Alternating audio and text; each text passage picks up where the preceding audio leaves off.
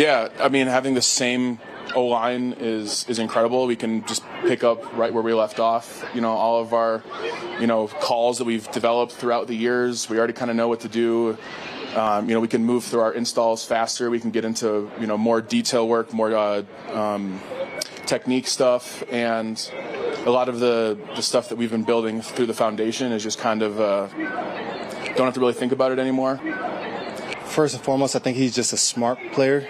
But then it's like, okay, you get on the field and you see how accurate he is, what kind of arm he has. I think that kind of, especially the first day of OTAs, like first ball was over everybody's head. And I was like, wow, like you have to account for those kind of things. And not every game that you play in the NFL, you're going to play a quarterback that can launch it that far. And so for him, he has that ability to just get it over the defense's head. And so that changes your perspective on how to play him. And so far, just see it as a teammate that he is, great person, great player.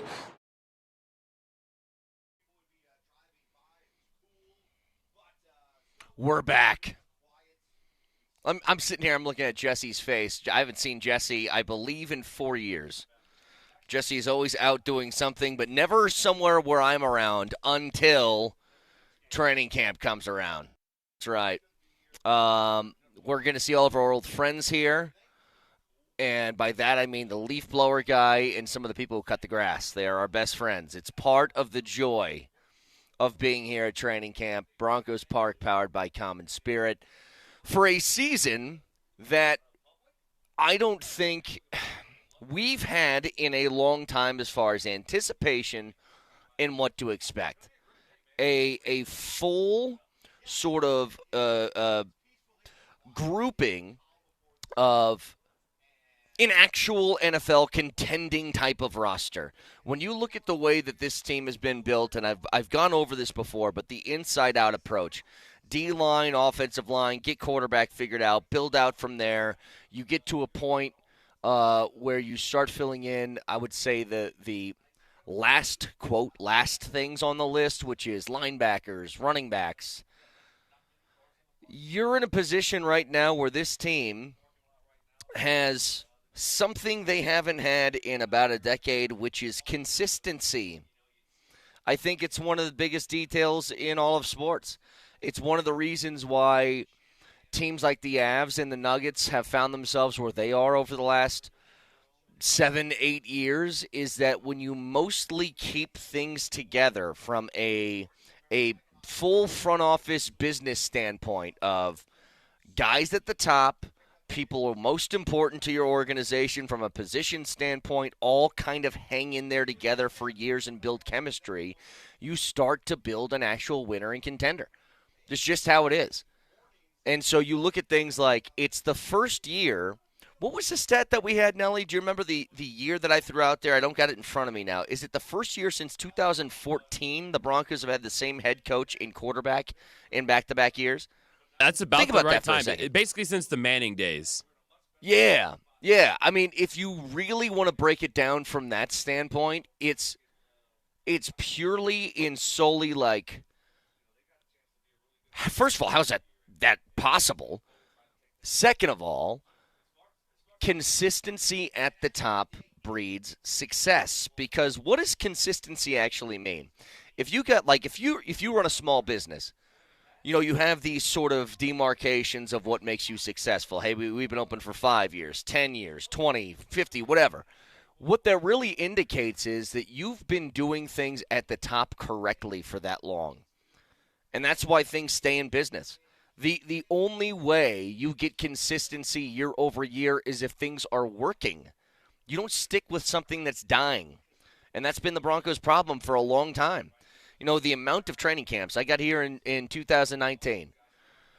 We've been through the Flaccos, and we've been through the Drew Locks, and we've been through the Teddy Bridgewaters, and we've been through it goes on and on and on. And each camp, you're just saying, man, can they hold it together? Like, for the first time in a long time, you're looking at a starting quarterback and saying, not only is he here in back-to-back years, because you had that with Russell Wilson, but you're having confidence because there's success to back it up. Like, I love the idea that there is a – if you take a step back, it is a complete and utter not just disappointment but failure. Because if you're in that spot, you're looking around the roster, and I've tried to do this and say this in different types of ways. Like, do I think the Broncos roster is the most talented in the league? No, I don't.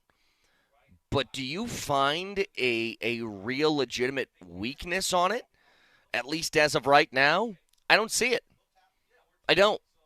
All of the weaknesses that I thought they had last year, they've addressed, with maybe one exception being finding some sort of veteran wideout to go number 2 to Cortland Sutton. But we're entering this camp not having major questions. It's just, where can you fill in the little things, and can a few guys step up? And we've seen a couple of these indications already. When you look at the linebacker spot, which was seen as one of the weakest on the team. Now, they got guys who I think came in and filled in admirably last year, especially after the Alex Singleton injury. When you talk about guys like Cody Barton and Justin Sternad and a whole bunch of other dudes. But this year you have an all-pro caliber linebacker in Dre Greenlaw. Alex Singleton is coming back from his injury, and he's always somebody that's got his nose around the football. But you also have competition in this sense. They're really high on Drew Sanders, and Drew Sanders could compete for a lot of playing time in that spot. Like, when you're this level, where the Broncos are, which is playoff team hoping to get a step higher than that, which is thrown into sort of championship contending echelon, those are teams that have the requisite depth to fill in behind it too. And that's kind of what my eye's out for here, as we're at day one, at least, of us for training camp. And by the way, looking around this place, they got the cranes out here. There's Jesse, are those little bleachers, is that where fans sit? How many seats is that? Oh, they're up here. Okay, got you. Oh, family's over there. Okay, that makes more sense. There's not a lot of room here because there's a whole bunch of construction going on. But it's weird just looking out to our left and not seeing that big giant hill anymore. Just construction. But it's always like I know there's a lot of people that'll be like, once we get 2 weeks, 3 weeks here, it's the same thing, blah, blah, blah. I love training camp, and I love the beginning of this stuff because you just get that, like, that little chill is there in the morning now. You kind of feel that football coming, and you're doing it with a football team that should be a viable sort of contending team, not just for the conference, for the division. And it's one of the main things that I'm focused on. I don't know if you can put yourself sort of in that conversation without saying, can you beat the Chiefs or not? Like, are you part of this AFC West battle? And the answer is absolutely you are for now, yes. But what do you think of Kansas City? How do you stack up, and how do you combat what they have? Kansas City's got a very simple formula. We have the best quarterback in the league with a couple of really good pieces surrounding him and a really good defense. It sounds like you got the defense part figured out too. Now, what kind of level can Bo Nix go to be competitive? Like, if we've been over this, but if you're asking that guy to be better or as good as Patrick Mahomes, I just think you're setting yourself up for disappointment. He doesn't need to be that. You can do things, you can be competitive without the same caliber of guy right there. But you have to be sure that everything else that you do is on point. That all of the different things that you found this offseason, like you got to get a little bit lucky. You got to make sure that Dre Greenlaw stays healthy and Hufanga stays healthy. You got to make sure that you commit to a running game. You got to make sure that Evan Ingram's going to stay on the field. Like, all these different details are going to be the ones that sort of add up to it. And if you hear some of the quotes, I mean, Nelly played them going into this hour to start. From some of the new guys here who are pretty damn good football players, Hufanga being one of them, like, impressed. Impressed by what they've seen from Bo Nix so far. Still surprised yesterday that NFL Top 100 that he's above a name like Jordan Love. I don't think we're quite there yet. But again, he's someone that if you give him enough time to throw or enough time to make a decision, he's probably going to make the right one. The credit to him, and the biggest credit I can give Bo Nix in year one, he wasn't a guy that made a lot of mistakes. He did a few, but that is to be expected with rookies. You know, from what I thought you were going to have before the season started compared to what you finished with was almost night and day. I was one of the guys heading into the season last year that thought the Broncos were going to be pretty damn bad. Like potentially picking top 5 bad. Like potentially having a shot at Travis Hunter bad. And to their credit, I don't think, and this is a credit to the coaching staff and Shawn Payton specifically, I don't think there was any more juice to squeeze out of that team. I think you got the absolute most that you could. And then they saw the ceiling of where that team could go, recognized the weaknesses, and addressed them in the offseason. When you finish the season last year and you lose by what you did, 31-7 in a playoff game to Buffalo, and everybody kind of shrugged their shoulders and said, yep, that feels like kind of what I expected. That means you did everything humanly possible to get you to that point. But to use that as a building block and a foundation to start and then move forward from there, I mean, that's outside of your like bizarre Jaden Daniels rookie season where you go to an NFC championship game, I think it's pretty much the most you could have hoped for. But now you've set a floor. You've set an expectation where anything below that is not good enough. And I know it's the monotonous days out here that players kind of get tired of almost immediately. But the point is, when they step foot on this field, at least they have an idea of, okay, this is where we finished last year. If we want to get to this point, we have to do this and this and this to continue to improve. So a lot more to talk about with this as we go along today. 303-504-0925. Just a quick update from yesterday. Me and Berto were talking about Justin Fields being carted off. And I just kind of thought in my head, if this is, you know, when they say carted off with a lower leg injury, you think it's pretty devastating, season-ending type of stuff. And it sounded like they at least avoided that part of it. That it was I'll pull this up now, dislocated toe, to where he could even be on the field today in some form or fashion, according to Ian Rappaport. So it looks like they dodged a little bit of a bullet there. But I was curious if one of these quarterbacks go down and New York just felt right, would they be throwing a phone call out to Cleveland being like, hey, one of your 18 QBs, can I has some? But it sounds like Justin Fields is going to be all right. So, day one of training camp. Few different news and notes that I want to share from yesterday, not just from here, but around the NFL, that we'll get to in just a couple of minutes. Nelly's back in the Backus and Schenker studios. Their passion is justice. Day one, Broncos training camp. Back after this.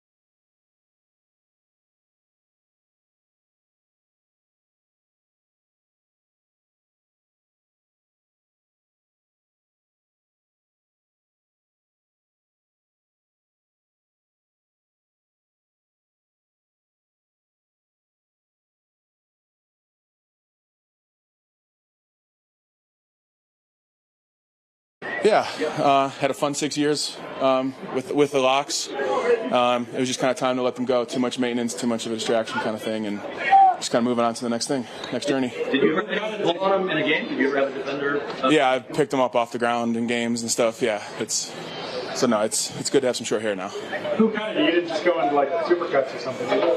Nope, I got a guy that takes care of me.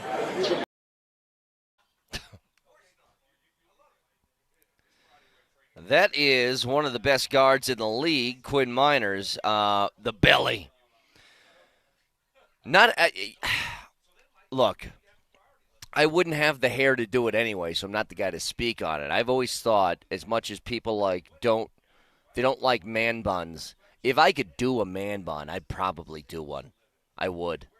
I'd be one of those guys, like I'd have long hair for a while, and then have short hair and long, and it just kind of go, you know how like Brad Pitt does it? Like he's got a buzzed head, and then the next time you see him, he's got flowing locks. If I had hair that could do that, I would do it that way. Dreads would never be one of them. That feels like dreads are meant to look like you don't care, but it feels like it takes a lot of maintenance to keep that together. Nelly, you look like people in the industry you hang out with, the music industry, might have a few of those. Or do you have to wear a trash bag over your head when you take a shower? How does that work? You know, believe it or not, I haven't been in any white boy reggae bands, so I haven't really encountered any dreads up close and personal. They're not as big in the brass band circles that I run in. Yeah, but Miners is now I don't know if it's short hair or buzzed head. He had the old like do-rag cap looking thing on. But he doesn't have the dreads anymore. And I would think when you're on the field, I've always thought this, whether you're Miners or especially like a skill position guy. I'm trying to think of one that very famously had hair that was pretty long.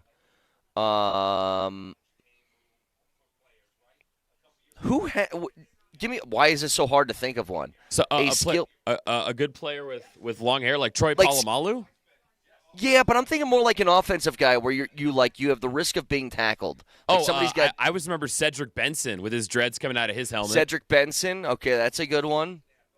But if you're one of these guys, a running back or a wide receiver, and you're running downfield and somebody grabs you by one of those and yanks you down, I just feel like that's an unnecessary risk that you're throwing out there. Now, Quinn Miners, he plays offensive line. He said, I'm picking my dreads off the field. So that's being used for them. And to my knowledge, there is no penalty for grabbing somebody by the hair. It's like a woman's cat fight. It's like you just know it's coming. And by the way, he got a couple questions about his haircut, and then he studied at the school of Shawn Payton, because this is what he said after. Any football questions? Yeah. Oh, goodness. But we got the laugh. That giggle was him. So that's the difference between him and Shawn. The giggle was different. The giggle was Any football questions? Yeah. Yeah, it's absolutely different. But I'm just like, I'm out here to have fun, okay? I'm out here to have fun. And there's plenty of football question to ask him. Would he rather be asked about his hair, or do you think guys are going to do good this year? I mean, there's going to be a whole bunch of those thrown his way over the next month and a half. And do you have access to the text line out there? Because we're getting a couple good suggestions of dread offensive players coming out of the helmets. Yeah, I thought about Ricky Williams. I didn't know if Ricky Williams was long enough. Larry Fitzgerald was another one. He had the almost ponytail look to it, right? But I remember there was somebody specifically that got drugged down by his hair, and I can't remember who that was. I'll think of it in a little bit. We're out here at training camp, and training camp coverage on Altitude Sports Radio is powered by Ramos Law, the official injury law firm partner of Broncos country. So, I know that I've been the guy pounding the table for this all offseason. I think it's one of the most important things that you could figure out. You know, it's kind of a similar feeling I had towards the Nuggets offseason, where I was like, once they got Valanciunas, it felt like the biggest move of the offseason to me was that. And I know that opening up the space by trading Michael Porter Jr. was sort of the thrust in making all the moves go. But for me, the Broncos, it all came down to one detail. And it's find a way to run the football. And by going out there and getting J.K. Dobbins, by going out there and finding R.J. Harvey in the draft, that it can open up so much for this offense that was just missing last year. You know, it kind of felt as if you were just trying to, like, run an NFL-style offense with the non-requisite pieces to do so. You know, we always talk about the idea of the NFL pushing away from the running game and embracing more of the passing game, and the running backs don't matter anymore.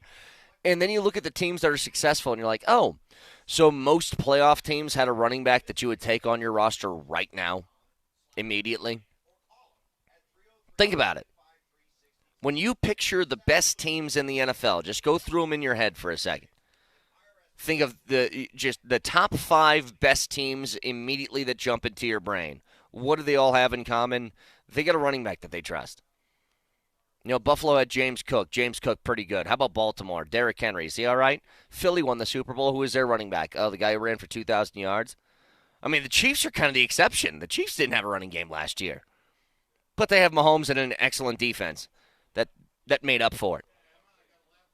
But even all the other playoff teams, Detroit had pretty much 2 of them, and David Montgomery and Jahmyr Gibbs. Tampa had Bucky Irving. Everybody had someone that they trusted. And the Broncos didn't. And it was obvious in the way that they first utilized the run game, but also just the raw numbers that they put out. And this year with J.K. Dobbins, who is a veteran back who's had success, whose only knock against him has been health. And look, I don't take that lightly. Like, I understand that that's a big concern that a lot of people have. But he rushed for 906 yards and 9 touchdowns last year. The Chargers didn't bring him back. Why? Because he got hurt, and he gets hurt a lot. And here's what the Chargers chose in the offseason. Because if Moser was here and not in Italy, he would say something of this ilk to me, because it happens every year when I get to training camp. He would say, if he's so good, then why'd they let him go? It's very simple. Who told you that? They prioritized health over the production with risk of health. And that's why they got Najee Harris. What does Najee Harris have that J.K. Dobbins doesn't? A clean sheet of no missed games in his career. And at that position, that's incredibly impressive. Those guys get hit a lot. Now, I don't know if you saw the picture of Najee Harris at Chargers camp. He's wearing a hoodie. You know how you can, like, put the hoodie over your head and pull the strings, and then your hoodie just turns into a little, like, spacesuit mask where you only got this much of your face showing? So it was this, and then he was wearing giant shades.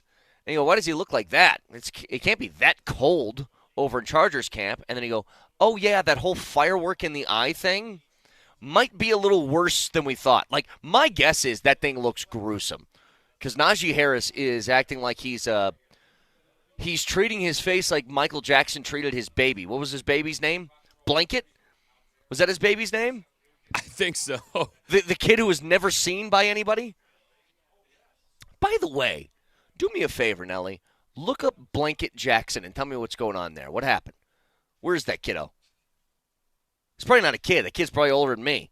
So you're saying basically Najee Harris is doing Paul Dano's version of the Riddler from the Robert Pattinson Batman movie. That's it's what just the what's it called? The wrap, not Saran wrap. What kind of wrap? Or maybe it is Saran wrap. I don't know what it was. But yes, he's just hiding whatever is going on with his face, because my guess is if he walked into camp with no hoodie, no sunglasses, and we saw his face, we'd be like, ew. And for a guy who's never been hurt before, just having one of those go off right next to your eyeball has to be incredibly scary. I told you, my brother lit one of those things off. It looked like a rocket ship. And I don't, this is why I don't trust fireworks. Things explode, and you're just relying on, here's what you're relying on to make sure you're safe. Jesse, look at me for a second. Here is the firework, the thing that goes boom, boom, right? That could very much hurt if it was around you. And here's the difference between you being safe and not. Here's safe, and I'm the wind. That's all it takes. And now all of a sudden you're taking mortar fire. Najee Harris found out the hard way. Now, put it in reverse, Najee. and also, in answer to your question, Blanket Jackson is 23 years old now, and he has broken into the film business. He's got a couple movies out. He's working. What does he look like? He kind of, you can see a little bit of Michael in him, like knowing that he is Michael Jackson's son. You can see some of the facial features, but I wouldn't have been able to pick that out. Wait, it says his name is BG now? BG Jackson? Well, technically his legal name is Prince Michael Jackson, but he was called Blanket or BG. You're right. If you didn't know, it was that's all I remember is I'm seeing like the Google images of Blanket Jackson's face, and right next to it is when Michael Jackson just held the baby over a balcony, and you're like, look, I'm not the world's best parent or anything like that, but I have not done that before. Have I held baby Jamal Cale over the Hoover Dam? Maybe. Sue me. Anyway, I bring up the running backs because it's the easiest way to make your offense go, especially to a higher level. And here's Shawn Payton on why they wanted to get J.K. Dobbins. He said, I think it was important. He got the playbook for the 5 weeks he's not here. He's a quick study. He's been in 2 offenses, and he's someone who's smart. So it was good for him to get in here. I think it was important. Let me tell you especially why Shawn Payton loves J.K. Dobbins. There is a requisite detail that you must have as a Broncos running back to get playing time in this offense, and it's pass protection. And most times pass protection comes from people who have been here, who have been in the league, who are not afraid to stick their nose into something to protect their QB. Now, that takes a lot of responsibility. It also takes a lot of football IQ. And a lot of times, younger running backs struggle with that part. I think it's part of the reason why Audric Estime had a hard time getting on the field last year. Let go of the football a couple of times, wasn't all that effective when he ran it either, but nobody else really was. Javonte Williams played a lot because Javonte Williams would pass protect. And I think this is the uphill battle that Jaleel is climbing this year. I think Jaleel still makes the roster, but having somebody 5'6", it's a tough ask for that guy to stick his nose into, an edge rusher and slow that guy down enough to where Bo Nix isn't taking a hit.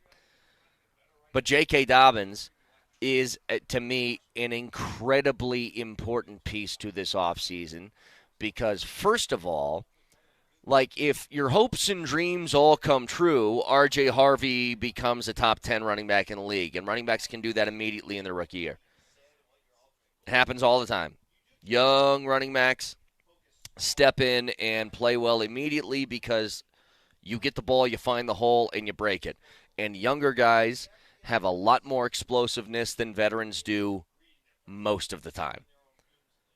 So I have high hopes. My hope is that R.J. Harvey is the guy who's your number one running back toting the rock. But J.K. Dobbins is going to play and provides pretty incredibly veteran-savvy insurance in case R.J. Harvey isn't what you think. And so I think that's a big detail. Like, J.K. Dobbins is just a really interesting guy, just with the way his career's gone. Remember, he was really, really good in college. Comes out, gets drafted high, takes a couple of injuries, kind of throws a roadblock to his development at the beginning of the year. But for his career, he has had 429 carries. In those carries, he has ran for 2,252 yards. That comes out to an average of 5.2 yards per carry, which would be the highest in years for the Denver Broncos if he was able to do that. Here's a detail from SI.com. However, what many Broncos fans may not know about Dobbins is that his 5.2 yards per carry career rushing average is the second highest among all NFL running backs with at least 452 attempts. On top of that, his big play rushing percentage which amounts to the number of rushes of 10 plus yards, is the third highest among all backs since 2020. This isn't some guy that they just brought in that they're like, yeah, I hope he's okay. J.K. Dobbins should be someone who, if he stays healthy, is a major contributor to the offense. And once again, when you make these sort of investments, both in the draft and free agency at that certain position, Shawn Payton does not have an excuse to not run the football, and I don't think that's going to be a problem this year. I don't. I really feel like it was a personnel problem last year and not a schematic issue. Because if this is all about, I don't care who the running back is, I'm not going to run it anyway because I'm so confident in my pass game, then why even invest in the running back position at all? Schematically. Why not just say, you know what, it's Audric Estime and Jaleel McLaughlin in the backfield this year, and then whoever else we can find? Why go out and make the moves?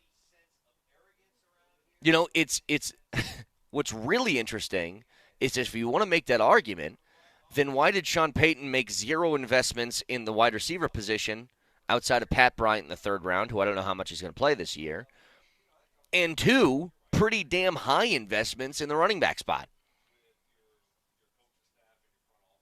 So again, I can think this or you can think the opposite way of me, and I guess we'll find out about a month into the season who's right on this. But I'm trying to follow the breadcrumbs here to the most logical explanation, and that's the one that makes sense in my head. Not to mention, this is, again, in the same way we talked about the Nuggets offseason, it used to be an offseason of I hope Julian Strother gets better. I hope Peyton Watson takes a step. I hope Zeke Naji is an actual guy. And then it became an offseason of I knows, which is I know what Bruce Brown is, and I know what Valanciunas is, and I know what Tim Hardaway brings to the table, and I know. Well, guess what? There's an I hope with R.J. Harvey, but there's also an I know with J.K. Dobbins. And here's what I know about J.K. Dobbins. When healthy, he's a very, very good back that is going to get touches. So, again, out here at Broncos camp, as we will be for the, I'll say, foreseeable future, 303-504-0925, Shop Mazda text line, one price, one person, 1 hour. Back after this.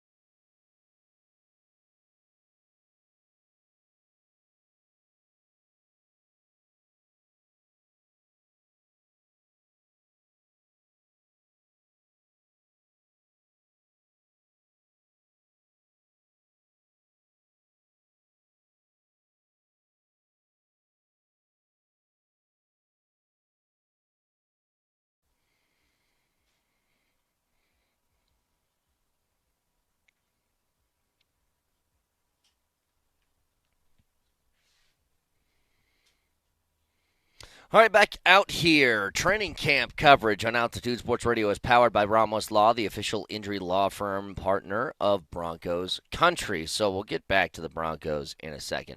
I saw this story from On3 Sports yesterday about, here's the headline: President Donald Trump has signed a college sports executive order that prohibits third-party pay-for-play payments to collegiate athletes. And I read through it. And let me tell you guys what I found out. I have no idea. I'm stupid. I can't figure any of this stuff out, dude. And I feel like it's going to change every single week. It's going to be another story like this of you weren't allowed to do this, and it's like, well, there is a loophole that you can. I'm living under the assumption that college sports has no rules anymore. And it's just whatever you want to do, you go ahead, make it happen. Okay? We're gonna fake like we have this governing, overseeing board. Like, I don't even know what the NCAA does anymore. I would love to be an NCAA employee, actually. Does somebody want to sign me up for a job like that? Somebody, can you go on LinkedIn or something for me and just let me know if there's a job in the NCAA?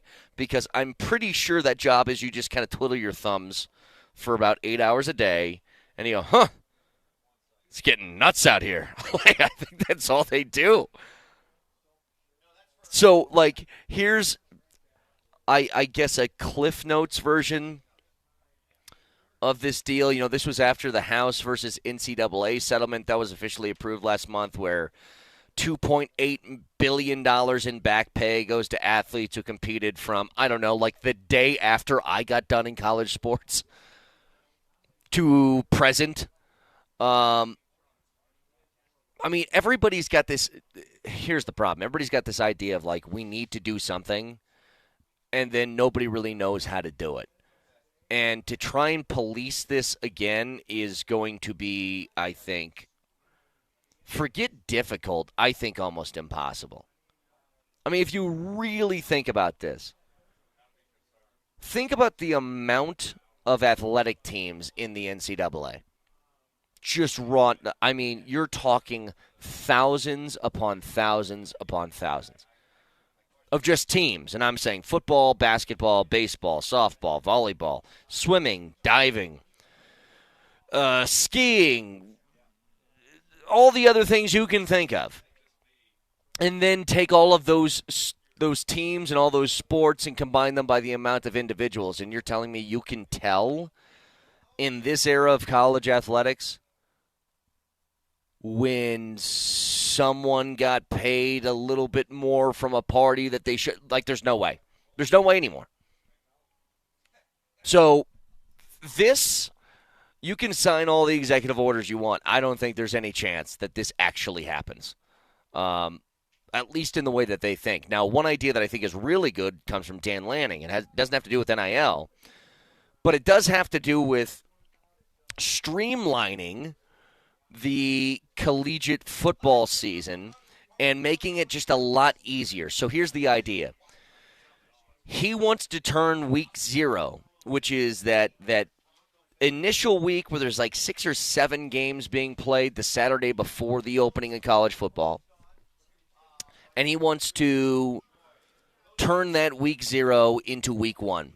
Shift up the season, end the postseason earlier, eliminate the month-long playoff buys, and his quote is, play these games faster and sooner. College football belongs on Saturday, not the NFL. And I totally agree with him.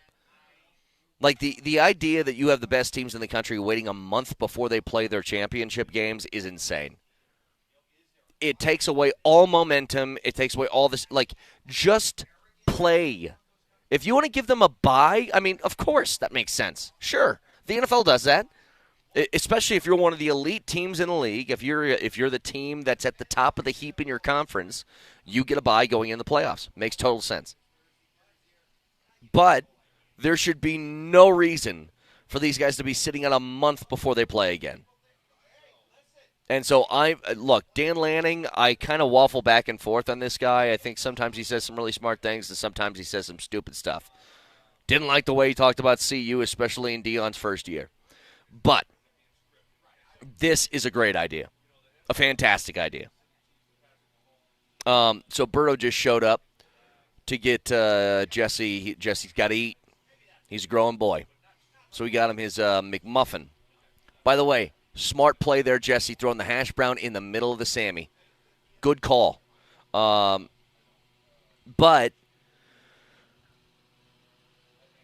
I just saw the story yesterday because Berto asked me, he goes, what's going on? Oh, yeah, let's go another direction. Do you got the audio of the Shaq podcast? Okay. Let's take a trip down memory lane, shall we? Markeith and Marcus Morris. Oh, a tradition unlike any other. Sorry, I'm super distracted out here because now we got the lawn care guys. But also, Nelly, if you remember last season, every day around this time, our boy Brandon Jones will be out here barefoot doing shuffles across the field. And guess what? He's back. He's back. Good to see him. That's how you know it's training camp time. I'm hearing somebody mow the lawn, and Brandon Jones is out here barefoot in the grass. But Shaq has a podcast, and if we take a trip down memory lane, the Morris twins were very upset with Nikola Jokic after the hit on Markeith. So much to the point where they were threatening him, where the Jokic did a Twitter account and said, watch your mouth. And these guys were talking trash back. That ended quickly until this got brought up with the Morris twins on Shaq's podcast. I'll just say that I'm terrified of Jokic's brother. Wow. That one dude looks so enormous. He's With like the mohawk and the bigger they are, the harder they fall. Hey, we big too. yeah. That's true. I'm 6'10", 270. It ain't like I'm a small guy. I'm bigger than them. We can arrange this. Yeah, for sure. Really? Please. One of them is a MMA fighter? Oh, so he'd have to he'd be wanting Grabbing all that. Yeah, we ain't If he can't do that, we can get it on. So only boxing. Only boxing, yeah. This could be done. We are in Vegas. Shaq? I'm going with the Philly boys. No, I wasn't asking who I'm just saying you own everything. I feel like you could set this up. I'm not setting that up. So, I would actually love to see this. I really would. Forget buying another... Guys, don't spend another dime on Jake Paul. Buy this fight. The bigger they are, the harder they fall, they said about a man who is twice their size. And he's not wrong. He's 6'10", 270. That's one of the Morris twins. I can't tell them apart. One of them. But Nikola Jokic is 7 feet tall, 300 pounds, and he looks puny. He looks like Jesse Trujillo compared to Strahinja. And did you notice one thing that I loved? When they said, when Shaq goes, isn't one of them an MMA fighter, talking about Nemanja? Isn't that his name, Nemanja and Strahinja? Yes. Did you hear the pause after that? And they go, oh, well, then it just has to be boxing. It's like, no kidding. Because if it was an actual street fight, he'd kill you. And that's the whole point. I thought these guys were tough guys. And Shaq, once again, continuing his disrespect of Jokic, going, I'm going to take the Philly boys. I wouldn't take the Philly boys, Shaq. I'd take the Serbian boys. I've heard some stories about the Morris twins and them. I guess they can fight.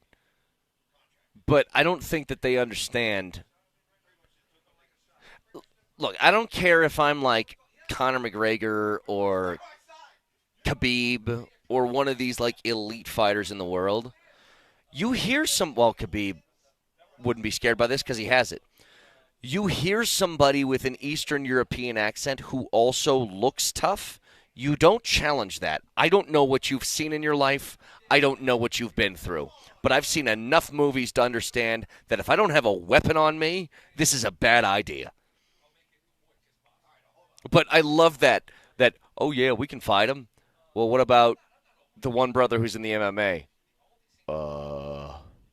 So he going to be grabbing and stuff? It's like, yeah, when you get in a fight with somebody, there's typically no rules. But, God, I would love to see it. I really would. I would pay, if they made that, hang on, what's the price that you wouldn't pay? Like $100, I'm in. I'd buy that fight for $100. If I take it to $200, Jesse, you still buying that fight? I think I am too. And maybe that's my cap. If nothing else, I'll watch the highlights afterwards. But I would pay a substantial amount of money to watch that. You said Jake Paul can kick rocks, and Netflix, this is the fight that they should broadcast. So my question is, between the Morris brothers and the Jokic brothers, whose complete and total bare ass would you want to see on Netflix as a part of this fight? Strahinja's. Hey, good There's choice. no question. Noise. No question. I just want to see. I want to see if just the keister on that guy is bigger than any human being in the room surrounding him. And I want him to, just like Mike Tyson, I want him to kiss the guy who's asking him the questions. I get. Still my favorite part of that entire fight, because I couldn't really see it because it looked like it was broadcast in like 2K. Mike Tyson answering questions, kissing the reporter who happens to be his son. Thank you. Mwah. And then walking away with just a bare two butt cheeks, and filling the middle of my screen. We're nothing. We're just dead. We're dust. We're absolutely nothing. It was, as Martin Scorsese would call it, cinema. 303-504-0925. Shop Mazda text line. Can always watch the show live on Twitch. Twitch.tv, search Altitude SR in the search bar, the Altitude TV simulcast, and that is the Safeway Twitch feed. Download Safeway's Deals and Delivery app and get exclusive grocery offers, Safeway Fresh Foods, local flavors. You can also watch on YouTube. Subscribe to the Altitude Sports Radio channel today. And don't miss anything from Denver's #1 sports station, Altitude Sports Radio 92.5. It's time. We got Brandon Jones barefoot doing shuffles. A tradition unlike any other. Broncos training camp, day one for us here at Altitude Sports Radio. All of it is powered by Ramos Law, the official injury law firm partner of Broncos country. Moser, Lombardi, and Kane starts next.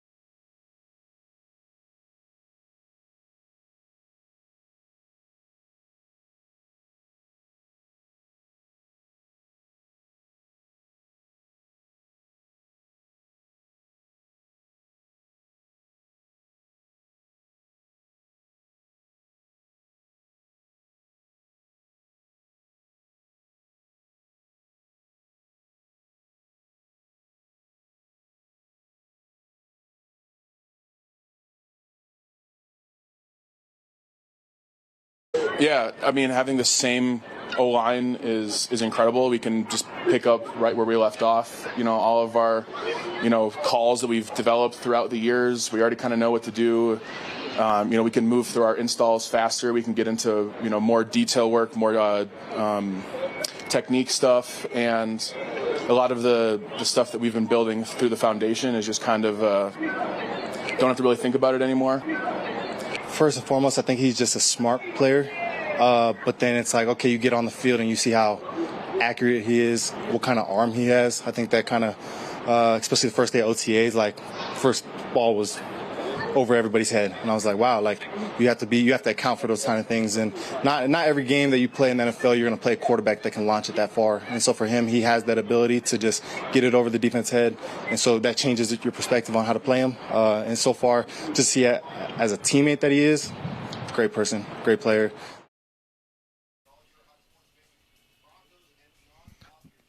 Birdo, it's that time again. Yeah, it's that camp, time. man. It's camp. That's that fresh cut grass. Yep. Yeah. That we just saw Brandon Jones barefoot doing shuffles on the field, which is at our time when we do the show here. That's what he does. That's what he does. That's what he does.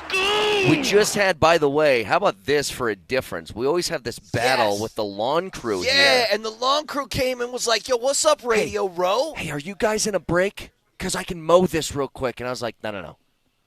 This sound is part of our show. Right? Okay? This is part of what we do out here. What do you mean? So he's like, all right, I got you. So we should hear him soon. He should be swinging I'm by assuming soon. so. I appreciate the courtesy, though. Thank you very much. Right, no one's ever done that before. Normally, they just got the headphones on. They're just trucking, man. They don't care. But, yeah, no, that was great. Yeah, is that the family facility right there? That's the new family facility? See, that sound, I promise you will hear that sound. That is where the Fam Bam is going to hang out for all the players. Instead of on the opposite field, like where it used to be? And you said I didn't see on this side. This over here is where the fans are going to be. Right.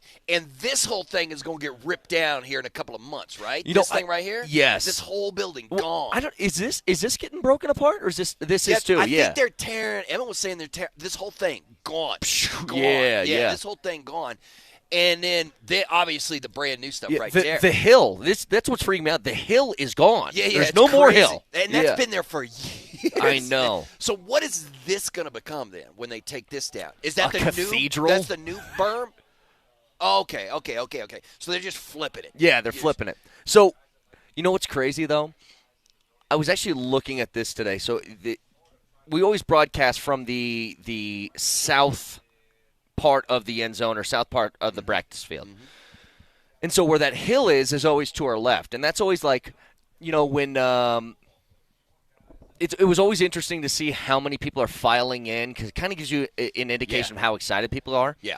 And I was looking at this and I literally had this thought, never in my life would I have the money to even build an eighth of what this structure is going to be. You couldn't build a one-bedroom house on that hill with which, you know what I'm talking about? And they're just going to put brand new state-of-the-art facilities like it's nothing, man. Uh-huh. Yeah, Walton Penner looking around in their pockets is like, yeah, we got it. We got it. Here you go. Yeah. They're going to be – this is going to be great. This is going to be great. I mean,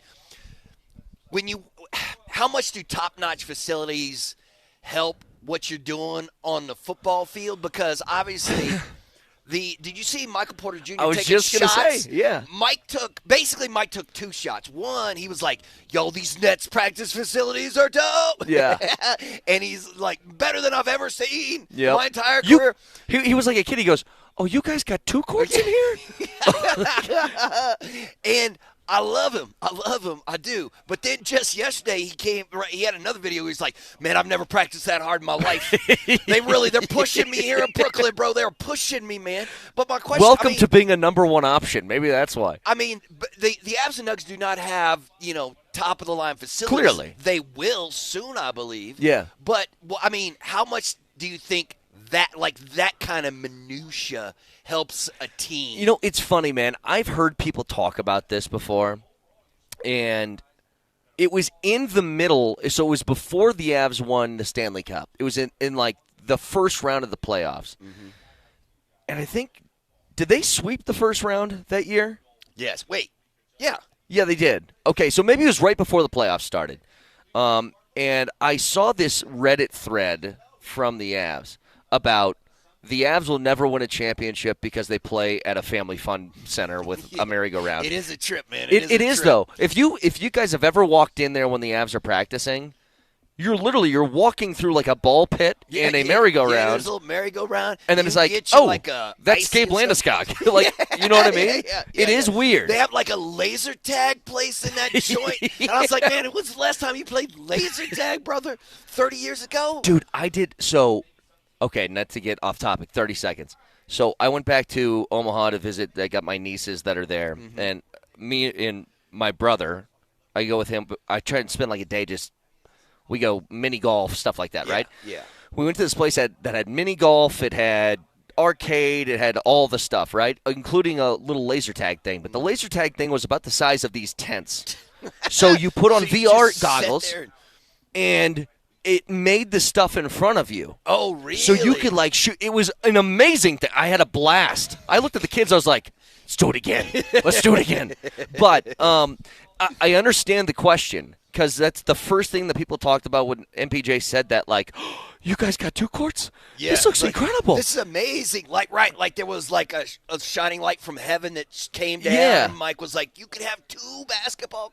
And then I wanted to remind everybody, the Nets don't have a championship and the Nuggets do. Yeah. So how much does it matter? I guess not all that much. I think what really matters is if you find some big galoot from Serbia who gets triple-doubles all the time, that seems to help more than a practice facility does. Yes. Just my guess. Yeah. But certainly, like, look, as a recruiting tactic, I think it helps. Now, if you're in the echelon of what the Avs and Nuggets are, like, are you paying me the money? Yeah, First of all. yes. Second of all, do I got a chance to win? Yes. That's all they're concerned with. And then maybe third. Third is all the miscellaneous outside well, then it's stuff. do I like living in the city? Do I? You know what I when mean? When Mark Cuban first bought the Dallas Mavericks, he was like, you know what? I'm going to game the system, and here's how I'm going to do it. And he made sure that every single player, when he showed up, was living in the lap of luxury. You know, like he dropped $10,000 on towels with like 5,000 thread count, and he got every single player their own iPad, and they got their own special chair and their own locker. And he's like, I'm going to recruit. This is how I'm going to get players. They're going to be like, I want to be pampered like they pamper players in Dallas. But it didn't really work out. I mean, especially then because Dallas was bad. You know what I mean? And people were like, I ain't going to go play for you. I don't care how fancy your facilities are. I'll tell you where it really mattered. Like the one place in sports I thought that facilities like that were an incredible advantage was about 15 years ago in college football. Yeah. That's where the guys would show up on recruiting visits. And there's how many schools have better facilities than most NFL teams in college? A ton of them, man. A ton of them. It's crazy. They got, dude, I remember when Texas a few years back unveiled their new football locker rooms. Everybody had their own TV inside of it. They had like an Xbox that was built in. You know what I mean? Ridiculous, man. But that stuff really mattered before you could be like, okay, I could just give you $2 million, and then you could have your own TV in your own house if you want to. Yeah. So then it mattered. But I think it's nice stuff to have. I think it's a nice sort of like compliment to like, hey, we want to treat you guys well when you're here, sort of thing. Right. But because there are some teams. I'll say it like this: there are 3 kinds of friends in your life, like the people you know. Yep. The people who you would invite to your wedding, and then a real friend is someone you can call at 2 a.m. and help you bury a dead body. You know what I mean? Yes. You're like, and there are also, I feel like, teams that treat their players that same way. Where like if you are just for some teams you are just an asset. Yep. Like we're going to pay you money, you're going to get a check every 2 weeks, and all we expect you to do is perform on the field. But you're like cattle. When it's time to take you to slaughter, you're going to slaughter. Like the Patriots, where they were like early in, early out. Like they would go. Like you still had years. Like you still had a couple of years that you were going to play at the top. But the Patriots would be like, nope, we're moving on already. You are out of here. And then there are some teams that when you are a member of that team, you are like you're like the family dog. Yeah, you're like I'll spend thousands to keep you alive. Yes, okay. Yes. And then and it's a special connection between team, player, fan base, and community. You know what I mean? Yep. But there's just not a lot of those teams out there that buy into the whole like when you're part of us, you're part of the family. Right. We'll wrap our arms around your body, and you're just not an asset to be used until you're too broken anymore. Yep. But it's rare. And once again, I don't know if that helps you win any more in this league than any other team. It just makes you a better owner. Well, they always do the when they do the player poll thing of like the players grade A to F on coaching, facilities, nutrition, and the Chiefs are always like dead last. Dead last, yes, they're terrible. And I'm like, but they win every year. Right, like you can every have year. awful facilities if you have Patrick Mahomes. It doesn't matter. I've said this to people. I'm like, where the Chiefs do their training camp is where I played Division II baseball at. That was a team in my conference, okay? And we were busing to the facility every time we played them. It's Missouri Western. And it's like, it's not some glorious, oh my God thing. Now, what I do think is cool is like, you take it to a small town and it like gives some local fans in a place that maybe otherwise wouldn't have the ability to go there, the chance to do it. It's the same thing when the Broncos used to go to Greeley. Yeah. Like same sort of feel. That sucked. I hated that drive, man. I'm sure you did. I'm sure I would too. Yeah, you got that lovely smell. You're sitting there holding the microphone in front of Mike Shanahan's face and just like sitting there smelling the. Yeah. No, that was no fun at all, bro. Wait, what time would I have to leave? My show starts at 6. What time would I have to leave to get to Greeley? I tell you, I was asking Emma. I was like, how? Because there are 1,000 members of the Broncos staff already here setting all this stuff up. Yeah. And I was like, what time did y'all have to get up and get here? She's like 3:30. Oh. It's like, no. God bless you, Emma. Can you imagine that if you were doing that in Greeley, bro? Oh. You have to get up at 1 a.m. to drive down to that bad boy. Goodness gracious. I'd be like, you're booking me a hotel for a month. Right. Okay. We're just going to hang here for a bit. But, look, they got construction going on. I've seen the crane moving already. Like, they're still doing work over here, but still.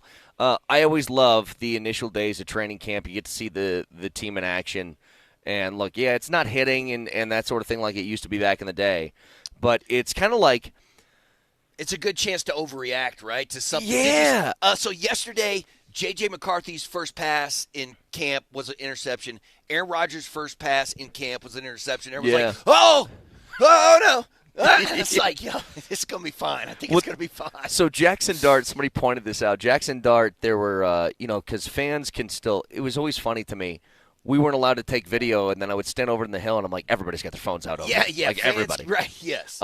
So fans were taking video of the Giants practice, and Jackson Dart threw this awful pick six. Oh, no. The next day, they had these signs all over that said, no videotaping during team period. That is so lame, New York. Man, Giants, that is so Bush League, bro. Uh-huh. Like, you can come and watch our rookie quarterback throw picks. We just don't want you taking video of it and posting it. Yeah, pretty much. What kind of nonsense is that, man? But it's always great. Like, I've said this forever.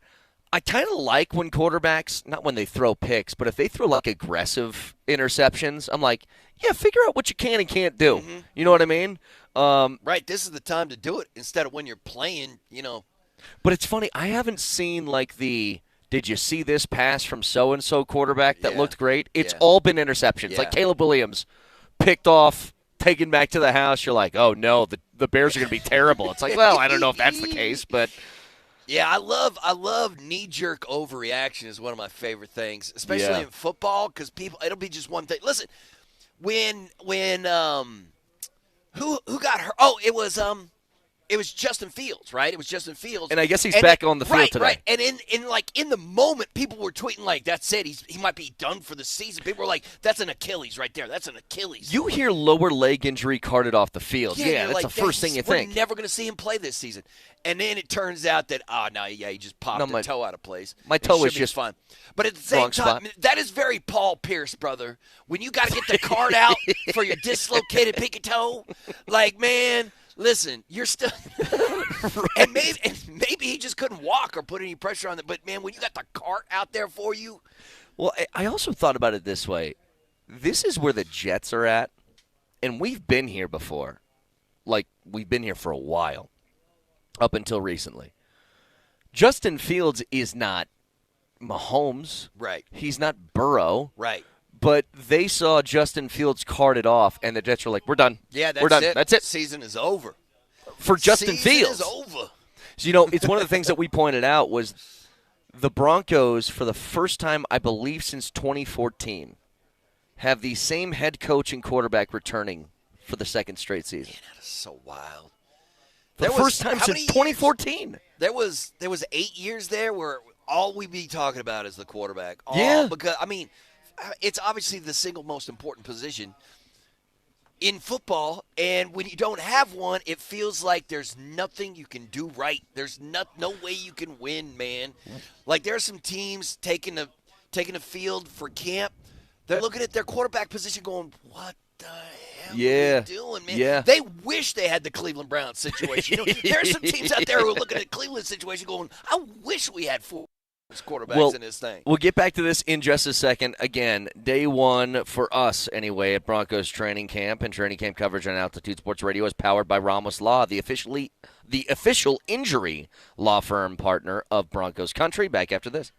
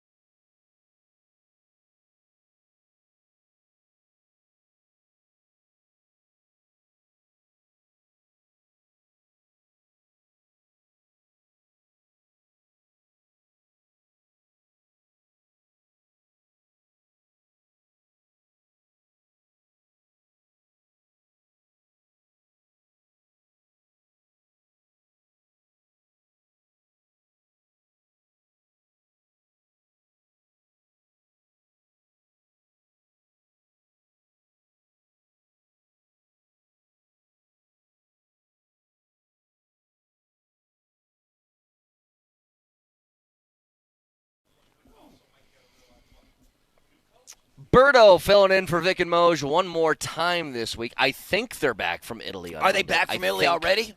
I don't know, actually. Are they coming back this weekend? I don't know. I think it's this weekend. I didn't, because they were both like, "Yo, we're out, man," and then they were still in the tent, like they were still here, like 2 days later. Like Vic just randomly showed up on his show, even though he was on vacation or whatever. It was like, what the hell's wrong with you people? Well, here's what happened.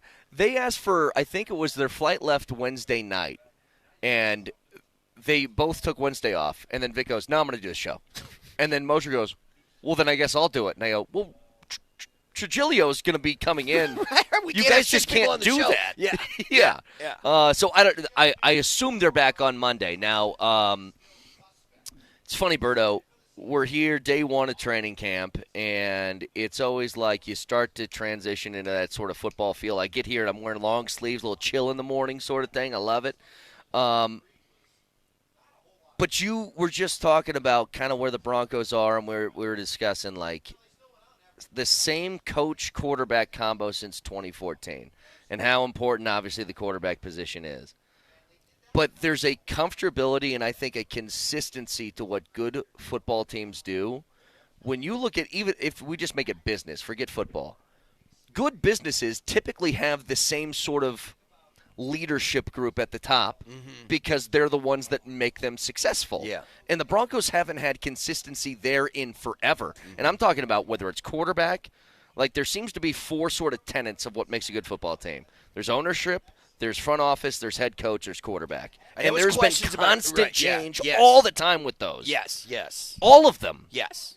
And this year, like, you have everything sort of returning. Even 85% of your roster, which is the highest in the league, is coming back.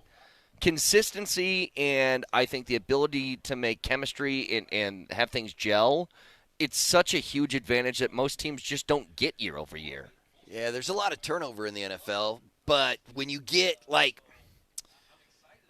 if Bo Nix is who we think he is, he's going to be playing the quarterback position in this city for at least a decade, right? So he is locked in. We had so many questions about the ownership. I mean, it was obvious. It was the ownership question and that weird triumvirate that they had after Mr. Bean, and it was where nobody knew what was going on. Nobody, it was just so weird. And now it feels so much more stable with the Walton Penner Group. Stable's a good word. You know what I mean? Like, it just felt like you didn't know who was making the decisions sometimes and why they were making those. Like, it was a weird time in this city, and it obviously hurt the franchise. But now it feels like you're ascendant. You're going up. You're back to where – because I always thought – it always felt like that the Denver Broncos were a cornerstone franchise in the NFL. You know what I mean? We're talking about like the Pittsburgh Steelers or the Green Bay Packers. Yeah. You know what I'm talking about? Like, they are a franchise. They are a cornerstone franchise of the NFL. But it felt like they lost their way somewhere in there with the ownership group. So it was the new ownership getting locked in, and then them finding Shawn Payton. But it seems to have worked out so well because, I mean, it could be – Harbaugh could have been the head coach of this team, right? They went to him first. Didn't they go and talk to him first? That was the rumor. rumor. Had a sit down with him first? You know what I mean? So what would the team look like now if you had Harbaugh in there? So was that'd be – I mean, that's two totally different personalities. So that was Harbaugh 2 years ago. So he decided to go back to Michigan. And then did Michigan win the Natty that year? Yeah. Yes. So then they won the national title, and then Harbaugh was like, I'm out. I'm going back to the league. Yes. I would have loved to have Harbaugh here, too. I think he's a great coach. But you're getting established, great resume in that position. You know, you were talking about this, and here's what it sounded like to me. The Broncos for years didn't have a plan for anything. It just felt like they were kind of flying by the seat of their pants. And that's why you ended up with guys like Flacco and you ended up with guys like Bridgewater. It just felt like, hey, this year let's just keep it afloat. You know what I mean? Let's not bottom out. Let's just try and keep things together. But that's not a real plan. And now we're sitting in a place – everywhere you look, you're like, oh, that's a long-term plan. Yeah, they have. And that's a long-term plan. It felt like they came as soon as they got the team. They all sat down and they're like, "Here's what we're going to do 5 years from now. Here's what it's going to look like 10 years from now." Yep. And that is the long-term goals of this franchise have changed completely since the new ownership group came in. At an organizational level with this stuff, practice facility, new stadium, all of that has a plan. but it's also within the team. Like, if you really go back, and I've talked about this before, but I think it's so important. Like, when you're trying to build a contender, and to the Broncos' credit, they were never truly awful. They were never picking second in the draft. They were a middling team, which almost makes it harder to try and come back from that. Because you win a couple of those games late, and you're like, well, there goes Travis. You know, yeah, whoever exactly. it is, you're like, that's our – oh, man. Now you're going to pick 12? What does that do? But Shawn Payton was like, I'm going to make sure that the guys who weigh 300 pounds are going to be our main thing. Mm-hmm. And he has changed the Broncos from – for years we were talking about maybe, you know, wide receiver was your deepest group, or maybe it was corner or whatever. And now it's like, I got about 6 or 7 guys that I rotate through the D-line that all can get after the quarterback. Yeah. And I got 5 guys on my starting offensive line that I know are going to go out there and do their job at a very high level. It's like, if you have those 2 things first, you can't help but at least be a decent football team, and then it's filling in the pieces afterwards. Yeah, just like they talk about with baseball and hockey where you build up the middle, you know what I mean? Yep. And it feels like – and I hate it because I like sparkly – fancy Yeah, me offense too. in football. Why do you think I held on to Jerry Jeudy's stock until the day he left? So I am always like, you know what? When the draft comes around, I'm not concerned about any defensive players. I'm just like offense. But in actuality, if you're going to start from the bottom and build your team up, you have to do it in the trenches, right? Like for years. It wasn't until Jerry Jones's son-in-law started telling him, stop trying to take Johnny Manziel instead of one of the great offensive tackles in this. Stop it, Jerry. Right. Like you need somebody in your front office to be like, this is how we win. We start with the defensive and offensive line, and once you get that, everything else falls into place. We got to be boring for a second. But that's not what fans want to hear. Fans are concerned about quarterbacks and and wide receivers like that. You know what I mean? Well, I did it when the draft was happening. I was doing a viewing party for a Nuggets playoff game. They're happening simultaneously. Yeah, I remember. And, it was the game that the Nuggets they got torched by the Clippers. Was that game 3, I think? So the draft's just going on, and the Broncos are up, and they take – and there's names on the board, like Omarion Hampton was there, the wide receiver out of Texas, I forget his name. Yeah, I remember. And I'm like, what's that? No, I mean, I'm on the same page So with you. then they took Bear, and I was like, what? What is that? But I wanted the shiny thing. Yeah. Because you needed a shiny thing. Yeah. But here's what I think is important. So let's table the will Shawn Payton commit to the running game conversation for a second, and let me just talk about J.K. Dobbins. Because in an ideal world to me, R.J. Harvey bursts onto the scene and becomes one of those rookie running backs that just goes crazy. Mm-hmm. That's ideal. But you have J.K. Dobbins for a reason. And Shawn Payton talked about him the other day. Let me pull this up. Yeah, this one here. Where he said the signing of him was incredibly important. He goes, I think it was important. He got the playbook for the 5 weeks he's not here. He's a quick study. He's been in 2 offenses, and he's someone who's smart, so it's good to get him here because I think it was important. And I think for him, the most important thing is he's a veteran running back that understands how to pass protect. And one thing I know about Shawn Payton over 2 years here, if you're a running back who can't do pass pro, you have a tough time getting on the field. Well, it's like a necessity for him. One thing I've learned with Shawn Payton is that if you're a running back, you know what I mean? Like, it doesn't matter. He's not going to use you anyway, even if you're great at pass protection, even if you never fumbled a ball. Well, you're going to have somebody on the field, though. But don't you feel like, listen, Johnny Barron could impact wins and losses this season because you can play him in so many different positions. It feels like, you know what, like Vance Joseph's going to be like, all right, let's move him around. Let's see what he can do. Let's give him a lot of opportunities. And he's going to be a member of what we think is going to be one of the better defenses in this league this season.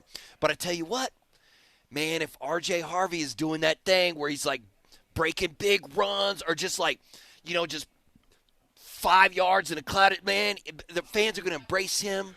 Because we haven't had – when's the last time we had a great back here in Denver? When's the last time we had a great back, like a truly great back?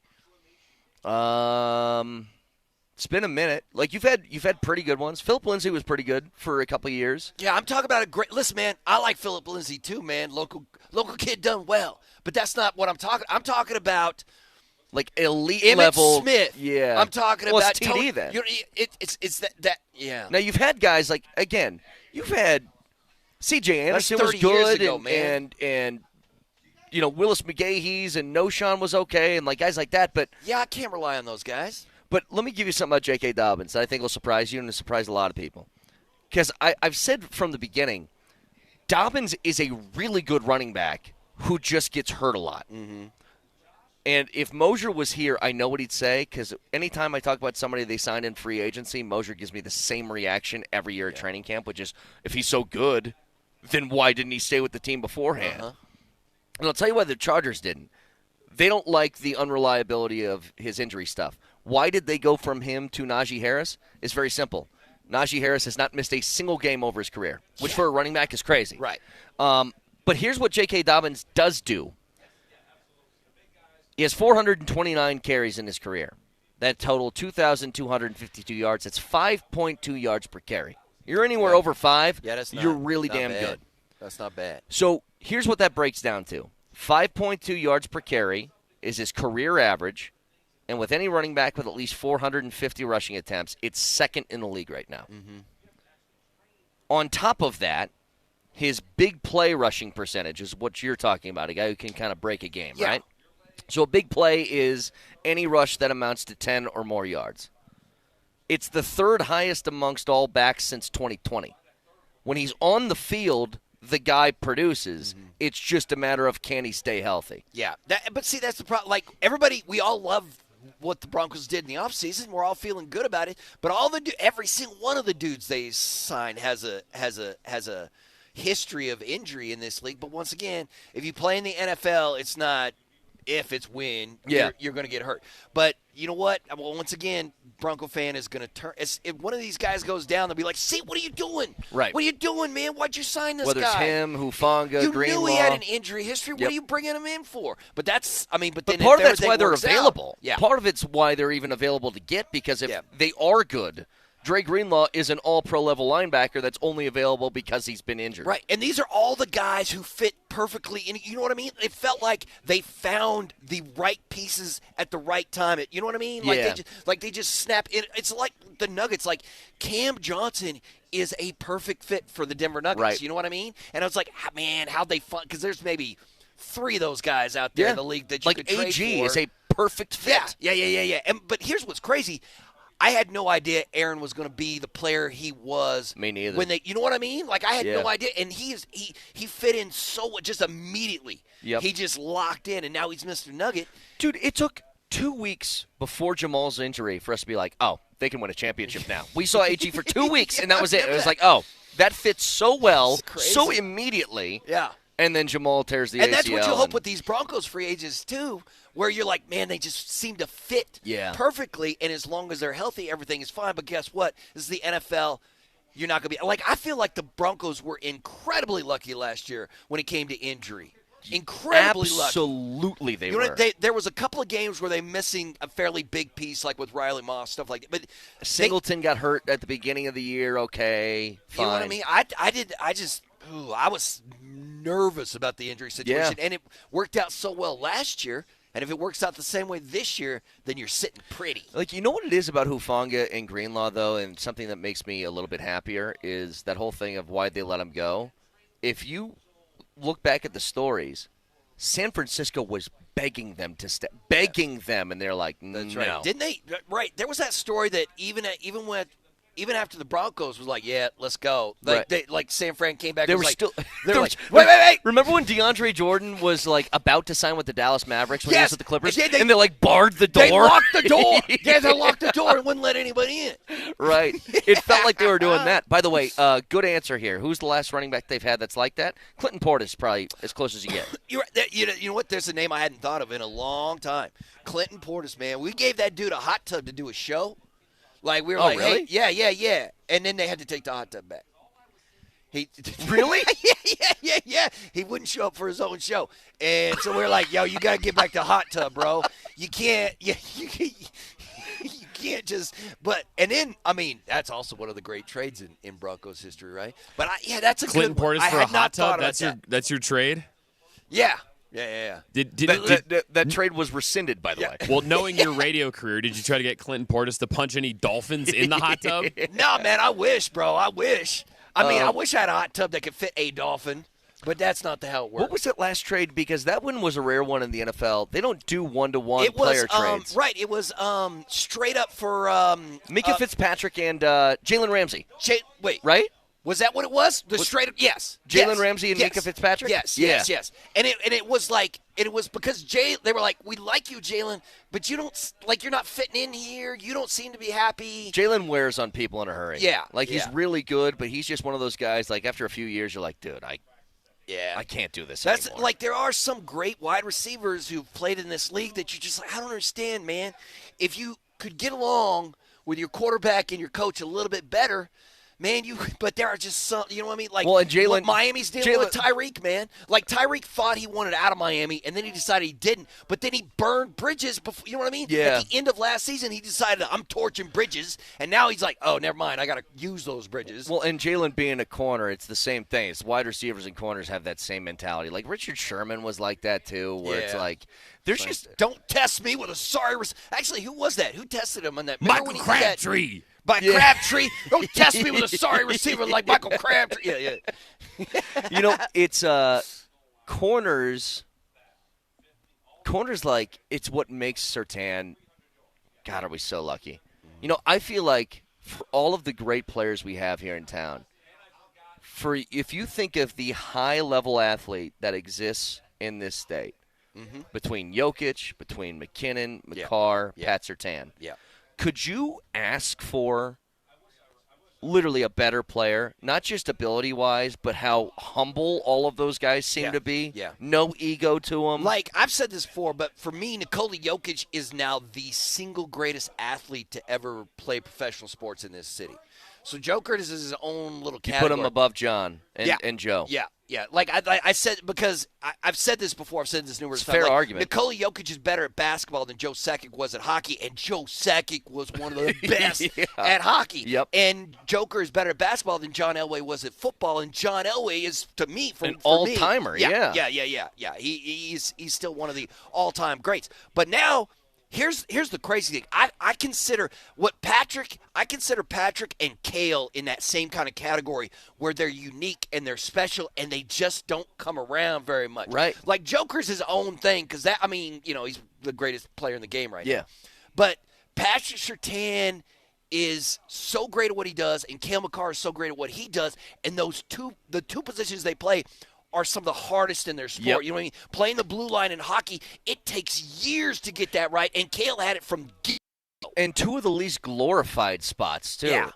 When you think and those are two guys that you would never, ever, ever trade. Did you see those chuckleheads yesterday talking about, there were some people throwing Kale McCarr in some hypothetical NHL trades yesterday. You didn't see the let's trade. Edmonton Oiler fan was like, let's trade Leon Draisaitl and a first-round pick to the Colorado Avalanche for Kale McCarr. And Avs fans they were like, kick rocks, jump. We wouldn't give you Kale if you gave us Draisaitl and McDavid, bro. That ain't happening. Right. It's not happening. And that's the same way with Patrick. Patrick Surtain is a Bronco for life, man. You know what I mean? You just don't find guys like that out there. Yeah, I don't. You don't find pros out there like that. These are once in a generation players. I guess you consider trading Surtain for Mahomes, right? But there's not a single defensive player in the league that I trade him for. No, right? If they were like, yo, we'll give you Myles Garrett, you give us Patrick. Straight up. Yeah, right? Nope. No? Mike How about Parsons? TJ Watt? They just TJ gave Watt, TJ the highest paid player in right? On the defensive side of the ball now. Surtain is going to be a lockdown corner, and cross your fingers. I think he's going to be one of those rare guys that's like a Darrelle Revis champ type where it's it's a decade's worth of dominance and not just a couple of years. But we'll get back to this in just a second. 303-504-0925. Again, broadcasting from Broncos training camp, and camp coverage is powered by Ramos Law, the official injury law firm partner of Broncos Country. Back after this.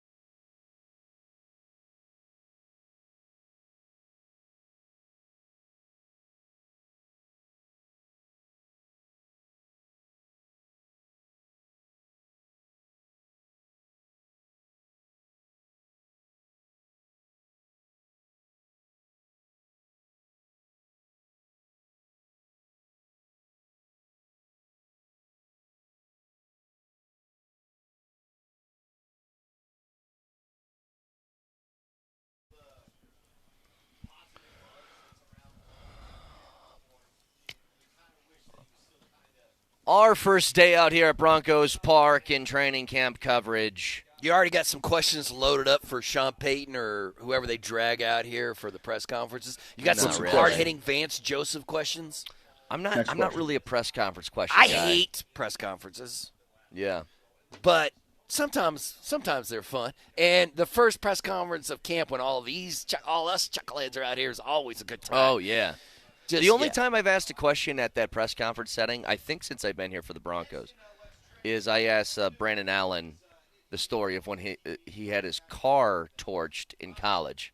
So he lost a game. I think it was at Arkansas, right? And somebody torched his car? And one of the Arkansas fans was so mad they found his car and literally lit it on fire. So he went back after the game, and it's just like a charcoaled mess. Right, and how do you – I asked him you're about like, it. what the – I asked him about it. And here's the thing. This is why I don't like it. No disrespect to the reporters here. But you guys are so stuffy around this stuff. Everybody's got to get their question in. Yeah. And it's a question you probably heard 100 times. Yeah. And so I waited till like the very end, and I was standing like this far from Brandon Allen. I was like, hey, so what about when your car got burnt in college? And then people had follow-ups. They go, oh, so we can't ask fun questions around here. Got it. But I remember when I asked it, they all looked at me like, what a this? noob. Yeah. What a nerd. Are you still I was like, driving I'm sorry. that Honda? What I meant to ask was, what do you think's the best strategy for 3rd and 4? Hey, when you're playing too high on it's like, no, bro. No, I don't want to. I want to hear about your car getting torched. Okay, so listen. I want to get back to the Broncos in a second. I got to play you some audio that I heard yesterday from Shaq. Shaq's popping off? Well, it was on Shaq's podcast. Oh, no. He had the Morris twins on. Oh, see, yeah. Okay, nah. but wait. No. They started talking about Jokic, and then it turned into talking about Jokic's brothers. Oh, really? And they had a proposal for the Jokic brothers. Listen. Just say that I'm terrified of Jokic's brother. Wow. That one dude looks so enormous. He's with like the mohawk and the bigger they are, the harder they fall. Hey, we big too. Yeah. That's true. We ain't. Not that I'm big, brother. 6'10", 270. It ain't like I'm a small guy. I'm bigger than them. We can arrange this. Yeah, for sure. Really? Please. One of them is a MMA fighter. Oh, so he'd have to he'd be wanting Grabbing all that. Yeah, we ain't. If he can't do that, we can get it on. So only boxing. Only boxing. Yeah. This could be done. We are in Vegas. Shaq? I'm going with the Philly boys. No, I wasn't asking who you. I'm just saying you should. You own everything. I feel like you could set this up. I'm not setting that up. Yeah, you don't want to be the reason one of the Morris brothers dies, because Strahinja will kill you, man. He will. You know what I mean? He will bury. Matter of fact, I'm sure he's already killed somebody. He's probably out. You know what I mean? Like if I had to vote on the one dude I know who's already murked somebody, it might be Strahinja, man. It's like the odds. If he dies, he dies. That's right. The odds of a body being buried somewhere by Strahinja, like in Vegas, it's minus 140. I'm not saying he did it, but it's a favorite to me. Right.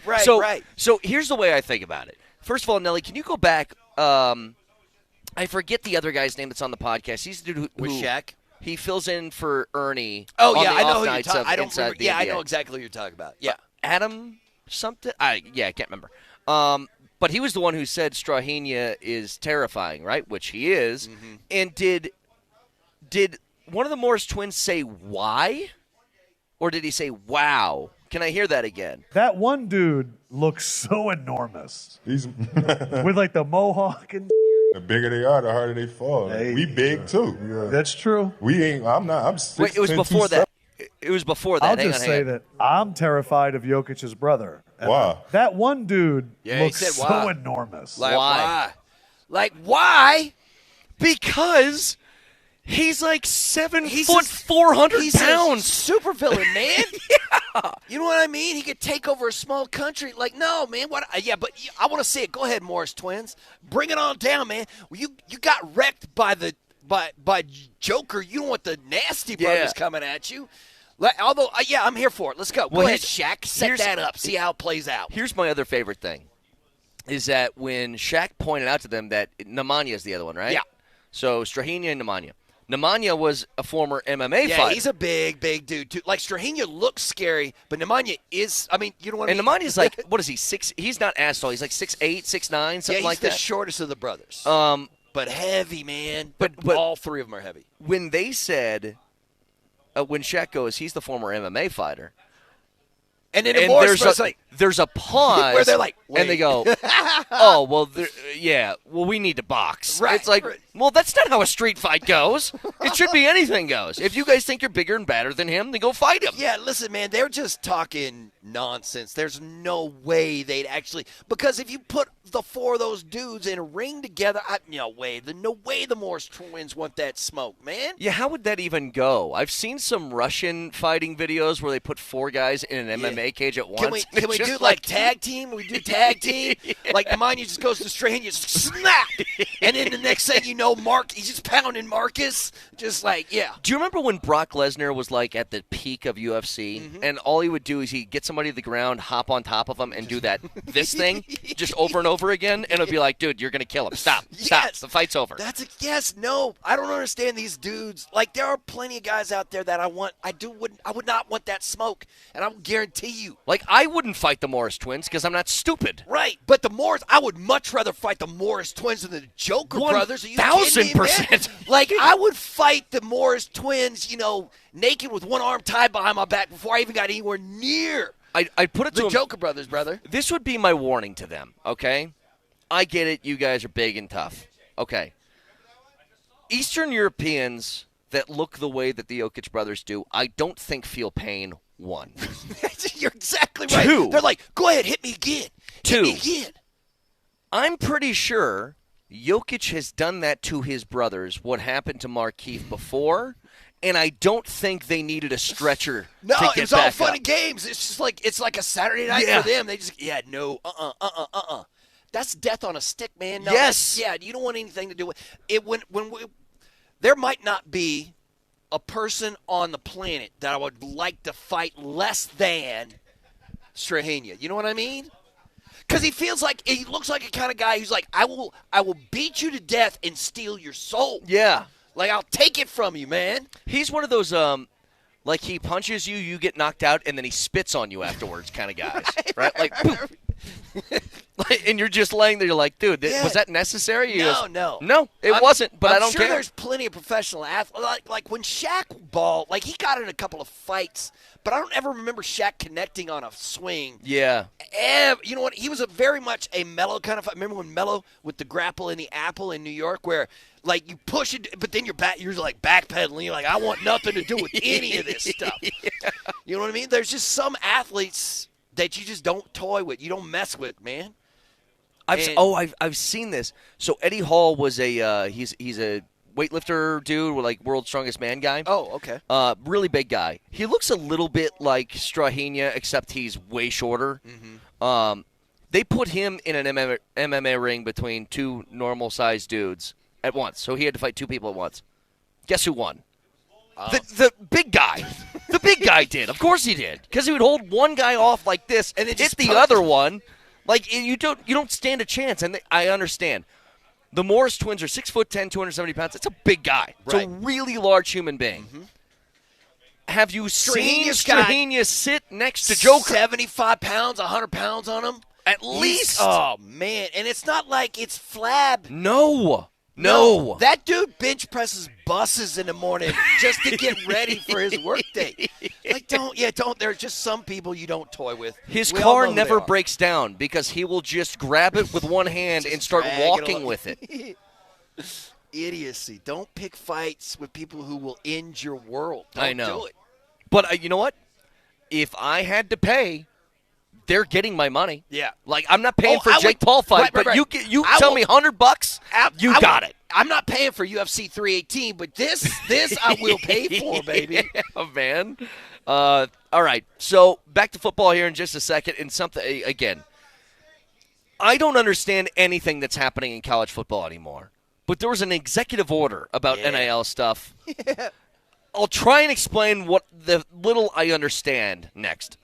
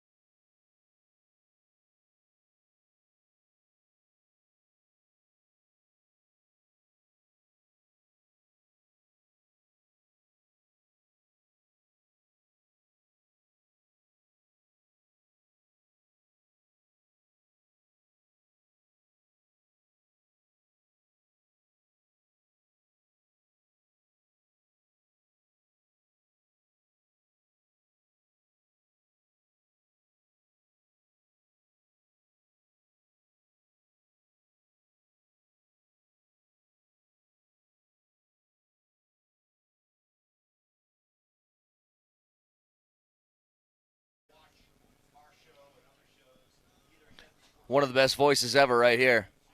If you don't like Marvin Gaye, you can get out.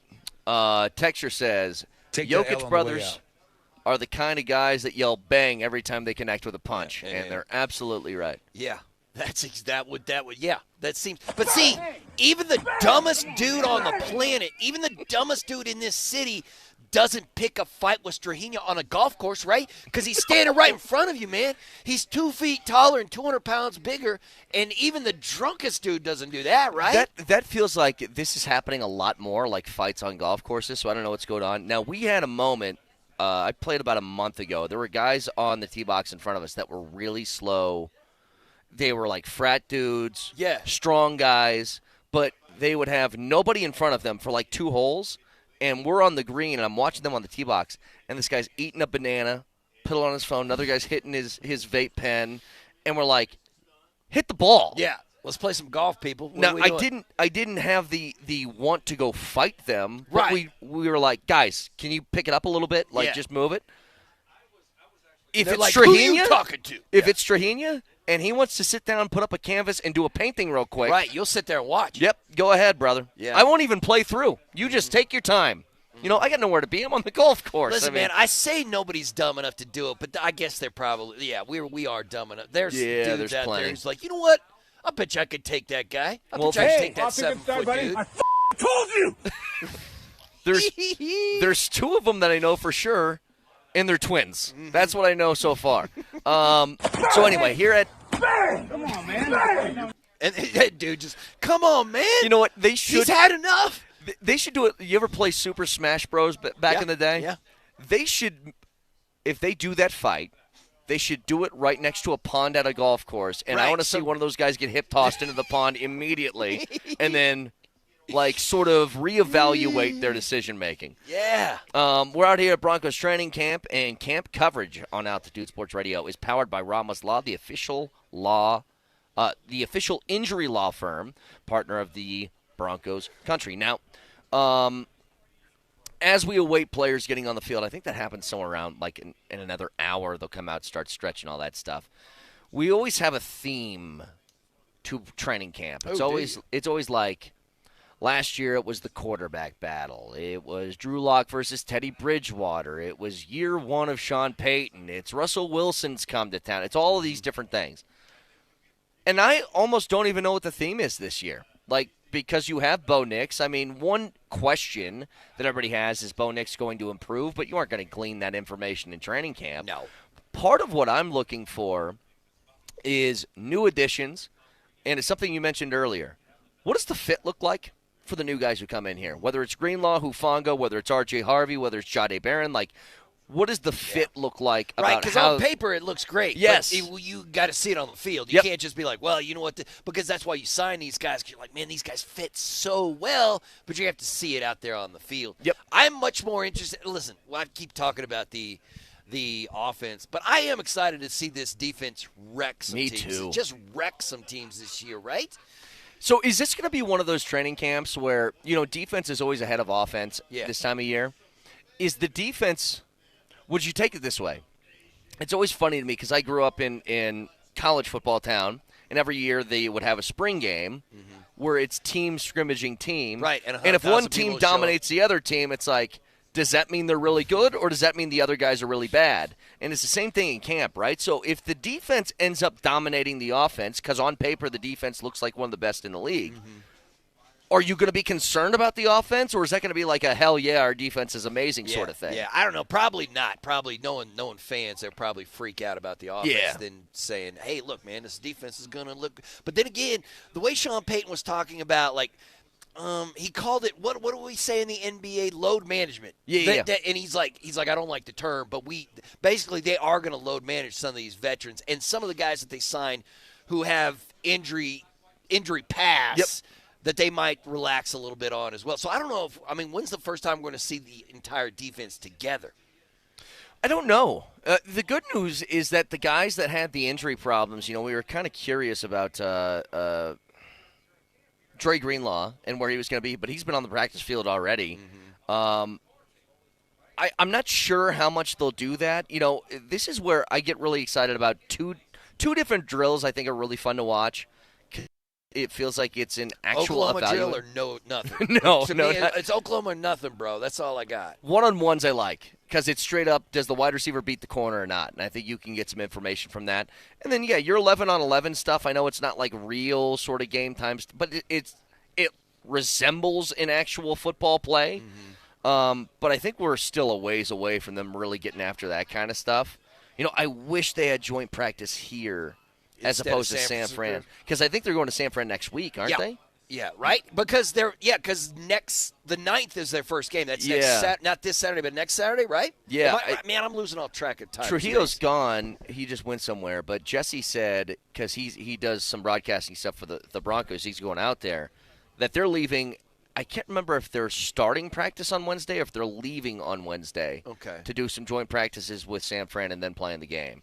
But, yeah, that's like your real sort of test between two different teams where they can kind of get after each other. Is Brock Purdy going to test the Broncos' defense?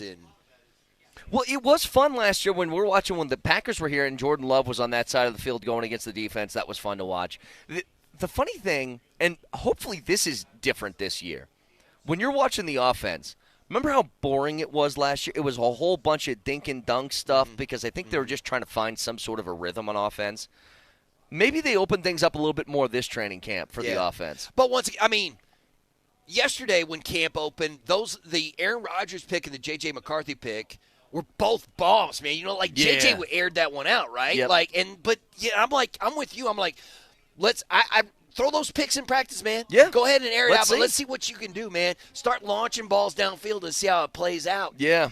But I don't know. I mean, when it comes like Pat Bryant, or RJ, like, are they going to impact this team immediately? Like, are we going to, like, you know what I mean? I think, like, I'm assuming, like, once game one comes around, are we going to see a whole lot of JK? So compared to RJ, I think JK will be probably the guy who starts games. But I'm telling you, RJ Harvey has to be an immediate impact guy. The shelf life of running backs, and I think it's a pretty good indicator. A lot of other positions are different. I would say the ones you should know pretty immediately whether they're dudes or not is wide receiver and running back. Okay. Everything else takes a little bit of a learning curve. You know, maybe a pass rusher could fit in that category. But there's plenty of corners who, like, it takes a year or two for them to get it. Now, Surtain's such a freak that it didn't. But I remember one of the best corners in the NFL for years was Darius Slay. Now, he's at like 33, 34 now. He's getting up there. But Darius Slay, his rookie year, got benched. Like, for half the year. Like, he was just not good enough. People were like, what is going on here? And then the second year, he was an all-pro. Yeah. You know what I mean? Like, there's positions it takes a minute to get it. Running back's not one. Right. Because your best years are your rookie contract. Yeah, it's so isn't the average career for a running back in the NFL is 3 seasons? That's 3.5 seasons. Something like that, yeah. It's just it's nothing. It's you're here and you're gone. Me and Springer always talk about, because you know who I really loved? I loved watching Todd Gurley run the ball. And then just poof. And you're just like, what happened? Like, he was 25 and his career was over, right? 25, 26, something like that. Yes. And you're just like, what happened, man? How did that happen? But you mentioned it with especially at the running back position. Like, Javonte, once he tore this ace, he was just never the same. Nope. He was in this league, just that half a second, that little, if you lose that little bit of quickness that you had in college, but you don't have in the league, then you can't play. Do you remember the year, and this was like beginning fantasy football stuff, so this was 2005 when fantasy football was really taking off. And Sean Alexander had the year where he had 1,880 rushing yards and 27 touchdowns. He was out of the league after 2 years after that season. Man, yeah, it's tough. It's tough. And I've said this before. I love running backs, man. I love it. Some of the great running backs in this league are some of my favorite athletes of all time. Yeah. And I kind of hoped that the way Philadelphia played and the way Saquon played for them and the way they went about winning that whole thing, that maybe we'd have a running back renaissance. You know what I mean? I think it's kind of getting there. I really do. It's just tough, man. It's tough because this is a throwing league. Because it's all about the QB in this league, man. It's all about arm talent in this league. And so it's hard. Like, outside of a couple of running backs, you just don't get them. And I miss it.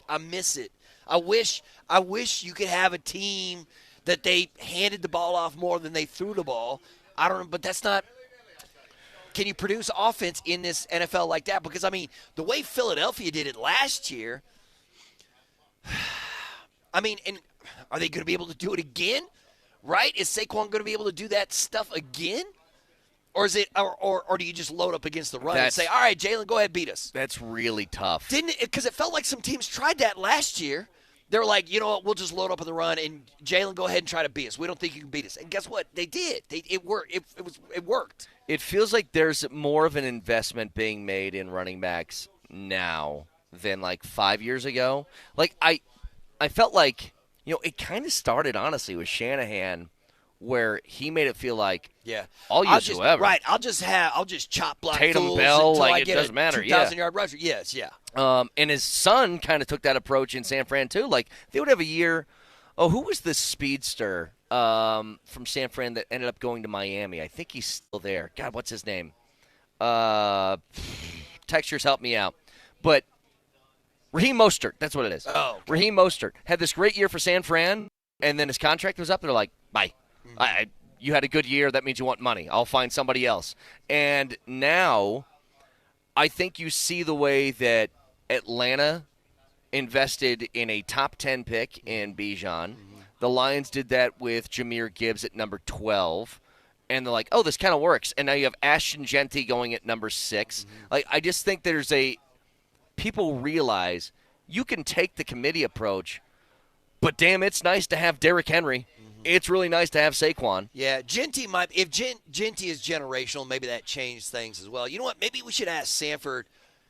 Like, are the truly gifted athletes when they're in playing high school ball or college ball? Are you funneling those guys towards that position, or are you putting them in like, yo, man, you're gonna play corner. You're playing corner for us, wondered man. that too. You're gonna play defensive end for us. Yeah. You're gonna play backer for us instead of just be like, dang, this is a truly athletically gifted guy. Let's put him at the running back position. Well, you look at – and I've wondered this for guys coming up, and I don't know how much a 12-year-old, 13-year-old, 14, whatever, high school kid feels or thinks about this.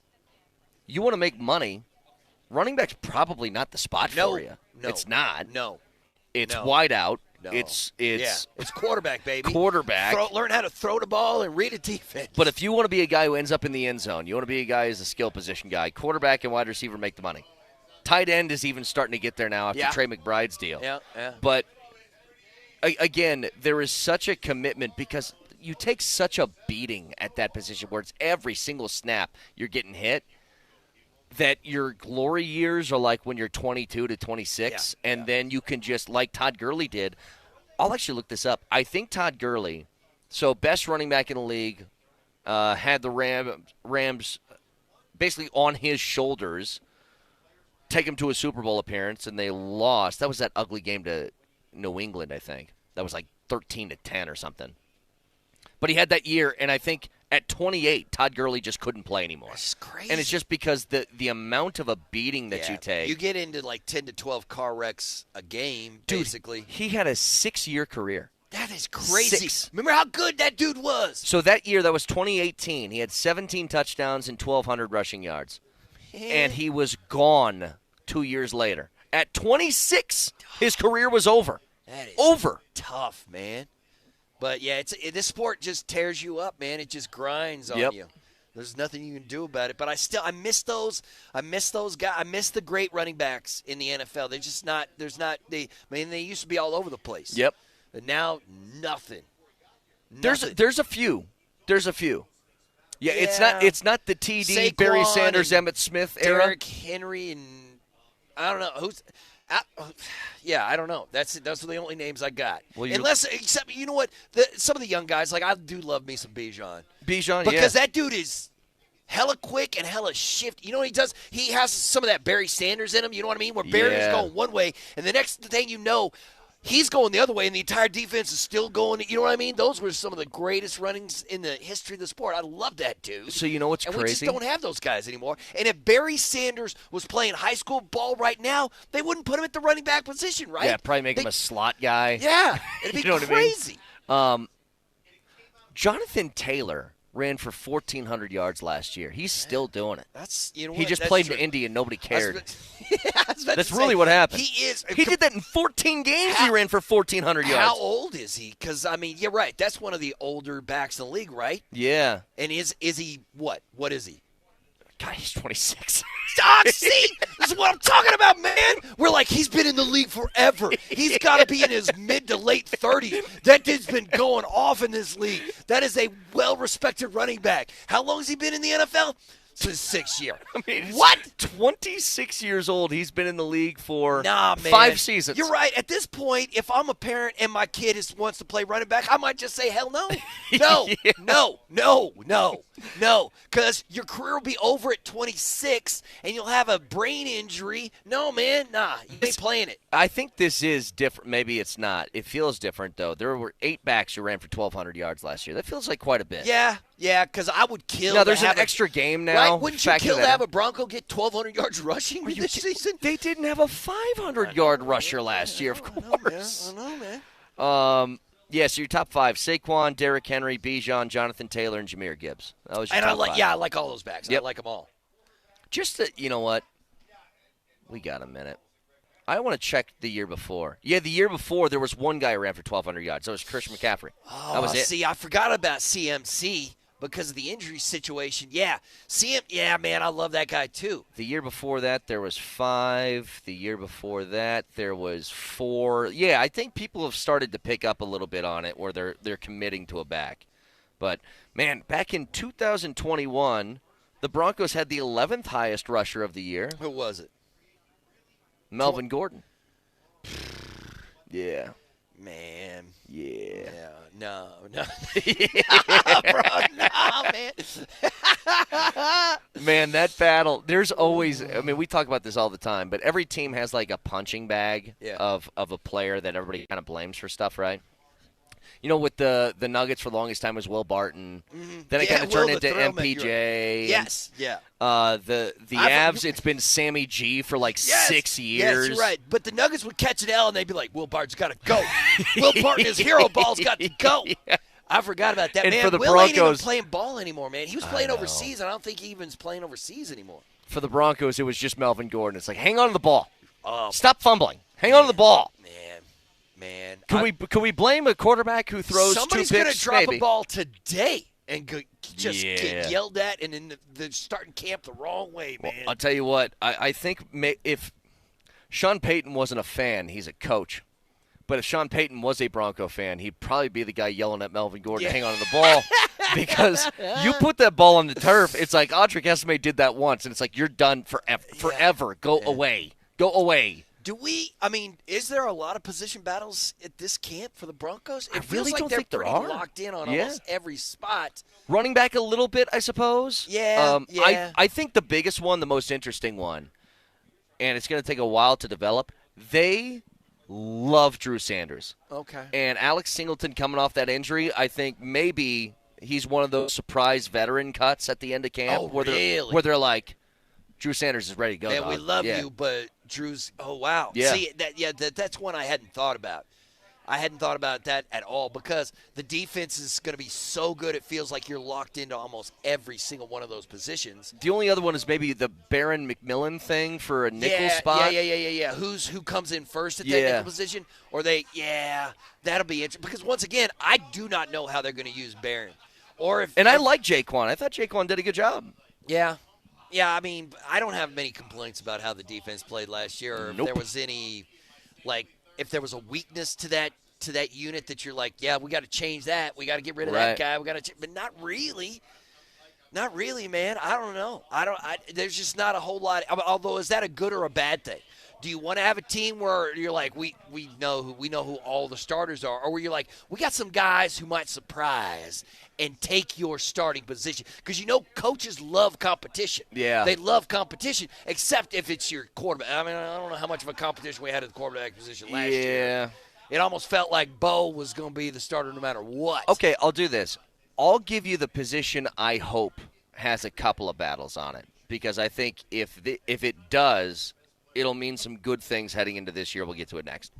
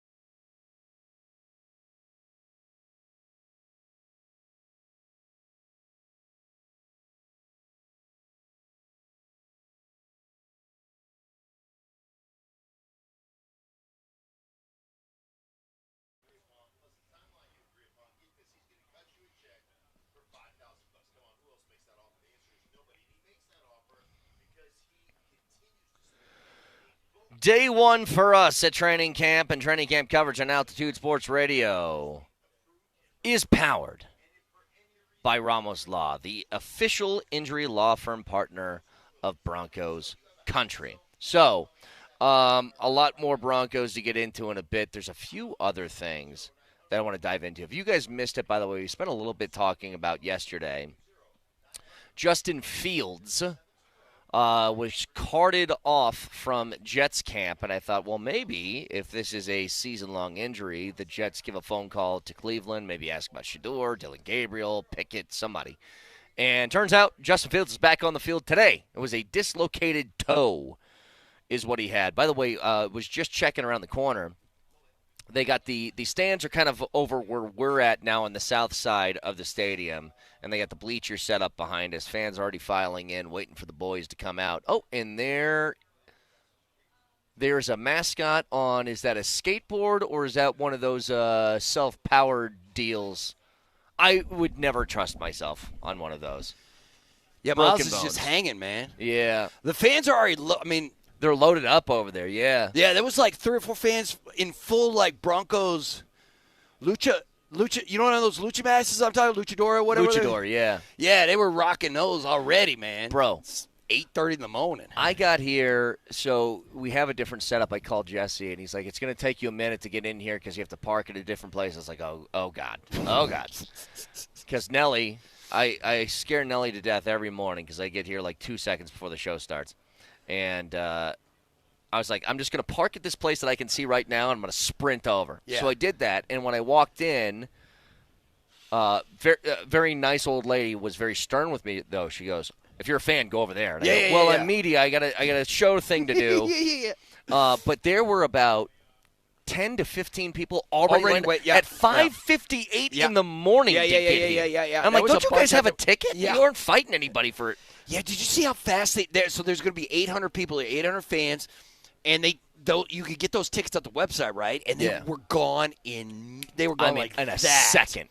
Although I guess it is a tradition like no other here at Dove Valley, where it's like cool. there are people whose fathers brought them here when they were young to watch Broncos training camp, and now they bring in their kids here to watch Broncos training camp.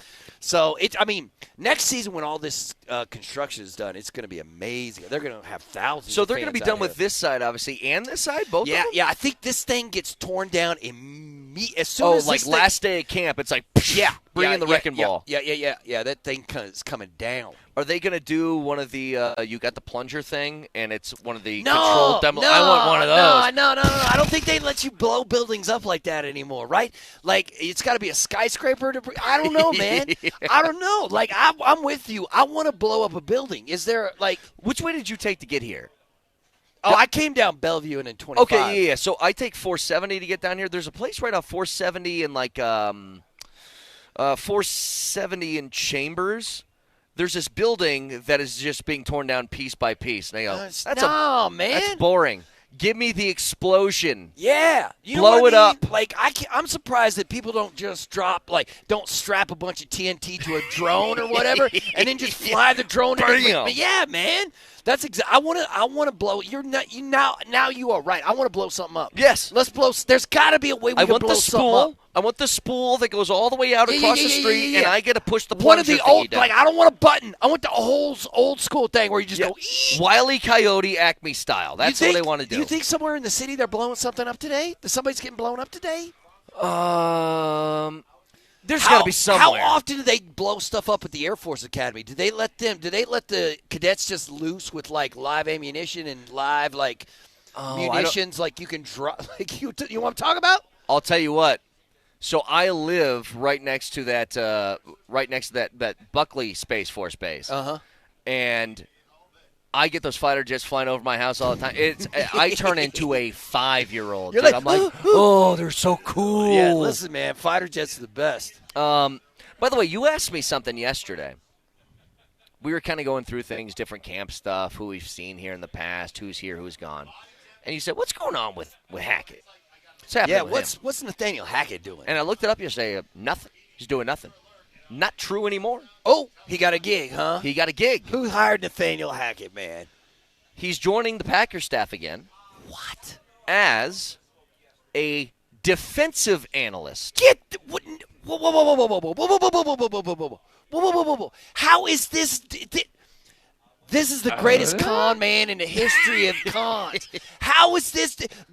How did this guy suddenly go? Remember when it was like, he's an offensive genius. He's an offensive mind. He's offensive. And now he's – no, man, no. You know what this reminds me of? So Matt Patricia was, for a decade the DC in New England.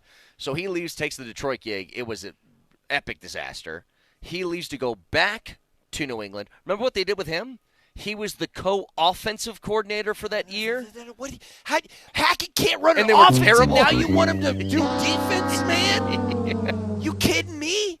Why would Green Bay let's bring in Hackett so you can start dicing up some defense? What is that craziness about? It's one of life's mysteries to me, is that once you're kind of in the club, you're always in the club. You'll find some way to make a few bucks doing it. The one guy I can think of that didn't, that when he was done, it was just done. I don't think Adam Gase has had a job for years. Yeah, but see, once again, Gase is the opposite of Hackett, where Hackett everybody loved and he sounded like he knew what he was talking about.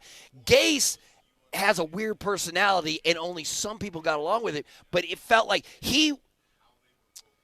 I'm trying to see how would you describe? He seemed like one of those geniuses who couldn't tie his shoelaces, but knew exactly what was happening on an NFL football field. You call it like an artist. Yeah, an artist kind of beats to his own drum. Yeah. There's things he knows how to do. Gase was kind of like, woo, you know what I mean? Yeah. And Hackett was just Hackett seems incompetent, but is charming enough and to keep getting gigs. Right. Gase knew what he was talking about and had a good football mind. He's just one of those. He just didn't get. You know what I mean? But it wasn't there was some players who really liked him. Yeah. So Gase, just for the record, he was the head coach for the Jets for 2 years, from in 19 and 20. Since 2020, when he was let go, has been out of football entirely. Really? Not He's not doing an analyst job, not nothing. That's crazy, because guys like that, you just feel like they're going to be in the game forever. Yeah. You know what I mean? Forever and ever, they're going to do it. I mean, he started in 2000. He's not selling homes or working at Target, right? I wonder what he's doing. Yeah, how you passing the time. How do you go from NFL head coach to whatever else you're doing? Because it feels like you have a certain kind, it's a unique individual who gets a head coaching job in this league, right? Yeah. If Shawn Payton wasn't doing this or talking about football on TV, what the hell? He's not making clay pottery. He's not it feels like he Patrick would die. Swayze and Ghost. You know what I'm talking about? That's not what Shawn's doing. Right. What would Shawn Payton be doing if he wasn't a head football coach? It's if he doesn't have some sort of purpose football-wise, it's just Is there another job that you can yell at younger people and call them idiots and stuff? You know what I'm talking about? Because Shawn does like to. He doesn't really yell at players, but he will do that thing, kind of like what Mark was talking about with McCartney yesterday at CU, where they just give you the little hey. But then it gets in your head, and you're thinking about it all day. It's just an earworm. Right. And Shawn Payton just casually mentions, hey, a little slow today or whatever, and you're like, it's in your brain. Yeah. Is there a job outside of football that you can do that? Is there a job that you can have that I can just, if I wanted to yell at Jesse right now, I could? Yeah, and my wife. It's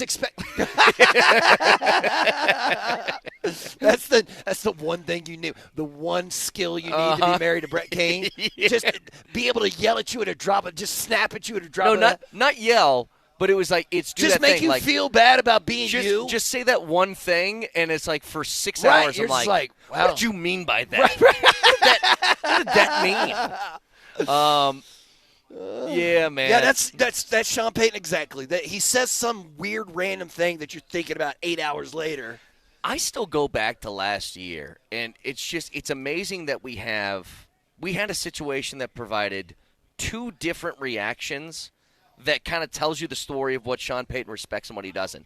When he got in the face of Bo Nix last year, and Bo Nix gave it right back to him. Right, Bo was like, what are you yelling at for, man? Because if you remember, I remember the exact play that was about. And I don't know what he was talking to him over, why he was so stern with Bo Nix. But if you remember, the play it was a third down.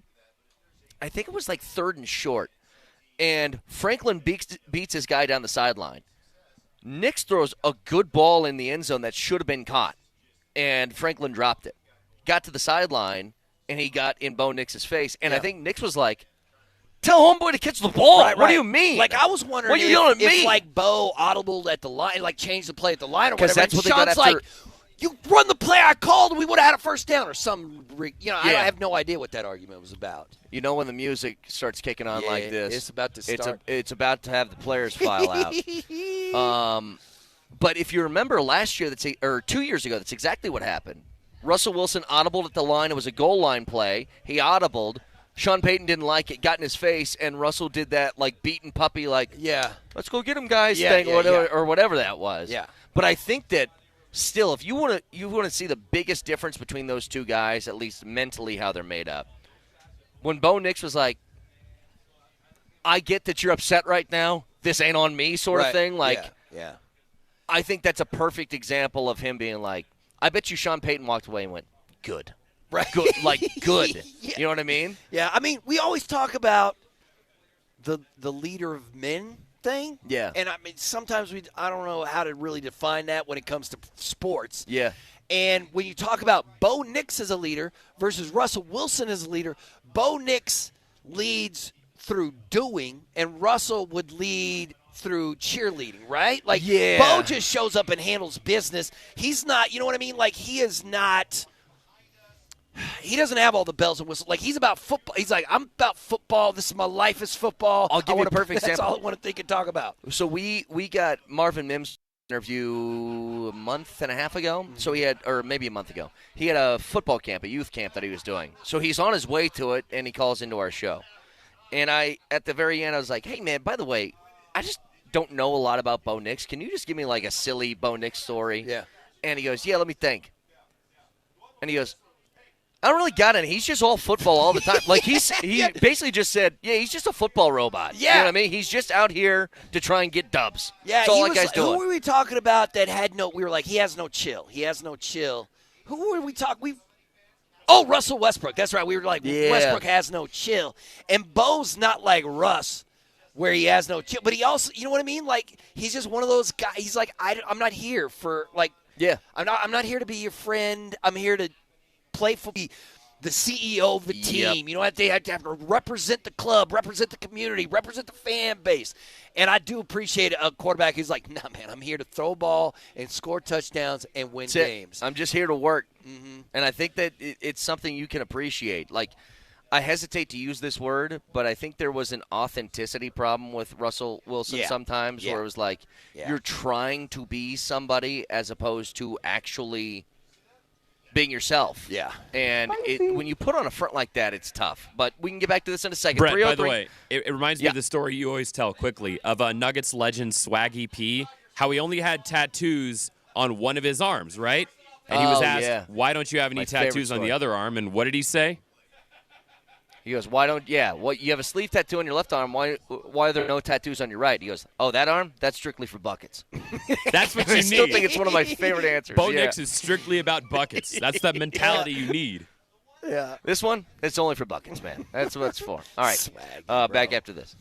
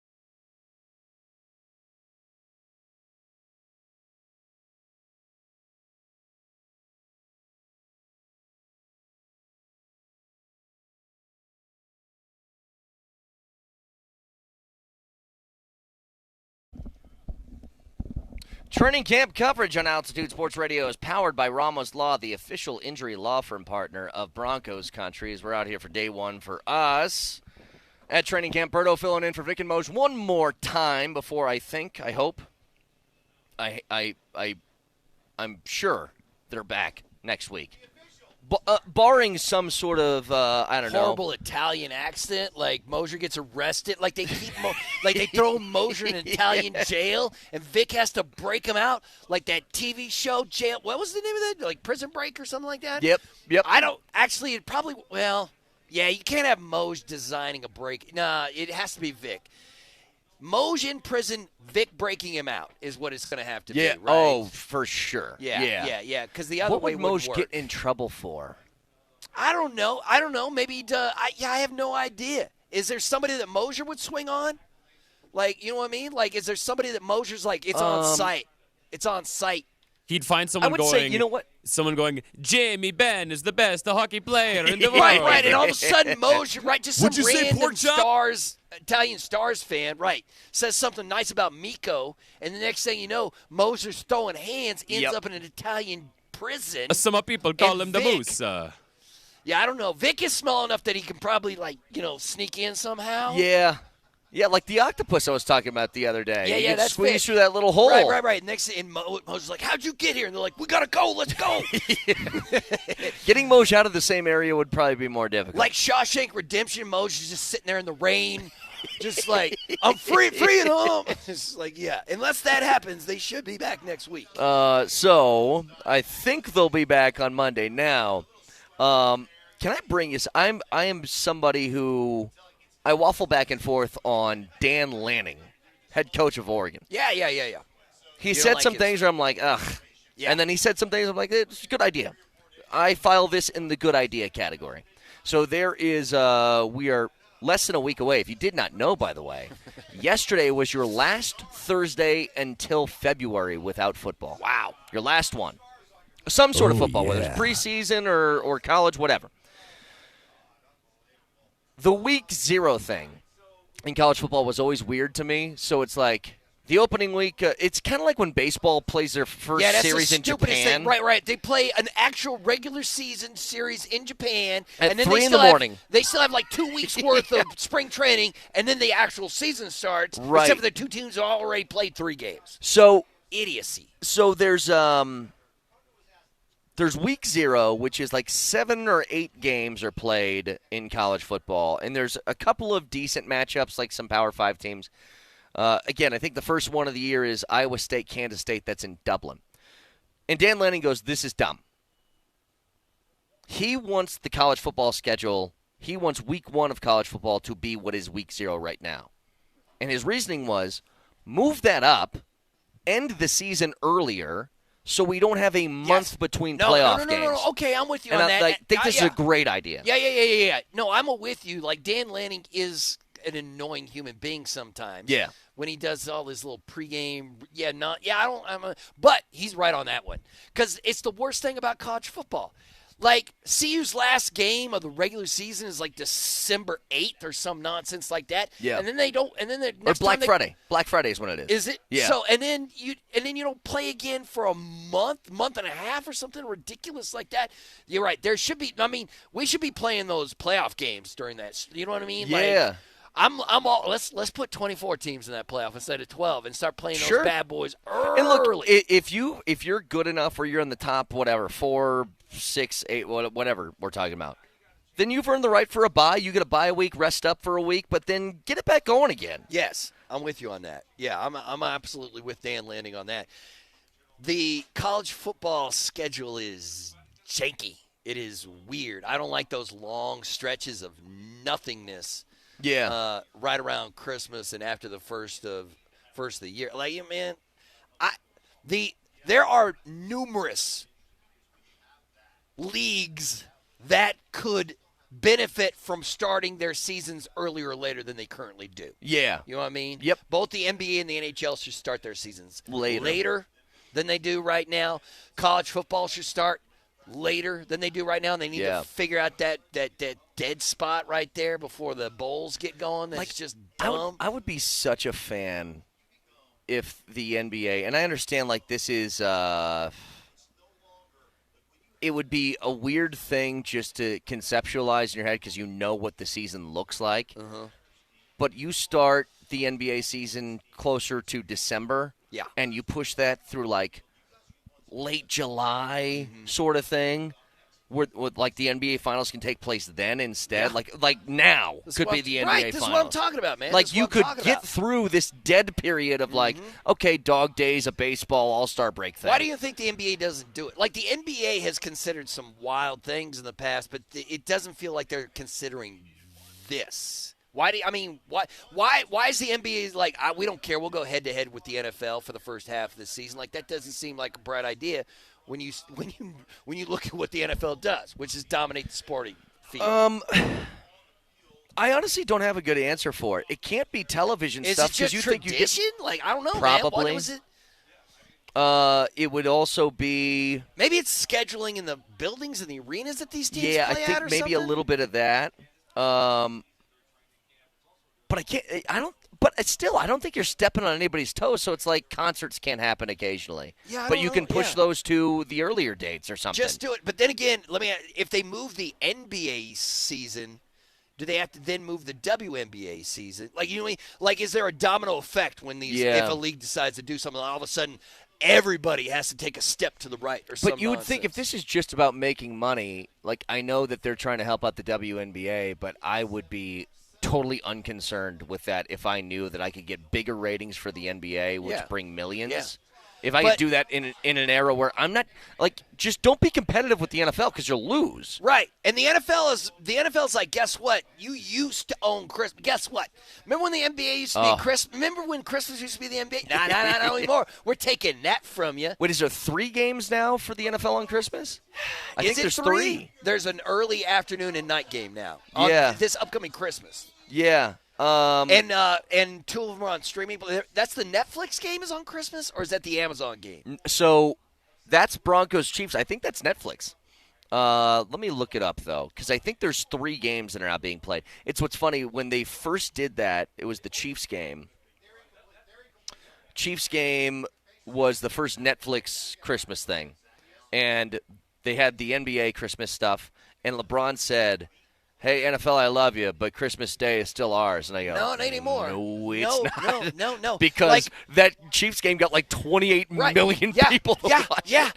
They get ratings that embarrass other leagues. So, look at this. It no longer belongs to you. Is this this year? This year, it's Dallas, Washington at 11 on Netflix on Christmas. Detroit, Minnesota, 2:30 on Netflix. And then Denver, Kansas City is Amazon. That's a nice slate of games. At 6:15. Yeah. I'd forgotten that the Broncos. So that's a Thursday. Christmas is on Thursday, and the Bronx will be at Kansas City. At Kansas City. Yep. Oh man, yeah, that's a great slate. And you know what? When the Broncos are playing, I bet you the Nuggets are playing it that night too. You know what I mean? The Nuggets are going to get a Christmas Day game again, right? Probably. Yeah, there's probably going to be some crossover. You got to put Joker on Christmas. So yeah, the Nuggets and the Broncos will be playing on the. But no, it's Christmas like, is now what? the NFL's. Like the NBA can't claim it anymore. Nope. I mean, you can't claim it anymore. The NFL owns that now, and there's nothing you can do about it. And the NHL's smart enough to be like, we're going to just hang with our families. Yeah. You know what I mean? Yeah, we don't need to deal with this stuff. Just chill. No, we want Santa to come to town. We all open gifts together in the morning. It's fine. We'll be okay. Yeah, I mean, how many people are just NBA fans or just NFL fans? You know what I mean? Because come Christmas, I'm assuming most sports fans are going to be locked into these NFL games because they mean so much more. This one regular season game means so much more than game 48 or whatever it is for, you know what I mean? Yeah. Out of an 82-game schedule, one special day game on Christmas in the regular season doesn't mean anything compared to like Broncos and Chiefs are going to mean. And we've talked about this a lot, and it's different. The 2 dudes I work with, Moser and Vic, a lot of times they're working on these days. Like they have stuff to do. Yeah. And they're like, I don't like it. It should be family time. And I'm like, part of me, like, I agree with that. I would hate to be working on Christmas. Now, I'll tell you this. I don't work on Christmas. And I love having games on. I know. I love it. Yeah. Yeah, all day. You can do it all day. You don't have to talk to your kids or your wife or nothing. You can just hang out with Jim Nance and you know what I mean? Yep. Hang out with Joe Buck all. Actually, Netflix spent a ton of. I don't know who they all hired to do their broadcast, but they called those hired games? They hired everybody, right? They load some more people on that broadcast. Like, yeah, I don't know who's going to call the Netflix games this year. But I know they went and got talent from everywhere. They brought in some ESPN people, some Fox people, some CBS. For the NFL Christmas Day games, Ian Eagle will do the play. I love Ian Eagle. Yeah. Nate Burleson, J.J. Watt for commentary, Melanie Collins and Stacey Dales are sideline reporters. Okay, yes. J.J. Watt doing colors? Is that what he's doing? He's doing colors? Yeah. All right, I'm for it. Because J.J. seems like a kind of guy who will take shots and just, you know what, he's not going to soft soap anybody. Yeah. When he's up there. J.J. Watt? I mean, who did J.J. Watt just throw under the bus?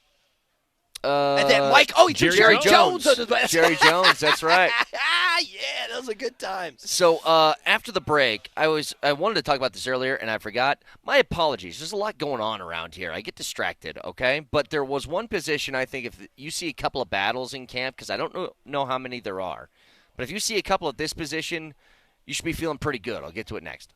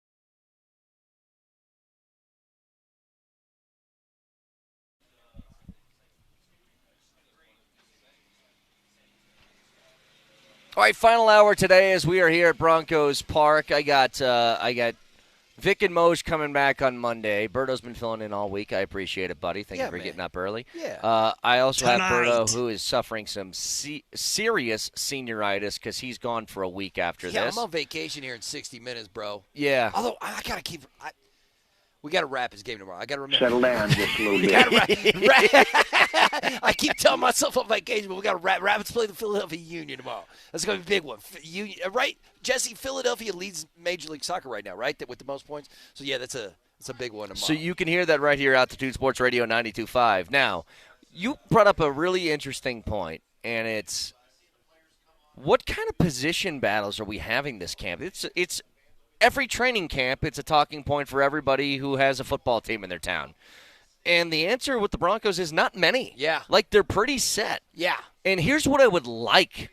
If I had, if I had my choice, there was one that I brought up that I think could be a surprising one, which I think that Drew Sanders is going to compete with Singleton for that starting linebacker spot opposite of Greenlaw. That's one.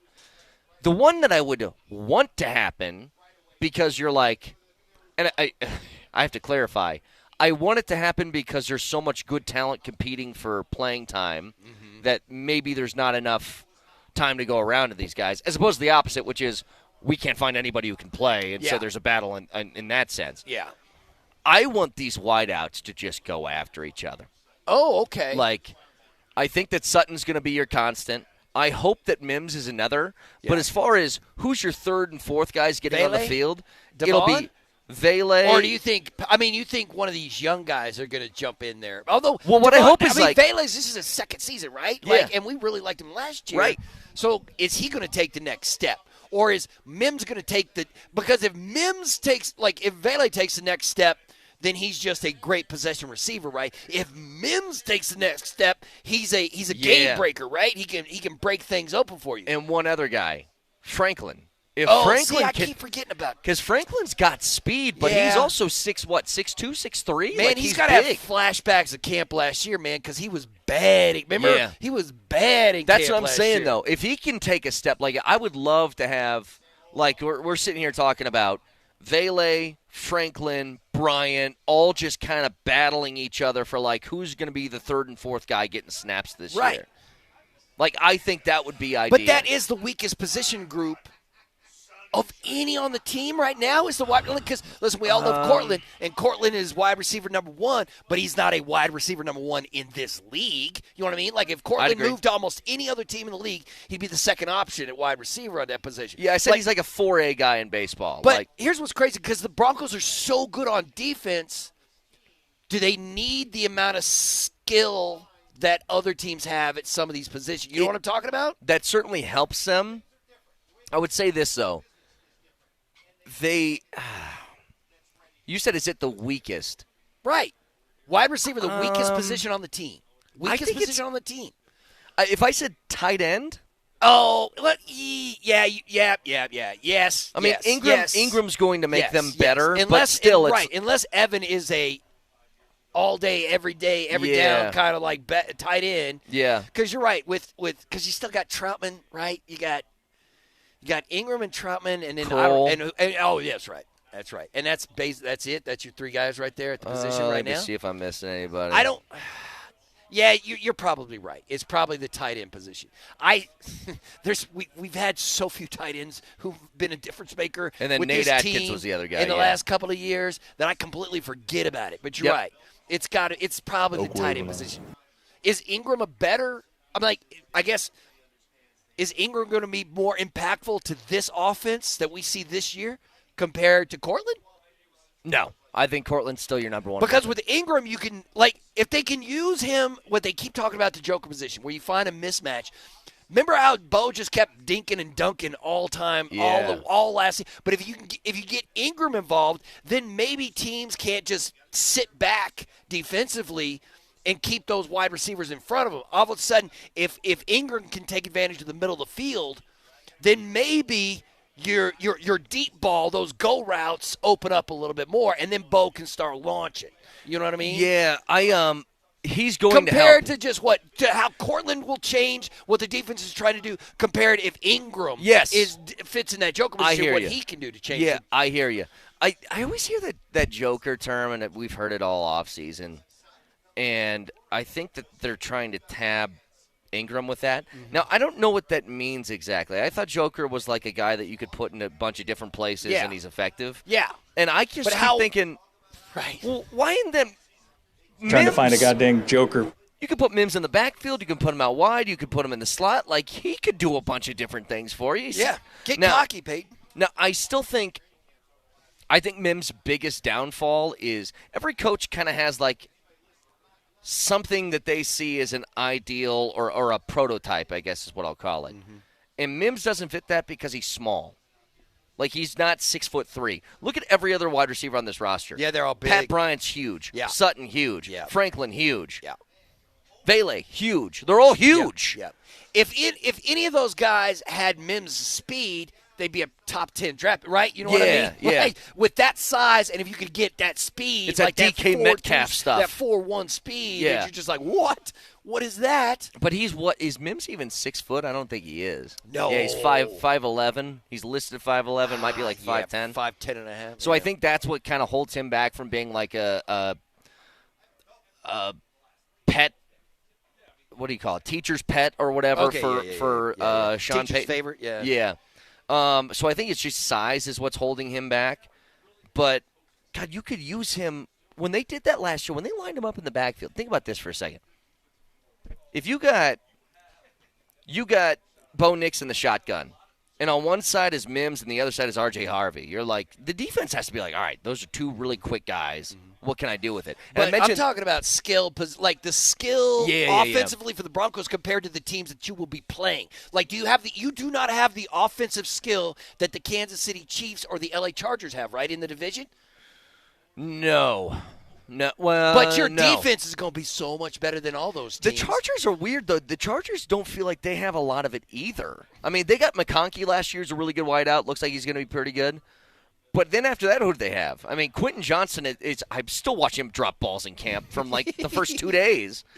Their backfield's better with Najee Harris and Omari and Hampton, but they're kind of in the same place that the Broncos are with their running backs, right? Which is J.K. Dobbins, good veteran back, and then you hope the rookie's going to be good. Yeah, but see, there's a difference. But what's the difference between Omarion and RJ? Like Hampton seemed like it went Ashton and then Hampton, right? Like people looked at him as the second best running back of the rookie class, but Ashton was in his own special little category because of what he did. I don't know if the Broncos saw it that way. They might have thought Harvey was better. Yeah. I bet you. I'm almost sure that you're probably right. I bet you they had RJ above Hampton. Hampton was there. Mm-hmm. He was there. Yeah, but they went Barrett. But once again, I think the Broncos, even if they thought Hampton was going to be, or if they thought he was the best back in that draft, if they thought he was better than Ashton, they still would have gone Barron, right? Yeah. Because that's just, I mean, that's because his overall talent was just so high. And you can play him in different positions, and he can do so many different things, and he's a dog, right? I would hope. Like, I want to hit you so hard, you don't want to play this sport anymore. Yeah. But I don't know, man. But I guess you're right when it comes. I guess outside of, like, I'm looking at the Chargers depth chart right now. I don't think it's that much different offensively, and it's not anything to write home about. You know what I mean? Like it's not like, oh yeah, they just, unless you think Ladd McConkey is that much better than Cortland. You know what I mean? Like I think Cortland's better, but Ladd's good. Mm-hmm. So I mean, I guess am I being too harsh on the wide receiver position for the Denver Broncos? Well, I just think it's the weak. I think you're right. I think it's the weakest spot outside of maybe tight end. Mm-hmm. Just is overall depth and I'd say known commodities on there. Because that's the nice thing. Like you're going into camp. I guess we don't fully know what Nix is, but we got a pretty good idea. Offensive line, obviously we know about that. And then defense. You tell me, Zach Allen, DJ Jones, John Franklin, Nick Benito, Singleton, Greenlaw, Cooper, Surtain. Like, we know these guys. Sexy as hell. We know what they're going to bring to the table. But, yeah, if you could get just a couple. Like, if I could get a Troy Franklin everything clicks and he gets it year 2 sort of thing. Well, That'd be you were the so one, nice. and I don't suggest they do this, but you were the one who was telling me that it might not be a bad idea to find a way to get Patrick the ball every once. Just be like, let's see what one of the most athletically talented guys on the team can do, right? You were the one who suggested, like, man, you know what, every once in a while, just throw Patrick in there running end around or something. Or hey, bro, I'm even in the camp of, like, Kane Allen's still out there. Oh, Kane Allen's he's still productive. Like, you want to bring a veteran wide out where, again, it's a known commodity Yeah, thing? but I think they would have already jumped on that if they thought it was worth it. You know what I mean? I think so, too. But I don't know what people got against him because he was still productive last year. He had that 1 year in Chicago last year. And Chicago's offense was garbage. But look up his numbers. He had like 70 catches for 1,000 yards still. And I'm like, okay, does he fit the Shawn Payton prototype? Well, he's huge. Yeah. Yeah. A little bit. So I'm still kind of holding out hope that the longer those guys stay on the market, it's kind of like a beggar's choosers situation. Yeah. And it's like, hey, what if we throw you like $4 million? Well, those guys are going to all disappear here in the next couple of weeks because guys are going to start getting hurt at camp. Yep. You know what I mean? They're going to start getting hurt in camp, and these teams are going to start snapping them up and see what happens. And then, here in 3-4 weeks when they do the final cuts and you start looking through all the guys who got let go, see, like, could they help us here? Could they help us here? I know. You might be able to find a receiver in that group of dudes. That's one of the wildest things from last year, though. Do you remember? So they used to do camp in a way where it was like, after 2 weeks, you cut 5 guys. And then we'll cut another. And then we'll cut 10 another, guys. And then they just went to hell with cutting everybody at the same time. Right. You're going to have a day. You're going to welcome in about 30 people and just say, not good enough, see you later. Give me your playbook and get the hell out. Right. Yeah, you get the Turk comes. And the Grim Reaper. I always thought, like, if you're a scout for the Broncos and that day comes, your brain's got to be just scrambled eggs. Just like, I got to look up like 1,000 guys to see if they're worth a waiver claim or not. Just seems crazy. Yeah, I'm sure you have to stay ahead of that. Like, I bet you the Broncos already have a list of dudes who they think might get got, who are like, we got to target this guy and this guy and this guy. But once again, we say that and we bring it up because it feels like the old Bronco regime never would have done that. They would have just played it by ear. Like, y'all, when somebody gets released, we'll just talk about it then. This regime and this ownership group feels like they have a plan for what happens next week and what happens in 3 weeks' time and what happens in 3 years' time and what happens next decade. Yeah. You know what I mean? They're that kind of group where they got plans on plans on plans. It's probably terrible to be on that email chain where, you know what I mean? They're just firing off. They're just like, here's what's going to happen in 2032, and you're just like, what is going? You know what I mean? It's like the Schefter notifications come on. You're like, oh God, hang on. Keep scrolling. Yeah, so it feels like this team already has a plan. They already know what they're going to try to do. And it feels like it's so much easier when you can see that far ahead. Yep. Compared to before where it just felt like, man, we don't know. We don't know. I mean, is Joe Flacco going to get released? Well, let's go get Joe, man. Let's go get Joe. It's going to work out great or whatever they were doing. Speaking of, I got a question when we come back about, it's a very basic. Do you think this is going to happen this year? Because it's happened every other year. Do you think it's going to happen? We'll get to it in just a couple of minutes. Training camp coverage on Altitude Sports Radio is powered by Ramos Law, the official injury law firm partner of Broncos country. So, again, Berto filling in for Vic and Mo, his final day this week before he is on he's already on vacation mode. It's fine. He's so checked out. So you know how checked much out. beer I'm going to I don't know if there's enough beer and weed in this state for set. The guy is drunk. Bro, I'm telling you right now. This man, if you run into That's me what next week, vacation is. Yeah, I'm Like- gonna be feeling no pain, brother. It's gonna be great. He's bare-chested and banging his chest. So let's see if Berto's going to do a shot here before the end of the show just to really get his weekend going. Brett Kane, Berto, back after this.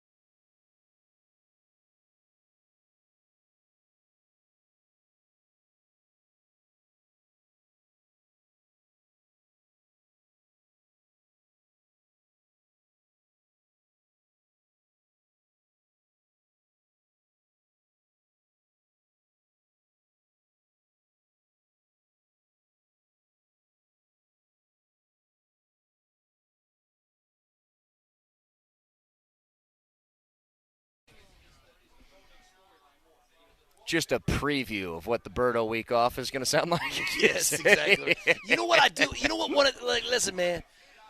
One of my superpowers after working in radio for so long is that when I talk, my voice carries forever. And you have no idea how many times I've been in Ball Arena and said something I shouldn't have, and it's carried down the hall. And somebody's like, "Can you please not talk like that?" Because that's my one. Yeah, dude, my voice. You can hear me on the other side of this park. You know what I'm talking about? Yeah, just loud, man. Well, my wife says it to me all the time, where she goes, "Shh. Why are you talking so loud?" I go, I'm performing. Right. I'm projecting, yeah. woman. You have to get your voice out there. What would this radio show sound like if you and me were like, so, again, we're here at Broncos camp. Yeah. What's that SNL skit with the sweaty balls? Yeah, sweaty balls. The NPR thing. Yeah. That's exactly how our show would sound, man. I like that. We could call it All Things Considered. All Kane considered? All Kane considered. So here's my two questions. It's a constant every year at camp. I have two things. Number one, who's the first guy out of the locker room every day? Because it used to be. Well, we already know. Well, used to be River Craycraft was his name. Was yeah, always out here River, first. Man, that's the wide receiver. Yep. I hadn't heard that name in a while. So I'm going to call Michael Bandy as my guy this year. I think Michael Bandy's going to be the dude. I mean, we already. And it might be because somebody was already out here like an hour and a half ago. Who was that? It was Brandon Jones. Yeah, just randomly out here. That's just cheat though. That's a cheat. He just likes to be barefoot in the grass. Oh, he's that's just a cheat. like, oh, it feels good. Yeah. Okay, my bad. By the way, I might have said Michael Bandy because if you put Craycraft on the back of his jersey, I would assume they're the same guy. Yeah. They look the exact same. Yeah. Yes, Jesse, they're white wide receivers. That's the exact thing that I'm trying to get at here. Exactly right. Here's the other question I have. Yeah. So in camp, there's always like hey, guys, I know the quarterback battle is this guy and this guy, but what about this guy? Last year it was Zach Wilson. Yeah. Saw a little bit of that Brett Rippon stuff before. Yeah. Are we going to do a Sam Ellinger thing this year where it's like, there's hey, should Ellinger be the backup to Bo Nix instead of Jarrett Stidham? Do you think the Broncos would consider trading Stidham for an asset if, like what happened yesterday, a quarterback goes down and they call you and it's just like, hey, what you want from Jarrett? And would you be okay with having Bo Nix as your starter, obviously, and Sam Ellinger as QB2 as your backup? Well, that's kind of what I'm asking. Like, we went through this all through the deadline last year was like, are they going to trade Zach Wilson? Are they going to trade Jarrett Stidham? Yeah. Because why do we need all three? Right. I think that they think Jarrett Stidham is a necessary piece to this team in case Bo gets hurt. Yeah, but I would say this, like the team probably does, but I bet you Shawn Payton thinks I can win with Bo Nix as my quarterback, I can win with Jarrett Stidham as my quarterback, and guess what? I can win with Sam Ellinger as my quarterback as well. He probably thinks he could win a game or two with me. Yeah. Like, we'd figure it out. We'd give him a little dump-off passes. Just run the wishbone with Brett, baby. We bring that to the NFL. Let's see how that works out. So, it's funny. Going back to last year, I had this long-standing theory, because everybody asked the question of why are we keeping 3 QBs? And I think that just in this era of the NFL, with the practice squad rules the way they are, and it makes it easier to keep guys, right? Mm-hmm. I think a lot of teams will keep 3 anyway, just in case somebody goes down. You don't want to, bring up some random dude to be a backup. But I always thought the reason they didn't move Zach Wilson, because the deadline's pretty early in the NFL season. It's like week 7 or something, right? Yes, it's real early. My thought was they're keeping Zach Wilson because if Bo Nix were to get hurt, if he would miss a week or two, they'd play Stidham. If he would miss the season, they'd play Zach Wilson. Mm-hmm. That was my thought. Like, Zach Wilson was the guy, if Bo Nix breaks his leg in week 5, we're going to start Zach. Yeah. If Bo Nix sprains his ankle in week 5 and can't play until week 7, Stidham will take over. Go in. Because it's just like it's a lower or a higher floor just to get by for a couple of weeks. That's what I thought was happening. But who knows? Yeah, I don't know either because, I mean, if Bo's not starting a quarterback, you probably got a bad situation going on. Yeah. Anyway, but if he just misses 1 or 2 games, you can bring him back. Wherever you are in the middle of the season, you're sitting on 7, 8 wins, and you lose Bo for a game or 2. Yeah. I mean, how many How many starting quarterbacks missed a lot of time last year? I looked this up recently. Like off the top of my head, I can't think of a whole lot of dudes who were like just missed a lot, or a team lost their starting quarterback early in the year and had to find somebody else to get it done. So the guys that started, I would say, if they miss a game or two, we'll just call it the whole year, right? So last season, there's a bunch of quarterbacks that played in all 17. Wow, man, that is look, man, I would have never guessed that many QBs played the entire season. So about 20 quarterbacks played 15 games or more last year. So over half of the league went the entire season without getting their quarterback hurt. And Bryce Young played 14, but he got benched for a couple of weeks. Yeah. So the guys who missed, like Tua, missed games. Will Levis, Trevor Lawrence. Gosh, that's crazy. I am surprised that that's many a lot. Yeah. That's a lot of guys that played like the whole year. It feels like while the NFL keeps making rules to keep their quarterbacks upright and not hurt, it feels like in this day and age, almost 75% of the energy spent on defense is to get to the quarterback and hit that dude. You know what I mean? Like so much money, time, and talent is spent on one thing, and that's hitting the quarterback. And it feels like I'm shocked that many QBs were still upright at the end of that season. Well, I've always thought about it like if you want to know what teams value, look at where the money goes because it's very simple. Quarterback makes the most money. It's the most important thing. And then it's kind of like take your pick. I would assume number 2 is probably edge rusher. Yeah. If not wide receiver. Yeah. And then after that, it's tackle and corner. Like those are the positions that they're like, if you don't have these, you're screwed. Yeah. It's an absolute must. Yeah. But you're so right. Like everything is catered towards I want to have a quarterback, and then I want to kill the one that's on the opposing side. Right. It feels like that's where football is right now. There's so much nuance to the game, and Shawn Payton's brain is just jammed full of plays, offensive and defense. But it feels like right now, the NFL teams are like, I want a guy who can throw the ball, and I want a guy who can murder the other guy throwing the ball. And that's it. That's all I want. That's what we need. And if I can get those two things right, then we're going to go to the playoffs. Well, again, these guys should be filing out here soon at Broncos. Wait, somebody's out there already? Somebody's stretching already. Who that? Who's this? 68. Who is it? Oh, that's Brandon Jones again? back out. Oh, the bare feet. That's how you can tell. Once again, he don't do shoes or socks. No, but this counts because he's in his football pants. It's different. He was wearing. I think he was just wearing boxer briefs earlier this morning. To be honest. Yeah. Which you know what? If I had. Number 75. If I was there's like Garrett an Bowles. NFL football player, unless I was an offensive lineman, I'd be walking around with my shirt off all the time, baby. All the time. Christian Williams, undrafted free agent, is out here. Okay. He's got to make a name for himself. All right, I get Christian, let's go. Man, you can smell football. It's here. You can't. Seriously, you can. Yeah. You can smell it. You can smell it. Oh, it's just his feet? My bad. The smell of Broncos camp is a mixture of fresh cut grass. Yeah. Brandon Jones' feet. And success. And dude sweat. Yeah. Just all of that mixed together. Literally, do you think we're going to No, hear... not like that, Nelly. You freak.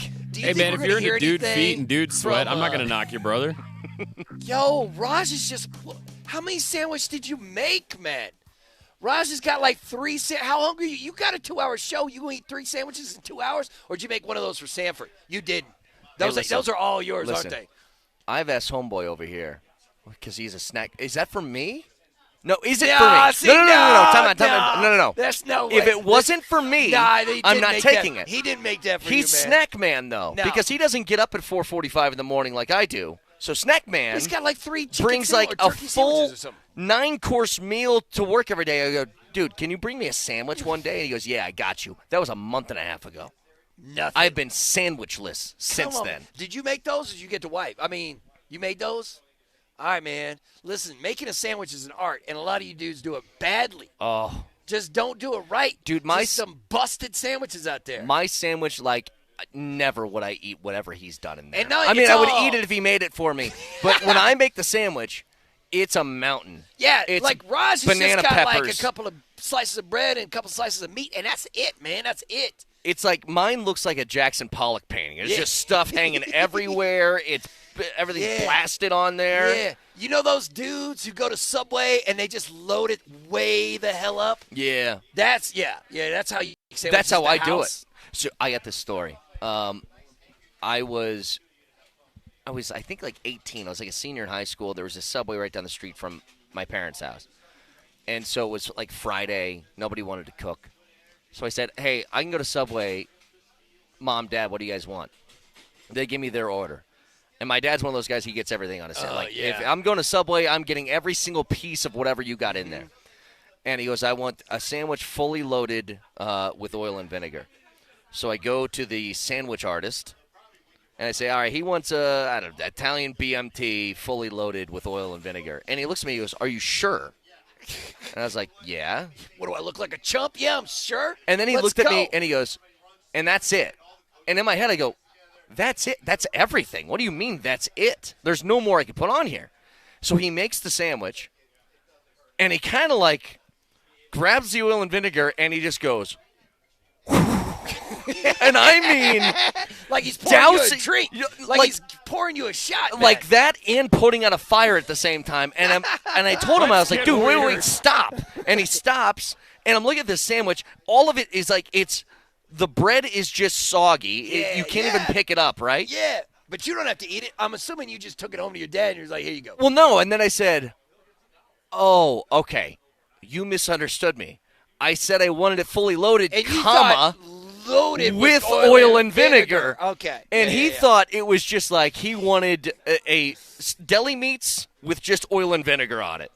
So to this day, I've tried not to make that mistake again. But that guy, you know, that's kind of on you. That's not like an out there crazy order. Yeah, but you want to be clear. Like I'm not sure how much I'm paying attention if I'm working the counter. True. Subway, you know what I mean? True. Like, but he goes. But then he looked at me and he goes, do you want it? And I was like, no. Now you made him make another one? You made him make another one, man? Yeah. No. What am I going to do with it? I can't even pick it up. No, that's what I'm talking about. You just give it to your dad and don't say nothing and see what happens, man. You know what I mean? Like, you did your job. You gave that kid the exact order that your dad wanted, man. I would have said nothing. And I bet your dad would have ate it and said nothing, too. He would have been like, just like, he was pouring oil and vinegar at the sandwich, and he would have housed that thing and been perfectly fine. I'm telling you right now, there is no way not to. The smell alone, I could get it from across the table. By the way, is this Hufanga right here? Is that who that is? No, that's not. 3'9"? That's just another man with beautiful hair. That is Joshua Pickett, who is a wide receiver? Cornerback out of Duke. Okay. He's got the hair, though, the Hufanga hair going on. Yeah. I didn't know there was two of them, that Palomalu stuff. Yeah, maybe you can do it.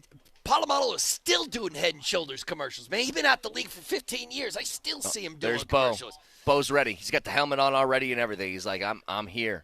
I'm here for football. Let's go, Bo. Again, if you guys missed it earlier, I told the story when we talked to Marvin Mims. And I was like, we just don't know a lot about Bo Nix. What can you got a silly story? Is there something he did? And he goes, yeah.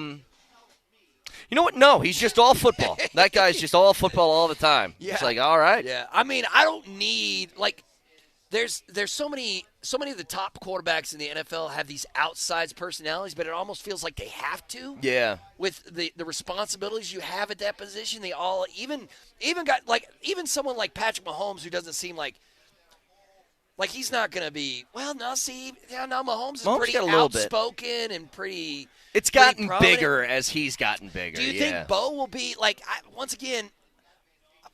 I'm sure he's vocal in the locker room, but do you think he's going to be more vocal in front of a microphone this season when he starts getting these questions? Maybe a little more comfortable behind it. Yeah, maybe. I just think that's kind of his personality, though. He's just he's going to. Yeah. I think it's part of the reason why Shawn Payton likes him. Right. Because Shawn Payton's the same way. I'm not here for your little games, man. I'm here to throw the football and win football games. Right. And that's it. That's all he wants to do. It is fun, though, when you think about the responsibilities that come along with it. I remember I was talking to a former head coach who said Nathaniel Hackett. No. But I asked him, he was an interim. So he took over midway through the year. And I said, what's the biggest difference between doing the assistant job and then taking over in the middle of the year, and he goes, well, no. Because I don't know if they get a pay bump for being the interim coach. I think they're just like, good luck. Yeah, it's just like the experience of getting it. Yeah. But what he said was, I had all the other stuff locked down. Like, I knew how to run practice. I knew how to talk about the team meetings. I knew how to go through film. And he goes, what I wasn't prepared for that really bothered me was the amount of media obligations I had. Yeah. That every day I had a radio show I had to call into. I had to go up to the podium. I had to do this and that. And he goes, that's what I didn't like. And that nobody really prepares you for. And he goes, it eats a lot of the time that you thought you were going to have. And I go, that actually makes a lot of sense. But when you're like, look, man, he was at big college schools where they talk a lot to the media too. But it's a different responsibility just to be given that, like, you now are the front man of this band, and you have to carry yourself like that. And here in Denver, it means a little something more. You know what I mean? Like, there's certain positions on certain teams, like a linebacker for the Steelers or a quarterback for the Cowboys or the quarterback for the Denver Broncos that has a certain – like, it's a big town, but there's a fishbowl sense to it. Yeah. Like, you're going to be the focus of kind of like the way we talk about Jamal Murray for the Nuggets, where, like, if you're good, they're good. If you're bad, they're bad. And that's like, Bo, man, like, if you're not who we think you are, then this whole thing isn't what we think it is. Right. So, it's tough. It's a lot of responsibility. But you also get, paid. Like, you're the most important person on the team as well. You know what I mean? Or at least fighting to get paid. Bo is 3 seasons away from getting $65 to $70 million a year. Yep. You know what I mean? Like, I don't even know how I would handle that if I keep my mind right, if I keep doing what I can do and get good at this game, here in 3 seasons' time, they're going to have to hand me a $275 million contract. Yeah, we work like everybody else. You work every day, you do the best you can in hopes that, like, in a couple of years, they'll be like, hey, I'm going to throw you 10%. How's that You're sound? like, I made it. I'm here. Let's go. And now you're talking about for him, I forget his contract, something like, is it $6 million a year or something like that? 5? Nothing. And then it's like, yeah, you do well. We'll take that times 10 every single year. We got $300 million sitting for you right here. All you got to do is be good at this job for the next 3 seasons. Well, and then think about what Joker's got, where Joker's in a place where he does this. Where he's like, I'm not signing. I'm not going to sign the contract yet because you're going to pay me more money. Right, because I'm going to make $70 million more. Like, but see, Joker, Bo, I hope Bo gets to that place where you cannot pay Nikola Jokic what he's worth. There's not enough money to pay that man what he's worth. That's how great he is. Yep. I'm not sure Bo is in that category yet because there's only 2 or 3 quarterbacks in the NFL who are at that position where you're like, he can change your franchise. He can bring you championships just him by himself. So, I don't know, and I don't even know what it would take for Bo to get there. For us to put him in winning. That. Is it just winning? I think it's just he winning. has to win a Super Bowl before we start talking about him in anything other than, like, you are a step below the true greats who used to play in this city. Oh, if you want to compare him to, like, Elway, you need some Super Bowls. I don't know if I necessarily want to compare him to Elway or Manning because that's probably unfair to Bo, but comparing him to some of the best quarterbacks who are playing right now, though. You know what I mean? Playing currently. I think you gotta be in the mix is how I'd put it. Especially for right now, like you gotta be in a place because there is a quarterback who's going to get a $300 million contract, who's like the 14th, 15th best guy. Well, Trevor Lawrence just got it last year. Yeah. Like Trevor Lawrence is just okay, but he got the 270. Right? But if you're Jacksonville, you had to pay that money, right? Of course. Unless somebody convinced the owner to just let him walk and see what. That's tough, though. God, that's tough. By the way, you want to see the prototype? Yeah, number 13? That's Pat Bryant. Large human being. Yeah. I'm going to be watching. You got to watch him all camp long. Yep. How many times are they going to throw at him during these preseason games? How many balls is he going to get? Yeah. Everybody was making fun of his speed because, remember, and I was like, it's not that slow, man. Like, people were making, they were calling like it was 4.6, right? I'm like, 4.6, I get it, man. It's not 4.1. It's not, but it's, like 4.6 is pretty damn fast. It's still it's fast enough to get the job done. We were just talking about Javonte, and if you lose just that half a step, you can't play in this league. Well, and so do we not know that yet about Pat? No, but here's the thing. Speed for a receiver, like, obviously it's great if you have it. If you're Tyreek, then you're next level, right? But your job is to get open. Getting open involves cuts. It involves precise route running. If you can do that, that's what matters most. And then, obviously, when the ball is thrown to you, catch it. Yeah. Make sure you catch it. But we'll get back to this in just a second. One more time coming back from Broncos camp. Brett Kane, Mark Bertinoli, back after this.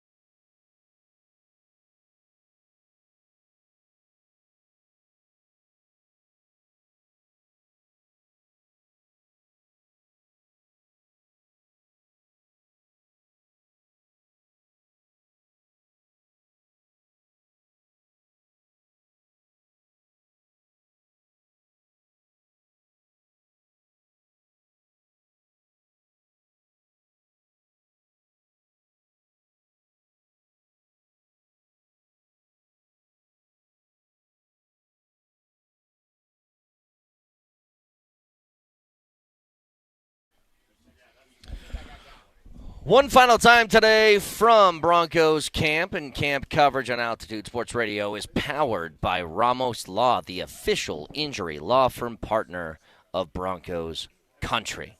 So, Drunk Takes coming up here in just a few minutes. We have a whole bunch of the guys out on the field now getting ready to get things going from Broncos Park.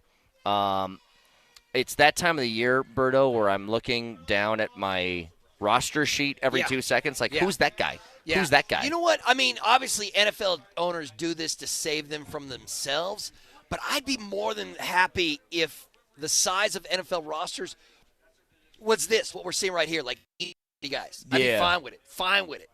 Like a college football roster?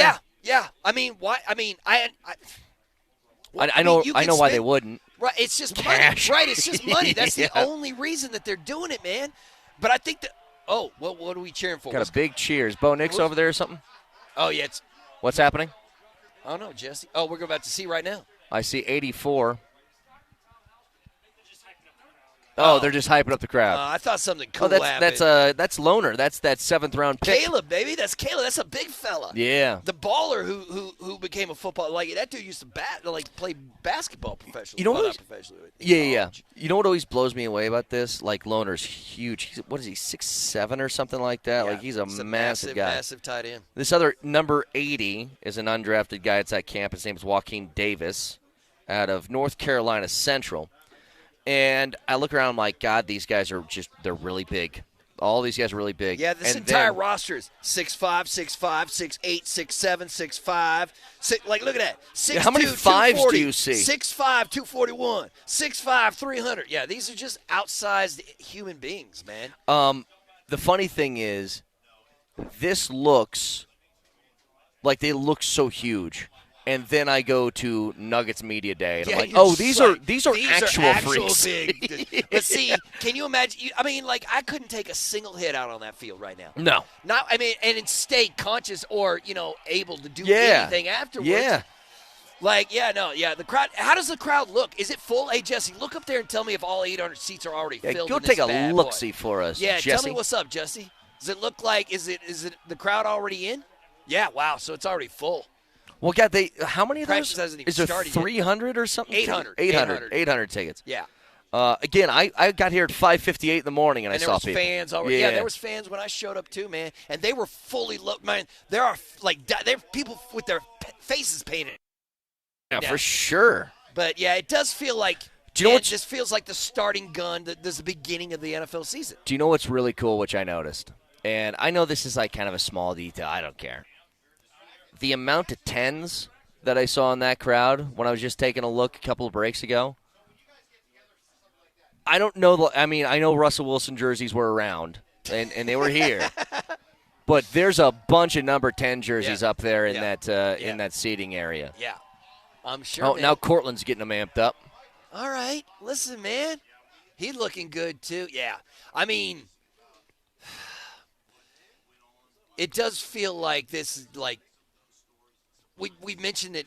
This is the most excited you should be for the start of a Broncos season in a decade, right? Since 2015, 2016, no doubt. Something like this. This should be the most excited this fan base has been about this team in forever. And they have never, ever, ever had a stretch that we just recently had where it was just like 8 years of bad football, 8 years of losing football. That just doesn't happen in this city. And now it feels like you finally climbed out of it last year. And now your goals are different. Now we're talking about not just making the playoffs, but winning playoff games. Well, I've mentioned this before, that when it comes to the Broncos and what you think about this upcoming season, there has been, and every team will deal with it. I don't care what market you're in, whether it's Cleveland or Philly or Detroit or Kansas City. Mm-hmm. Every team this time of year, everybody who thinks about their team this time of year, always kind of says the same thing, which is, let's say a team that's not projected to be good. I know we aren't supposed to be good, but hear me out. Yeah. There's like this guy and this guy and this guy. If they do this. Who was it? Was it Tennessee Titans or the Indianapolis Colts? The Titans. Question. The Titans, right? The Titans got that question. Like, you guys going to win a Super Bowl? Like, do you think you have enough talent to win a Super Bowl? And both the coach and the GM look at each other. Then look back, and they're like, how exactly are we going to answer this question? Because the answer is no. Yeah. But you can't say that to your fan base. You can't say, like, no, we definitely don't have the talent to win here. That's not happening this season. The team you put on the field tomorrow, can that team win the Super Bowl? Listen, that's always the goal every year. He hits you with the listen. He hits you with the listen. You know, man, that's what Melo used to also do that. When Melo would get a question he didn't want to answer, he'd say, man, listen. Man, listen. And that's exactly what that guy, It's like the, when somebody asks you something like, hey, do you like my shoes? And they give you this one. Yeah. Really high. You just blatantly lied to me, man. Yeah, looks great. I'm never wearing these shoes again. I'm giving these shoes This is my normal tone of voice. I talk like this all the time. Right, where you get a question that catches you so off guard that you automatically, like your face tells the truth immediately. That's what happened to those dudes because they were definitely not expecting the do you have enough talent to win the Super Bowl question since they were the first pick in the draft. Like, we had the worst record in the league last year. I'm not sure we're Super Bowl ready now. But every market will have that, like, hey, I know it's not supposed to be great, but in this case, because we've played that game the last few years. Yeah. And there will be an undrafted rookie who makes this team. That, like, midway through camp, we're going to be like, oh, this guy looks much better than I was expecting. I picked up my guy already, by the way. Oh, you already got an undrafted guy you think is money? What number is he? It's – hang on. I'll find him. Come on, dog. He's one of the two-letter name guys. It's A.T. Where the hell is he? Oh, he's unable. He's on the pup, bro. Oh, he's on the pup. A.T. Perry. No. The guy you picked is on the – yeah. I'm telling you. A.T. Perry, though, I'm a big A.T. Perry guy. All right, 6'5", 205 out of Wake Forest. Yeah. All right, yeah. Listen. Who's on the pup? I still like him. Hey, but just to finish this. This isn't optimism anymore. This is like real, tangible. No, the team's good, and they should be good. You expect them to win. They probably will win, and if they don't, once again, man, the Broncos are coming over and getting this crowd hype. I love it's all undrafted rookies too. That was Marcus Cox, an undrafted rookie tackle out of Kentucky. Just came over to get the crowd fired up. Yeah, love it, man. I mean, if this might be the only camp you go to, go wild, get crazy, Hell, enjoy it. Yeah, dive into it. Let's get to our favorite part of the week, please. Drunk Takes.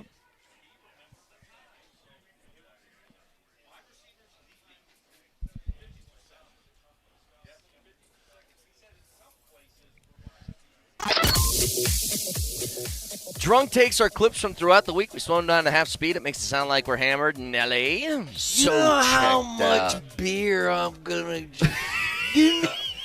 I don't know if there's enough beer and weed in this state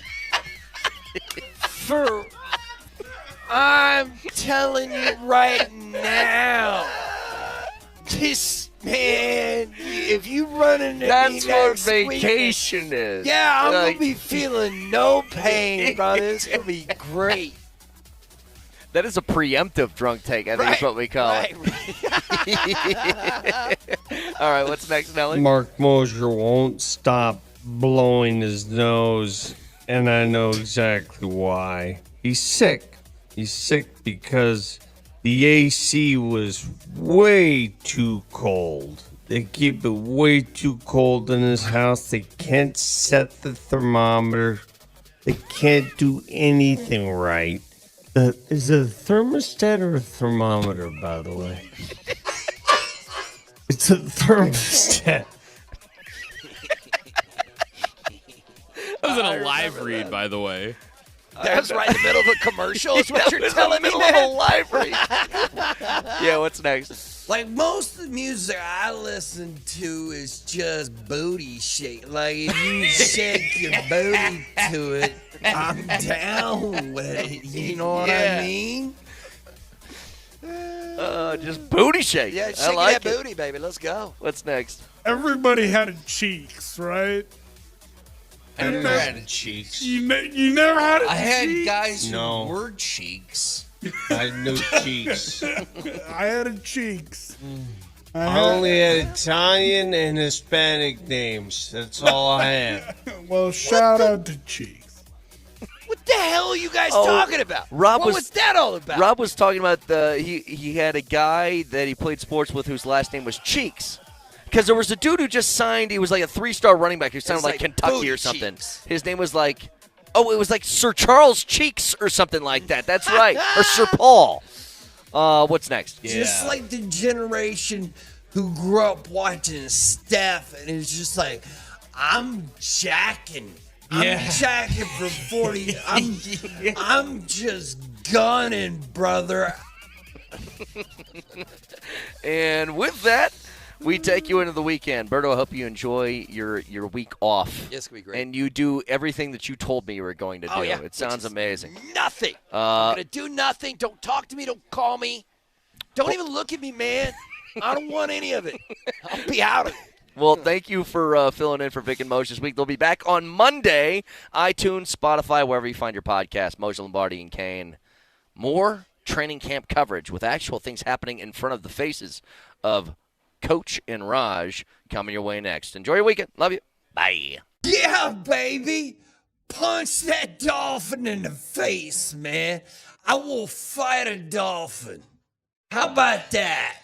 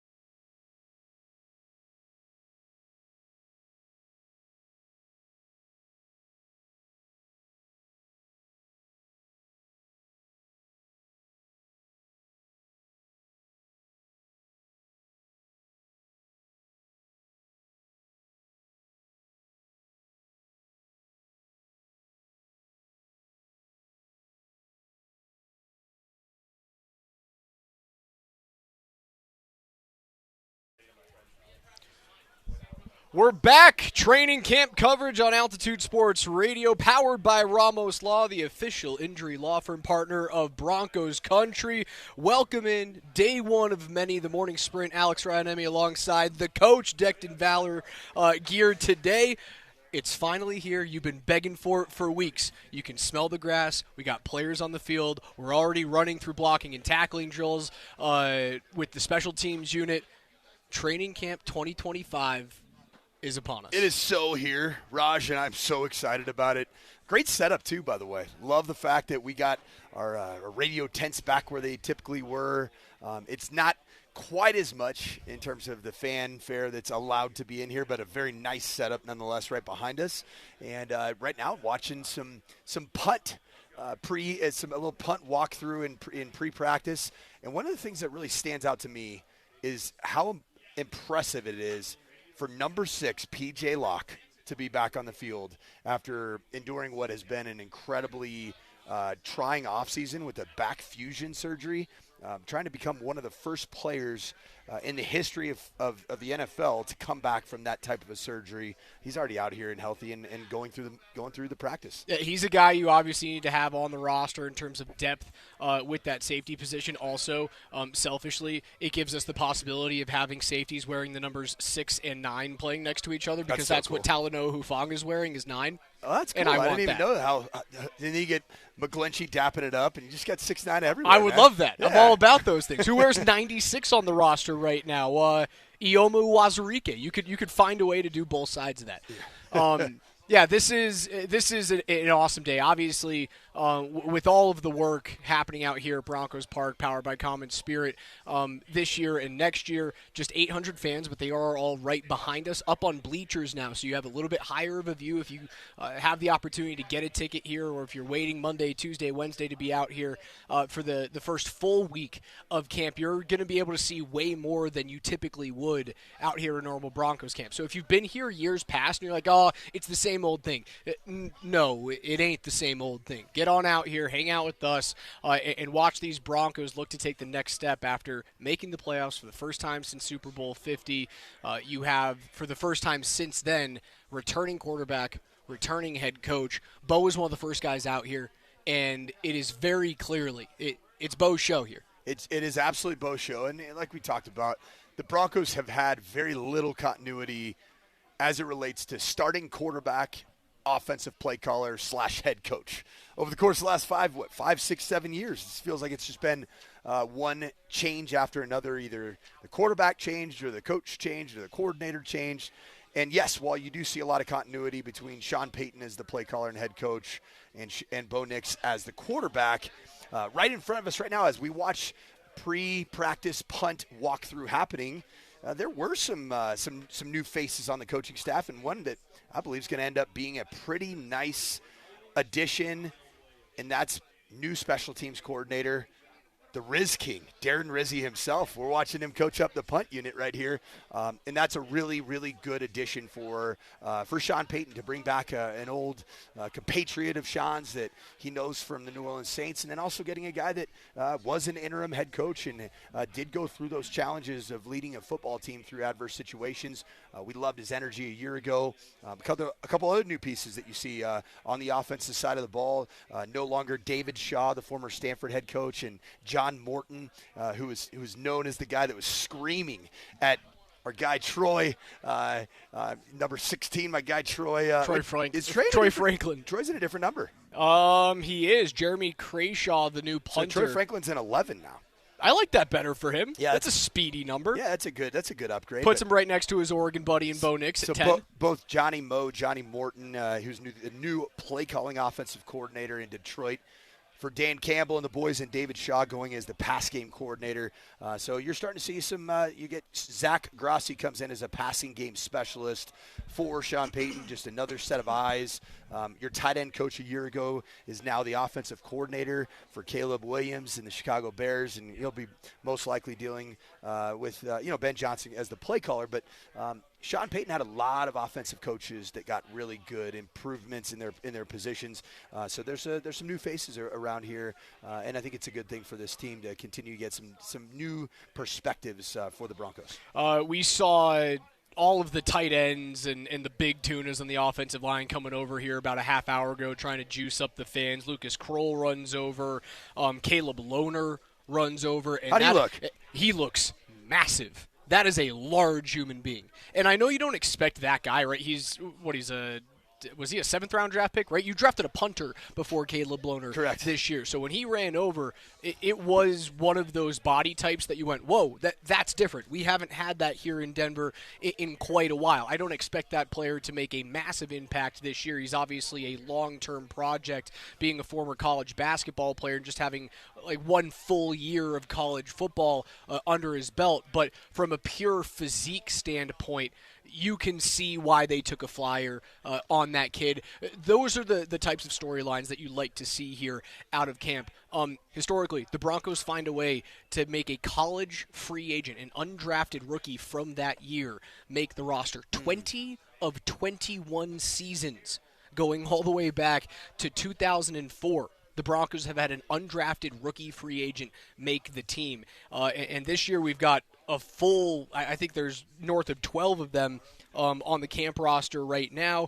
We'll have to look at those guys, who's actually going to make an impact on the roster, who's featured heavily in special teams. That's a really good way to find your kind of diamonds in the rough that are going to make that 21 out of 22 years. Yeah, you're looking through this roster, and it's going to be interesting. I mean, there's not a ton of, I guess, fanfare with regards to any of these players that are undrafted rookie free agents, but that's what camp's for, is for these players to have the opportunity to emerge from the ashes, from anonymity, and make a name for themselves. And you look out here and see it looks like he's going to be a starter on the punt unit, Jaleel McLaughlin. It's a player that just, 2 years ago was one of those players that ended up emerging from undrafted free agent anonymity to becoming a roster player and eventually a major contributor on this football team. Those are the great stories that you love about training camp, and I'm going to have my eyes out on some of these undrafted free agents and where they end up going from here. Yeah, again, those are the little storylines, the little tidbits that you can only gain so much from being out here at training camp, right? Like I see all these things around the league where you're having quarterback battles and guys are charting reps and charting incompletions. And you know who went off about it was J.J. Watt went off and lost his mind, being like, guys, it's camp. You are supposed to try things that you're going to fail during camp. So if you see a quarterback, go 4 of 12 on his attempts and throw 2 picks, but you don't know what they're actually working on. They could just be working on strong side linebacker blitz, where you're having to work on one part of a route tree that you're not actually able to go out of your progression. You're not able to leave the pocket. You have one little thing, right? Am I wrong in saying that? Is JJ wrong in saying that, where it's that minute? When you're dealing with an established starting quarterback, 100%. But if you're evaluating Shedeur Sanders, so different in Cleveland than it is here in Denver. You need to operate the offense. Okay. You need to find completions. You need to not turn the football over, and you got to be in a position where you do the bare minimum required of a quarterback before you start testing the waters. Bo Nix is in a completely different paradigm, a different situation than a guy like Shedeur Sanders is in Cleveland. So if Shedeur struggles and Shedeur throws picks and he's overthrowing guys, you won't make the roster. Yeah, 5th-round pick, you're not guaranteed to make that whatsoever. Is Bo Nix going to make the roster? Bo Nix is your starting quarterback on week 1. Yeah, he could throw picks on his first 4 throws of camp this year, and no one would bat an eye. And so Bo Nix himself, what is this camp all about for him? Next right step. It's the next right step. So, yeah, touching the hot stove, seeing how far you can go with regards to fitting throws in, that's a part of his game that I think he's going to continue to work on. And right now we get split field. We're going pre-practice walkthrough and working through some of the base installations. Get to see a little inside zone there. It's fun to see J.K. Dobbins getting the first carry of public viewing camp. J.K. Dobbins just a mere 2 months ago when we had just a glimpse at the player, looked like he was carrying a little bit of off-season weight. I don't see it right now. Like that anymore. Whatsoever. You don't see lean, a touch of it right now. He looks explosive. He looks different. It's funny. He looks different. The other guy that you just mentioned, Jaleel McLaughlin, who we saw about 25 yards in front of us working with the first unit special teams. Again, it was just pre-practice walkthroughs with special teams, nothing crazy to look into. Jaleel McLaughlin looks like he's put on a little bit of weight and a little bit of muscle, which is probably, honestly, I think that was likely a point of emphasis from the training staff of, like, if we are going to have you on this team, you can't just be the scat back, right? You can't be the change of pace, the agility guy. J.K. Dobbins is going to be that player.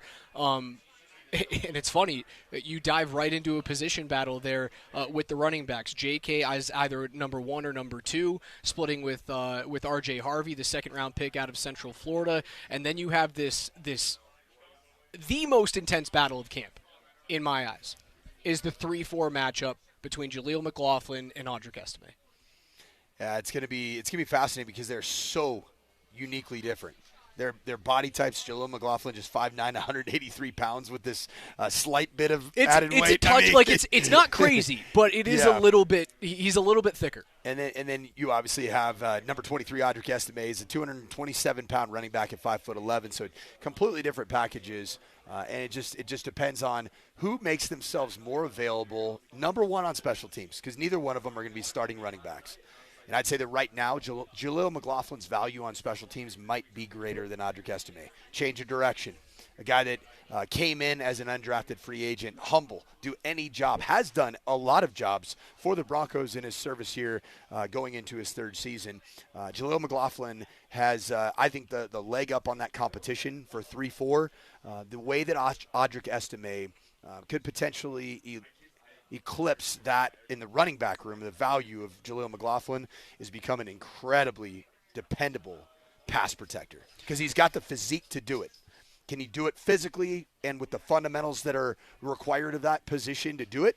And then can he do it mentally in terms of knowing the different blitz packages and the protections and how they all tie together? Estime is the second back to receive a touch through walkthroughs. They did take a little bit of a peek getting Marvin Mims out to the right side in a designed, I don't know if it was a run or a pitch, kind of reverse concept to Marvin Mims just a couple of plays ago. So they're getting that involved very early, very often, trying to utilize that type of Swiss Army knife in Marvin Mims on the offense this year. This is a guy that if you find a way to get the ball into his hands as he moves from motion left to right, he's going to be one of those players that transforms. You mentioned the next step for Bo Nix.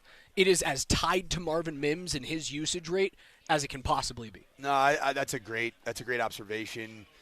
Because Marvin Mims, even last season when Bo Nix created more explosive plays, it appeared that one of 2 players was at the receiving end of those. It was either a long, open, down the field go ball or post route to Troy Franklin. Don't drop it. Of which he dropped several. He dropped 2 big ones. 2. Several. 2. Caught it's one. more than one. Caught one in a playoff game. It's kind of a one beers thing. Yes. One drops. One drops. And then the other one was Marvin Mims. And when Marvin Mims was involved in the downfield playmaking, play selection, if you will, of Shawn Payton, things were good for the Denver Broncos and Bo Nix. It just seemed different. Out here live at Training Camp 2025. Camp coverage on Altitude Sports Radio is powered by Ramos Law. They are the official law firm, or injury law firm rather, partner of Broncos Country. So happy to have you guys out here. 800 fans about 15 yards behind us and above us. New situation here as there's a whole bunch of construction going out here at Broncos Park. Alex Ryanemi, Coach Mike Sanford next to us. You guys are listening to Denver's #1 for sports talk. It's Altitude Sports Radio 92.5.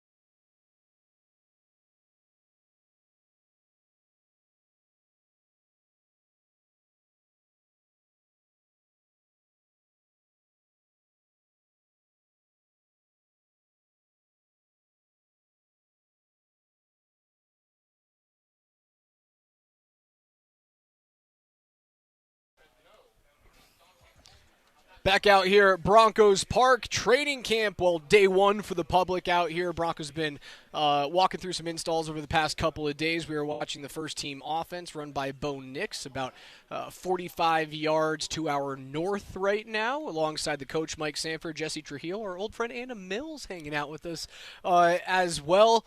Join us 303-504-0925 on the Shop Mazda text line today. If you guys want to get in, you can watch us on twitch.tv/AltitudeSR, powered by Safeway, and on YouTube. Just search Altitude Sports Radio, hit that red subscribe button today so you don't miss a thing, including the Altitude Daily Podcast, conglomeration of all the very best things in Denver sports talk every single day, sent directly to your phone. Coach, so glad to have you out here at the start of training camp. It's so early that, right, we're not charting throws here. We're not worried about overthrows. Like, Bo just overthrew Marvin Mims by 6 or 7 Regression. yards. Sophomore slump Sophomore alert. slump is here. Not worried. Alarm bells are sounding. The walkthrough had an overthrow on a bubble screen. Gosh, Bo probably just took the entire offseason and just doesn't care anymore. He's got his ticket. Face off. Yeah, those hardcore parties down in Castle Pines Village, man, they'll get you. I heard the cops were called up pretty much on the regular. Just letting black bears loose. Happy to have you out here because I've always been interested this early in camp. As a CEO type of head coach, as Shawn Payton is, right? Obviously very involved in the offensive play calling, if not full control of those reins, but does have that CEO it's kind of both, feel right? to him. For him, he's a offensive play caller and a CEO. As that CEO head coach, what are the indicators early on in a camp that things are where you want them to be, progressing in the right way? And what are the indicators that are like, hey, we need to nip this thing in the bud today or tomorrow, otherwise it can start to fester? You mentioned one thing just watching this, the beginning of this walkthrough, the split field walkthrough, two different fields going at the same time.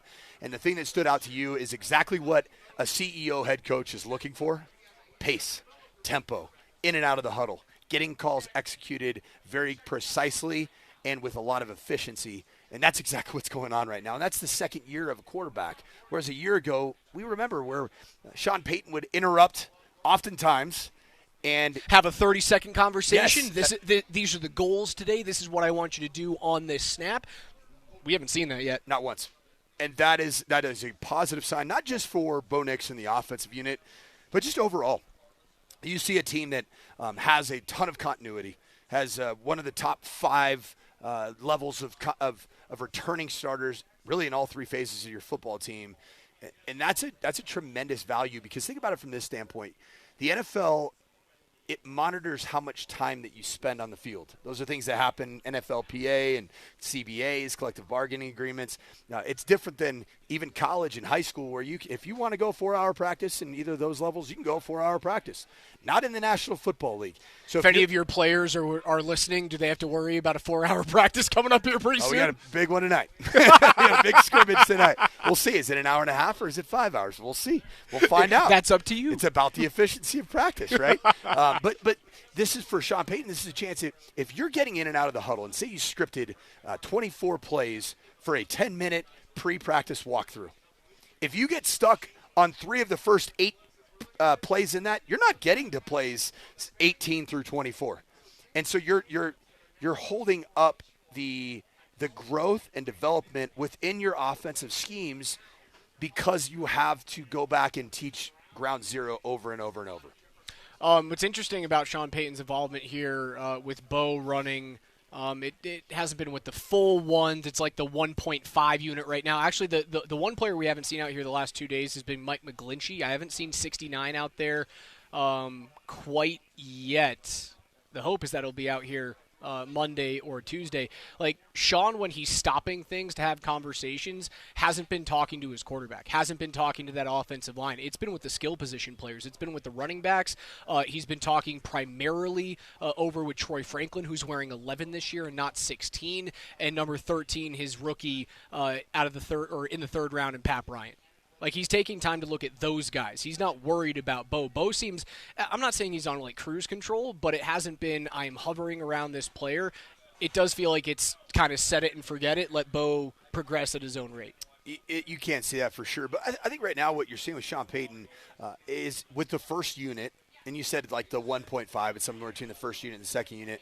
There's a healthy dose of incoming rookie players. You see R.J. Harvey is getting some extra attention, some extra coaching. He's going to be given all opportunities to grow with the first unit as opposed to make him earn it down there with the second unit and Jarrett Stidham and then earn his way up top. Same thing with Pat Bryant. I'm seeing the same thing. Like a guy that looks more confident this year, that looks bigger this year than a year ago, that I still view as a bit of a younger player, is Troy Franklin. I like what I see. I mean, he's a younger player. He's a year 2 player. He's a year 2 player, but like Devon Vele doesn't feel as young. Well, he didn't. It's so funny. Vele didn't feel like a rookie last year. He didn't feel like a rookie last year. And that's got to be body type, he feels right? like a third year, fourth year player now this year.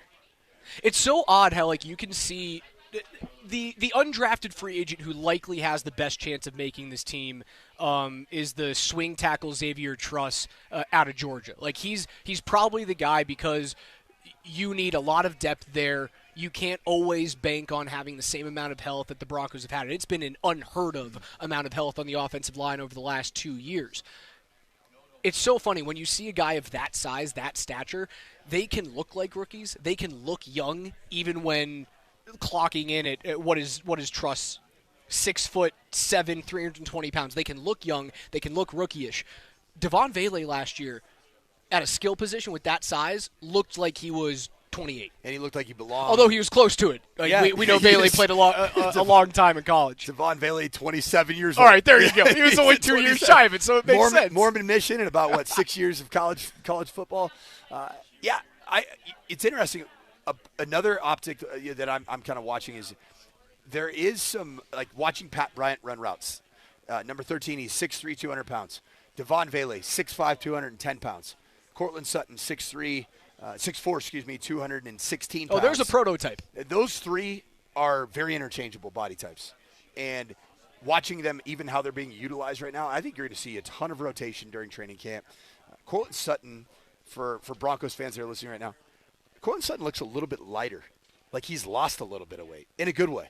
Because when you start getting into your 5th, 6th, 7th year of service, it behooves you to carry around a little bit less weight. Joints are weight bearing. You want to be as lean as possible. That's one thing I learned. I learned when my dad was coaching at the San Diego Chargers. I'd watch at training camp some of these veterans that you viewed as huge human beings.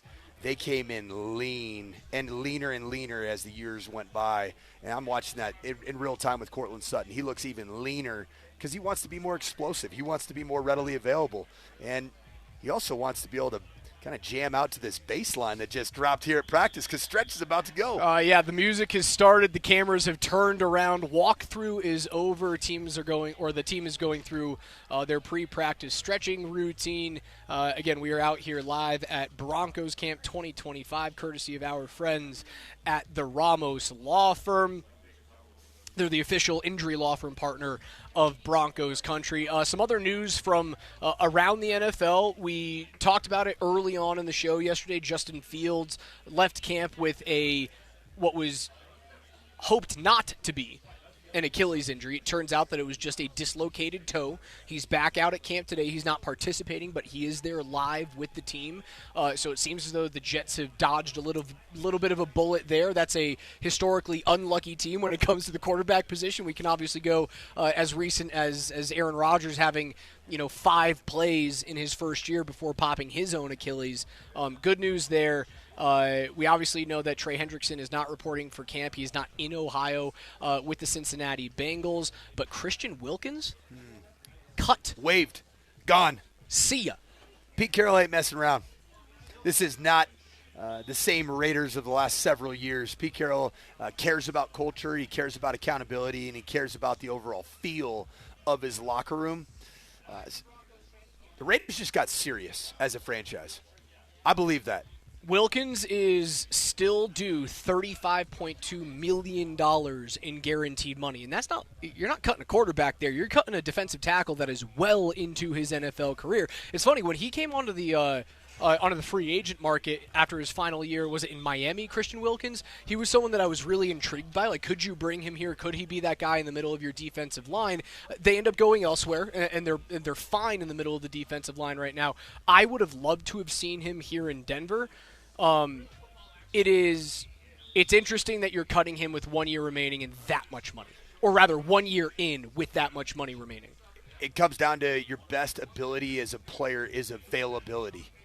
And I promise you, Pete Carroll, looking at Christian Wilkins and what he did in 2024 for Antonio Pierce and a head coach that ended up getting fired, he was available for five contests, 5 football games last year.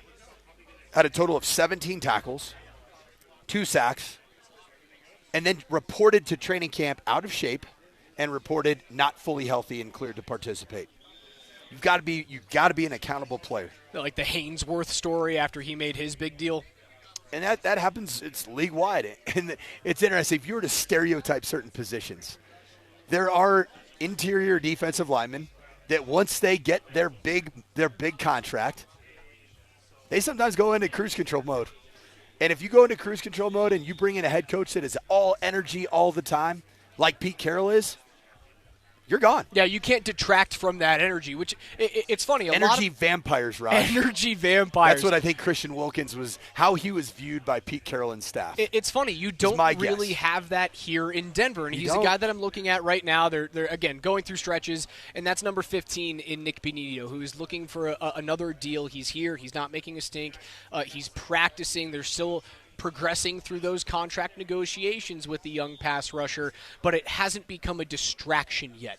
And I think that's a very, very important thing for the Broncos to continue their progression in getting from you're a playoff team to now you are a playoff contender.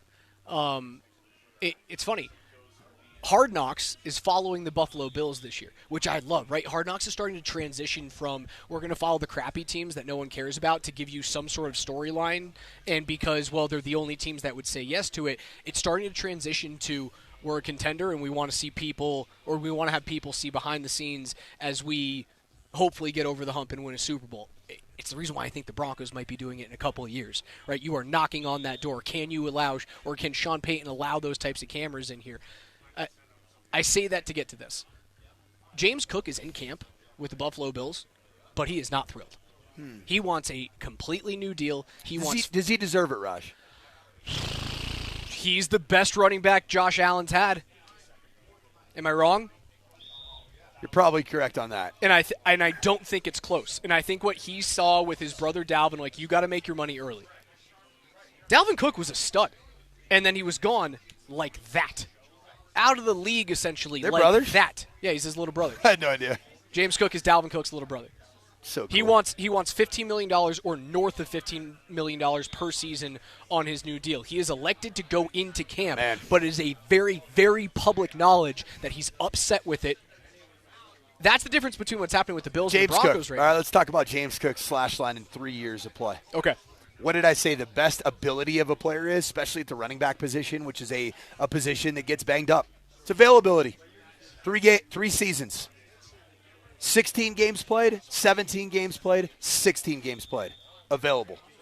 Basically available for 95+% of total games as a Buffalo Bill. Rookie year. 89 carries, 507 yards, 2 touchdowns. Cool. Second year. 237 carries, 1,122 yards. Last year, 207 carries, 1,009 yards, 16 touchdowns. That dude deserves to get paid. And he's not old. He's not long in the tooth. He's still a young player. He deserves to get that contract. He wants 15. And averaged 4.9 yards per carry. You know He's how a hard gasher. that is? You know how hard that is in the NFL to average just shy of 5 yards per? He's a gasher. He's a great gap scheme runner, man. If he wants fantastic 15, running coach, power and counter. You are getting up into, you know who makes $15 million a year? On average? Running back, we're talking Running back. I don't know. Derrick Henry. Jonathan Taylor makes 14. Alvin Kamara makes 12 and a quarter. I would argue that Christian McCaffrey makes 19. He's every bit as valuable as Taylor is. I think he is. To his team and to the trajectory of a team that's competing for a Super Bowl. I would say James Cook is every bit as valuable as what you have in Jonathan Taylor, 15 games as a rookie, 1,100 yards, 11 touchdowns. 17 games as a sophomore, 1,800 yards, 18 touchdowns in year number 2. All right, now let's talk about the dip. Here's the dip. Yep. Here's the availability, right? Yep. 11 games, 861 yards, 4 touchdowns. The year after that in 2023, he started 7, played in 10, had 741 yards, but did score in those games, 7 touchdowns in 7 starts. And then last year played 14 games, started 13 of them, 1,400 yards, 11 touchdowns. When Jonathan Taylor is on the field, he is worth every piece of $14 million. What did you feel when you watched Jonathan Taylor come to Empower Field? What was that, week 14, 15, 16 right in there? Broncos were, they're competing to secure a playoff spot in that time of the year. Did Jonathan Taylor, was he terrifying to you as a player? Did he terrify you? I mean, he was the one piece of Indy's offense that I went, it scares the crap out of me, and he was the only piece that kept that game, relatively close, and it wasn't. That was a blowout. The Broncos won that thing 31-13. He had over 100 yards rushing in that game, so yeah, it scares me. Did James Cook terrify you when you played against him when it was Broncos at Bills? Everything scares me about the Bills. That's true. I agree with that. James Cook in particular was the reason. And some of it might be because... It's so funny because the MVP is the one handing him the ball that you're like, oh yeah, I'm scared about that guy, not the MVP.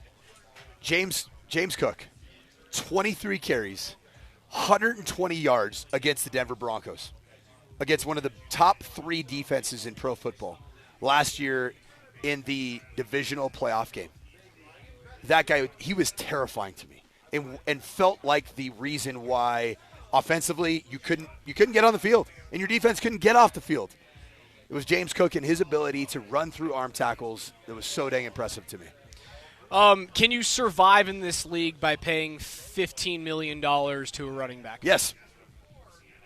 Saquon makes 20, north of 20 how'd on that average. work out? That worked okay. Christian McCaffrey, when he's on the field at 19, is worth it, but he's got to be on the field. Derrick Henry at 15 is a focal point of one of the most dangerous offenses in the entire NFL. Now, that's when you get into the 12 to 15 range is where you go, are these guys actually worth it, right? There is a very clear drop-off from Saquon, healthy Christian, Derrick Henry, and Jonathan Taylor. Hard drop-off from that top tier of running back down into your second and third tier when you get to Alvin Kamara, Josh Jacobs, Aaron Jones, James Conner, those types of players. Now, you start getting into those bad teams, right? New Orleans may very well have the number 1 overall pick this year. Indy, I think Indy's going to win 5 games this year, 6 games at the very most. Is Aaron Jones at 31 years old now worth $10 million a year? I don't think so. So you dodged a bullet not having to go after him, right? Remember, that was a big name going into the offseason. And that was somebody I said don't go after because he's not as big as you want. His body type's a lot more similar to a Jaleel McLaughlin than you think. When you meet him up and you see him up close in person, he's a little bit taller than Jaleel McLaughlin. He's a little bit thicker than Jaleel McLaughlin, but he is not a big bruising back. James Cook is a guy that moves piles, and the body blows early on in a game. Like James Cook gave against the Broncos in that those early 3, 4, 5 yard carries ended up leading to massive plays down the stretch. Joaquin Davis, 6'4". Talk about the body type. 6'4", 200 pounds. What number is he? Number 80 out of North Carolina Central, an undrafted rookie free agent. They're just messing around, throwing balls on the side before they run through individual footwork drills right in front of us with the entire receiving core. That dude's vertical is freaky. That was nuts what number 80 just did. And that was just off to the side of the field.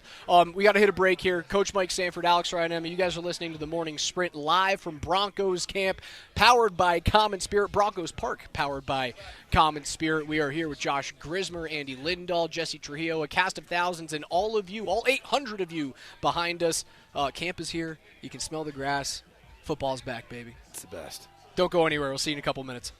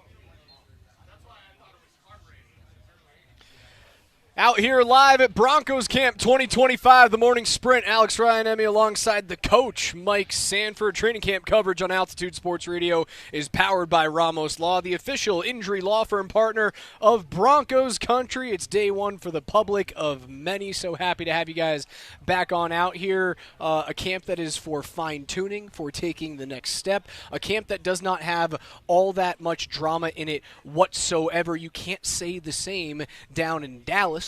With Jerry Jones. What's Jerry up to today? Dak Prescott met with the media and had this to say about the Micah Parsons deal. He says, and I quote, "I mean, it's an every year conversation, whether it was myself, Zach Martin, CeeDee Lamb, now Micah Parsons. In a part of it, it's a sense, is it something that I wish any of us were going through? Absolutely not. But I think Mike is doing a hell of a job with it by being here at camp. And Micah Parsons, again, much like James Cook, has elected to be at camp with his teammates in the midst of a big time. Like, Micah Parsons wanting a new deal is vastly different than James Cook wanting a new deal. Micah Parsons may very well be the best linebacker in the league right now. Outside backer, rush specialist, 100%. Right. He's, in terms of the raw natural gifts, there might not be anybody on the level of Micah Parsons from a pass rushing perspective. There might be some more productive pass rushers over the course of the last 2-3 years, but in terms of just overall upside and ability and still a younger player, yeah, Micah Parsons is deserving of every bit, and he's going to get it on the open market if it gets to that. Well, he's young enough that he will. It's not like this is like a 32-year-old pass rusher, right? He is at camp. He is not participating, so it is a true holdout. But he's just like the presence, the aura of Micah Parsons is out there at camp, and that can't be something that's. You know, I heard ESPN talking about, does Dak Prescott have enough around him to win a Super Bowl? How is that a headline? The answer is, of course not. Yeah. They're not winning the division. There's a good argument that they're the third best team in that division. Should the Dallas Cowboys, and is Jerry Jones giving us some signs that hit the reset button from a personnel perspective, has been very disappointed and even threw shade at Dak Prescott.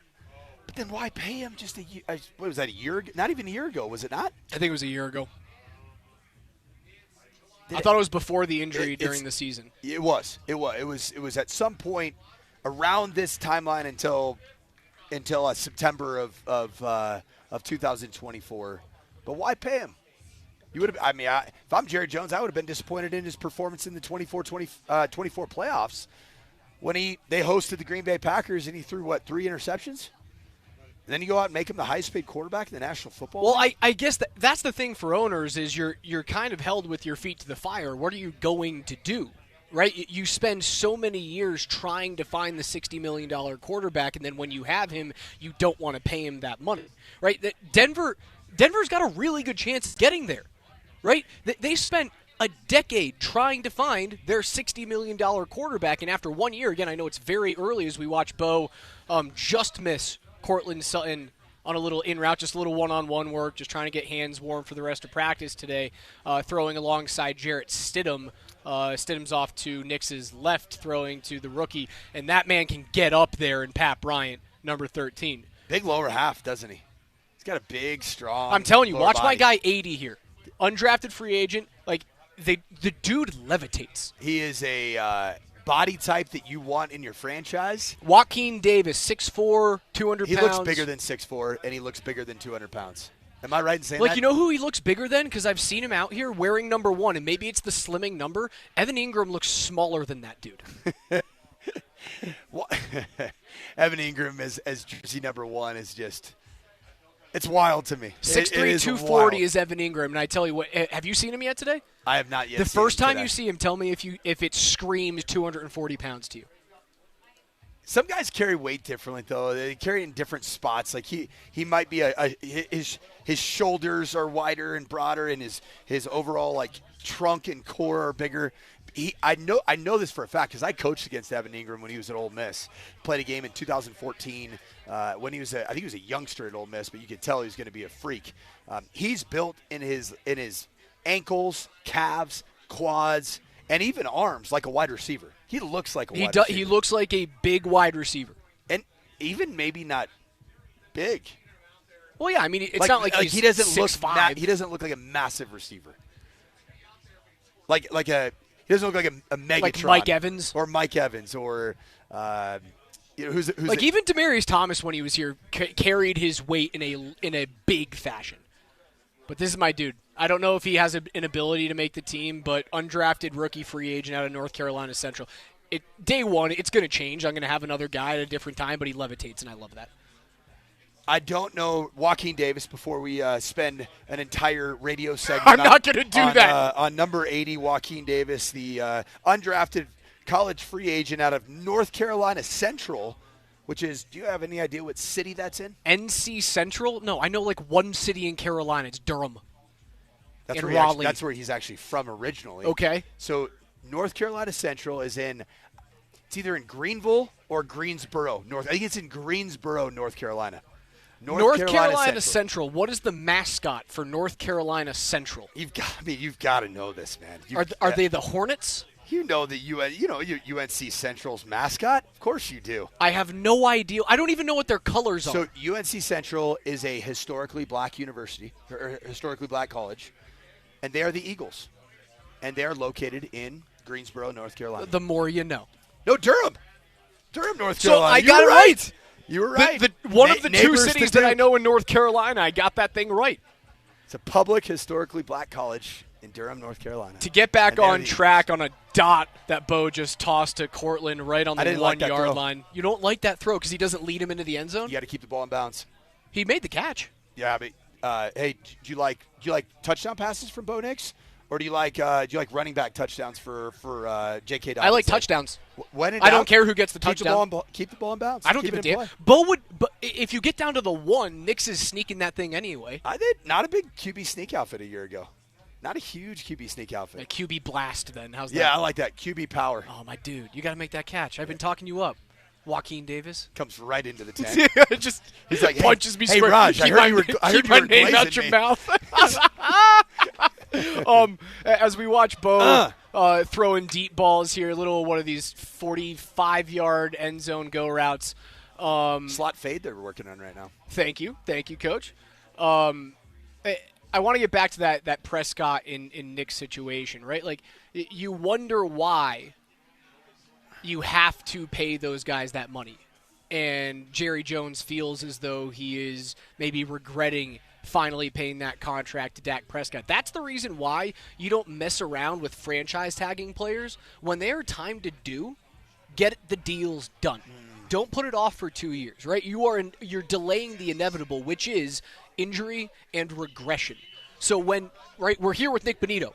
There's no reason to find a way to hold it off and then tag him the next year and then tag him the year after that, because if he continues that progression, you're eventually going to have to pay him. He's another 2 years older. Nick Bonito probably wouldn't mind a franchise tag, though. No, right? that's a lot of money. What's the number right now for a franchise tag at that position as a rush outside linebacker?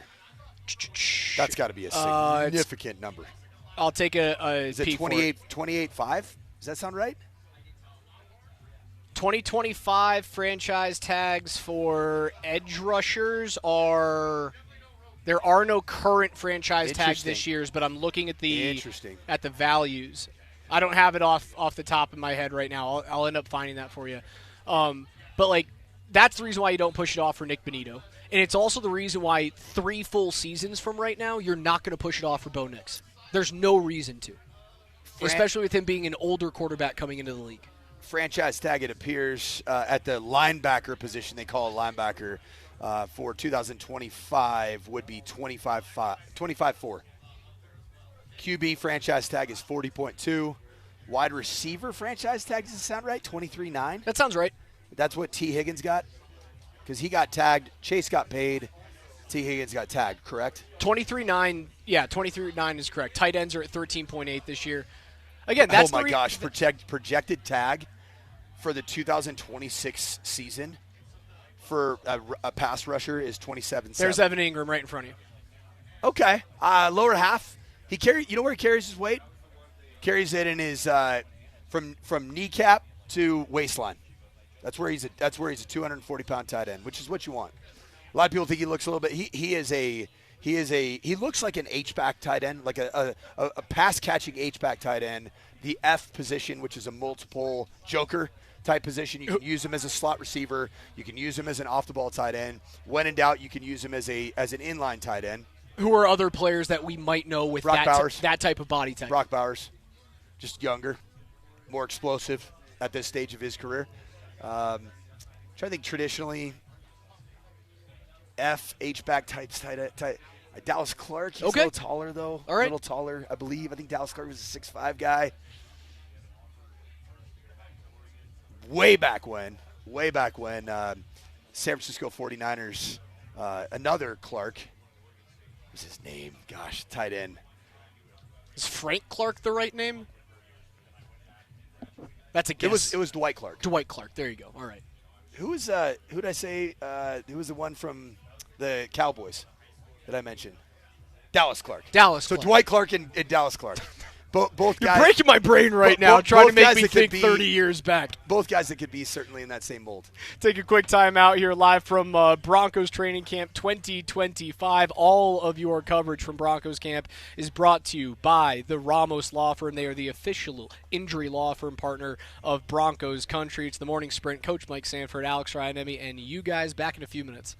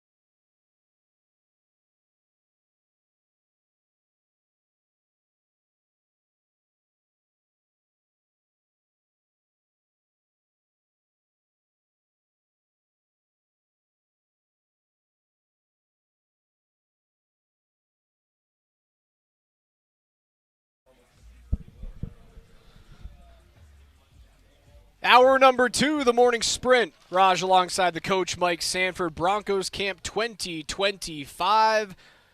All training camp coverage on Altitude Sports Radio and on AltitudeSportsRadio.com, as well as our digital outlets. You can follow us at Altitude SR on X. Subscribe on YouTube at Altitude Sports Radio. Watch us on twitch.tv/AltitudeSR. All of that coverage is powered by Ramos Law, the official injury law firm partner of Broncos Country. About an hour into actual team period or team practice today, been watching a lot of slot fades from all the quarterbacks. Sam Ehlinger, a couple of dots out there, trying to find a way. Could he be your backup quarterback this year? The answer is likely no. You paid Jarrett Stidham, Marty, for that. He's your guy. And Stidham, like I was saying this, Stidham throws a tight ball. He's a great thrower of the football. It's really natural.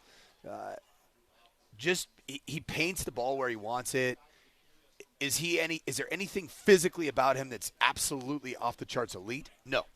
But he's a really, really solid backup quarterback that's great to have in the room. He's got a great demeanor about him. He wasn't quite the spark that the Broncos needed as a franchise that Shawn Payton promised us a year and 3 quarters ago. Well, he's got his spark. He has his young quarterback. He's got Bo. That's a spark. One observation that I'm going to throw out there that I'm actually really impressed with. Last year at this time, Audric Estime, drafted rookie running back, came in, and he notoriously known for his absolute pythons of biceps. Yeah, he's a gigantic human being. But was also a little bit big everywhere else. Not fat, big just everywhere a little bulky. else. Bulky. He looks like he's slimmed down and gotten in better physical condition. Looks a little bit more explosive. I watched him run a few routes, and I said, who's that, 23? I didn't see the same round midsection, not as a belly, but he was just a bigger guy. He looks like he's really committed to being more explosive in his offseason training. And I think that should bode well for him as a back. The ones are running right 7 now. on 7. This is a live 7-on-7 period as Bo finds J.K. Dobbins in the flat for, let's call it a 5-yard gain. This is a move the ball period as they go into third down right now. You're going to get a good look at your first offense at 7-on-7 right now. Yeah, you sure are. First snap, J.K. Dobbins, not a surprise whatsoever.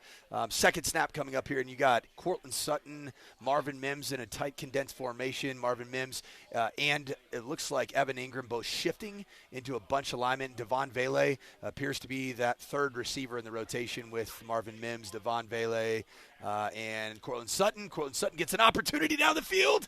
Slide overthrow from Bo Nix. That's an overthrow. That's a little bit of a miss. And that was Riley Moss on the coverage, and he was all over Courtland Sutton like white on rice. Remember how big of a miss it was when Riley Moss went out, and then he obviously comes back. He gets torched by T. Higgins in that game against Cincy. Bo had a really, really good game. The defense was just quite bad, and Riley Moss was one of the reasons why you don't find a way to win that thing, and I think it's just because they rushed him back. A full and healthy season out of Riley Moss, obviously Pat Surtain II, and then the additions of what are you laughing at?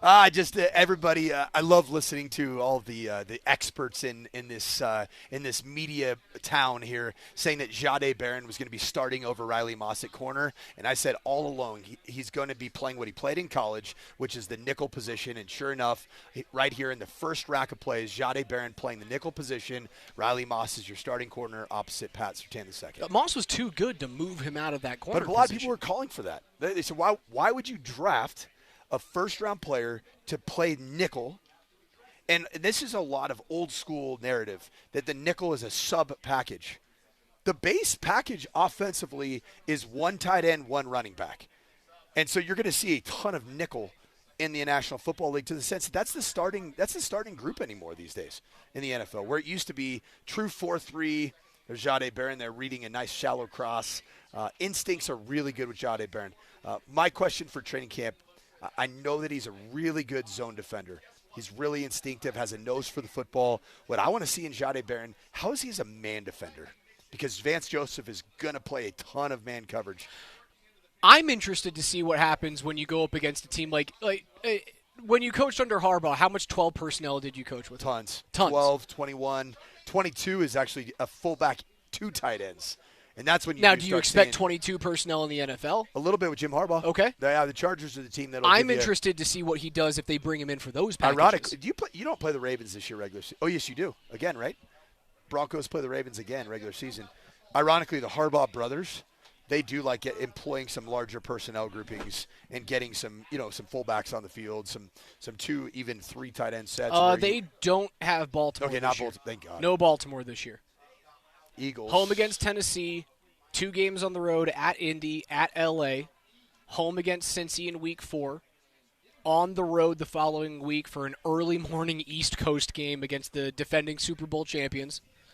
Week 6 and 7 are 2 technically home games against the Jets and the Giants, but one of them is overseas in London. You'll have a home game against Dak Prescott, maybe Micah Parsons and the Dallas Cowboys. You go on the road to C.J. Stroud in Houston in Week 9, 2 home games before your bye week against Vegas in Kansas City. The bye week is Week 12 before you have 2 road games at Jaden Daniels and the Washington Commanders on Sunday night before that is a terrifying game. Sunday night at 6 p.m. Good throw. That is a terrifying matchup. It's a great pass right there. So this is an interesting wide receiver addition in the offseason that is as it relates to our show at Morning Sprint, we haven't talked a ton about him. Trent Sherfield, senior, the special teams wizard, a 6'1", 206-pound player that I think will end up being a very dependable player for the Denver Broncos, certainly on special teams. But just seeing him run a dig route right there and Jarrett Stidham fighting him, he's going to be on the active roster every single game because that's a player that we know for certainty that Darren Rizzi is going to keep on this roster. He's the equivalent of Lil Jordan Humphrey. I was going to say he's your that's it. What Humphrey wore 17 last year. Every single time you saw him in the lineup somehow, and he, didn't have all that many offensive packages where he was either featured or even used.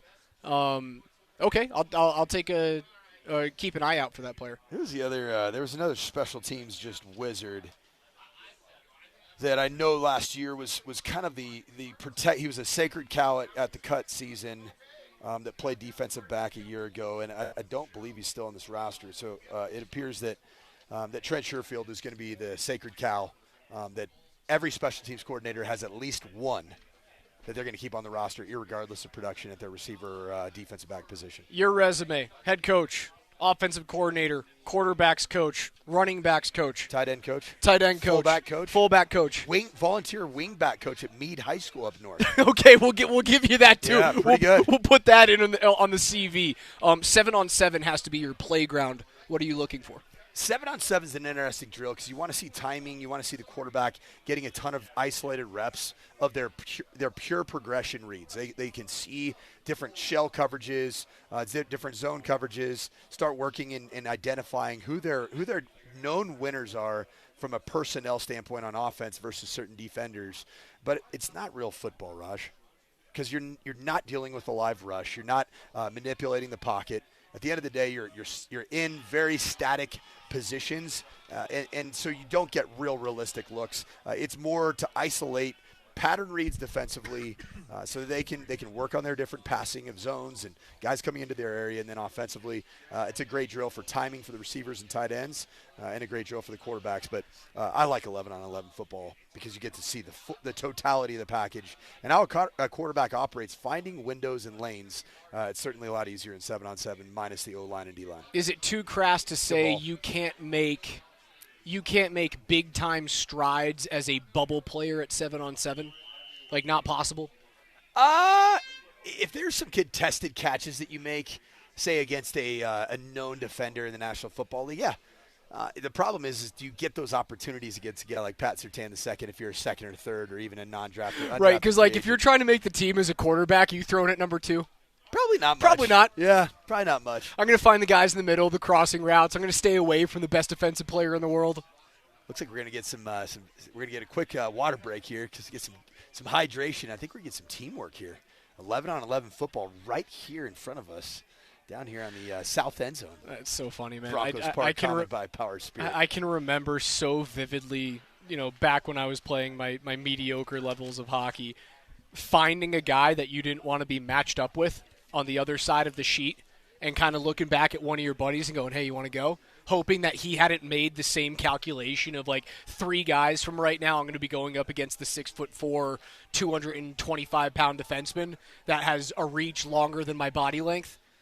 You're trying to hope that your buddy doesn't find a way to make that same calculation. You screw him out of it.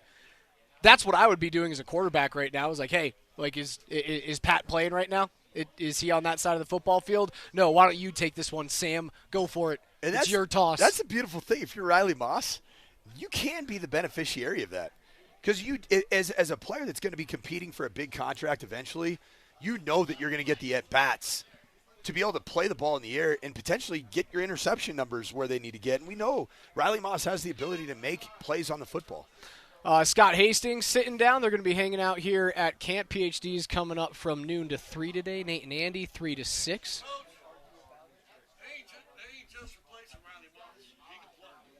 The guy is the starting corner. There is no doubt about it. Something we said all offseason. Very first team rep, Scotty Hastings. Jade Barron lined up as the nickel, the starting nickel. That's what you drafted him to be. Riley Moss starting corner. Pat Surtain starting whatever the heck he wants to do. When did that thought process in terms of defensive football truly change in the NFL? That nickel was a package that you might have 10 to 12 actual snaps in a game for. When did that truly change? Trends in football are a little bit different probably than other sports and like organizations. it's not as clear cut as like Steph comes into the league and now everyone's shooting from outside. You see the heat maps go from mid-range jumpers around the elbows, the Kobe Bryant, the Carmelo Anthony the shots. NBA sets the trends, okay, right? And then college basketball follows suit. I think that college football ends up setting a lot of trends eventually that are followed by the National Football League, and here's why. You can't train tight ends and fullbacks to play 1990s pro-style football under center, 21 personnel, if none of them are getting that type of work in the college game. Where are those players coming from? Heck, go back to high school. You tell me. The whole game is transformed to where it's the Mike Leach influence of the air raid offense, the Chip Kelly influence of the zone read, Urban Meyer zone read. My dad was a part of that at the University of Utah with Urban Meyer. That all essentially trickles uphill, and I think the RPO in particular, you see a lot of 11 personnel, a lot of one tight end, one running back. The tight end a lot of times in an offset, shotgun from the quarterback, and then you put that football in the belly of a running back and read, is that zone defender going to be committed to the run game? If that's the case, then I'm going to throw the football to this glance post. And that's where you see a lot of, guy like Shawn Payton, the way that he stayed relevant is adopting some of these college-y type concepts. A player like Bo Nix played in that type of an offense, both at Oregon and at Auburn.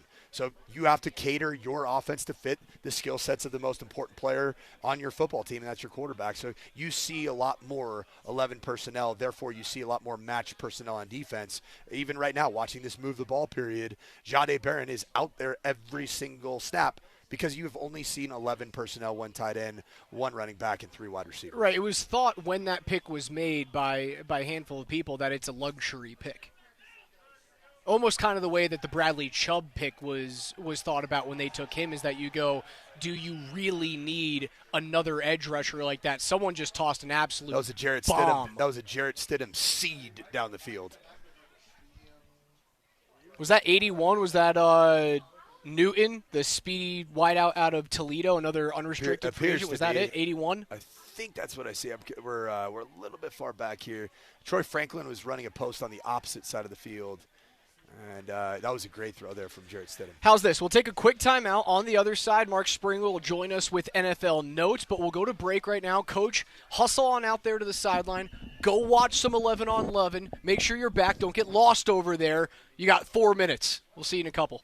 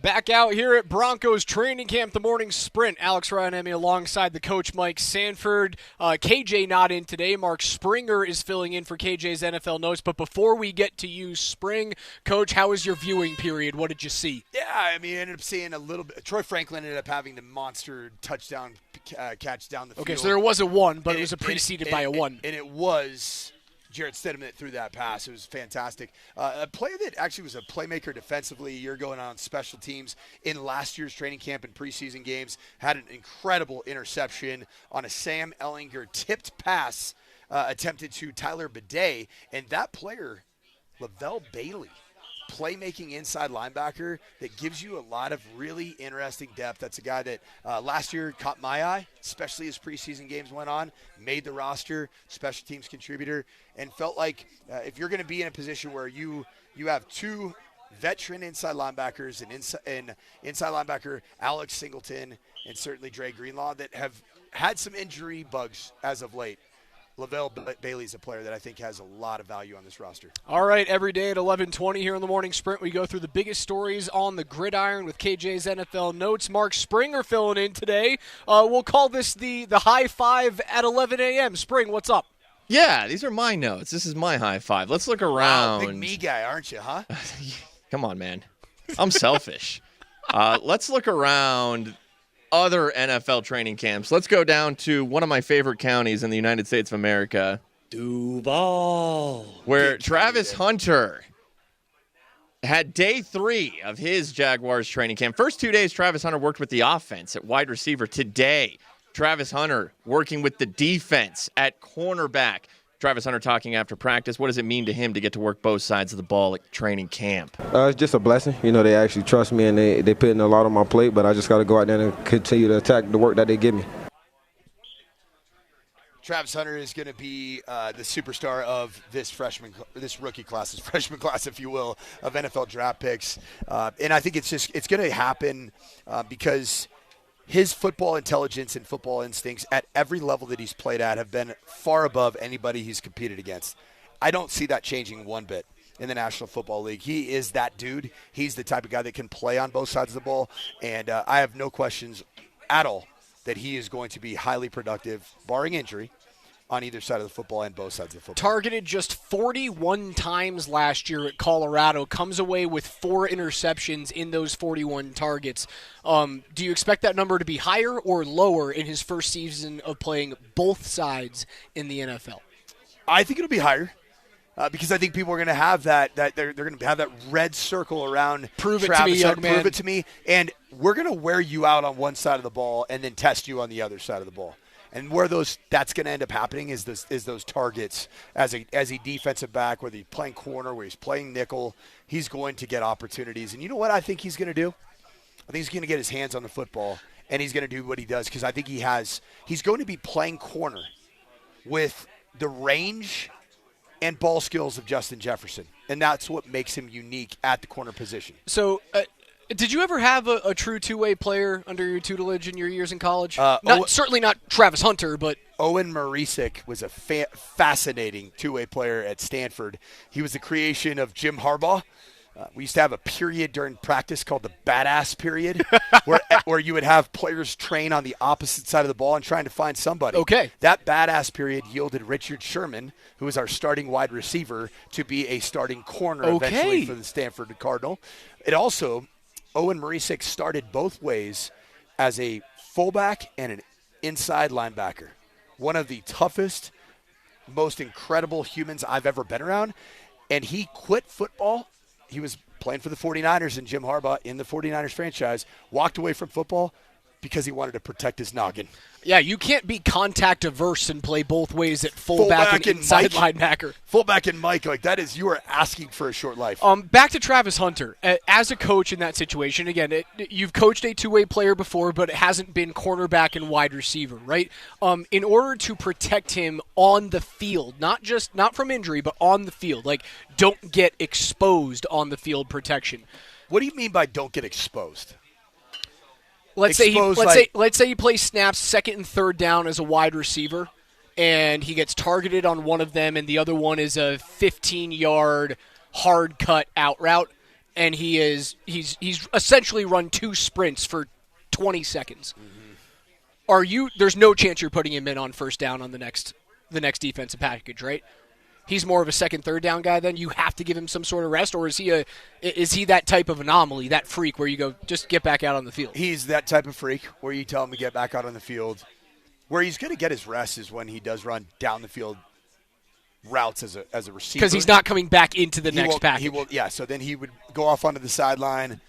Maybe 2 more, 3 more snaps go by, and then all of a sudden you're calling for that package. That's where I think he gets his rest. If you're Liam Cohen, do you have someone on staff who that's your job?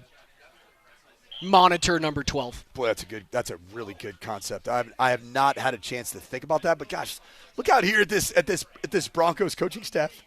There are so many people with so many different roles. You could pay me. You could pay me money to do that. Hey, I can find a way. Liam Cohen, right now, I am available to be the Travis Hunter specialist, the senior associate advisor to Travis Hunter's endurance. Well, weren't you you're the senior knower of ball? I think it was senior associate. Senior associate of balls. Yeah, knower, not of balls, of knower of ball. Okay. Yeah. KJ Spring, what's next? You got distracted by the balls comment. I get it. You guys are in a rhythm with your show every day. Yesterday was the first day of Steelers training camp, and Aaron Rodgers talked after practice. He said that he's rooming in a dorm with DK Metcalf. They're sharing a shower, sharing a toilet. They're pooing in the same toilet, so they're getting to know each other real close and personal. He said that he thinks they can be one of 10 to 12 teams that surprises this season in the NFL. Now, his first throw in the team period was an interception. Here is Aaron Rodgers on that pass. And it's good to get that out the way.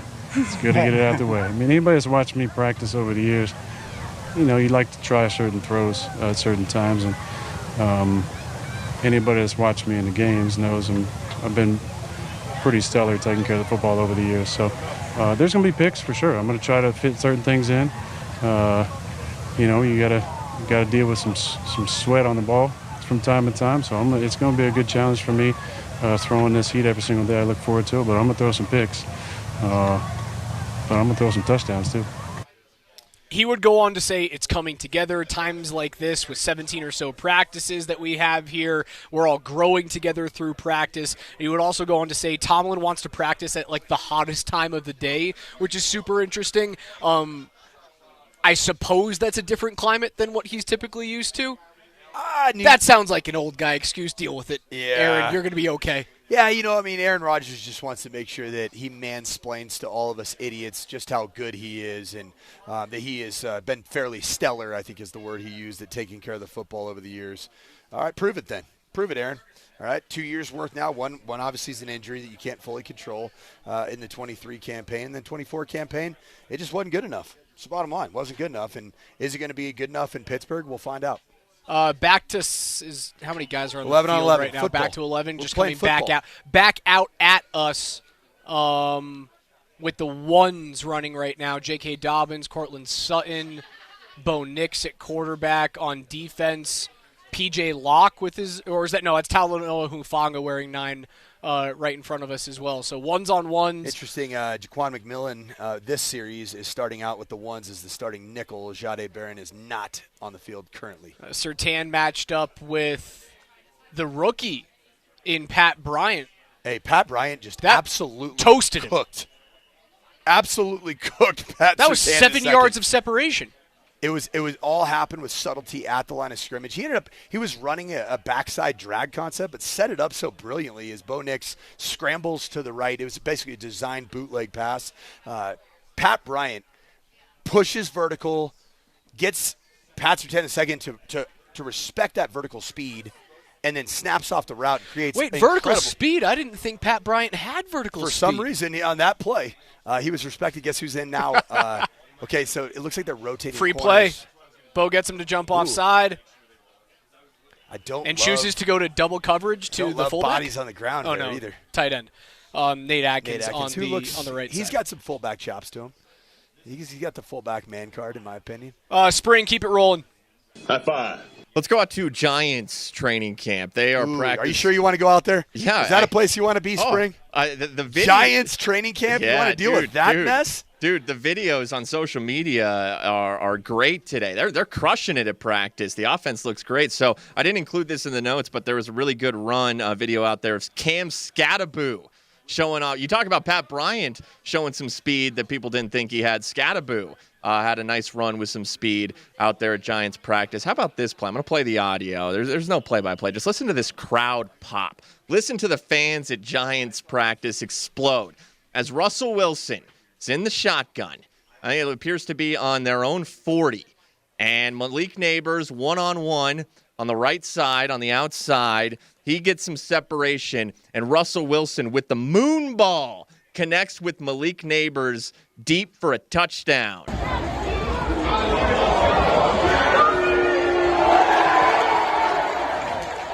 I just watched it myself. Crazy. It was amazing. Yeah, you're wishing they never cut him, right? You wish he was here. I mean, Malik Neighbors got open because the corner absolutely fell about 10 yards into the route, and Russell Wilson throws a moon ball to a wide open Malik Neighbors.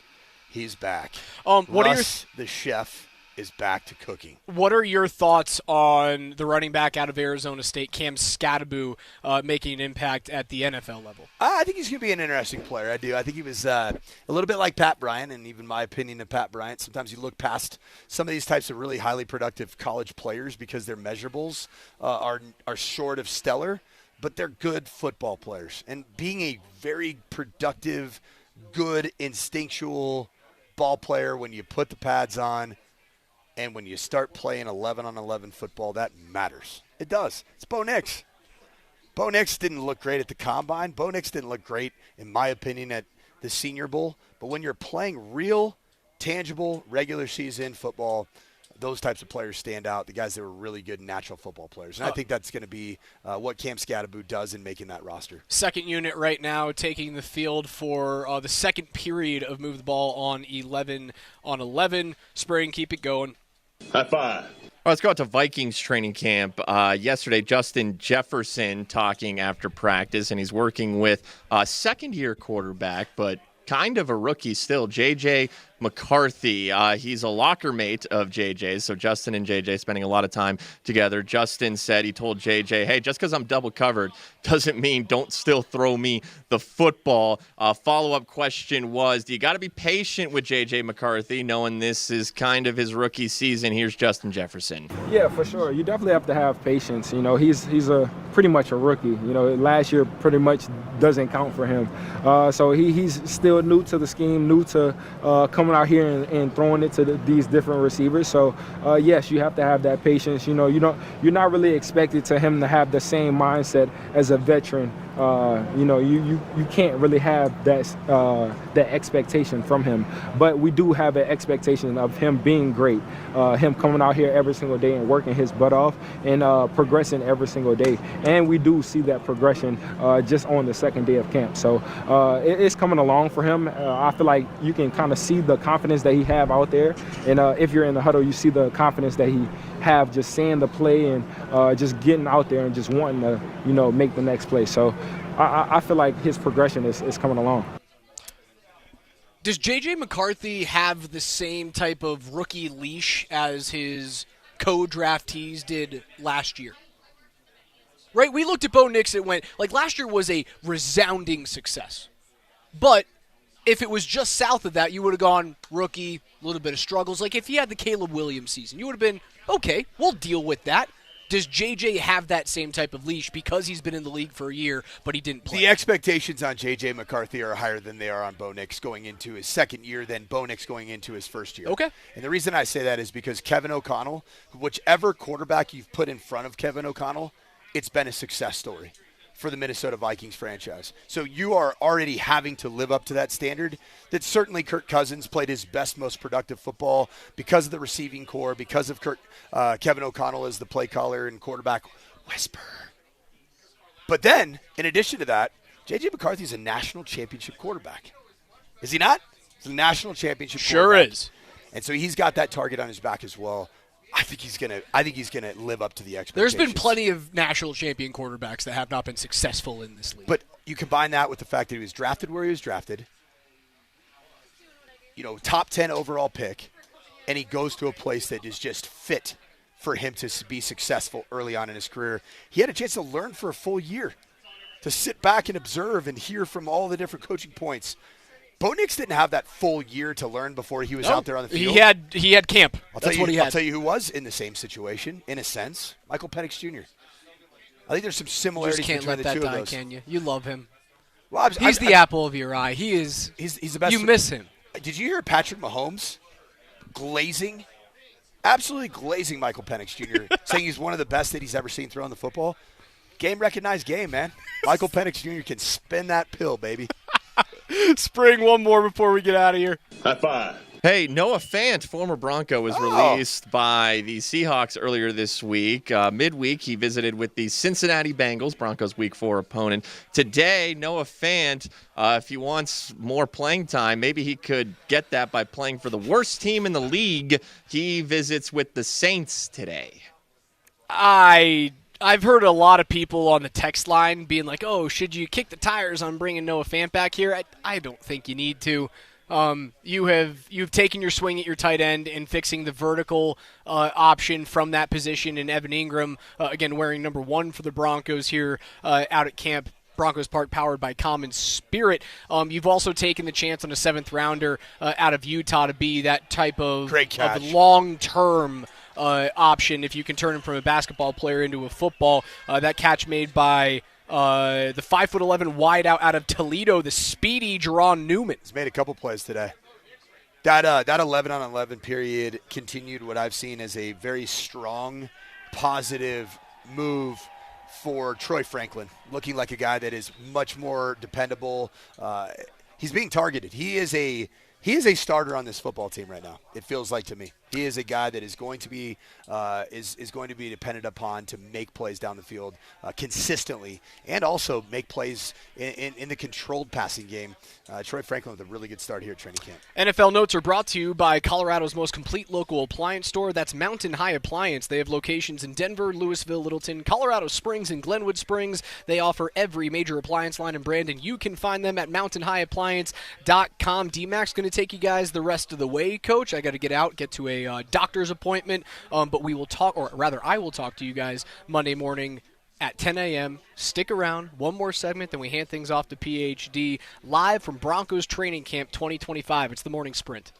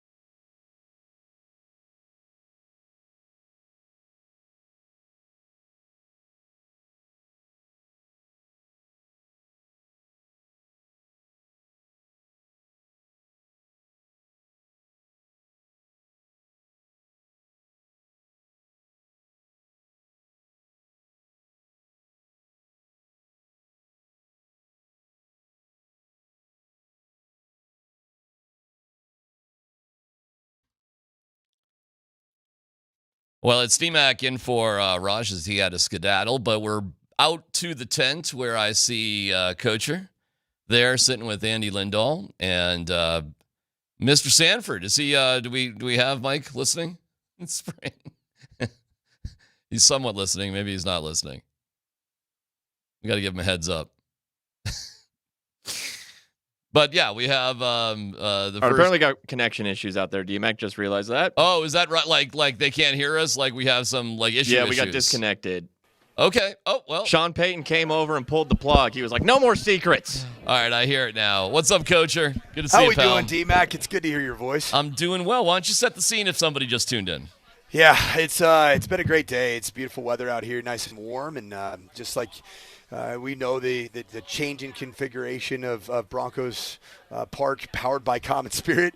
We're in the same spot right here in the south end zone, but the fans are also just behind us in bleachers now, just 800 fans in the south end zone. And today's been a really good day of back and forth, good spirited day. I'd say efficient day, a lot of reps, not a lot of coaching going on, which is a good thing, right? Like a year ago at this time, Shawn Payton was intervening a whole heck of a lot more, stopping drills, Sean-splaining things to Bo Nix and company.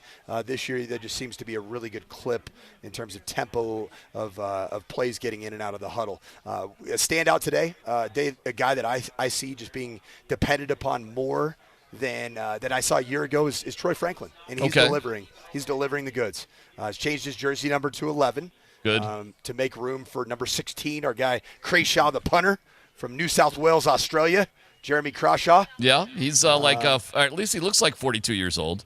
I think he's a little bit older. He's been spraying the ball all over the place. He's got an absolute monster leg, but he's now doing what he does best, and that's the rugby-style punting inside the 50-yard line where he's locating the ball and dropping it right inside the 5-yard line. Shawn Payton said he was like a neighborhood fireworks show, like somebody who got a bunch of fireworks from Wyoming. Most of them go off, and then they're awesome, and then things go left, things go right, things go a little haywire every now and then. And I can see that. Almost the Najee Harris variety of fireworks shows from what I've been able to figure out here. So, another winner of the day that I've seen is I think that Riley Moss has solidified himself as starting cornerback one. And it's proven itself out. What I kept telling everybody, you didn't draft Jahdae Barron to be the starting cornerback opposite Pat Surtain II. You didn't? You drafted Jahdae Barron to be the starting nickel. Huh. And so you've seen a bit of a rotation starting between Starting nickel is valuable enough to be a first-round draft pick? It's a new National Football League, DMac. Interesting. The nickel position is utilized not as a sub-package anymore. It's used primarily on, I'd say, 90+% of snaps because you don't see traditional fullbacks like the Broncos have in Michael Burton with many other teams. You don't see a lot of 2 tight end, 3 tight end packages. Therefore, you're seeing 3, 4 wide receiver packages, and you're using a lot of nickel packages. Well, I guess if you're going to pay wide receivers $30 million, right? If you're going to put a higher value on them, Mike, why are they sitting on the sideline, I suppose? If you're going to pay your quarterbacks $50 million, why are they handing the ball off? Some of the best slot receivers in the game are guys that are bigger earners, and you need to combat that. Think about Amon-Ra St. Brown. Amon-Ra St. Brown's a slot receiver predominantly. You know, you have Jamison Williams on the outside. You need somebody to combat that. All right, so you don't see Barron moving around then. He was just like, I'm in the slot. That's it. We're a nickel. We're always a nickel. And it's funny, right after we got the news, shocking news that the Denver Broncos used their first-round pick on a cornerback of all people. Yeah. It was able to make more sense for us on the morning sprint when we had Texas defensive coordinator who oversaw the development of Jahdae Barron in college, and he said he's a nickel. He plays the star position, which is synonymous from a terminology perspective as the nickel. Okay, well, that's interesting because that's not what we heard about Barron, Mike. Originally, we heard he was going to move all over the place. No, I still think he can move around. But you're also here to say Riley Moss is your starting outside corner. 100% he is, and exactly what I thought, and he deserves to be in that spot. He had a great year until health started to elude him. But yeah, Riley Moss is the guy opposite PS2, and Riley Moss looks really, really good. Got a little development too. Give me some news. Slow. I mean, I'm talking molasses slow. Combine wide receiver Pat Bryant. absolutely obliterated in a one-on-one snap of 11-on-11, the greatest defensive player in the National Football League. Gets open, creates 7 yards of separation, nice little move at the line of scrimmage, vertical speed. Pat Surtain respected the vertical speed and snaps it off, and Pat Bryant wide open on a bootleg from Bo Nix for a massive play. And so that was a really good – that was a good snap for a rookie wide receiver. Nice moment. Yeah, it was a nice moment against one of the best, if not the best, over the course of the last decade at the cornerback position in the National Football Well, I League. see the big fella has sat down next to you, Scott. Come on now. While your muggle butt sat in there, me and Coach have been rapping today. We've been grinding. Hey, I've been listening. Riley Moss, one of the first kind of plays when they went live, and he made a play, and Coach had come out there because they're where we sit, right, in this little box, sweat box. Right. He'd come over right when Riley, and I said, dude, Riley Moss can play. And it just verified exactly what you said, and I think you guys are talking about. He's your outside guy. Your draft pick's going to be your inside nickel guy, and you're going to play nickel at least half the time probably. I think it's now a 75% plus there you go. because how many teams now outside of the Broncos, the Chargers, are going to play with the fullback? Are going to play with two or three tight ends in a game at a time? It's a lot of college type football schemes with 4 wides, 3 wides, 1 tight end. And if you play that style of football, you play your sub personnel package for almost the entire game. I love what I heard you and Raj say a while ago, that in basketball, you feel like the NBA sets the trend, it filters down, then colleges start that. Now, like we never ran pick and rolls when I was in college. Now college runs pick and rolls as much as the pros do. And throwing up the 3-point shot and like throwing crazy. up the 3. But you're right. It seems like the trend changes from college, and then the NFL finally adapts some of it. And I'm going to go way back in some history about remember when Houston first put in the run and shoot and started doing everything? 100%. All the June short Jones. boom, yeah. June Jones. And then he did the same thing. Did it in the Oilers with Warren Moon then. And then all of a sudden it got into the NFL, didn't it? It sure did. And then I started. So when you said that, I went, yeah. The game of football, a lot of things trickle uphill from the college game, whereas in the NBA it trickles downhill. Yeah, I think so. And it's because of development and availability of developed players, namely at the tight end and fullback position. They're just not there. They're like they were 30 years ago, coming from the college game and readily available to pro players. But you can take a guy who's a sophomore in college, who's still not going to have the body he'll have as a senior or a first-year pro, and you could put him in there because not everybody he's going to play against is kicking his butt either, right? Correct. I mean, he's similar on similar. Whereas in the pros, I mean, if you're getting beat up too much, you ain't playing, right? In fact, you probably ain't even on the team or anything. So I could see that. But these guys, it would seem now, because at least they're getting playing time, and even though it's not maybe matched up strength-wise that you'll get the NFL, your skills are developing. You're developing skills in college that I'm not sure they can develop as much in the pro. The National Football League, I mean, you are who you are right away. Right. There is no time for development. This is a commodity and asset league, DMac, that if you are not ready to play and contribute right now, yeah, there's the practice squad, but typically those spots are used more to fill in special teams roster spots in the future, correct? Yeah. They're not used for superstars often. And so that's the thing, that at the tight end and fullback position, there's just not a lot of time to really develop those types of players. And, D, don't you think that's even changed over the last 20 years? I mean, Rod Smith played. It was maybe arguably statistically the greatest wide receivers Denver's ever had. He was on the practice squad. Back then they called it the traffic squad. Remember that? Yeah. He was in the traffic squad his first year in the league. So, yeah, and the NBA's, again, just the opposite. You're drafting 19-year-old kids, and guess what you still have to do? You got to develop them. Yeah. They ain't ready. They ain't ready for the league yet. And so development in the NBA gets a whole lot of coaches fired. In the NFL, and I think that's why the NFL doesn't play with it. So you ain't ready to go. I ain't got time to get your 40 up and teach you a better technique of how to run. I ain't got time to put you on the jug machine for 2 years to see if you can finally catch a fastball. They ain't got time in the NFL. Well, I'm glad. DMac, Yes. I have loved being out here. Awesome. And awesome. I love it. To get the opportunity. I love football. To get away from Rockies baseball. I got a and story. Yet, See? even while we're out here, I was, the bombshell of all bombshells is dropping right in the middle of Broncos practice. You know I was about to bring it up. I was just waiting. I was biding my time. But who's the smartest guy you guys know when it comes to Rockies baseball? Who was talking about this? Who? Nate Kreckman?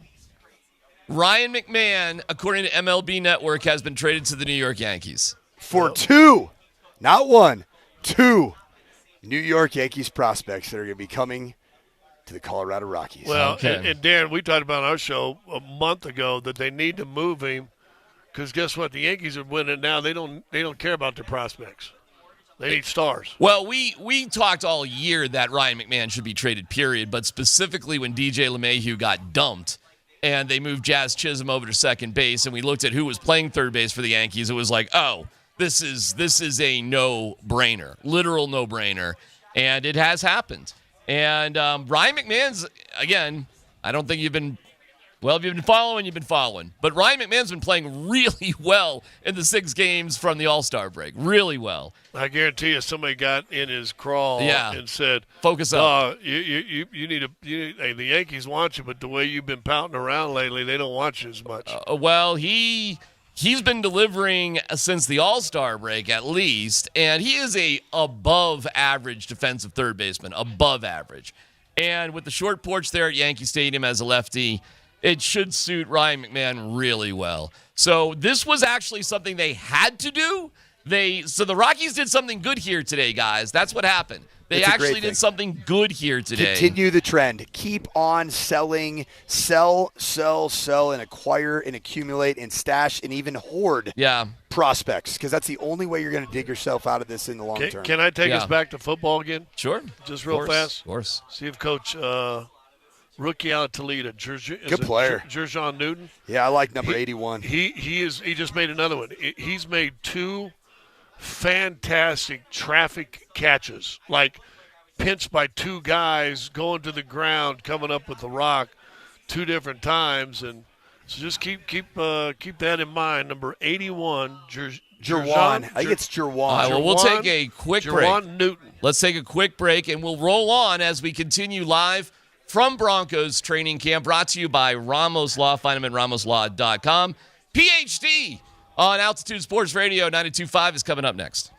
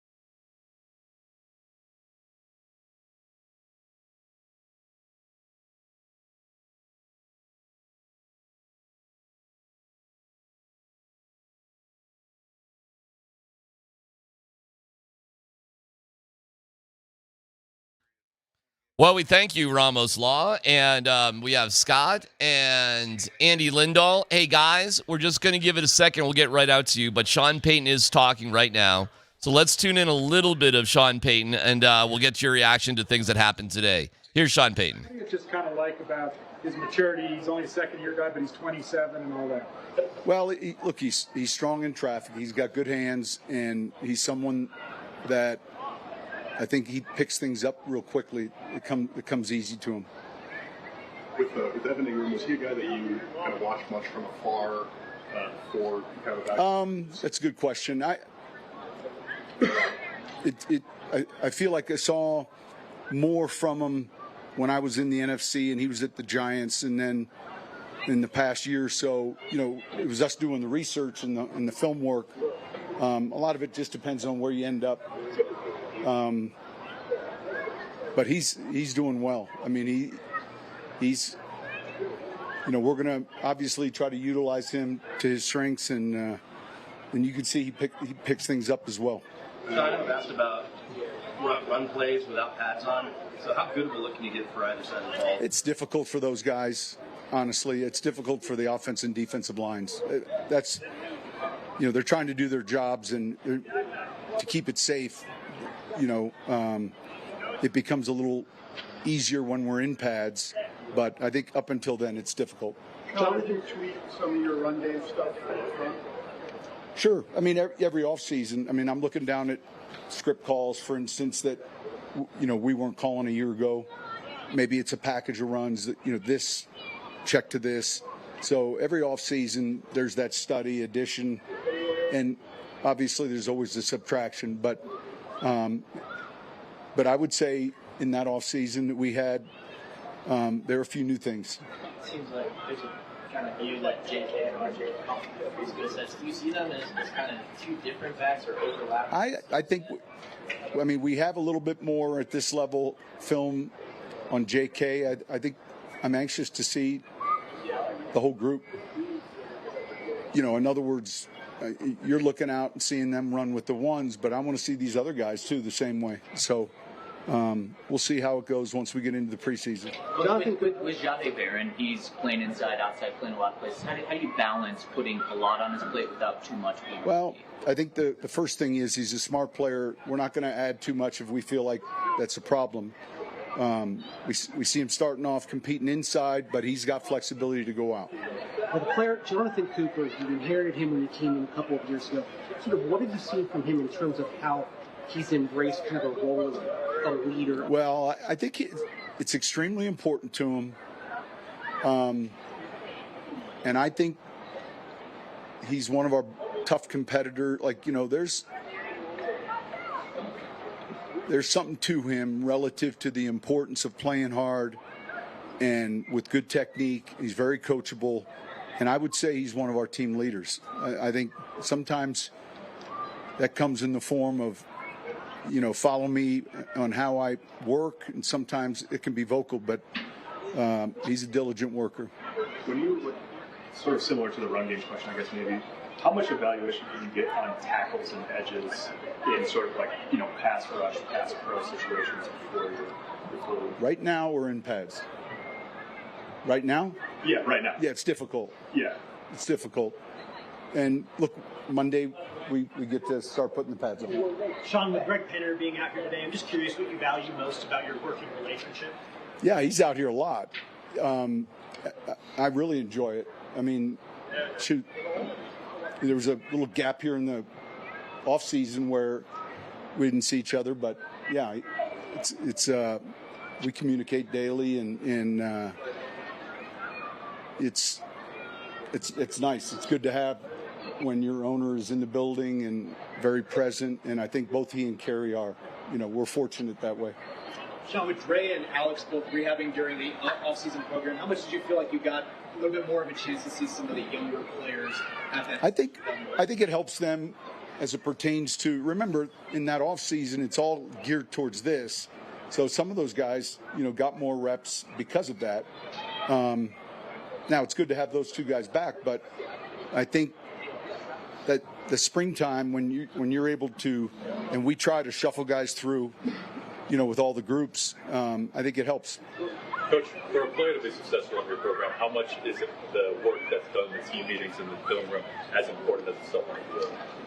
Well, I think it's all of it, and it's our program. But ultimately, we go through a series of how you're being evaluated. Ultimately, it's how is the player, how well is he doing it?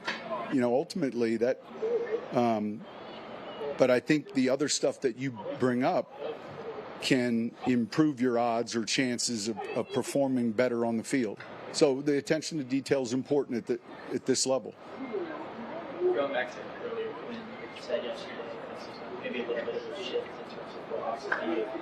Have you seen that this offseason? You'd have to ask him. I mean, there's additions with the running back, but what we're doing running the football is, we have a series of RPOs, we have a series of 2-back offense, series of 1-back. Yeah, that's what I'd say. All right, thanks. All right, there you go, Shawn Payton. We go back out to Scott and Andy. Guys, tell us what we saw today and maybe respond to some of the things that Shawn was talking about. Well, you want to give him the news because before we got on, he announced that McGlinchey will probably be back either, what did he say, tomorrow or Monday? Yeah, it doesn't sound like the McGlinchey thing's that big a deal. You heard the comment there. They're going to get in pads coming up on Monday, so that was another big takeaway. I guess just watching some folks today, DMac, it was interesting because I believe he was asked a little bit about Devon Bailey, who we all like.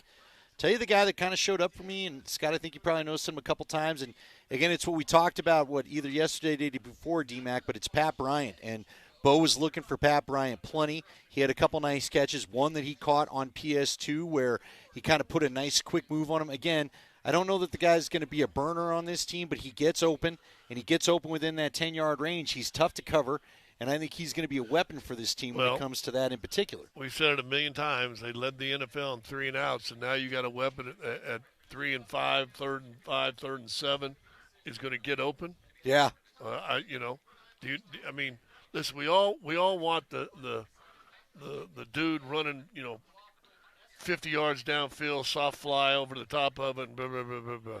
Broncos this year with that defense have got to keep on the field offensively. They got to move the chains and give me a possession guy that's going to help move the chains. And if that's him, great. Yeah, some other guys. I don't know. Again, guys that look good. I think Troy Franklin was very, very noticeable today. He's wearing number 11. I think you talked about that with Coach. Big play, right? Had a big play with Stidham. Yep.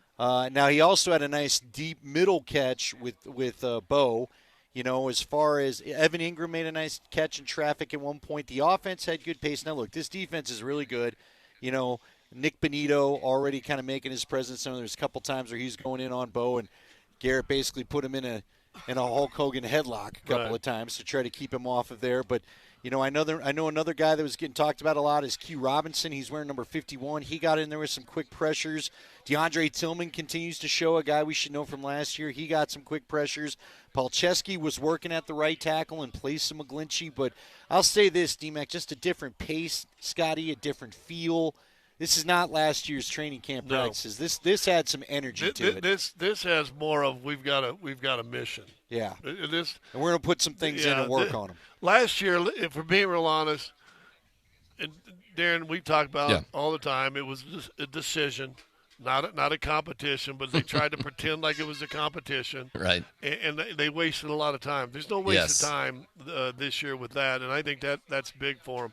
Another guy I thought there in coaching, I saw him also, the rookie out of Toledo, Jerwan Newton. Yeah, you know what? That's one big, tough catches. I tweeted it out. He had the catch of the day, and Scotty was interesting. And DMac, this will give you some idea of how it was different from a year ago.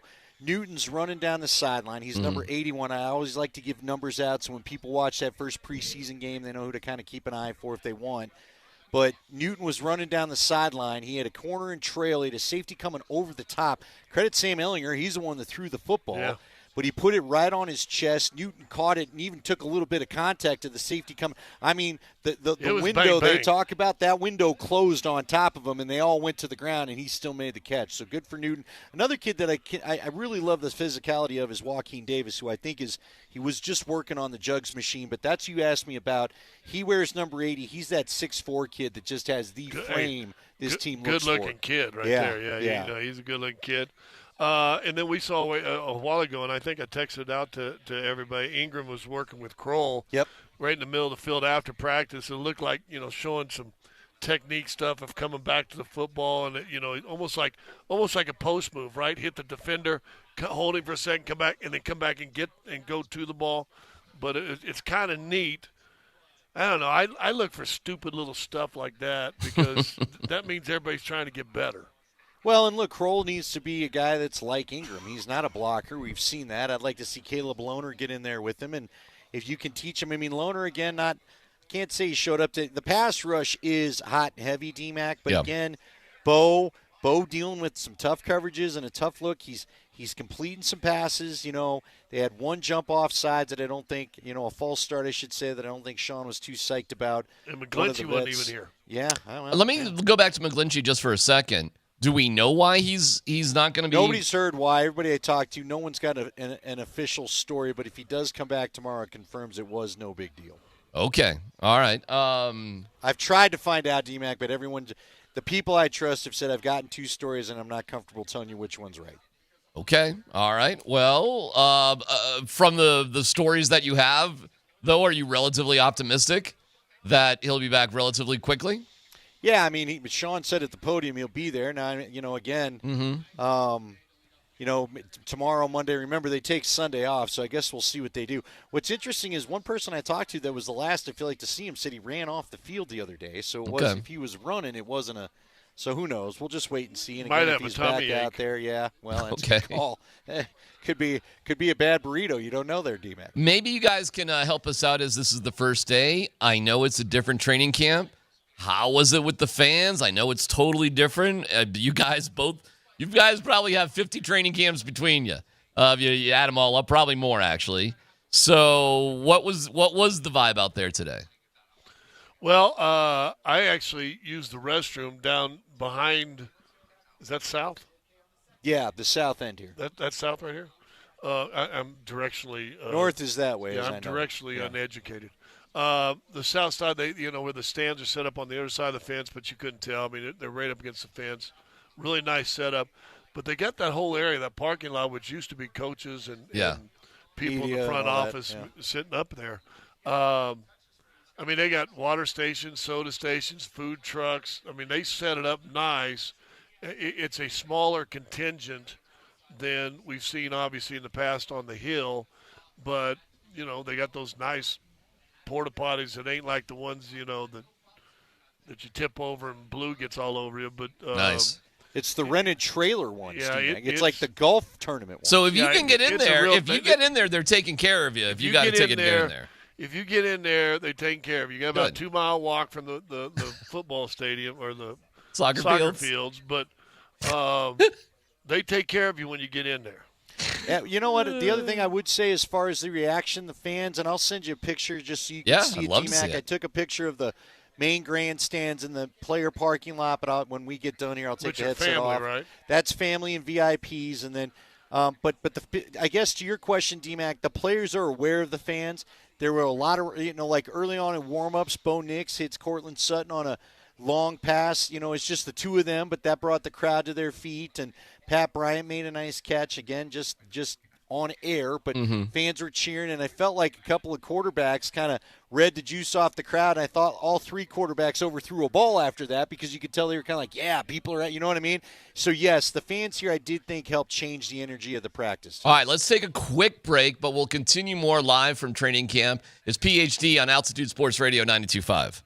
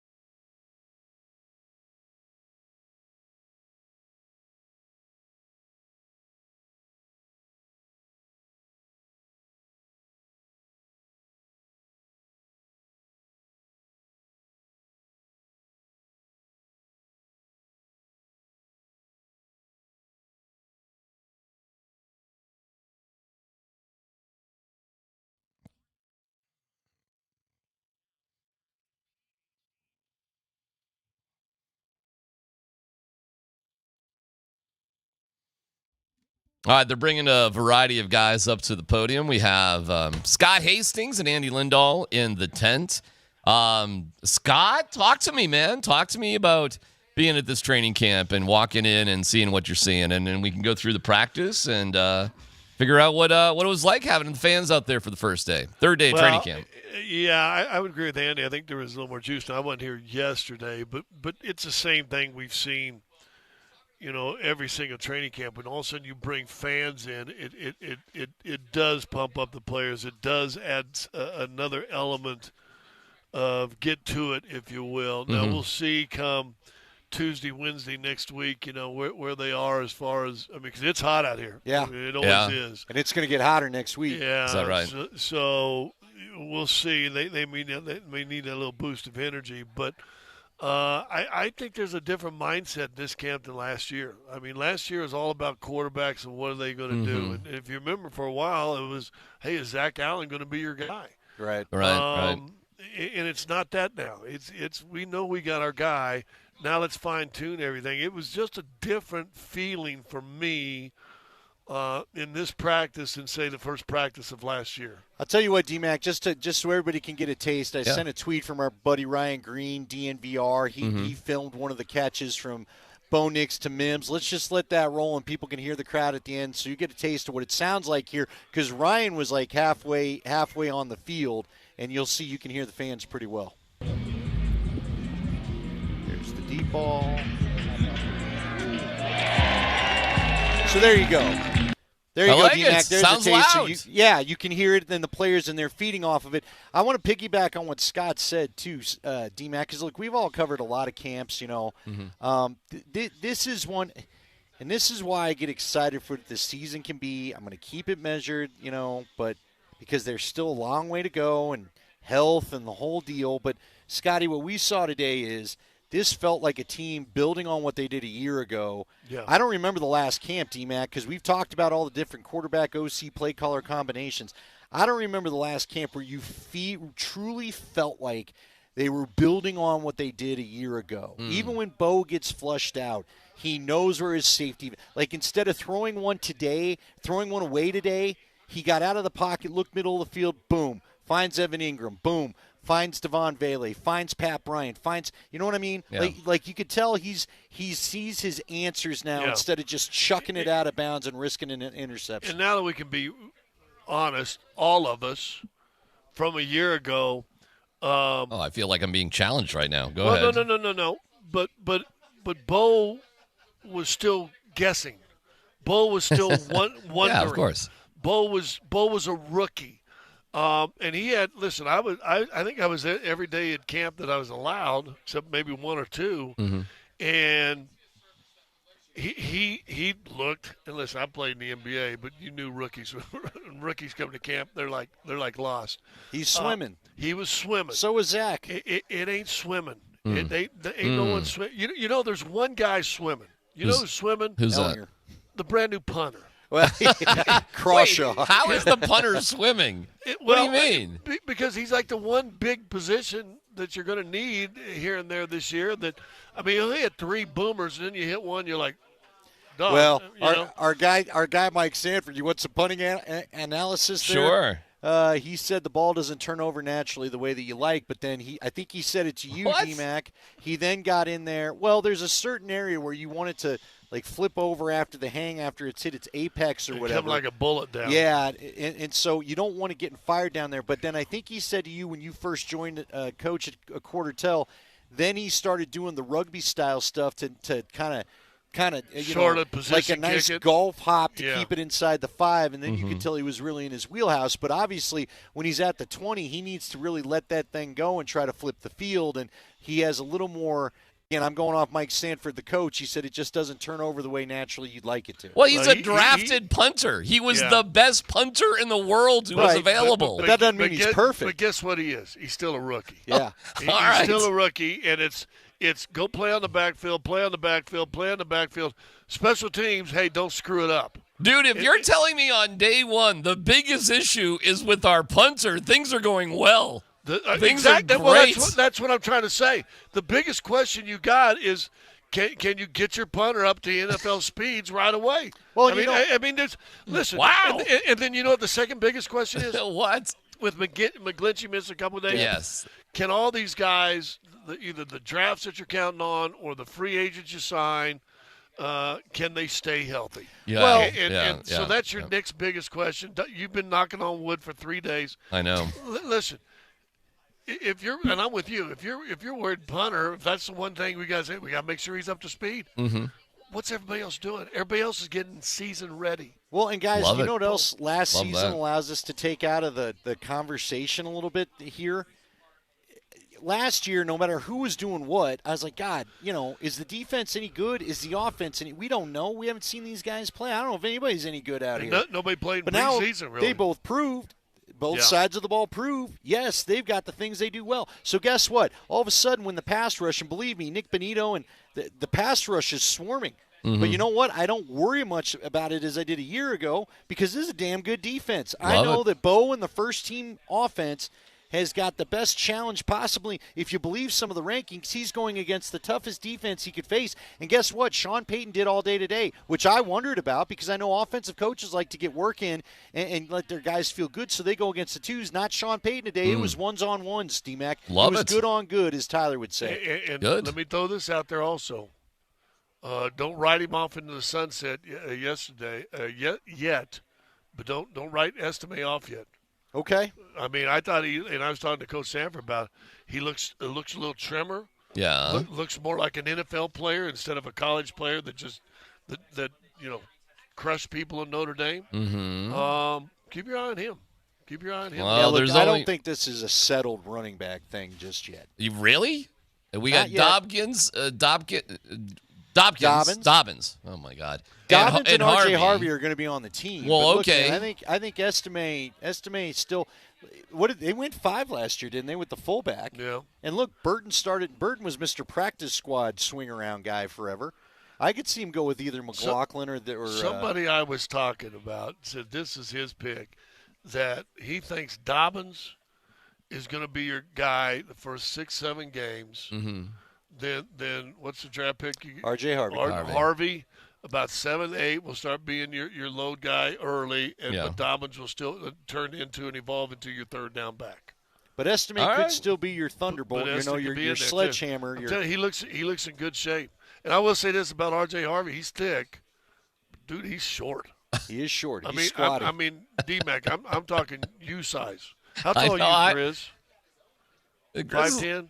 Grizz is one of them 5'10" liars. He's a 5'10" liar for sure. Yeah, he's about Grizz's size. Yeah, I don't know if he's even Grizz's size, to be honest with you. He's a short, small sort of But dude. his quads are as big as me. Right. His calves don't stink either. Right. But he and Estime were sitting up by each other, and I went, ooh, both them guys look pretty good. Estime's got about 2 inches on him. Yeah, and Estime is a stout dude. He is a wide sort of guy too. Yeah, he ain't no little. I'm telling you, I just think there's going to be something.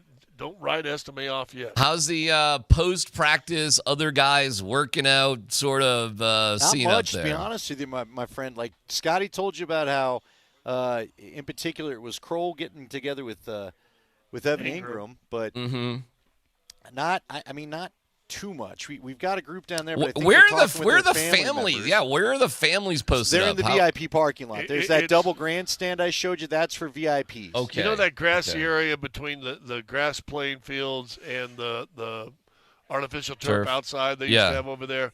They've got a 2-level grandstand shaded, both up and back, right next to the parking lot, so they're there. That's pretty cool, actually. And then there's another shaded little lower level parking lot that I'm sure is probably for VIPs. But PS2 is out there playing with his little kid, I guess, and so you had a few family people here. Well, if you remember back in the day, that's where the family tents used to be. You remember that? Right. That's where it used to be back 100 years ago. Did you see the picture, though, I sent you? It's much grander than the one back in the day. I got to take a peek at that. I will. Greenlaw's out there with his kid, too. The double-decker one is the VIPs. So you think that's the VIP or the family? That's the VIP and family. And then what's that little one over there? I thought that would be more like the VIP. I got no idea what that little one is. That may be VIP, too. I don't know. ADA. That might be ADA. I don't know. Oh, that's a good call. That's a good call. All I know is that they've got it set up, and it's a good. I think we're about to get kicked out, my friend. You might have to talk a little Ryan McMahon. Well, we're getting. Are you getting the evil eye? No, Listen. she's right here. We need to go. But the show next to us is staying until 2. That's all right. Tell her we only have 6 more minutes left until we take a commercial break. 6 minutes, and we'll take a break. And then we can. Oh, shit, we got a thumb up on that. Thumb up on that? Yeah, although Take the Money Run said they're staying until 2. Well, there you go. Well, do we need to test some boundaries? No. I know I can whip both those guys. Well, I mean, look, Sean's your boy. Oh, you mean go ask Shawn? Yes. Oh, are you talking about over there? Oh.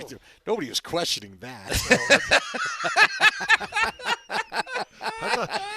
Jeez, man. I thought. Hey, listen. I thought you were talking about standing up to PR. No, I thought you wanted.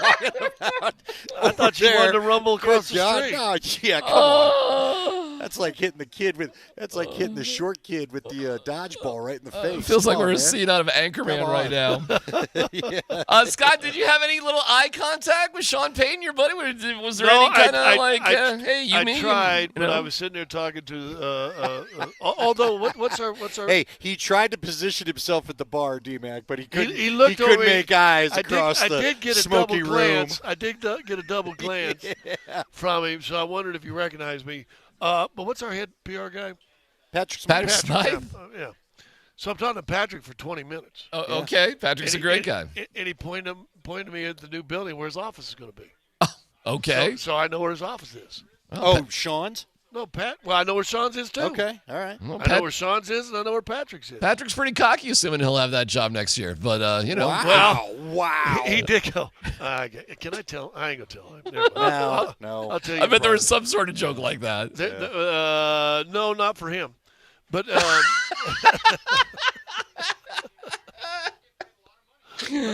well, I will tell. I'm laughing about this because when you cover the NFL, everybody feels like they're on a day-to-day, year-to-year sort of basis. I swear to God. Over the years, everybody's on pins and needles. But what is really interesting about the camp, and maybe you guys can talk to this, you come into this training camp with a lot of the same people and a lot more confidence, and just, boy, oh boy, you can feel it already, Scott, that people are a little bit more settled and more effective and probably efficient.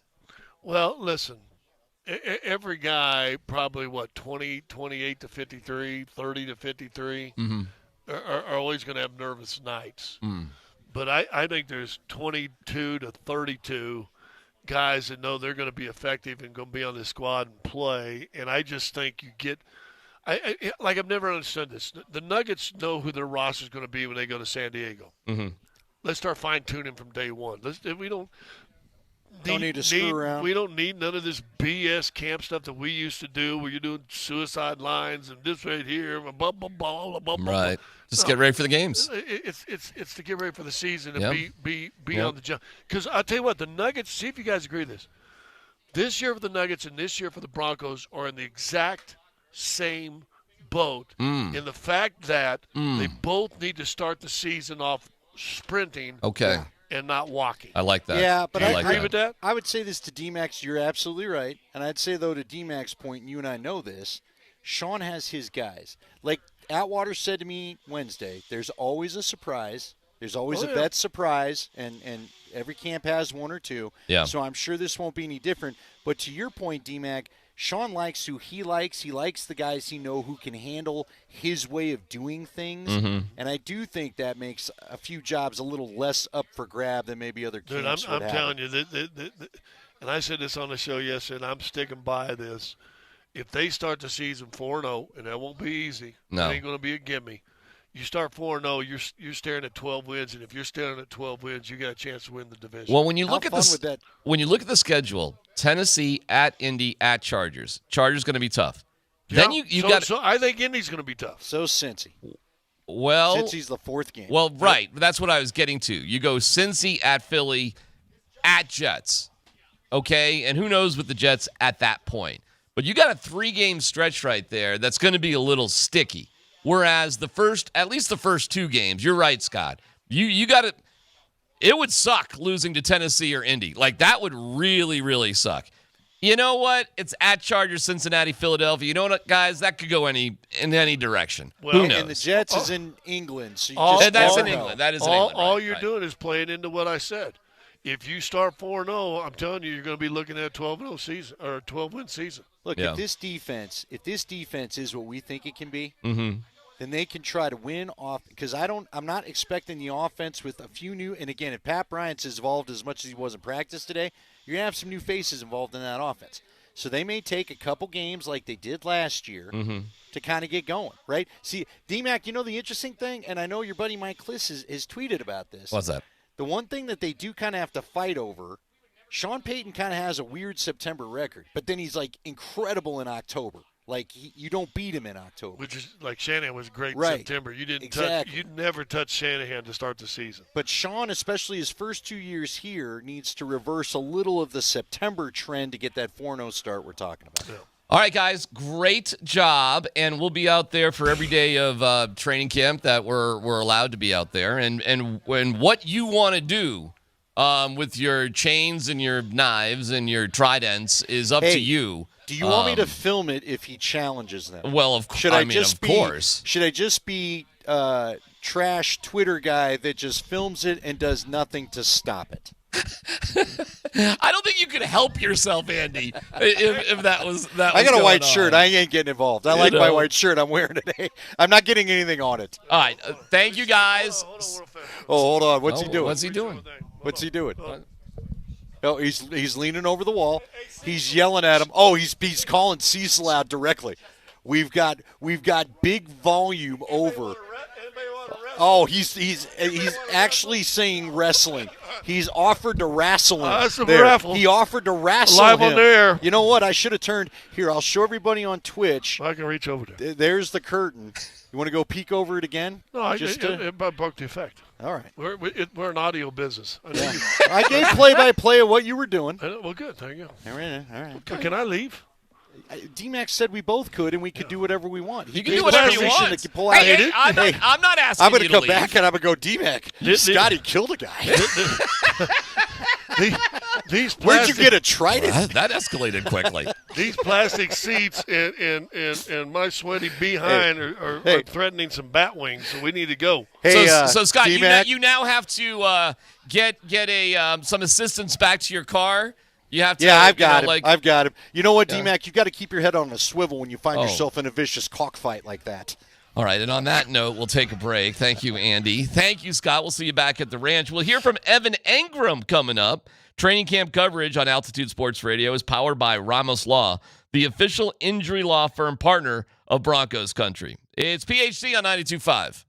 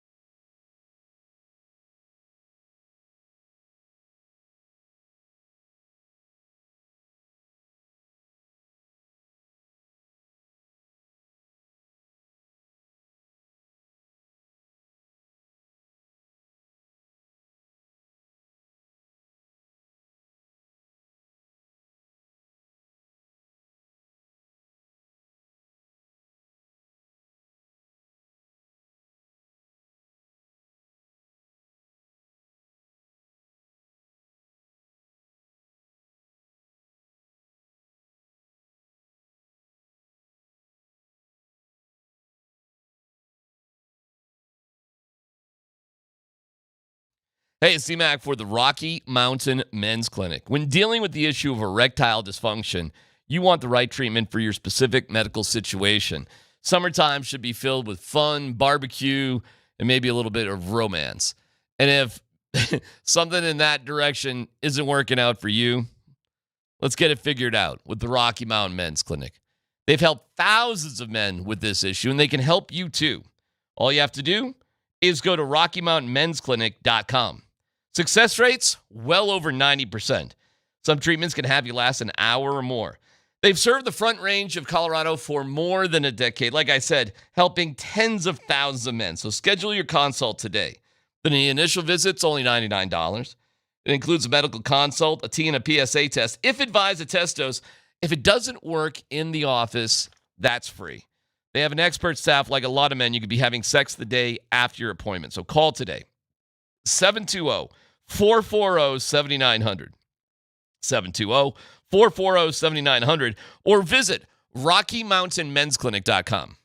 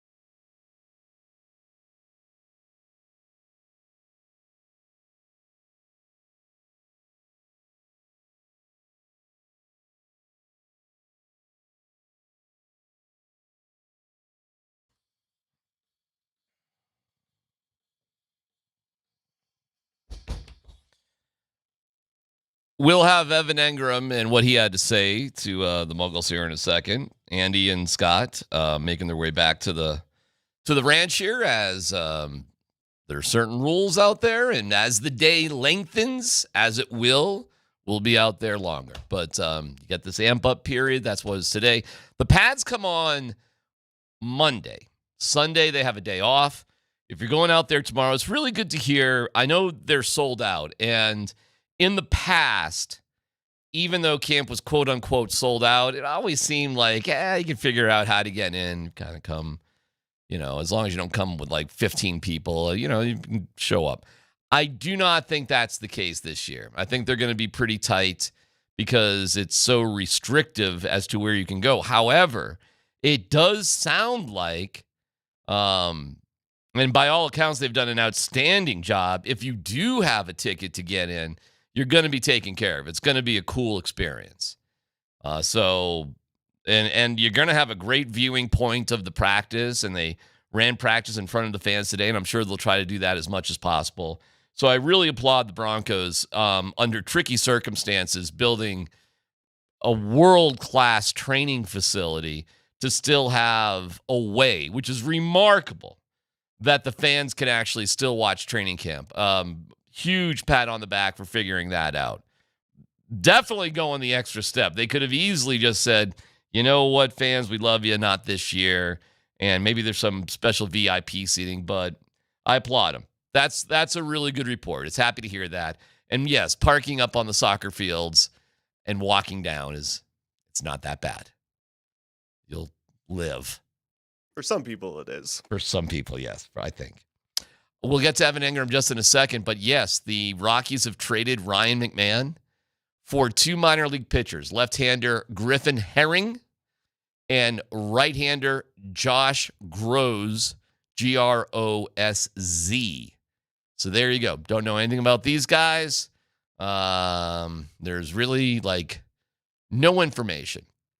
But we did specifically talk about this the day DJ LeMahieu was cut by the Yankees.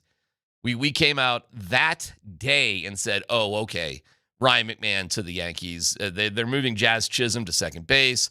They had Oswald Peraza, who's hitting 147 at third base.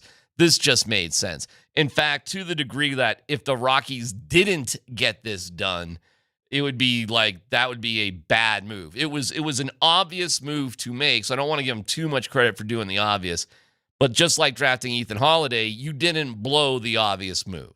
So, Ryan McMahon had a nice career, sort of, with the Rockies, and we wish him the best. Got nothing against Ryan McMahon. His body language and his at-bats were kind of miserable for most of the season, although he had sparked recently after the All-Star break, as the team has sparked, as they've been 4-2 since the break. And they open up a series in Baltimore and then go to Cleveland, so that's the Rockies. That's the news there. Okay, let's hear from Evan Engram. All sorts of major eggs in that basket. Tight end was a major concern. Here's some of what Evan Engram had to say today. How y'all doing? Good. Evan, what kind of reception did you get from Broncos country? Oh, the best. Honestly, the best. The fans have been great, especially in social media and just the outreach, and even my family is getting a lot of support. I'm just very blessed to be here in a great organization and be a part of a great fan base, and looking forward to giving them a great product on the field as a whole team. Can you share maybe just a little of what they've said to you? I mean, they love the Joker thing for sure. They're just excited for this season. They're excited for our team. We both share the same excitement, and it's just really cool to feel that, and that they express that to us. And it gives us a lot of motivation and drive to come out here and be our best. Evan, what do you continue to learn about Bill Nix and the way he goes about his business? Attention to detail. His focus, his drive to get 1% better every day. His camaraderie with his teammates. He's not afraid to speak up. He's not afraid to challenge you, and he challenges himself at the highest level. So that gives him ground to challenge others. So I'm very impressed with him. Very, very blessed to be a part of his team and be his teammate. And the sky's the limit with that type of mentality. The way he works, the talent will take care of itself. Shawn was just talking about your strengths in this offense. So far through the offseason, really for the training camp, what does that look like in terms of working with him to figure out the best way to use you? Yeah. You talking about with Shawn? Yeah. It's been awesome, really. I feel really at home in this offense. I feel like my strengths are being used at the highest level, and it also challenges me to be sharp with my tools and be sharp with my details and the little things that I need to clean up and get better at. It challenges me every single day, and just the different ways that they're planning to use me, and also just the mentality that they have and I want to have in the run game as well, to make that entire thing universal. I think I'm just really excited to be in his scheme, and excited to work with him throughout the season to help his team the best way I can. Evan, you mentioned the run game yourself. Why is that important to you? One is just a mentality I love to have going into the season. And a lot of people kind of look down and kind of doubt my run blocking skills, and they kind of take it for granted when I'm on the field, and they might think it's more pass heavy stuff. So it's just a mentality for me to come out and try to improve in that aspect, so I can be a well-rounded tight end. I think it's really important to have that mentality in the run game, but also be really sharp and have attention to detail within the schemes and the minor details that I need to be sharp to be successful. So obviously a lot of work to be done in that area, and with great coaches here and great mentality here, just being dogs in the run game and having that physical mentality. How important is it to kind of have that mindset of wanting to get better in a phase, even in year 9, where it could be like, okay, I'm pigeonholed as this, but to aspire to improve in an area, even when you're at a point where maybe they want to box you, it's just a pass catch. Yeah, I'm just addicted to getting better. I never want to put a ceiling or a limit on the evolving of my game. There's always something I want to improve. I'm constantly chasing perfection, and obviously perfection is impossible, but the closer I can get, the harder it is to beat me. The more I help my team. So that's just the mentality I have, and I'm constantly want to learn. I want to be a great leader, but also I can be led as well. And I'm just in a great place here. Just the mentality that we have here, getting better every single day, 1% better. It's just the way I am, and it just feels good to be in a place that matches that. And I know it may be a small thing, but what's the thought process behind being in football pants, a little more padded up? What goes into that? Yeah, I think as I get a little older, I want to get a little head start on the full pass thing, for sure. I'm just really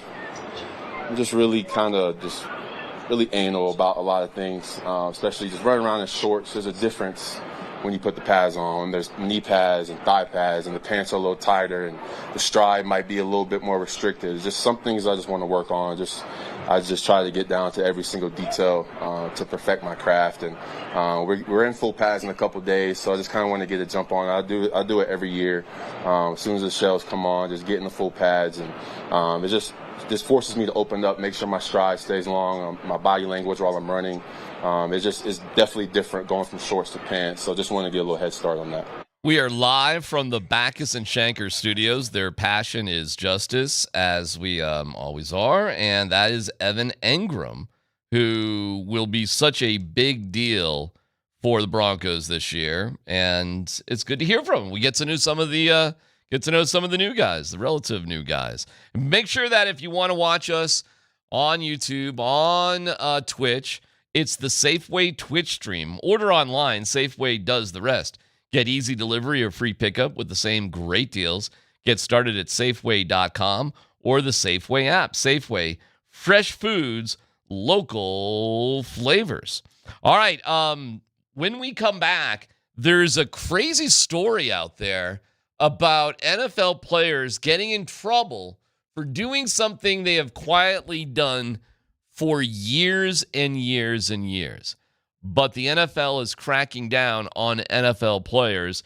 We'll give you the details of what that's all about. Scott will be back. We'll hear more from our guy Grizz out there covering things. We have exclusive and top-to-bottom coverage for you from Dove Valley, Common Spirit Park at Dove Valley. Broncos Park at Common Spirit. Common Spirit. Listen, it's Common Spirit Park it's the Broncos, and training camp is open, and man, we love football. It's PhD on 92.5.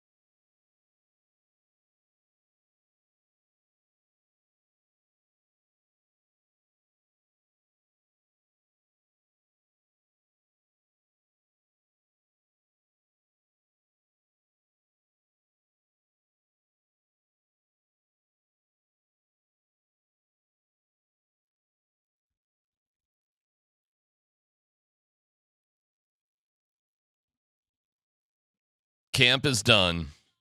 Well, for today. Out there since 6 a.m. until they kicked us out and Scott started a fight with the station that fired us. I mean, what's better than that? That's a great way to kick off training camp. Training camp coverage on Altitude Sports Radio is powered by Ramos Law, the official injury law firm partner of the Broncos country. A reminder that at 8:30 tonight and at 8:30 every night that there's practice, training camp practice, myself and Mike Sanford will have the training camp recap digital show. So make sure you like and subscribe on YouTube. And that's a great way to catch up about what happened that day and get our reaction to the days going on. So that'll be debuting tonight, training camp recap at 8:30 tonight. Also brought to you by our great friends at Ramos Law. Scott will be back here in a second. We'll dig into the details for the Broncos. We'll also hear from Shadur Sanders as training camp gets going for everybody and hear what he has to say. Heard it was limited reps for good old Shadur, which they have 5 quarterbacks in camp. I don't know if they have enough balls. Do you see who was getting most of the first team reps for the Browns? Kenny Pickett. Kenny Pickett, because he's the most logical guy right now. We'll see where that goes. Let me get you this story. Breaking news that's just coming out. At least 100 players from roughly half of the NFL's teams face fines and possible suspension for allegedly selling their Super Bowl tickets. Under an agreement between the league and NFL players who violated the rule, check this out, will be fined 1.5 times the face ticket value and lose their allotted tickets to the next 2 Super Bowls. If they are playing in the game, the players will have the chance to purchase seats. Those who decline the punishment could be suspended in excess of 100, some of whom have already accepted the fines to avoid missing games. Well, I cannot wait to find out what Broncos were part of that. I'm actually kind of curious about who is involved, period. Now, I'll tell you this. This has always been a rule in the NFL, always, forever. But I have known personally so many players, ex-players, they become ex-players, that sell their Super Bowl tickets. It's crazy. It was more common, as far as I could tell, that guys would sell their tickets rather than keep them. But you have the right as a player to get a couple of tickets, and guys would just make a quick buck. But now you're getting nailed for 1.5 times what you sell your tickets for. Wow. So there you go. And you got to really ask yourself, dude, you're in the NFL. You really need $5,000? I mean, that's what it kind of adds up to. Maybe 5, maybe 7. Well, I don't know. I don't know how much you're getting on the secondary market to get your tickets, I suppose. The tickets in general go for about $2,500 or so. So 1.5 would be, what are we talking about, $4,000? So I guess if you can sell each ticket for $10,000, it's still worth it. But it really does feel crazy that guys who play in the NFL would need that type of relative pocket change. So the average ticket price to last year's Super Bowl was anywhere from $6,000 to $10,000. Well, average. Okay. Is that just I'm buying it at the window? Or is that on the resale market? Good question. Right. I think that's probably on the resale market. I'll just read this. According to media reports before the game, Super Bowl, ticket prices on secondary sites range from $2,500 to $3,500 for the cheapest tickets. But this is all secondary stuff. There is a face value for the tickets. It's just so weird to buy a ticket for face value, period, ever anymore, because almost every ticket, it feels like this day, is bought somewhere else. But there you go. So we'll see. We'll see if some names come out. We appreciate you listening to us wherever you are on the Altitude Sports Radio app, powered by the Wilhite Law Firm. injury lawyers, go to willheightwins.com. That's willheightwins.com.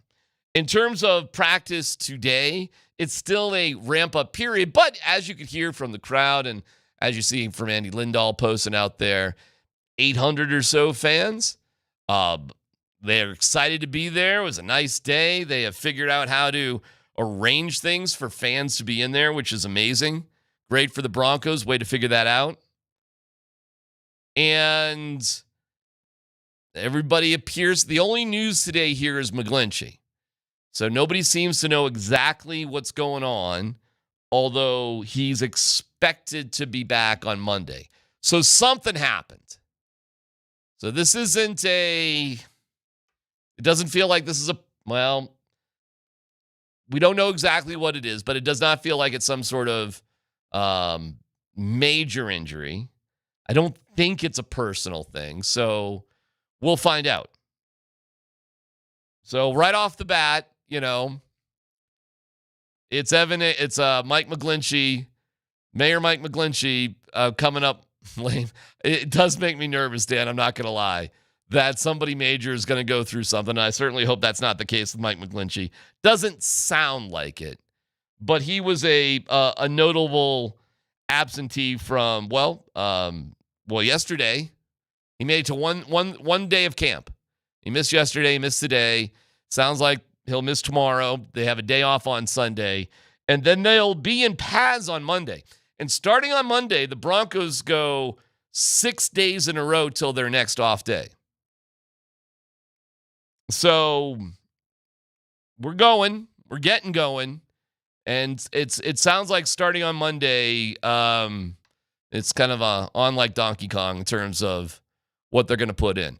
And don't forget, they're not around for all that long because they're off to San Francisco for a joint practice. And then we'll get into the 3 preseason games relatively quickly, and away we go. So you've got a joint practice with the Niners and a joint practice with the Cardinals. That'll be here in Colorado. And then you have a stupid game with New Orleans, the 3rd game. This is not going to be like it has been in the past. This is not like, oh, hey, the 3rd game, that's when all the starters go. No. I think what is probably more common now and will be from now on is over the course of 3 preseason games, you will try to get your starters probably the equivalent of a game's worth of snaps, which is about 60 to 70, period. And however that happens is probably fine. The Broncos in particular, it's a confident team. You can hear Evan Engram and Jonathan Cooper and players, Pat Surtain, when they have spoken so far, say how positive they're feeling about the team. We can hear from reports things are happening a little quicker and more efficiently. And Bo Nix is, without a doubt, you want to talk about a common theme. It's that Bo Nix is the leader. It's his team, which is exactly the way it should be.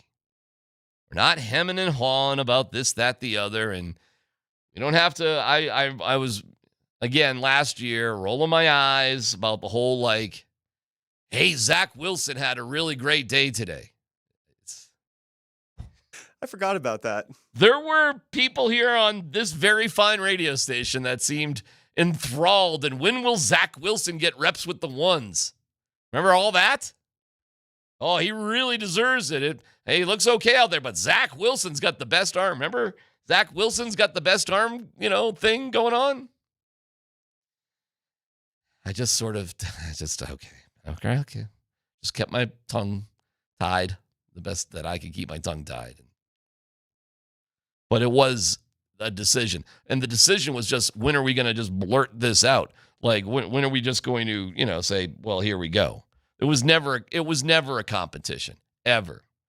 It was always just a decision on when we're going to do this. You could have saved a lot of time. But you only have so many snaps that you can give. and we go out to Cleveland and they've got 5 quarterbacks and Kenny Pickett gets most of the snaps, I am a little curious what Shedeur had to say. So, I mean, listen, man, if you've never been to an NFL training camp, if you have been, you know what I'm talking about. But if you've never been, you'd be shocked how few reps in team competition the quarterbacks actually get. There just is not that much to go around. So, the reports out of Cleveland and Shedeur was, didn't get a lot. All right, let's hear a little Shedeur. I don't think that's not my place, to answer, to even be able to give the answer to that. I feel like it's not in my control. So I'm not even going to think about that or have that even in my thought process of why it is. Like, it's a lot of people that want to have the opportunity to be at this level, and I'm here, and I'm thankful to have the opportunity. So whenever that is, it is. But it doesn't make me feel down, or it doesn't make me feel left out or anything, because I know who I am as a person, I know who I am as an individual, and I know what I could bring to this team. So I can never feel less than, in any circumstance. You know what's funny about that? I don't know how they operate there in Cleveland. And listen, if they're more open with their players, good for them. But do you think the Denver Broncos would ever let a backup quarterback address the media during training camp? What are you, nuts? Are you crazy? The 4th string. Or the 4th string or the whatever? Like, I mean. Are we going to hear from Sam Ellinger no, during this training camp? We are not going to hear. I mean, unless you specifically request Sam Ellinger because you're from the Sam Ellinger Times in hometown newspaper, there's some sort of side story. No, you're not really going to hear from Sam Ellinger. The story of Texas players in the NFL. Yeah, I don't know, man. Maybe somebody from the San Antonio Bugle, wants to do what's up with Sam Ellinger's dad. You make fun of regular guys. What was the thing we call? I'm being attacked the second you walk here in the studio. Well, I mean, you're already making fun of Sam Ellinger. Regular guy. He's just a regular guy. I'm not making fun of him. I'm making fun of the Cleveland Browns. Because they had Shedeur on? Listen, man, he is maybe 4th if he's lucky on that depth chart, and maybe 5th. But whatever. They've dug their own weird little hole in Cleveland, and they can lay in it. And Shedeur is a good dude, and I'm hoping for the best from him. But the rubber hits the road in training camp. You were just there. How many snaps do you get? How many reps? How many opportunities do you get? If you're Cleveland, I'd give their 2 draft picks all the snaps. Yeah, well, that's not going to happen. But, I mean, that's what I would do. But you got a coach that's trying to fight and save his job, as opposed to here, you had a coach that was pretty secure with 4 more years on a deal. You can play your rookie guy. Again, it wasn't a decision last year, it wasn't a competition. It was a decision. That's and I think the decision was made early, and yet they still wasted time. And if it was to fool the muggles out there, who's our quarterback going to be, you wasted time. There's no waste of time this year, so that's good. So if you're Cleveland, and I understand the coach doesn't want to get fired, I'd be getting those 2 rookies all the snaps in the world, because obviously you thought the first guy you drafted you liked, and Shedeur was, the people expecting you to pick him in the 2nd pick. Only a moronical organization brings 5 quarterbacks into training camp. Absolutely. So whatever with the Browns. That would never happen under Kevin Costner's watch. No way. Well, he would needs a quarterback, decides to go with the old guy who's broken down, and make sure that he has a Post-it note saying, take a linebacker. Best of luck. I really would have loved to, draft day. They won. Haven't you seen part 2? It went straight to video. They won 13 games that year and lost in the AFC Championship. I would love to see draft day 2, the season. Yeah, the season. I would love to see draft day 2, the season. They won 13 games. Yeah. Won 13 games. All rookie defensive player of the year and their draft pick. Yeah. And Costner gets married to Jennifer Gardner at the trade deadline, maybe, and pulls off, some sort of crazy trade to get them over at the owners' meeting. At the owners' meeting, yeah. He marries Jennifer Gardner. Yeah, because they get a free trip. They both get a free trip. I heard the mom is still she just a little tough. Yeah, she's rough. But they won 13 games. Well, I did not know that was. Yeah. Oh, dude, I saw. Adam Sandler comes out today. I saw it already. Oh, you already watched it? Woke up this morning. I just watched it. Good. Let me tell you about it, and without spoilers, I'll give you the review of Happy Gilmore 2 coming up next.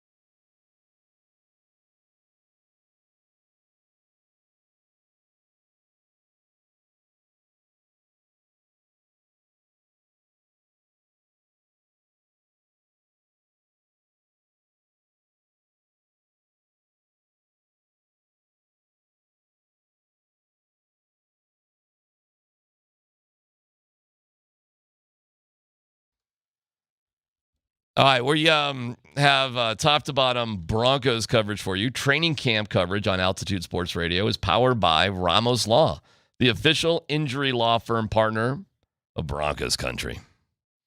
Your comments on the Champ Mazda text line, one price, one person, 1 hour. Went to training camp today. Offense and defense looked equal. Krull looked terrible. 39 ain't going to make it.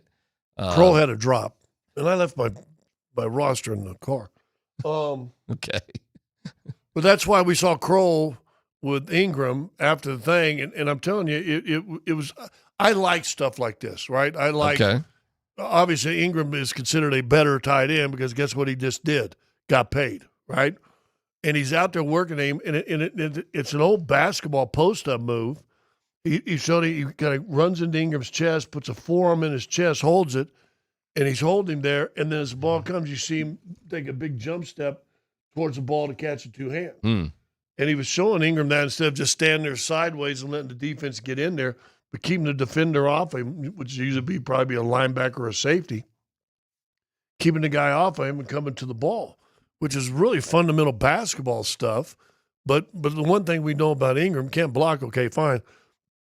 Guy's a hell of a receiver. In fact, you know what he looks like to me when you see him out there in his pads and his helmet off? He looks like a big wide receiver. I mean, a thick wide receiver.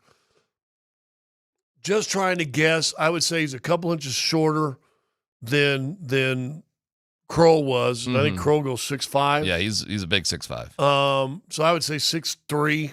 Okay. But he's a tighter, thicker. You can see he's thick though on the shoulders. I mean, he's got a little more than a receiver. Like I said, like a big, like supposedly Dave Logan played wide receiver. Okay. That would be a big ass wide receiver, right? It was. Yeah. It is and it was, yeah. yes. So but that's Cortland Sutton. Cortland Sutton's probably the same size as Dave. You know, yeah, he's like that. I think he is absolutely Ingram except 2 inches taller. I mean, Sutton goes 6'5". Yes. And so he is. He's 2-3 inches taller, but Ingram's built like Cortland Sutton. Okay. But not as tall. Okay. Noticeable out there? Like whatever he was doing? Like, oh. No, okay. I didn't really notice Ingram doing anything necessarily in the scrimmaging and the live stuff. Mm-hmm. But I saw him mentoring, which listen, this is a new guy, and he's talking about a guy who's been here and who made some big catches late in the year. I don't know why, but I really love that. Bo is a starter. It's night and day. If I don't go to another practice, Lord, please, thank you, Lord, please. The rest of the year, there is already night and day difference between the Bo Nix I saw in the first couple of practices last year and today. It's palpable. Wow. I mean, it really is. Physically, leadership wise, like it's like having a sandwich with bread only, and now you got meat in it. You know, it's a big. It just he carries himself. It's just. And listen, I don't know if he's going to have a great year or a bad year, but I'm just telling you, he's ready, and I think the Broncos are ready to have a quicker start. Because didn't they lose the first 2 games last year? They did. To have a quicker start, because, and I'm going to beat this to death. You don't need to be doing and putting in stupid stuff. Let's go. In fact, that'll be the moniker for the preseason this year for Shawn Payton. Should be let's go. Let's go. You know, last year you got to wait. Yeah. He knew he wanted Bo Nix, but guess what? Bo Nix wasn't the best quarterback the first 2 weeks of camp last year. But he knew it was Bo Nix. It was the countdown to Bo. So you kind of had to just wait it out and get it going. Let him get some reps. Remember, Stidham started like 3 straight practices. Yeah. You know, we played those games. He played the games, but it ain't like that now. We played those games for years at the quarterback position, including last year. Yeah. Because there were, Michael Penix sat on the bench for the most of the season behind Kirk Cousins. Different. Kirk got a lot of money, that sort of thing. Not a slam dunk that your rookie quarterback's going to start from day one. Right. Not necessarily. I mean, there's loads of examples Patrick Mahomes didn't play to the last game of his rookie year. I mean, if you're a complete disaster, but what these coaches realize now, because of the money, that redshirt year is a waste of time if you really love a guy and you draft a guy in the first round. Well, listen, when Alex Smith was in Kansas City, you had playoff and beyond hopes. They weren't a championship team, but they were, let's get to playoffs, let's do something. So you could bring Mahomes, take your time. That was a while ago, and it is hard to think of quarterbacks now, as long as they're healthy, that would be put on the shelf for a red year, because the best benefit of that rookie contract is building around that guy. You don't want to just wait a year to get him going. Unless I'll say this, and I don't know how I want to say this. I say, unless the guy's a dummy, and then you're like, what the hell are you doing drafting him anyway? Paxton Lynch. Which is disappointing, I'm sure, when you get into meetings and you're just like, okay, this guy has vanilla fudge in between the ears. Yeah, well, that happens, unfortunately. But and if you're really good, you can wait. But if you're a team that, listen, be honest, it was nice we won 10 games last year, but if you'd won 7 or 8, that's still better than you. Last year was you don't have nothing to lose year. Right. So why not start your rookie quarterback? Atlanta thought they were going to be pretty good. In fact, they started off 6-3. They're pretty good. They're leading their division. Started off pretty good. So they thought they had something to go, so you can leave the young guy over here on the sideline for a while. Broncos didn't need that last year. Broncos, no. So we win 7 games and we get the 8th pick. And in all honesty, what the hell was Atlanta even thinking?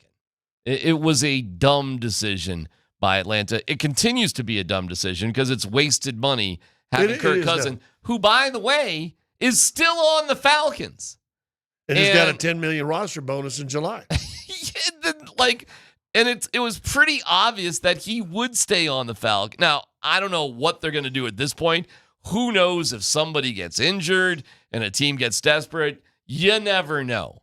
But if everything stays the same, he's just going to be a really high-paid backup for the Falcons. Yeah, but had he not gotten hurt, and they start 6-3, do they start? They start 8-4, 9-4 or something? And then you're in the playoffs. It's a whole different year. Fine, but it's still a dumbass move to go get somebody like Kirk Cousins and use a top 10 pick for Michael Penix. Yeah, if you're going to pay that much money for a quarterback, why are you wasting for a pick? Who knows?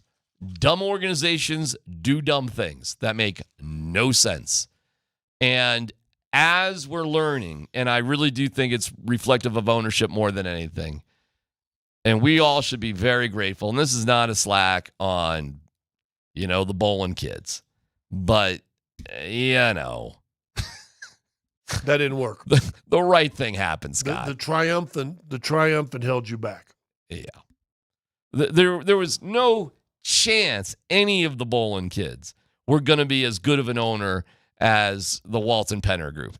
Impossible. It was funny. One of the questions to Shawn Payton today was, well, how does it feel to have Greg Penner here? And he was like, Greg Penner's here all the time. And that was a weird question. It's a question I would never ask because, well, Greg Penner is there all the time. All the time. I'm trying to think of a training camp I've been at that he hasn't been there. I mean, I'm sure there's one or two, but no, he's a constant presence. He's into this thing, man, and that's awesome. And you can tell. And this training facility, what the Broncos are gonna have when everything's said and done. By the way, I was listening to somebody else, and they didn't understand what was happening. Like, where are the fans going to go when the building's built? The Broncos building that exists right now will be rubble. It's going to be a hill. It's going to be the grassy knoll. The fans will be there. That's going to be the spot. And it's another, really tough thing to wrap your head around. Like, huh? Like, this big, huge building is just going to be a hill? And, Scott, you throw money at things with earth movers and construction things can be put up and knocked down in relatively short amounts of time. So, yeah, next year at training camp, that's going to be a hill. When this thing is done, supposedly in May, you'll have moving trucks and dollies and golf carts and equipment carts moving office furniture from one side to the other. Right. On the day it's done. In fact, probably before it's completely done. But when there's certain areas, because they'll probably complete certain areas first. Sure. they'll start moving that stuff in. And then as soon as it's all moved out, the next day you'll have earth movers coming in and that's it, and bulldozers. By the way, construction happening during the entire training camp. Yeah. It didn't stop. The cool cranes thing, moving, things are beeping, the whole thing. Yeah, but you don't really hear that because you really focus thing like in between. Snap changing quarterbacks, first team, second team, boom, boom, boom. You look up and that crane. I was like, that thing just keeps moving. He's just moving from this side to this side, and they got a whole new section put on that they didn't have in OTAs. So they got a whole new section that wasn't there in OTAs that is now built. Wow. In fact, when I was talking to Patrick, I said, "Where's your office going to be?" He goes right there, and he pointed. This will be Shawn's, me, and then Greg Penner. I said, "Oh, so he'll be between Penner and Shawn." I said, "Have you ever seen those movies when they torture the victim where they tie a rope to each arm with horses and they start pulling the guy?" I said, "If you're in the middle there, get ready." He just needs to be so when somebody screams, "Patrick!" that, either way, you can go left or right. Make sure his hearing's right and he knows which direction to go. Yeah. But it's going to be phenomenal. I think that's going to be the third level, will be the coaches and offices like that. And they'll have view. You'll be able to. It's going to be, listen, man, how great is this? That our expectations for the Broncos, these are the conversations we're having. Holy cow. You think of all the stupidity that went on over there for so many years. Oh, my God. Well, once this one's for Pat, two things happen. If they could have got one more year out of Payton, that would have helped. And if Gary Kubiak doesn't get sick. Sure. Nobody was trying to get – that was Gary who stepped away. It no, I wasn't understand, the other way but around. again, it was a health thing, supposedly. Sure. Yeah. That all of a sudden, if you keep Gary another 2 or 3 more years, and now you've had Simeon at least one more year with Payton, maybe he can fill in a little bit better. Now you get a draft pick you get in, and maybe you don't have the stink and funk that you had, but then all of a sudden this family, this daughter's suing this daughter, and the uncle's coming out of the woodwork to sue the kids over here, and it became, the organization became distracted as an organization. I'm not trying to speak poorly of Mr. Bolin, but let me just sum it up like this. He could have made things a lot more clear, and it was murky on many different levels. But his life was murky, dude. I mean, he had a couple of wives, he had a love child, he had a lot of things going on. Let's see how the Ursays handle it this year, in the next year or two. Yeah, I mean, the way the NFL is now, Scott, the whole concept of just keep it in the family. I don't know. Unless you're the Kellogg family. or the Pinsky family or something. Right? Yeah, but just because you were born into a family doesn't mean you're good at business or you know how to manage people. I mean, it just means that you were born in the family. Well, even the guy running down the Abbey made a horrible investment in Canadian Rail Line, and the Canadian Rail Line ends up going bankrupt, and all of a sudden he's losing all of his fortune and his wife's fortune. I mean, it's terrible right now. Do you think Beth is really the right person to run the ranch? Really? I mean, Rip is trying his best, but I mean, what does she know? Really, seriously. If she can't bust balls, what does she do? I have no idea. Yeah. But I mean, there's the land. I got to have all the land. Do you have to have all the land? All the land? I mean, you got millions of acres. You got to have it all? That family. All right. I'll give you got a little music there, Dan? I'm going to take you to the happy place. Are you looking forward to seeing Happy Gilmore 2? Let's just put it this way. I'm not going to ruin anything, by the way. No spoilers. Put it this way, and I haven't eaten today, so I stopped, ordered a sandwich on the way home from Pot. The Warren already has planned for Subway sandwich night and sit down with Happy Gilmore 2 movie. For tonight. Yeah, because that was his one big sponsor, right? It was Subway sandwich. Was. And that's again, this is not a spoiler. She's got a great memory. His golf bag had Subway on it. Yeah. And that does make an appearance. Yeah. So our plan for tonight as a family is to go get some Subway sandwiches, and sit down and watch Happy Gilmore together. It's a PG-13 movie. Ooh. Okay. Adam Sandler likes his family. So is the one lady that was his girl that I'm not going to give you no spoilers. Just tell me she did a movie that was in Modern Family. That was the same blonde lady, the mom? I don't know about that, but his wife and 2 daughters are in this. Real wife and 2 daughters? His real wife and his real 2 daughters are in this. Oh, she's appeared, one of the daughters has done a bunch of them. She has, actually, and the wife has, too.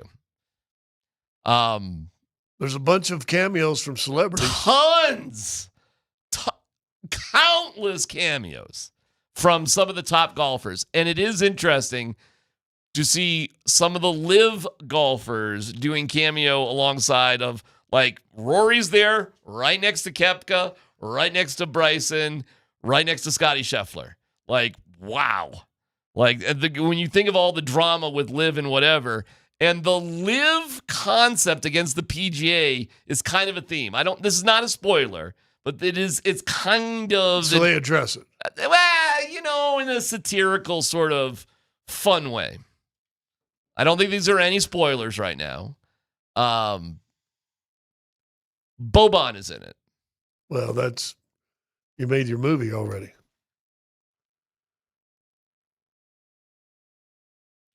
I'm dying to say something, but I will spoil something. How about we talk about Monday? If that's fair, but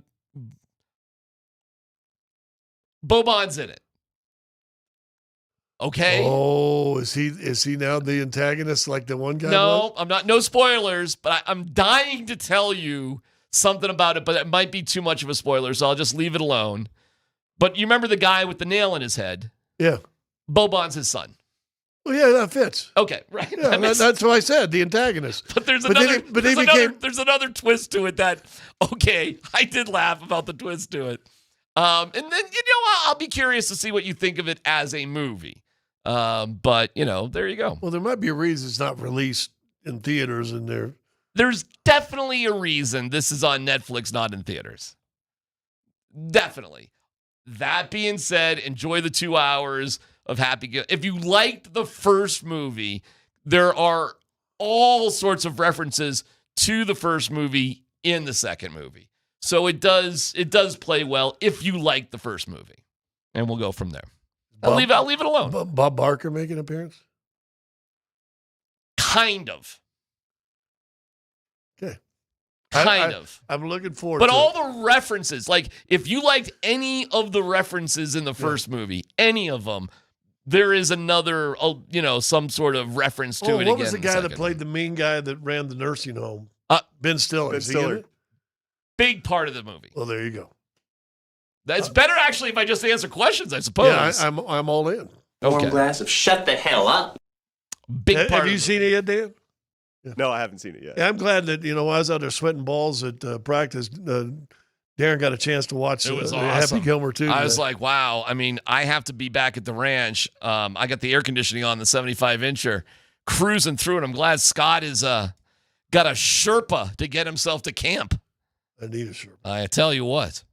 No dumb questions. 303-504-0925. Twitch, text, YouTube. We got you covered. It's PhD on 92.5.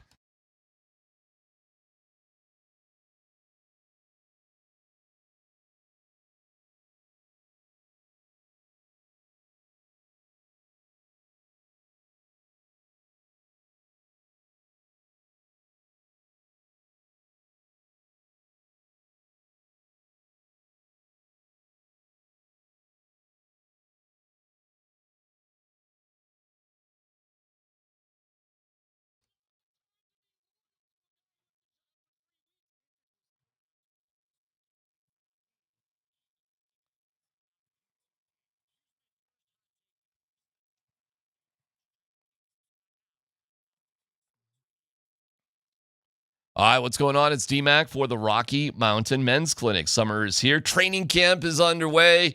You're like, here we go. And if it's not your best in the bedroom, we can figure that out. No doubt we can figure that out with the Rocky Mountain Men's Clinic. Their treatments work where pills or herbals fail. They have success rates well over 90%. Some can have you last an hour or more. Serving the Front Range of Colorado for nearly a decade, treating tens of thousands of men. So schedule a consult with them today. Your initial visit's only $99. It includes a medical consult and a T and PSA test. If medically advised, a test dose. Listen, if it doesn't work in the office, your visit is free.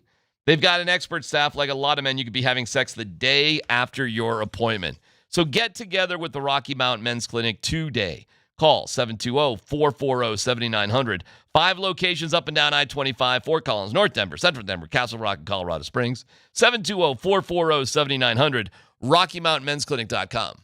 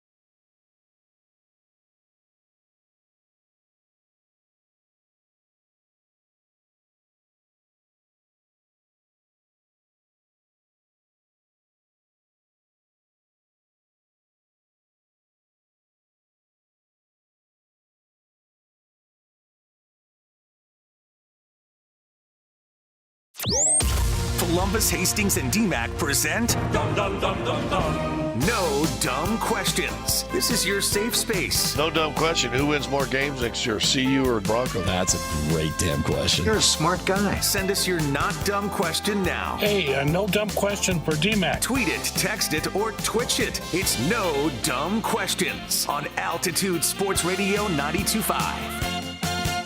Oh, I can see on the Shawn Mazda text line, people love when you talk about movies before anybody's had a chance to see them.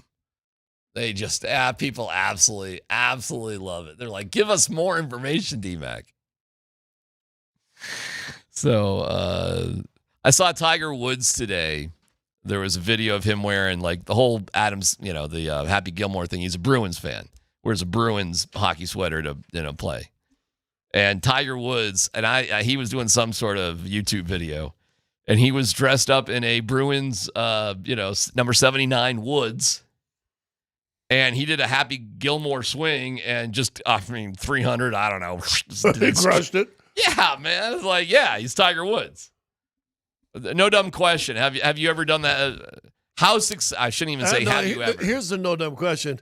Is there any golfer after Happy Gilmore movie came out that didn't try to do the Happy Gilmore swing? Well, who hasn't done the Happy Gilmore swing?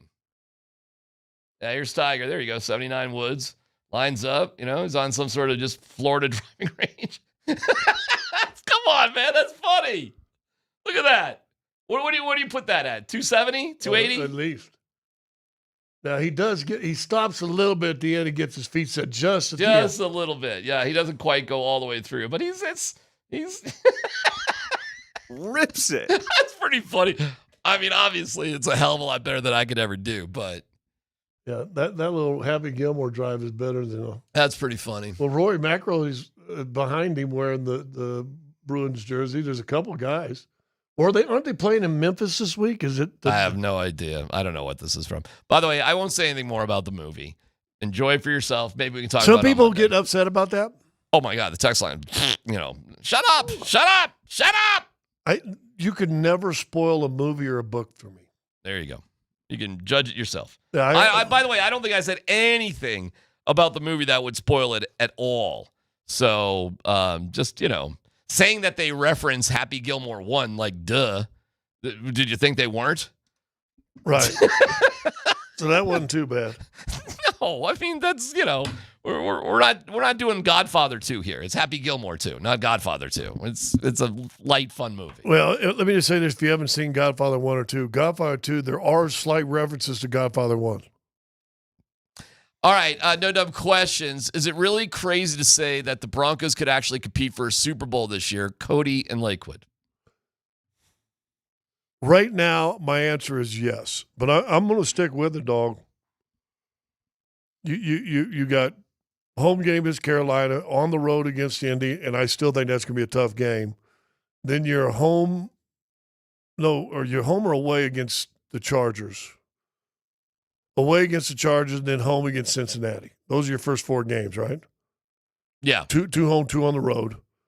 You go 4-0 in those games, you're going to win your division. You're going to win 12 games, you're going to win the division. If you win the division, chances are you might have a bye in the first week. Mm-hmm. And that means you're probably going to have a home game in the second week. So you tell me. Scott, when you get to the playoffs, did you really expect, say, the Washington Commanders to go to Detroit and work them? Yep. Did you? No. I mean, I know Brett Kane, God bless him, he did. was down talking his Lions for like half the season last year. But they did have a number 1 seed. They did have a bye, and they did have a home game. Did you really expect They just didn't have any healthy bodies on defense. Fine, but I mean, really, did you sit there through all that and be like, we're dead against the Commanders? Come on. A rookie quarterback in the playoffs? The Commanders proved like, hey, you can do some crazy things. Now, they lost to the Eagles in the NFC Championship game, but, dude, if the Broncos got to the AFC Championship game this year, come on, man. That would be incredible. They do have to. They made the playoffs last year.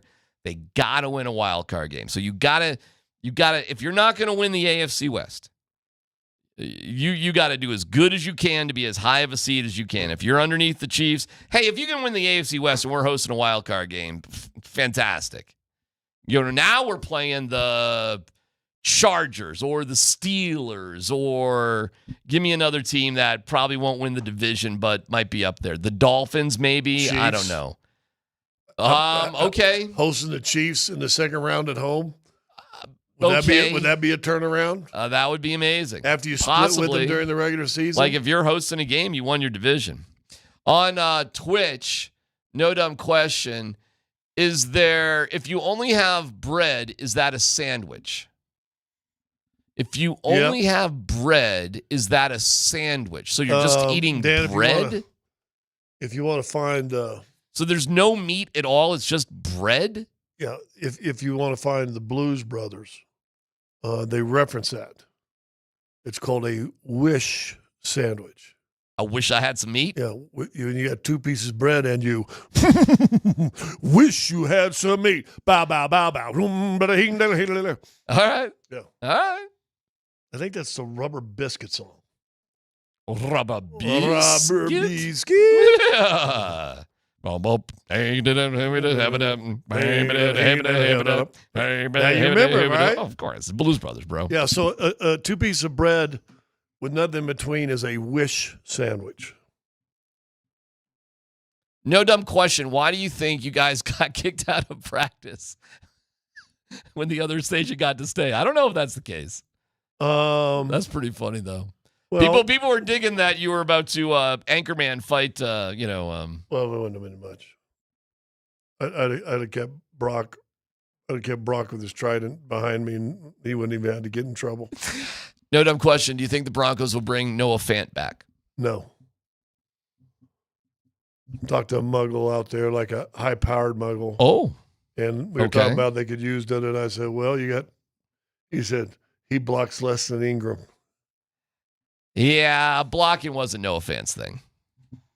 But I said, I said, but if you just need a wide receiver. No, they got their tight ends. Their tight ends are Evan Ingram, who's, the receiver, the playmaker. Troutman, who's kind of the do-everything sort of guy.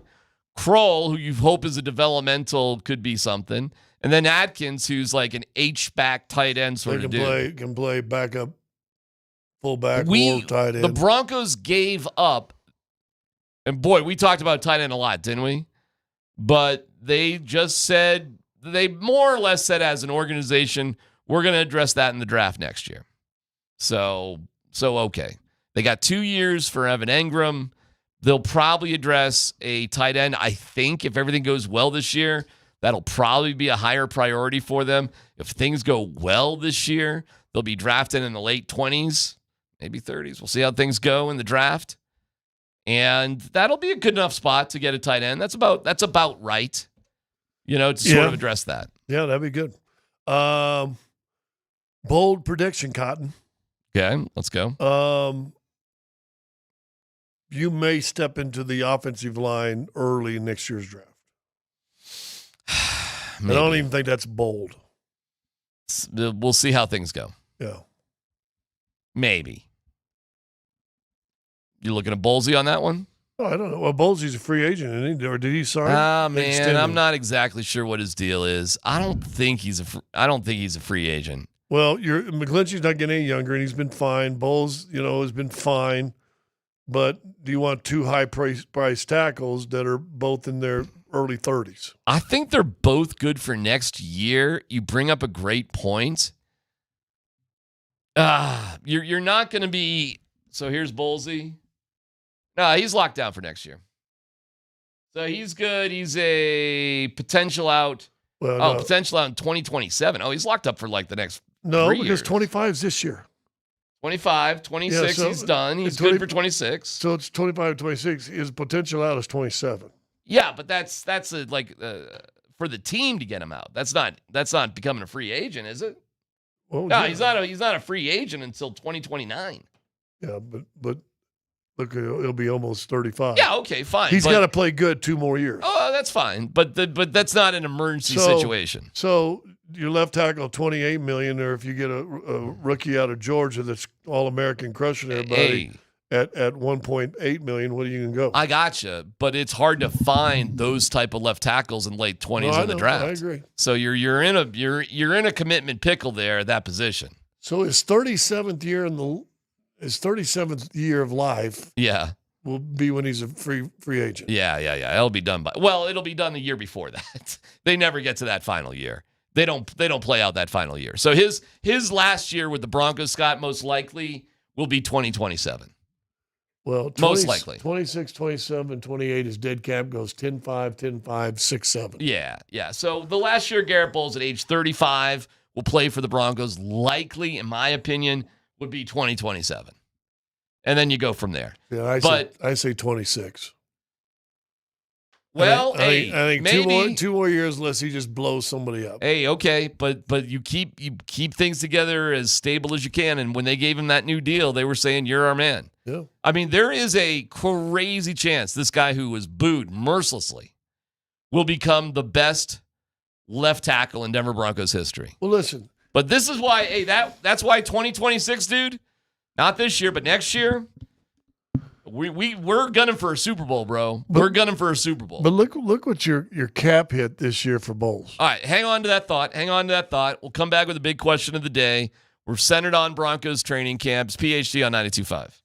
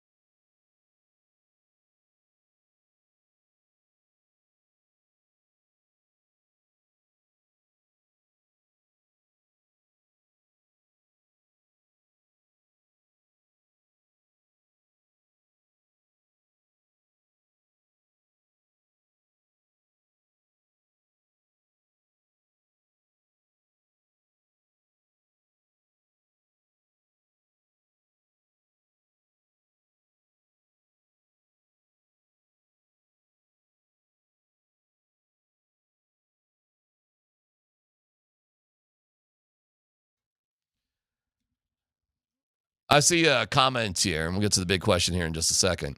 Bowles was drafted in the 20s. Bowles was drafted at 20. He was the first offensive lineman that year drafted. Kenny Pickett was drafted, I think, at 15. He was the only quarterback that particular year who was drafted. Scott? Bowles or Pickett, which would you rather have? Well, Pickett if you don't have a quarterback. That's neither here nor there. My point is the draft, I don't think the draft is a crapshoot, but the amount of quality players any particular year is a little bit of a crapshoot. You just don't know like how many great this or that or whatever there's going to be. So I'll start off the big question of the day as we talk about the Broncos in training camp. And training camp coverage on Altitude Sports Radio is powered by Ramos Law, the official injury law firm partner of Broncos country. Getting Bo Nix was such a big deal, and going through the growing pains of a rookie. At this point, how does it feel as everybody gets to watch Bo Nix in action starting year 2? It's night and day. Last year you had a wish sandwich. This year you got a big rye Reuben sandwich with the perfect amount of Thousand Island on it, and it's a sandwich now. I was blown away by the difference in him and the direction of the practice. And listen, I said this when we were on with Mike or when Andy was on with us. I went to almost every practice. I think it was 2 or 3. He was better today than he was at any time in last year's preseason. I was not a Bo lever because the guy I watched in preseason did nothing to impress me. He was not the best quarterback in camp day in, day out. But as you so admirably pulled it, was a decision really and not a competition. This year he's the guy. I mean, he looks like if Tom Brady came into camp or if Peyton Manning was there, like, you know, those two guys walk in, there ain't no question. You know, right. Bo Nix over here, the starter's going to hang around this guy. It's good. You know what it looks like? Last year at his training camp, he was a boy. He's a man right now. That's awesome. That's my take. Now, does that go into he's going to be great and everything's going to be? I hope so. But I'd love to get Shawn on, text him and ask him to come on, because I would say, listen, here's what I saw. I thought I saw Boyd last year in training camp, and just today what impressed me, hey, he's not a boy right now. Well, he referred to him as Ferris Bueller. Well, that's a kid. That's an immature kid. Correct. That's Ferris Bueller, an immature, very smart, too smart for his britches kid. Yes. He's That's a man who Ferris now. Bueller is. Yeah. So now he's Iceman? Now he's the principal. The principal was a fool in Ferris Bueller. Oh, that's a good point. He was an idiot. He wants to be Iceman. He dressed up as Iceman for Halloween. Iceman was responsible. He wasn't Maverick. Maverick was an idiot. Yeah. Maverick, Well, he wasn't an idiot. He took chances that he shouldn't. Yeah. He was a very good pilot, but he was Maverick. Maverick was Patrick Mahomes. Really super talented and didn't care about the rules. Yeah, Bo Nix probably does care about the rules. Bo Nix can be Iceman. Listen, Iceman. Hey, Iceman was Iceman became an admiral. Iceman was in charge of everything. Speaking of sequels, did you see the last Top Gun, the one when that second one came out? I love Maverick. I loved it. I thought it was a good story. Yeah. I thought it was interesting. Hey, by the way, references to the first? Yes, a very dramatic storyline. Yeah. Because of that. Because of the relationship.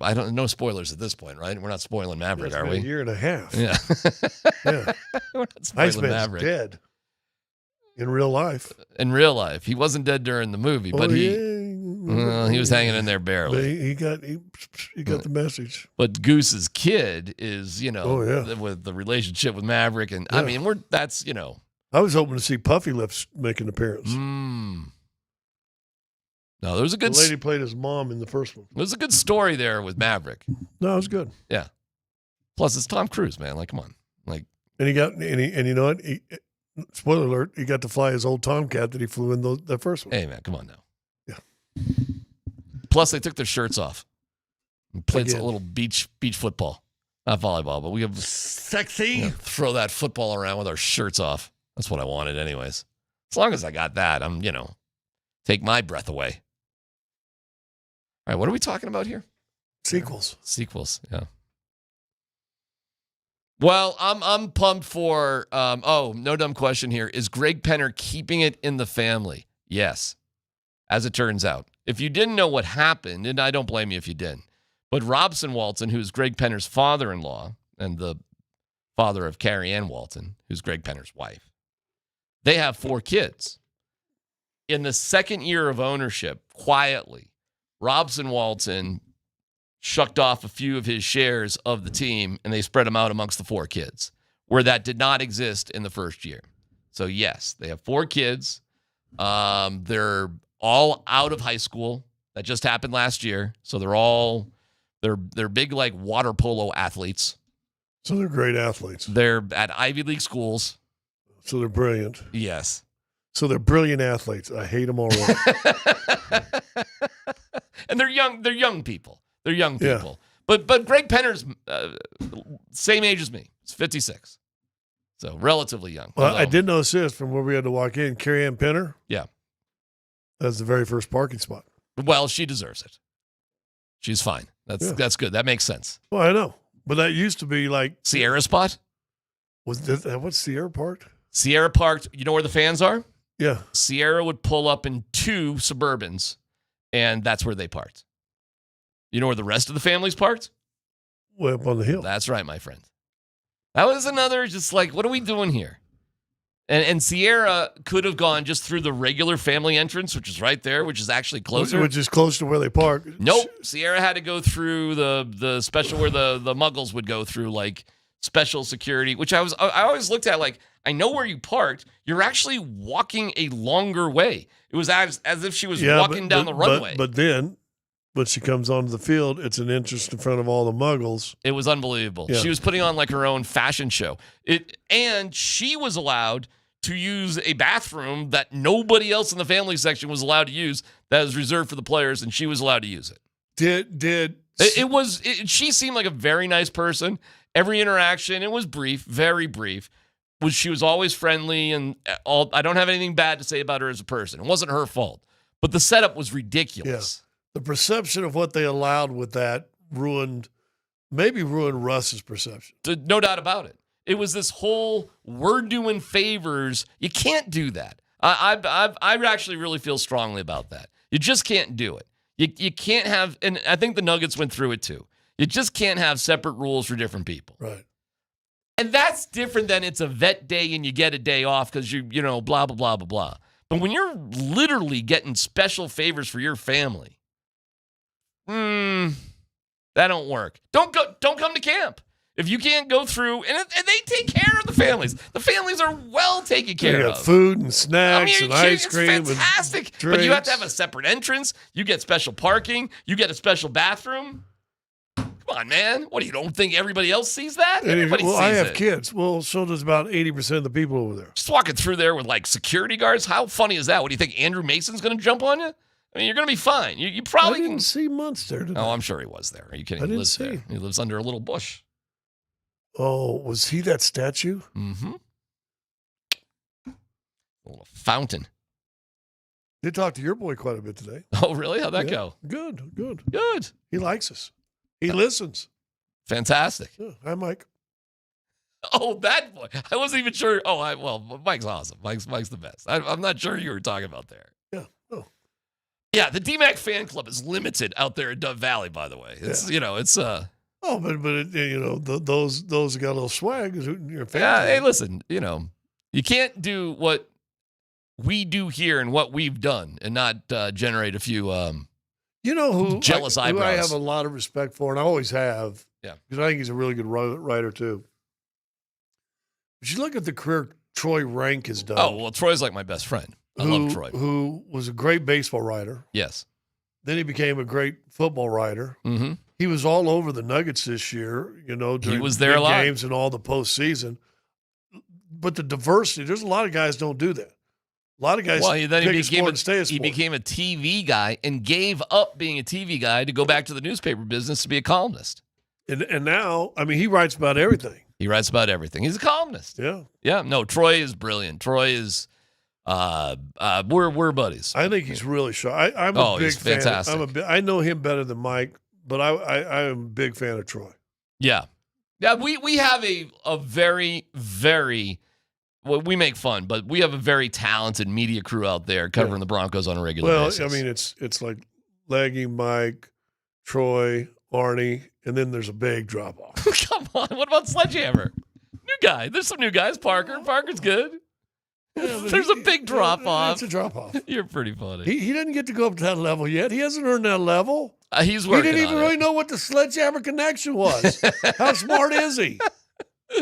No, we're feeling good about the Broncos ownership. We're feeling good about the team. We're feeling good about Bo Nix. Mike McGlinchey, okay, so did you catch who, and maybe this is an Andy question, but who was playing for Mike McGlinchey? Yes, if you say names, I'll tell you exactly who it is. I forgot my Pert, roster. Palchowski. Palchowski. Okay. Palchowski. Okay. Well, let's hope that's nothing serious. Any other kind of observations from today? Talk to me. No, like I said, 81, keep an eye on him. He was making catches that we saw Vele make last year. Not a real big receiver, but he probably has a little speed. I saw him catch 2 traffic catches. The guys, that practice squad and see you later after the second week of camp guys, see you later guys. Mm-hmm. He made these catches. And they were, one was traffic, squeezed in, like Andy said, a window of about 6 inches. He catches it between dudes, gets sandwiches, goes to the ground, comes up with it. Crowd went nuts because it was kind of down in front of their side towards them. Then he made another diving catch with a guy, the cornerback, landed right on him while he did it. Mm-hmm. Came up with the 2. So Lejean or Lewan or something like that, Newton. I look for guys like that to go, ooh, okay.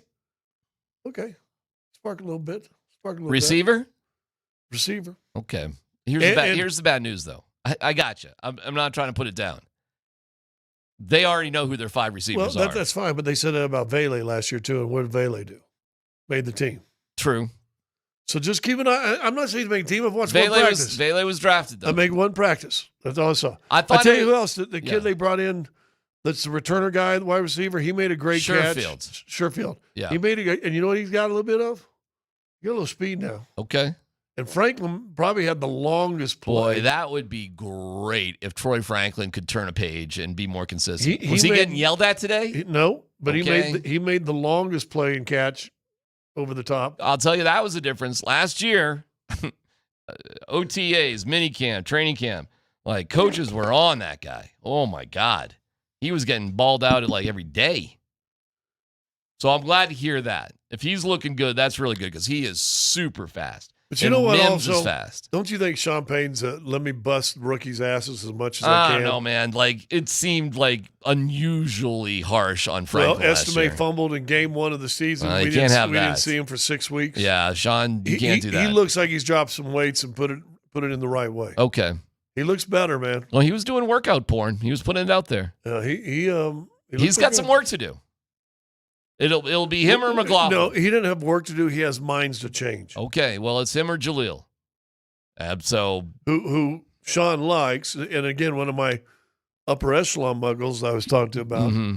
Shawn loves him, but he was the worst starting quarterback in the NFL last year by any metric you look at, or running back, worst ranked running back by any metric you look at. They drafted him. McLaughlin. There's something about. Oh, okay, yeah. As a starter. Listen, anything can happen. It's a long season. You need depth. You need good players all over the place. You need it all. But it'll be, if knock on wood, it'll be the Harvey Dobbins show this year. Well, again, Muggle told me he likes Dobbins starting game 7, start sliding Dobbins into a third down back, Yeah. and Harvey takes over the first 2 downs. We have interesting football news going on, not just with the Broncos, but all over the NFL as things get cranking. Let's Football Go comes up next.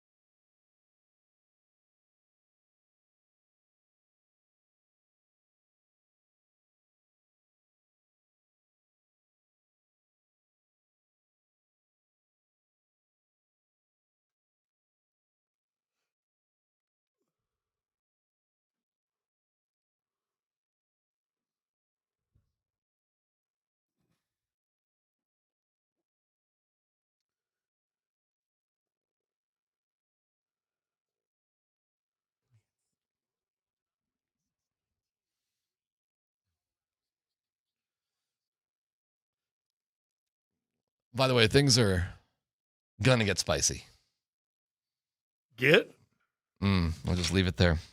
What do you mean get? Well, this is becoming like old school sort of. Kind of like haven't dealt with something like this for a while. Well, it should be kind of fun. Spicy. I'm telling you, we can do a podcast. Fired by the fans. Boom, boom, boom. Sure. We should get off us. We got plenty of people to do that with. Mountain High Appliance, we love you. Thank you to Mountain High Appliance. Find them at mountainhighappliance.com. Oh, football. We love football. We love the football, Dan Tanner. All right, we'll get into some Broncos sound from today in just a second, fellas. But our guy Brian Howell, who we had on earlier this week. Who? Brian Howell. Who? What was his nickname? I don't remember. Art. Wasn't it Wolfie? Or Wolf? Wolf. Oh, sorry, my bad. Right, Howell. Wolf. The Wolf was on. The Wolf. He's reporting, fellas, that Colorado head coach Deion Sanders will hold a press conference on Monday, the first day of preseason camp, with his medical team. So Deion is going to hold a presser with his medical team, and apparently address what's going on with his health. Huh. Interesting. Okay. Saw a photo of him. He's definitely lost like too much weight. Well, someone it looks like he's lost too much weight. Somebody wrote it down somewhere. I thought they said either 14 or 15 pounds, something like that. Oh, it looked. Okay. I'm not a scale, but dude, it's. Have you? Yeah, no, I've seen it. It's. Hope he's okay. Well, hold on a second. Where is this press conference going to generate from? In Boulder? I mean, I would assume it's at their first day of their training camp, so I would assume it's in the field house or somewhere in Boulder. All right. Say that report by Brian Howell, Wolfie, one more time. He'll address it. Colorado head coach Deion Sanders will hold a press conference on Monday, the first day of preseason camp, with his medical team. Yeah, but that doesn't make sense. That doesn't mean he's going to be in Boulder. That just means when they open camp, there'll be a press conference with his medical team. That doesn't. You could be with your medical team in Texas, and it's still the first day of camp for the. And if it's a medical team, and if it's something serious enough to where you need a quote unquote medical team, if they weren't here anyway because he did everything in Texas anyway, they'd be in Texas. Then this may be happening in Texas. Is his medical team flying up to Boulder? I don't think his medical team would be in Colorado, would they? I'm sure if they could take the day off, he could probably get. Yeah, I'm sure. If you watch Dr. Beeper on Caddyshack, I mean, snake a tube down his throat, and I'll be back in a couple hours. 45th year anniversary of that coming out yesterday. Really? Yeah. By the way, did you ever watch a documentary on that? Yes, I did. That was awesome. Talk about fueled by crazy ideas and cocaine. And yes, it's a great documentary about Caddyshack. The follow-up to Animal House by the same people that did Animal House did their next movie was Caddyshack. Crushed it. Rodney Dangerfield didn't study any of his lines, had no idea what he was doing. It was off the cuff. Kind of. And, he didn't know what he was doing. He literally did not know what he was doing. And there was a lot of cocaine. Yeah. And weed. Don't know how we got there, but that's true. Hey, send Wolfie Howell there a quick note and just ask specifically, is this press conference happening in Boulder or in Texas? Copy. That'll tell us a lot. All right, next story. All right, let's hear from Shawn Payton from today, fellas. Scotty, I want to get your thoughts on after we played this sound because you were talking about Riley Moss earlier today. But here is Shawn when asked about what kind of role Jahdae Barron will have early on in the season.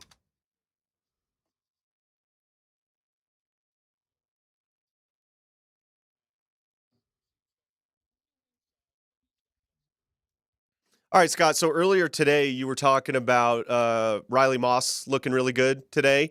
So just talk a little bit about that. And you think he's going to be the outside corner for the Broncos this year? No. Oh, okay.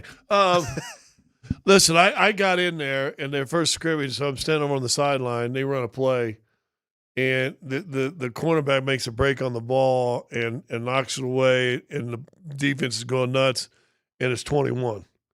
And the coach are yelling, Riley, that's it, Riley.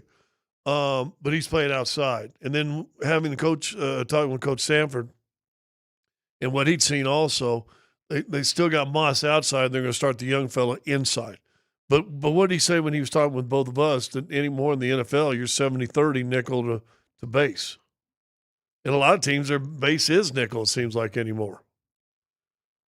Okay, but that does mean there'll be a chunk of time that your first-round draft pick isn't on the field.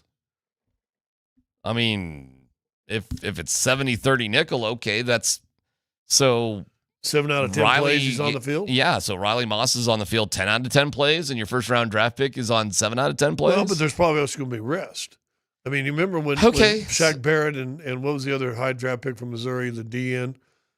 Shane Ray. Shane Ray, yeah. Shane Ray, and they would come in and spill for Vaughn and DeMarcus. Sure. Like for whole series. So you may have something like that come in up too. Okay. Listen, man, I'm all about having great players, but this really feels like a luxury sort of pick here.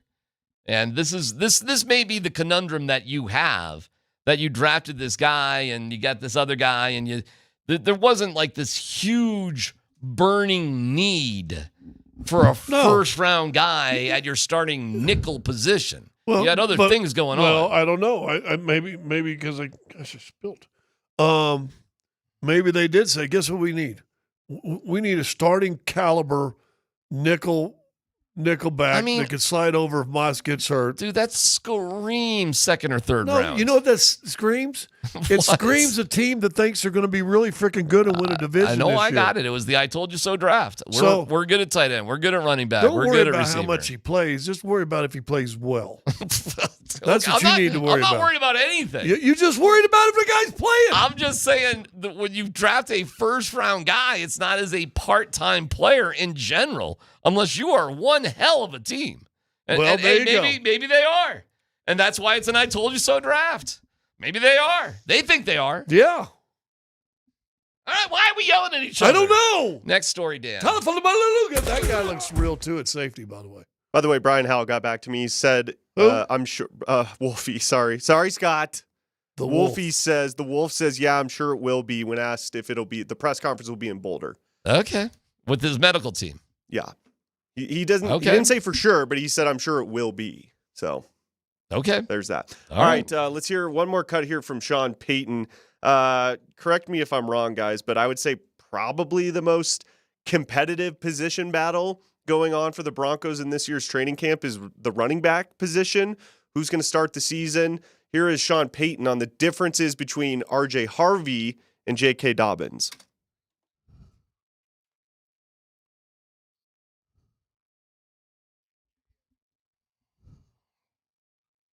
The whole group. In other words, you're looking out and seeing them run with the ones, but I want to see these other guys, too, the same way. So we'll see how it goes once we get into the preseason. Do you guys think that's going to be the most competitive position battle this camp? And who do you think ends up with the most carries at the end of the season? Oh, that's a good question. I think at the end of the season, Harvey will have the most carries. I think he's their future. I think they're going to want him to be the guy. I think you might be right about Dobbins getting the first shot and maybe a little bit more of Dobbins at the beginning of the season. But, hey, this is all set up for this Harvey guy to excel. And, again, knocking on wood for injuries. I think the plan is to have Harvey be the guy. I think Dobbins leads your team in rushing this year. In terms of yards or carries? Maybe both. Okay. Amen. Listen. Harvey had some crazy film from UCF, man. I mean, some crazy film. Where? UCF. Where? You know what? I said it 3 times. University of Central Florida? What are you, UCF? You clowning on, where Harvey's from? No. That was a hell of a game they played against CU. He ran the ball down their throat. Well, they couldn't stop anybody, but I mean, won the game and all, but that's fine, but I mean, got crazy film on him in the NFL? Not yet. Okay. He's the best breakaway guy they got. Okay. Are we down on R.J. Harvey or no? Or what's going on?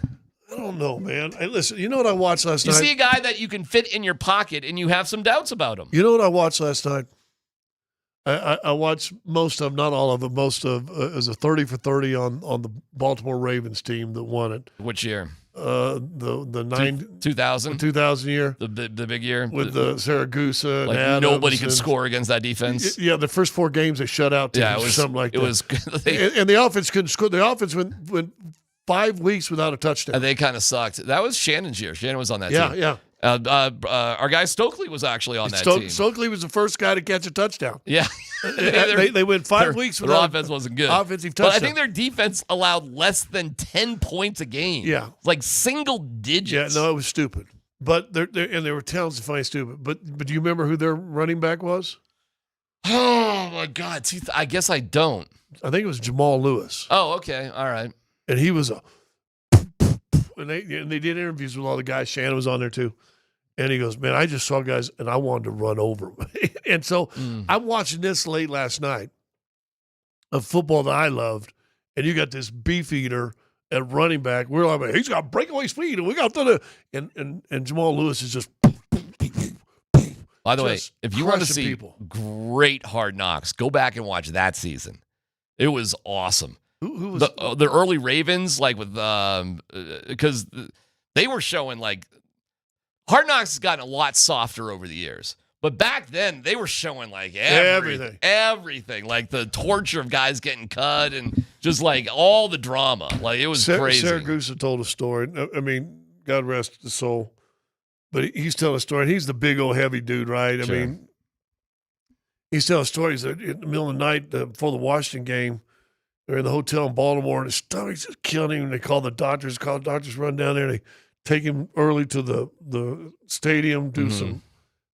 They finally come back and said, you're really stuffed up. You're stopped up. You're and said, and then he goes, you remember when your grandma used to give you those enemas, with the rubber holes and everything? And all the guys on the dais going, what? No.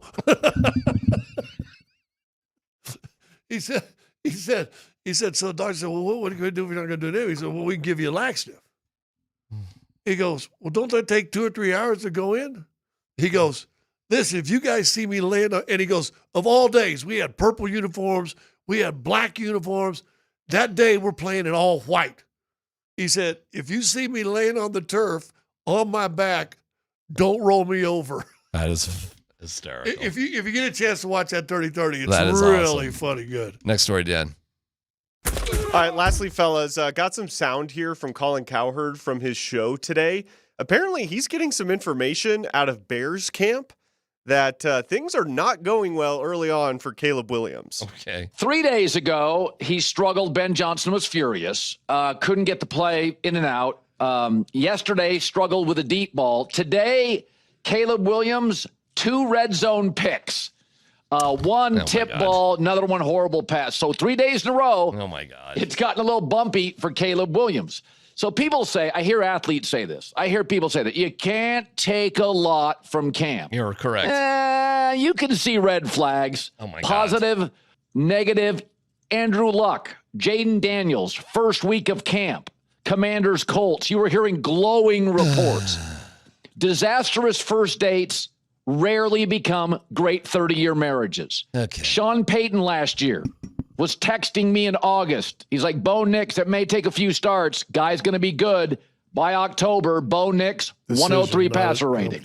You can see good. It can be one of those musical shows. You can see stuff. What do they say? Men decide in 8 seconds. Women decide in 8 minutes if they want to spend any time with this person. So Caleb Williams was sold as a generational talent. We were all hoping it would be this generation. All right, a couple things out of that. First of all, he's stupid. That is a dude who has not been to training camp in probably 30 years. That guy right there, Colin Cowherd. I'm sure he does great, everything else, but that's a dude who just literally has not been to a training camp practice in 30 years. Second of all, I do believe him about getting a text from Shawn Payton. And I do believe he said, hey, wait till October. This kid's going to get it. I mean, that's good information right there, I guess. Well, but it also shows there's bias in whatever he says about the Broncos, so you lose a little credibility. Listen, him and Shawn are tight. Yeah. So when he says, when Colin Cowherd is like talking about like news coming from the Broncos, I'd pay attention to it because I know what his relationship is with Shawn Payton. Well, see, I don't. I'm just the opposite. This is fed to you support me. Well, but you know where it's coming from. Yeah. So if he says it's a one-sided information. fine, but you can delineate that the best that you can. When you hear him say something, you know it's coming from Shawn. His whole argument before, he said you could tell in the first week. Well, no, you can't, because guess what? First week of camp, Shawn or Bo Nix did not look good. Yeah, I mean, all right, that's another thing too. Shawn, and that's why it was the decision, not the competition. Now that verified that. Well, yeah, but we knew that. Anybody with a brain knew that because Bo was Shawn's guy. And he always was. And the whole concept that, Bo fell to the Broncos, I mean, yes, that did happen, but Shawn would, I think aside from Jaden Daniels, who I think they would have taken ahead of Bo Nix, I think Bo Nix was Shawn's guy, period, the end. See, I thought they liked J.J. McCarthy, too. I heard it was Jaden Daniels, but... Well, everybody should have liked Jaden Daniels. Yes. But the fact of the matter is, I think if Shawn Payton had to choose between Drake May, Caleb Williams, Michael Penix, it was always about Bo Nix. So... Listen, this is the way to go, by the way. This is what you want. This is why Vic Fangio sucked as a head coach, because he had no concept about who he would want a quarterback to be. He liked Teddy Bridgewater because Bridgewater was a good dude. He was a really good dude. He got along with everybody. And just a solid player. Yeah. Like Vic liked him because he's not some sort of... You know why he liked him? Drew Lock was with the backpack and the hip-hop music, and Drew Lock was like the anti-Fangio guy, and Teddy Bridgewater was the company man. Teddy Bridgewater was the guy that Fangio didn't have to worry about that side of the football, and he can just stay over the defense. Right, and you got Drew Lock, who probably had more... Raw talent, but you had to develop and you had to be with them. But Vic Fangio didn't know how to do that. And not to go back in time here, but like when you set up an entire team where your head coach doesn't know how to develop a quarterback or identify a good one, what are we doing here? You know what? Like, that's a disastrous team. You really let the past anger you. Yeah, well, because Scott. You know what, my friend? Bo Nix. Yeah, it's finding my happy place. Who saw Bo? That helps. Nix. That's the Happy Gilmore, finding my happy place. Bo Nix. That settles me Rub down. your ear. Bo Nix. My temples. Thank you. Bo Nix. Sitting on a bed with garters and a glass of a thing of iced tea. Pitcher of iced tea. I kind of like red wine, but okay, iced tea. Sitting with garters on a bed with a carafe of Pinot Noir. All right, I'm finding my happy place. Happy. Come sit with me. I got to get Fangio out of there. Get Russ out of there. Maybe we start calling you Happy Mac. Happy Mac? Happy Mac. I could see him. I could feel. I think I'm finding my happy place. Yeah. Yes. Now, if we could just get Subway to sponsor this segment, we could get Subway to sponsor a segment, and it's all about it. It's a 5-minute segment of finding your happy spot. By the way, it's crazy that Happy Gilmore dies in a plane crash. Wait a second. I said no spoilers. Oh. It's PhD on 92.5. Yes! Yes! You got your Justin Fields, baby. Yes! Yes! We'll see. Yes! Yes! Yes! Yes! Yes! Yes! Yes! Yes!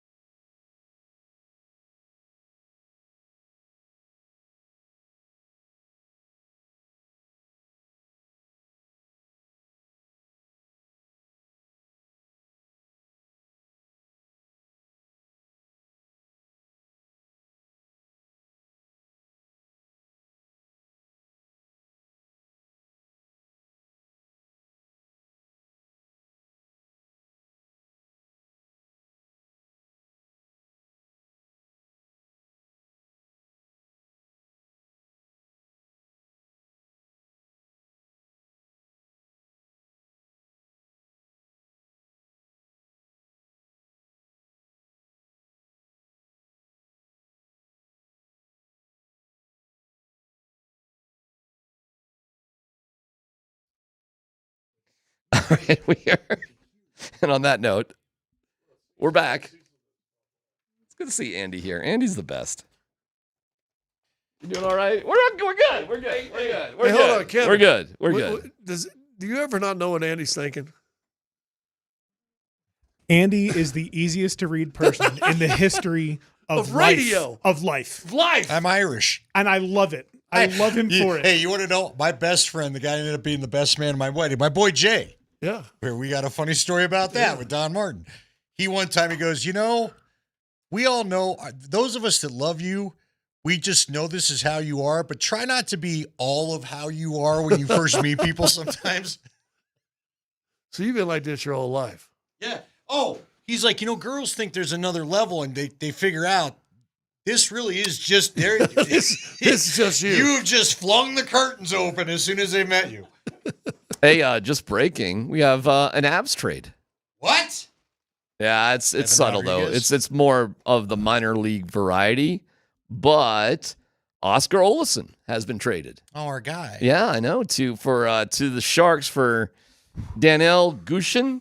It's 23-year-old guy. This is, it's minor league sort of stuff. Do we have size and weight on Daniel? I'm just seeing this right now. No. 5'2", petite blonde. Yeah, right. 5'2", about 155. Goal scorer. 5'2", 150. AHL goal scorer.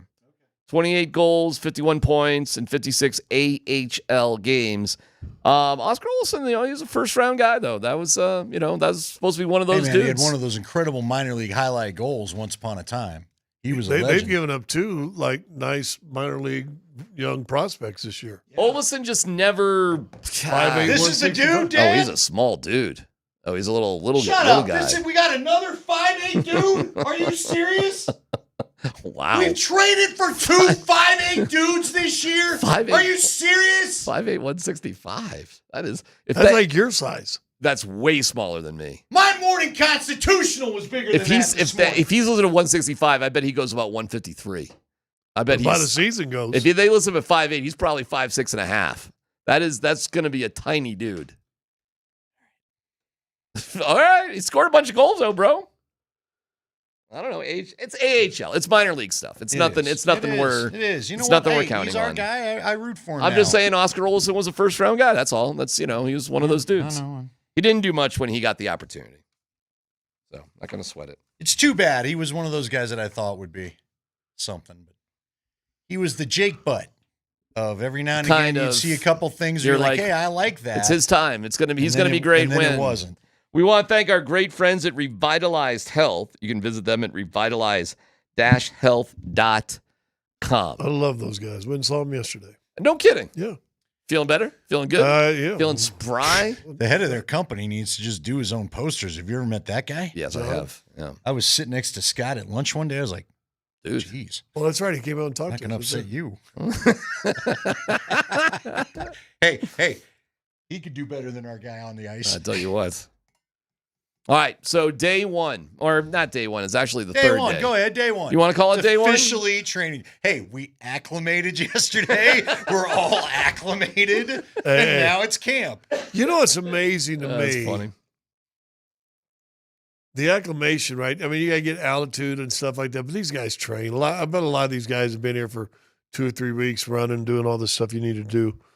But, dude, I don't think – listen, it's not Arizona, but this sun today was nasty. Hey, I'm telling you, I already saw the 9 News already put out their deal. Hot weekend. It's supposed to tickle the 90s all day. I think most of the days next week, so it'll get real. Yeah, it was real today. But look, all this is about training camp rules. You're not allowed, what I found out the hard way the other day, because we weren't in training camp. We were in acclimation. I was not allowed to tweet during practice like I was today. So I think that's what it is. Meanwhile, your girl was sitting there tweeting left and right to start practice. But she didn't do it those first 2 days. Well, she wasn't getting acclimated.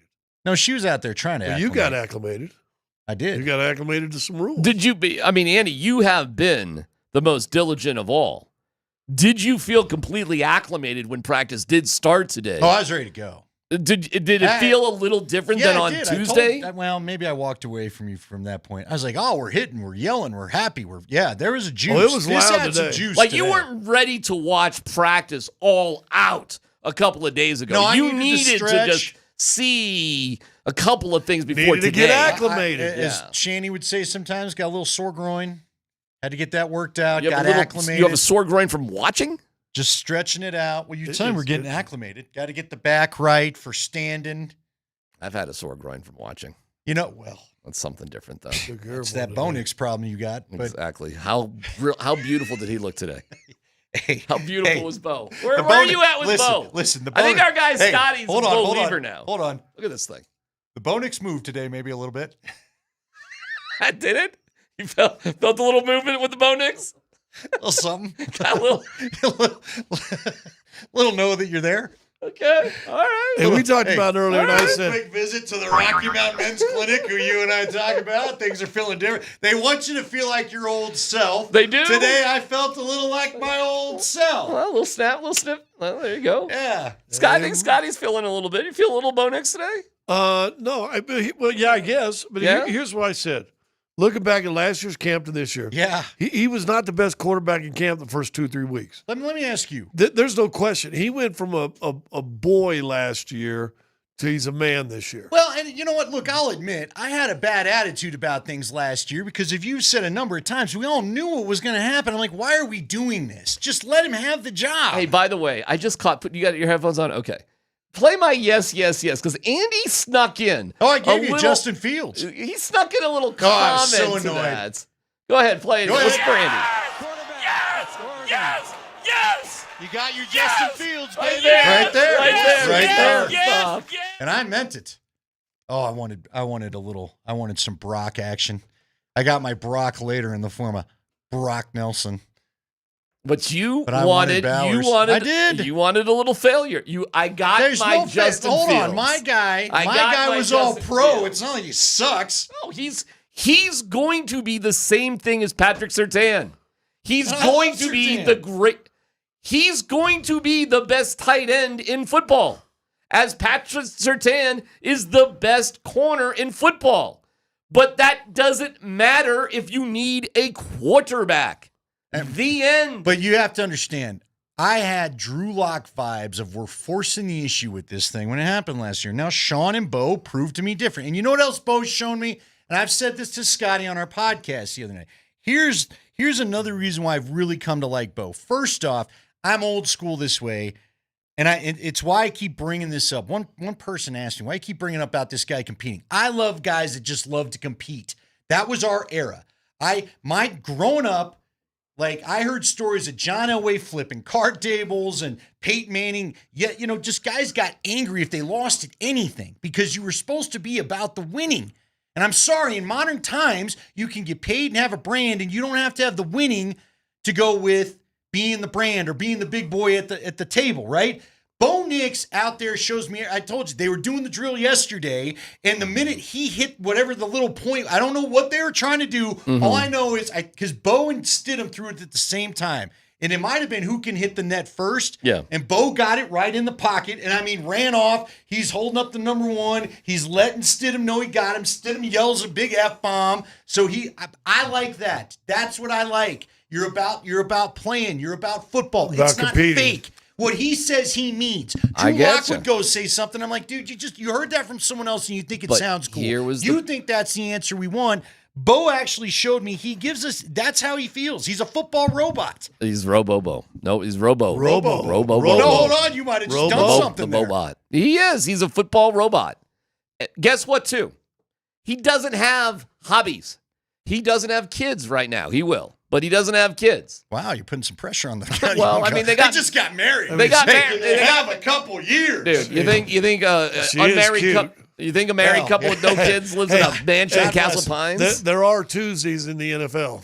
All right. Well, listen, right now, with their mansion in Castle Pines, it's just the two of them up there. No, but he's about being a quarterback. No doubt. He's got nothing. He's focused on that, which is fantastic.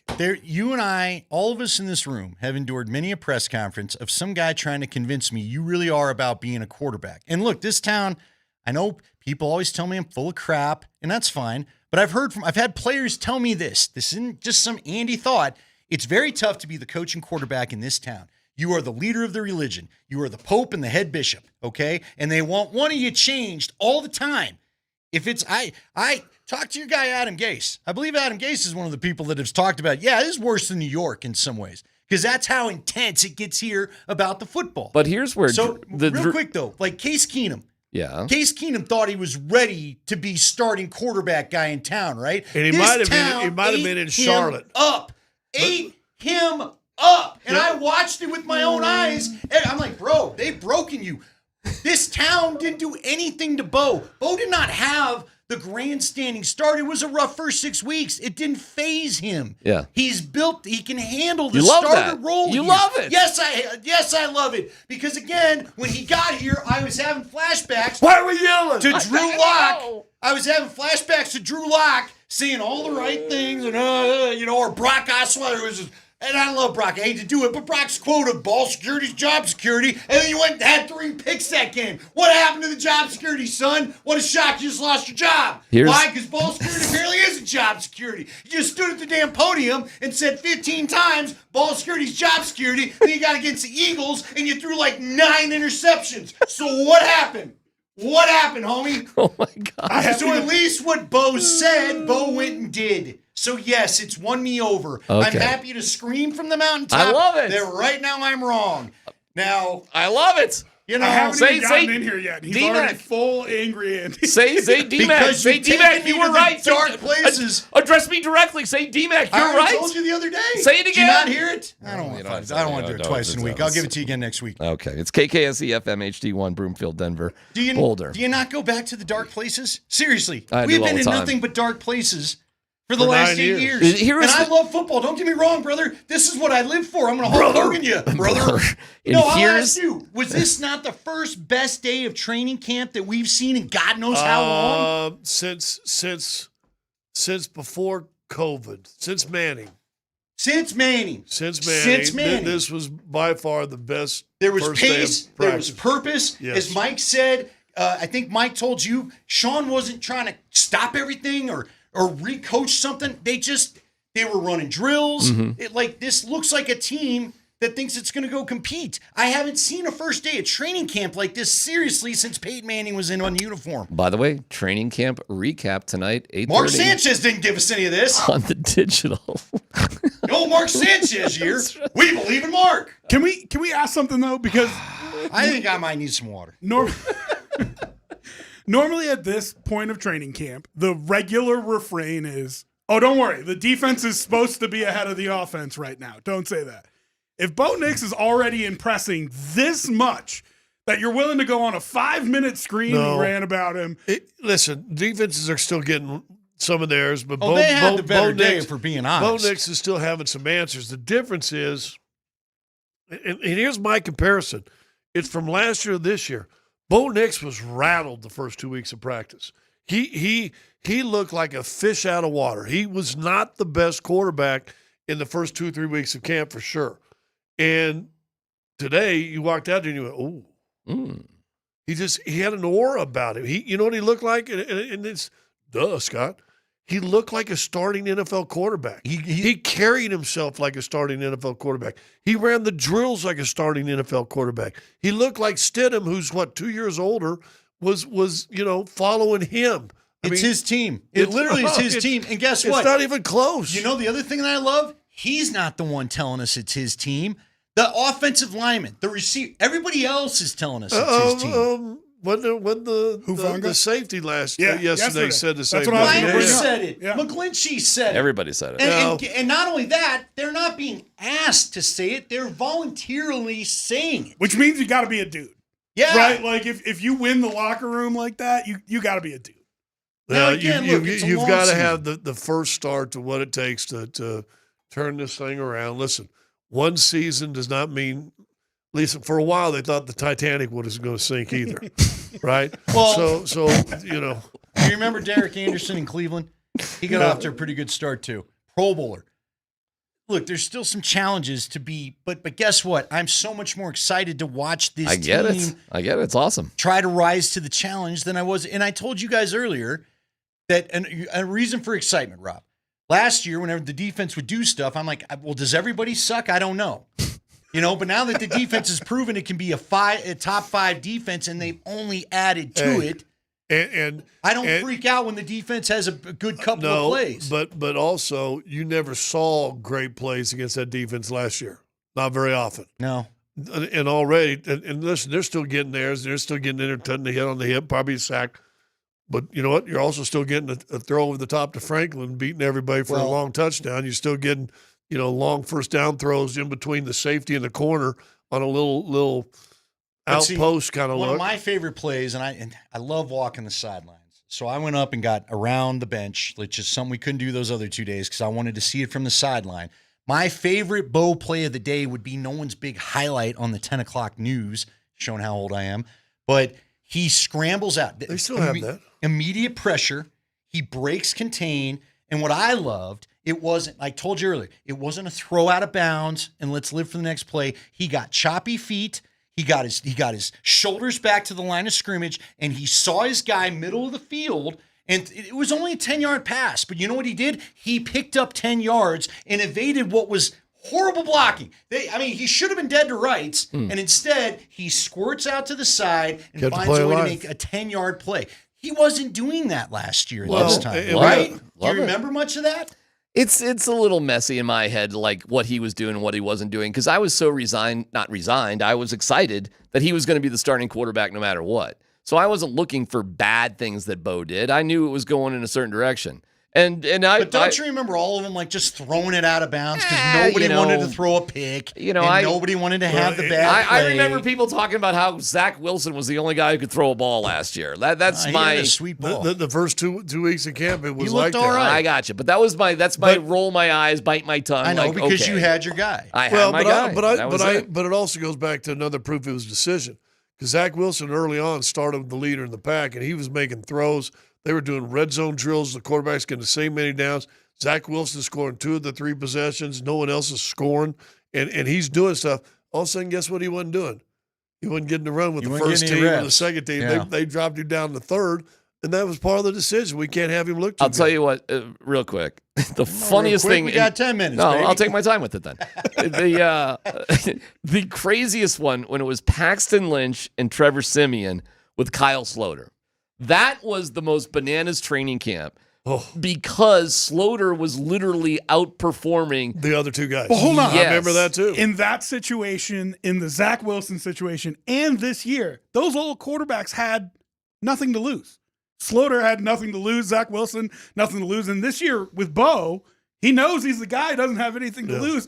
Is it more just that they're willing to take those chances? I think it's just a confident. Listen, you know what this is now? Maybe this Kyle Sloter was better than those two dudes. Sloter was, and he had a disastrous day in San Fran in the practice. I know. That's the funniest thing. That was like the greatest Paxton Lynch supposed practice. Were you there? No. Because that whole mysterious Paxton Lynch is really good. That happened in San Francisco when it was like... And it was one practice. Yes, when nobody was there. And then the next day it was a disaster. And so they let Sloter have a chance with the ones, and it did not go well.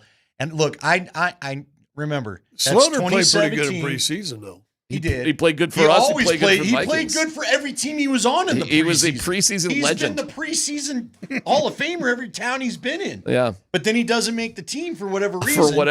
But I would just tell you this. I still had a number of guys that trusted me on that 2017 team because of the 2015 connection.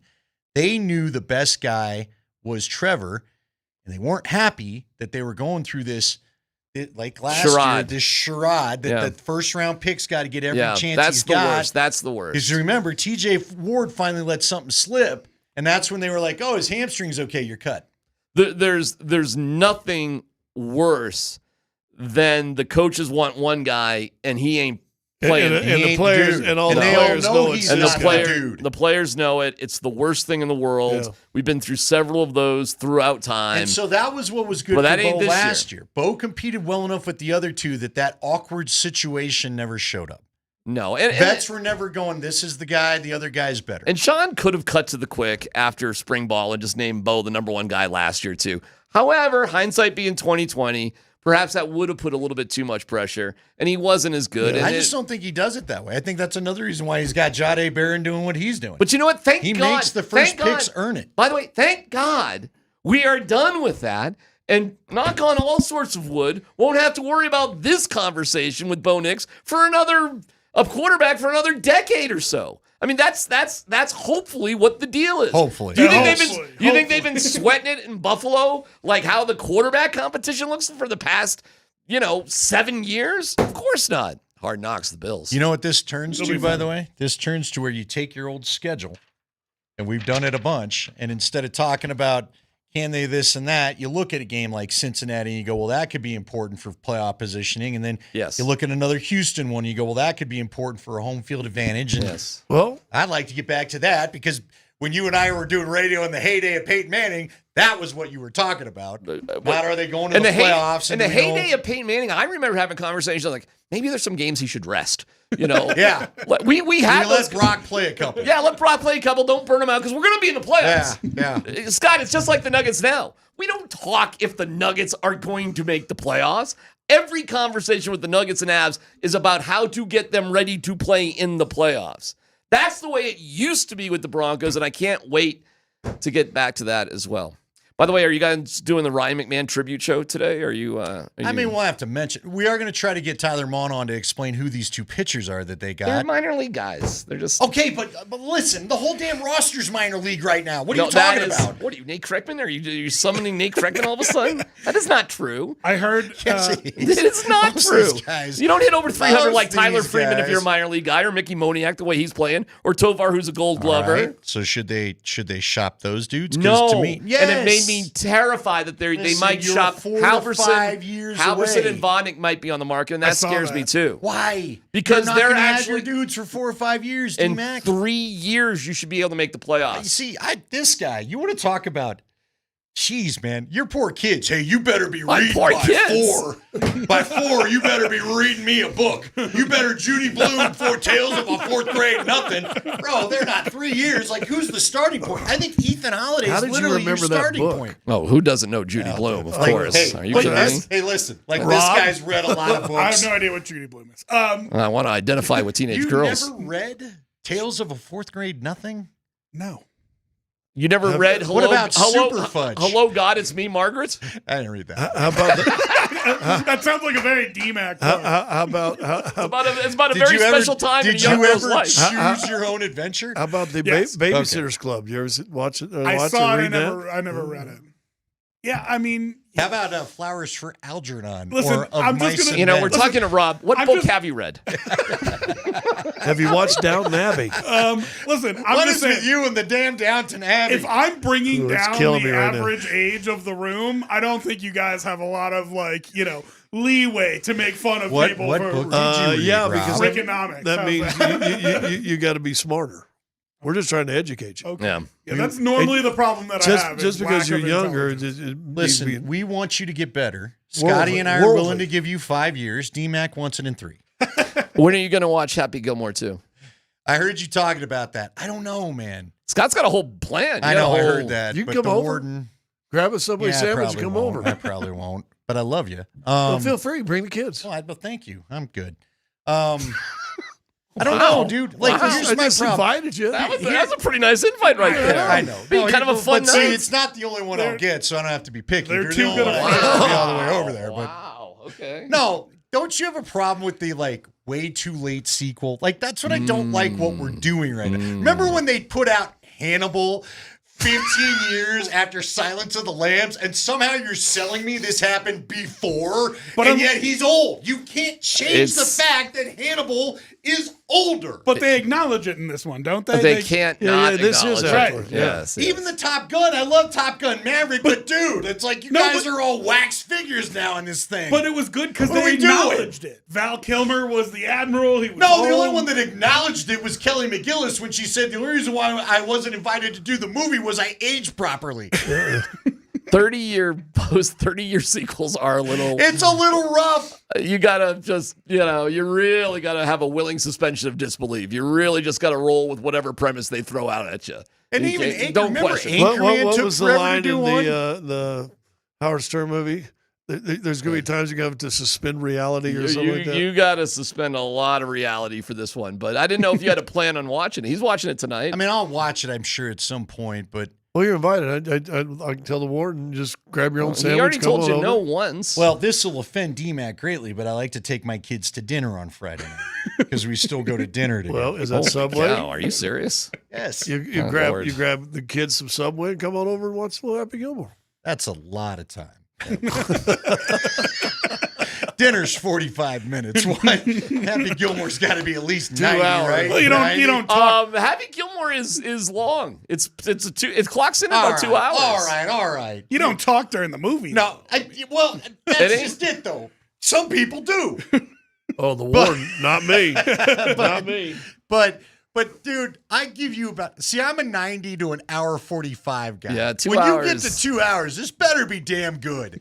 And if you're at 2.5, I'm not going to the theater for sure. I took poor Bertram Berry.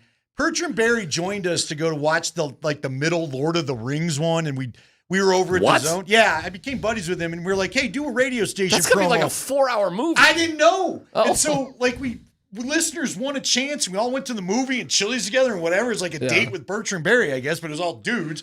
And then we get in there, and at one point, Bert is like, my back! I was like, sorry, man, I forgot that we were in for I didn't realize it was half a day to watch a stupid Lord of the Rings. I got it. Call him and the yeah, short you got guys. it. He's ugly. The ring. The Jeez, weird there's a ear dragon. people. Yeah, somebody kills somebody. But you remember when you read Lord of the Rings, how thick that book was? I didn't. I read The Lion, the Witch, and the Wardrobe. What That's did you- as close what as we did got. you there was read, there's Rob? 5 of those. I did read Lord of the Rings actually. So What? Whoa. Why? Yeah. How about Lord of the Rings having Book's a pretty director's good. cut? What guy's name did you leave out of the original? What do you mean there's a director's cut? It's called the I extended had to edition. take a personal day to watch the first one, and now you got a director's cut? What is that, 7 hours? Well, there was a Gollum And we montage. still have all this crap left undone? There was a love scene between Gollum and Peter, slow motion. And yeah, everything. Peter Jackson insisted you see that love scene with Gollum in a tree. But forgot that the Starbucks cup was in the background. You guys really got them all And then riled there's up, turned on, there's a and then leaving me with them. helicopter that goes flying by at one point. Hey, where's the helicopter? Yeah, I got an idea how to kill that dragon. Get the helicopter.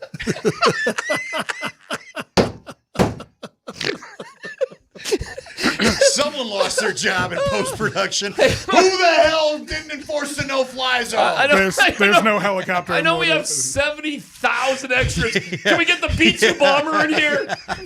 Yeah. Take care of that. There's no The dragon in stealth Lord of the bomber Rings. goes flying over. Hey. Sorry, we didn't hear it. Hey, the Hobbit just ordered drone strikes. Yeah. That stupid Sarlacc thing or whatever it is with the Starlink, eye. yeah. Just send it all in, and now you're all dead. Bilbo's got the drone. Bilbo with his hairy feet. Do they not have pedicures in Middle Earth? All right. They had no shoes. Some of them. I don't think there's a movie I've grown to hate more. That damn thing has stole so much of my life. Stupid ass Lord of the Rings. You know what's worse? There's 3 of them. So Right? they all have. 3. They all have. another one. They were like, "Hey, let's go tell the story of the Hobbit." They did 2 Hobbit movies. 3. Didn't they? Was it 3 3 Hobbit movies. too. With a damn dragon. You know why I'm pissed Yeah, off? there is a Because I did dragon in this the last Hobbit. night. Dragon in the I Hobbit, not stumbled in Lord across of the- House of the Dragon, and I was like, let's just see what this is. There's nothing else on. I was hoping the HBO Hard Knocks was going. And everyone's a Lord and Mrs. and a Keen. They get a whisper. They're saying this You'd compliment. understand that I'm if like, you'd what watched. the hell is this? Who is who? Well, And I don't know which guy's fighting which dude, and you all got dragons now, so I don't know who's the enemy. One guy's running around in his eye patch. The other guy's been burned like Gollum. Two women start making out in 1 minute, and then all that stops, and that leaves. And then another dragon shows up, and now some guy's trained a dragon. Is this how I trained you? What is this crap? How do you keep all this stuff straight? Now I know what Go people ahead. feel Wait, like wait, when we wait, talk wait. football. Tell me- Who is yeah. Eye Patch Guy? And why does he have a dragon? I thought there was one House of the Dragon. Tell me- Why don't everybody got a dragon? Spring, this is what you were talking about yesterday. Right? This is the. He wasn't even stuck in traffic, man. Oh, we had a nice lunch. Yeah. That was great. Oh, I hate the dragon. I'm tired of it. but Lords you can- going Hey, Andy, Lancaster good and news. Lancaster and Good news, can't we good- just have a Bob? Give me a Bob. At least if I know Bob hates Frank, at least that. But no, they've all got Chamberlain and Good news, you should be able Edgeron. you should be able to keep up with Happy Gilmore too. there's no Farquharts or whatever like that. I think as long as you've seen Happy Gilmore 1, I'll know But what's he going can tell on me there. who the 9th offensive lineman was in like 1999. Yeah, right. Harvey Salem. Harvey Salem was a tackle for your Denver Broncos once upon a But time. he's worried about Lord Farquhar. You guys really got him all turned up and got him all hot and bothered, and then you're just going to leave me with him? It was just this burning quiet frustration of trying to figure out this stupid House of the Dragon. Anyway. Hey, we'll talk Broncos ahead next. Rob's here. We got camp thoughts, all sorts of stuff. We're talking to Leggy. We got all sorts of surprises ahead.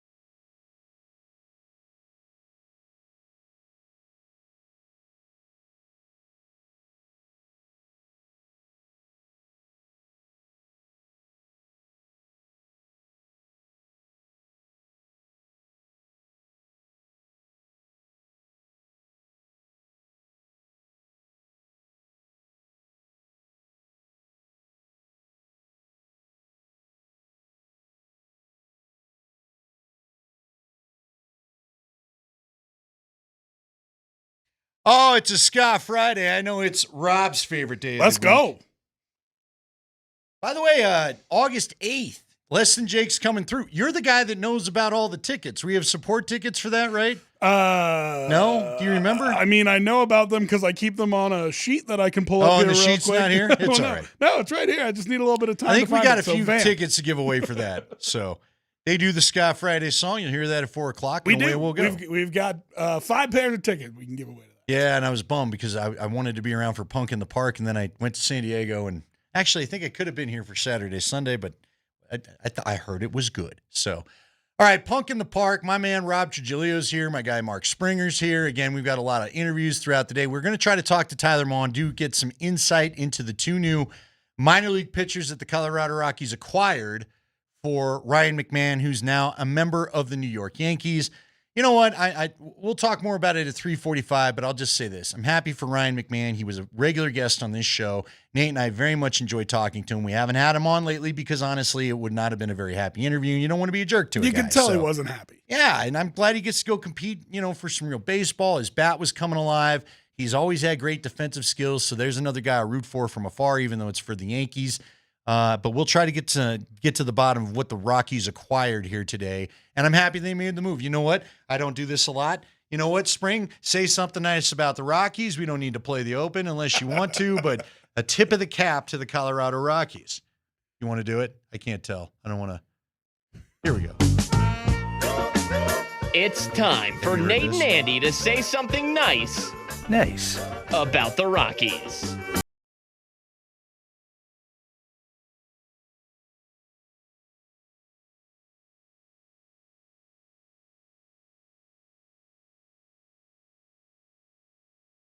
Say something nice. All right, here it is. Congratulations. This is the first convincing I've had that you start to really handle your problems the right way.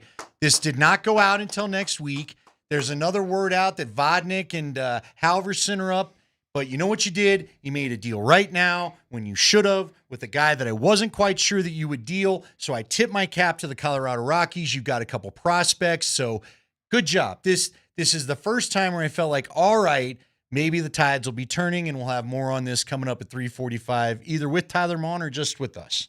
I'm thrilled that they are. I mean, they need to restock the whole system. They do. So, we were talking about how we don't know much about these guys, and hopefully Tyler will give us a little bit more at 3:45. But anybody that they're bringing in to add depth to the system, let's go. Restock the cupboard. Because like you said, last segment, you're aiming for an Ethan Holiday timeline, right? So 3 years, something like that. That's when you need to be ready to go. This is when you get prospects to be ready for that. Well, and what you need today is you need to be able to have a group of people to bring up like they did with Todd and the Toddlers. Yep. Or like what the Angels or the Cubs or the Astros have done when they've burnt it to the ground and then brought a good team up at the same time that's ready to compete on the same timeline. So good for them. All right, Bronco camp. Yeah, today. I got a question I want to ask you. So, everybody, I'll credit specifically Zach Stevens, DNVR, yesterday and today, complimented Jonathan Cooper a lot. There was a lot of talk around him with the allowance that they're not in pads, with the allowance that Mike McGlinchey's not there. He just said he looked explosive. He was eating guys alive. He had a good day. And one, I want your take on that. And two, I want to pose a hypothetical question to you. Do you think the Broncos' record is better if Nick Bonito leads the team in sacks or if Jonathan Cooper leads the team in sacks? Because I think if you get something like a 12, 13, 14 sack season out of Jonathan Cooper, Bonito's still getting 12 or something like that, and you might just eat people alive on that offensive line. You know what I mean? And so it's an interesting question to me of you're getting the push in the middle from Allen. If you get Cooper and Bonito both attacking on the outside, you might have even a better season than you did last year. Yeah, it's a tough to really pick one or the other. I wouldn't be shocked if Bonito gets more attention paid to him now, Sure. right? Because, again, a lot like Bo Nix, people are taking you seriously right out the gate. They're going to game plan for you more. And so how do you respond to that? That's going to be the big thing for Nick Bonito. You know what I'd love to see? I would love to see, how about this? I would love to see consistency from the pass rush from start to finish. Okay. That was something, if this team is going to threaten to be as good as the 2015 defense, which is tall cotton, and I'm not sure I'm ready to say that they're there to do that. I don't know that they have a true Von Miller / DeMarcus Ware combo, and you still got a Shane Ray, Shaq Barrett. Let's not forget about the depth at pass rusher 100%. that 2015 defense had. So I'm not going to go throwing around 2015 comparisons just yet. But I do want to see a consistent pass rush all year, because I feel like, when it was Cooper and Baron Browning, and I think that was the main combo last year before they traded Browning, remember? We all kept talking about, they'd have a good few weeks, but then they'd go away for a few weeks. And even Nick Bonito had a little of that going on his first couple of years, and then it was like he turned it on mid-season or whatever last year, mid-season, maybe early part of the season, but then he was good to go. But you've got to be good. Von Miller, I feel like I remember Von Miller always taking maybe a game or two sometimes to get going. But once he got going, there was no stopping him. Yeah. Right? Now someone's got to do that, and this pass rush has to be that consistent. And listen, if these corners in the secondary are as legit as we think, they should have time to get to the quarterback. That's exactly what I was going to say. I mean, your secondary is going to help them be effective pass rushers, because quarterbacks are going to be double clutching, holding onto the ball, and even just seeing that 2 flash and be like, well, I don't want to throw it there. You know what I mean? And even if it takes an extra half second, it gets you a little bit of extra pressure. I'm just, we have the additions of Greenlaw and Hufanga. You hope that they can stay healthy and that's an impact. But I'm trying to find ways to get more out of that defense. And that's hard because they gave you a lot last year. But when we're talking about going from that level of playoff team to contender, that's where I think you talk about it a little bit, because if you look at like the game versus the Ravens or the playoff game versus the Bills, that's the level that you have to get to. And the Bills didn't have any problem scoring points. So it's all well and good to get pretty numbers when you're playing the, lesser teams in the league, but you got to go play those big boys and find ways to shut them down. Yeah, I just pulled up the Broncos schedule from last year. Let me go ahead and pull up in a little cleaner file there. But you're looking at, what they did as far as the results, so on and so forth. So, you gave up 20 points to a Seattle team that struggled for a half. You gave up 20. Well, no, you only gave up 7 to Tampa. 33 is another. Well, that's against New Orleans. I got to get a better schedule. This is driving me nuts. But the bottom line is, now 34 against the Chargers late in the year when you had that game in hand. A good defense, because we could talk about the offense, and clearly we're gonna, right? Yeah. Because that's just what we do in this town. But honestly, the strength of this team for now still is the defense until RJ Harvey and J.K. Dobbins and Evan Ingram and all the like are ready to really just run this thing like the back of their hand. It's the defense that has had more kind of a head start in getting this thing smooth.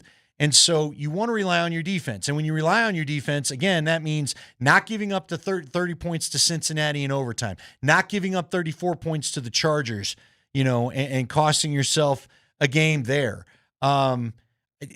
When you're battling the playoff teams, let's go back to the Baltimore 41 game to the year. Ravens. Yeah, you can't have that happen. And frankly, look, Cleveland wasn't all that great. If Cleveland you won the game, they scored 32. You don't want that. It was a fun night. We all had a good time. But you don't want to be giving up those kind of point totals. Well, and those are the teams that we're talking about. If you want to get serious, those are the teams you need to start measuring yourself against if you want to get serious about winning a title. And I know Broncos fans, and I know this team, and I know it's new ownership, but I don't think this ownership is any different than the last ownership. We're not talking about, hey, let's make the playoffs every year. We're talking about winning. We're talking about titles, banners, rings. And so when you talk about it, yes, we're projecting a little bit because they were ahead on the timeline last year. And for them to get into that echelon this year would, again, I think, be them ahead of the timeline a little bit. But I'm trying to figure out ways for them to get there. And one of the ways that you can get there is not giving up 31 to Buffalo, not giving up 41 to Baltimore. All right. So anybody that's heard you used to do the post-game show. You've talked about it. You're a fan of Buffalo. But you watched the build process, right? That's what you did. You watched this team go from struggling. Let's be honest about it. You know, who was the quarter? Was it Tyrod Taylor it was before Josh Allen? Yeah, he broke the drought. He broke the drought. Look, I say that. I can still remember some Tyrod Taylor teams giving the Broncos a hard time. But you saw how this went when you drafted a guy and then the ascension starts. So a lot of people want to predict big things for this team. Again, Springs got him at 12 wins. He said that earlier in the week. You and I talked before the show. You can explain later more why you think it could be 12 wins for this team. But even 12 wins doesn't guarantee you win a playoff game necessarily. What is the realistic expectation once you've arrived? Because now, again, I still think you're on team's radar now where you weren't a year ago. I think the most interesting part about it is that there is a little bit of semblance of Josh Allen was not everybody's first pick coming out. Like, it's very easy hindsight to go, oh, everybody loved Josh. Nobody loved Josh Allen coming out. They had questions about the accuracy. Ton of questions about him. And so when he first started playing, there were plenty of people who did not want to believe that he was good. But when you watched him, when you actually watched every game, you saw it. And now everybody sees it. The compete, the pitch the ball back to me and I'm going to dive for the end zone. I'm jumping over guys. Like, that was the stuff that you just watched him and you said, this guy is different. He will die to win a football game. And it's interesting to hear you guys talk about Bo like that, because you are, and I don't even know if you realize it. That's what is really telling to me is going into his second year, he's still going to have the Bomani Joneses, right? Like, he's still going to have the detractors, the people who didn't believe in him in the first place, the people who are like, oh, he's the sixth quarterback off the board. But I'll tell you what, that team believes in him.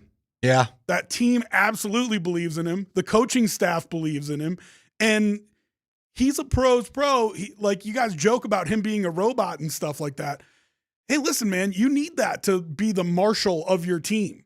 And one of the things that took Josh a little bit longer was stepping into that role of, this is my team. So if you're getting that from Bo Nix in year 2, where you're walking into camp and you're like, this guy is shoulders back, loud voice, commanding, ready to go. We're already working on details and we're not even through the acclimation period yet. That's how you can talk about the ascension and getting into that top tier, that level. Well, the other thing I think that Josh Allen had that nobody could really, and I've thought about this a lot now, he got together with Jordan Palmer early on as his QB coach. Huge, yeah. And Jordan has credited him for nobody knew how hard Josh was going to work because, again, there were accuracy problems at the beginning. I try to remind everybody, because I know a lot of people here would have loved to have had Josh Allen, and when you see this version of Josh Allen, we all would have loved to have had Josh Allen. There's no doubt about it. But at the time of the draft, he was a little bit high on his throws. He had the big arm that nobody knew. That the term I kept reading around the draft was, will he be able to corral the big arm? Right. But they thought it was perfect for Buffalo because of the windy conditions and so on and so forth and the cold weather, and it didn't bother him. But Josh worked so hard to get a better delivery and to be better from the pocket. And Jordan Palmer talks about it all the time. He goes, you don't credit me. It's not me. It's how hard this guy wants to work. And I think when everybody got excited that Bo went to work with Drew Brees, what I'm intrigued to find out from Bo whenever we hear from him, I'm guessing maybe tomorrow, what did Tom House show you? Because, again, Tom House is a throwing mechanics guy. Yeah. Okay?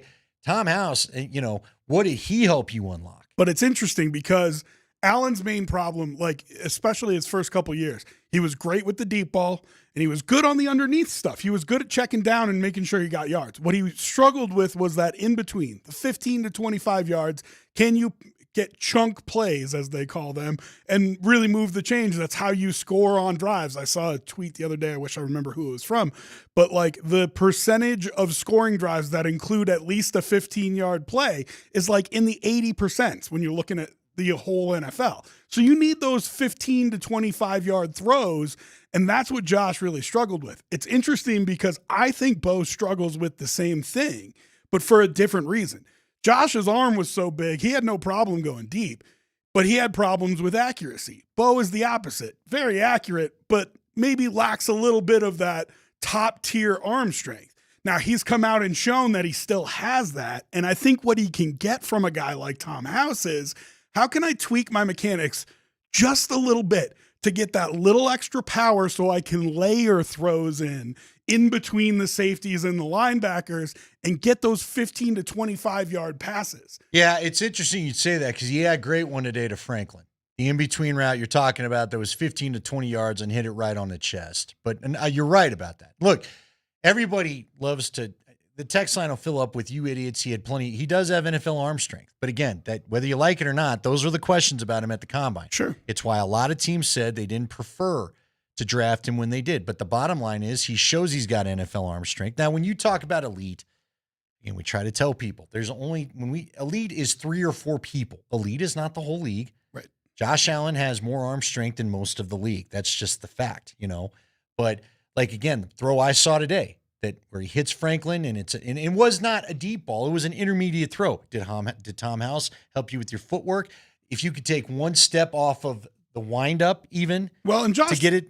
Josh talked a lot about that. These are all rotational athletes. So whether you're talking about a golf swing or a baseball swing or throwing the football, those are all using your legs and your core to activate, to generate more power. They're rotational athletes.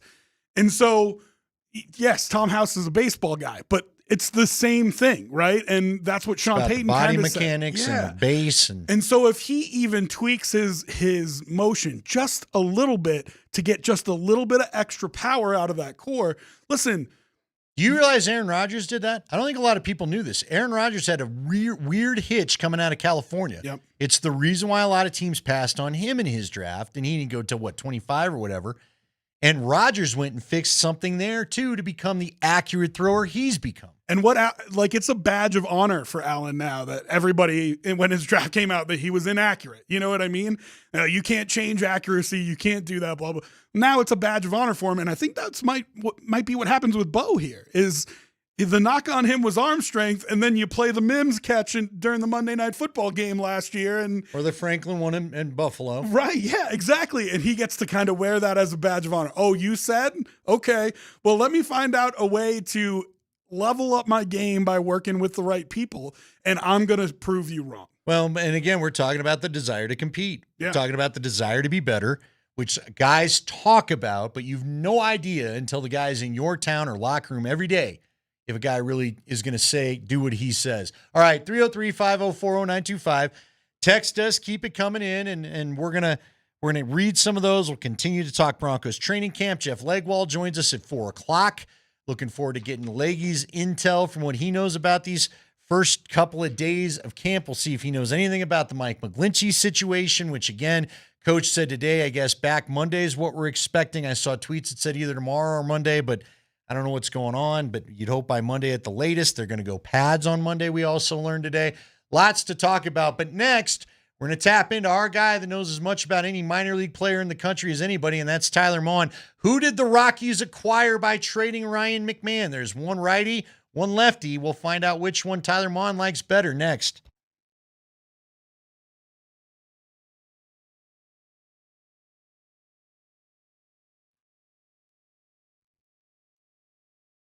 Guys, Andy Lindahl for the Rocky Mountain Men's Clinic. It's the weekend, and usually the weekend means, especially a summer weekend, that it's time to go out and maybe have a little bit of romance, maybe spice up your life a little bit. You got the longer days, and we still have very long days despite getting past the solstice. Warm nights, been plenty warm. Maybe you've had a vacation. Maybe you've had the date night. Maybe you want a date night, but you're avoiding it because of erectile dysfunction. If you're dealing with the problem of ED while summer's in full swing, don't miss out on those long, warm summer nights and maybe a little summer romance. Get on over to the Rocky Mountain Men's Clinic and let them help you, because they have treatments that work when pills and herbals fail. They can even combine a couple of treatments if they need to, if you listen to Jeff on the ads that run during the day.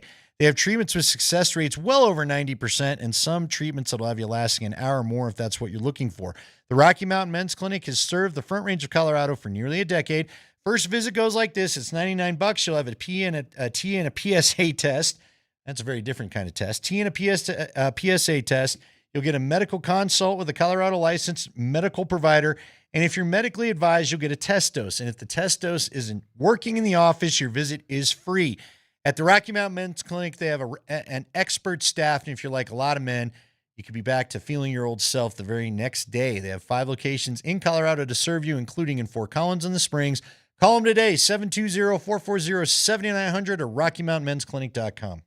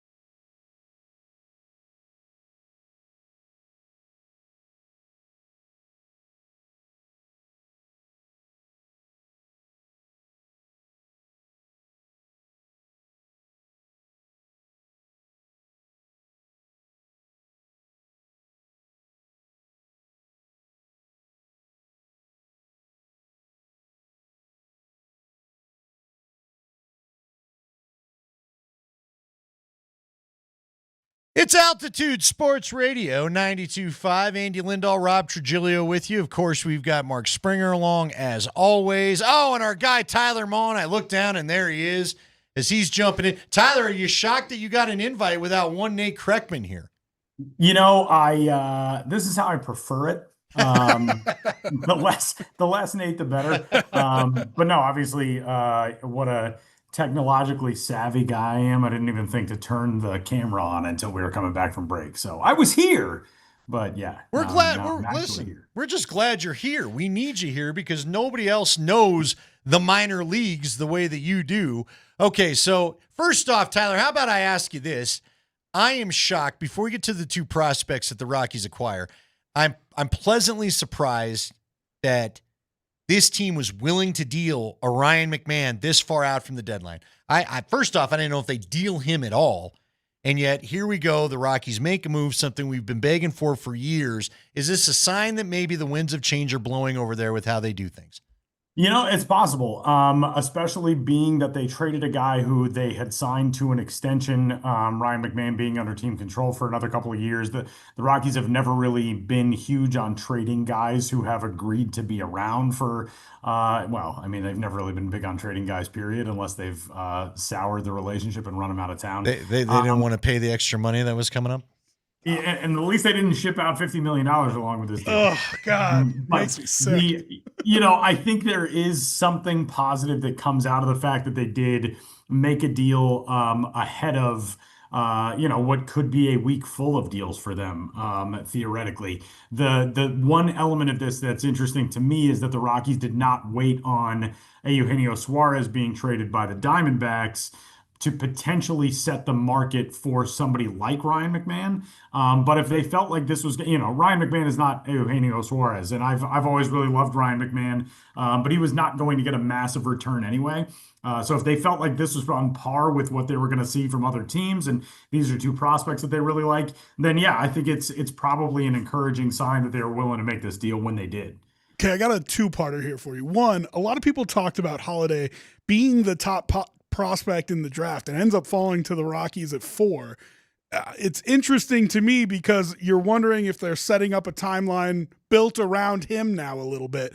And so, one, if you could just talk about why he was the top prospect and fell to 4. And 2, do these two guys that they got match up with that timeline that they're setting up? Yeah, this is, I think I'll take the second part of that first. I think they do probably match up with more of a timeline of somebody like Ethan Holiday.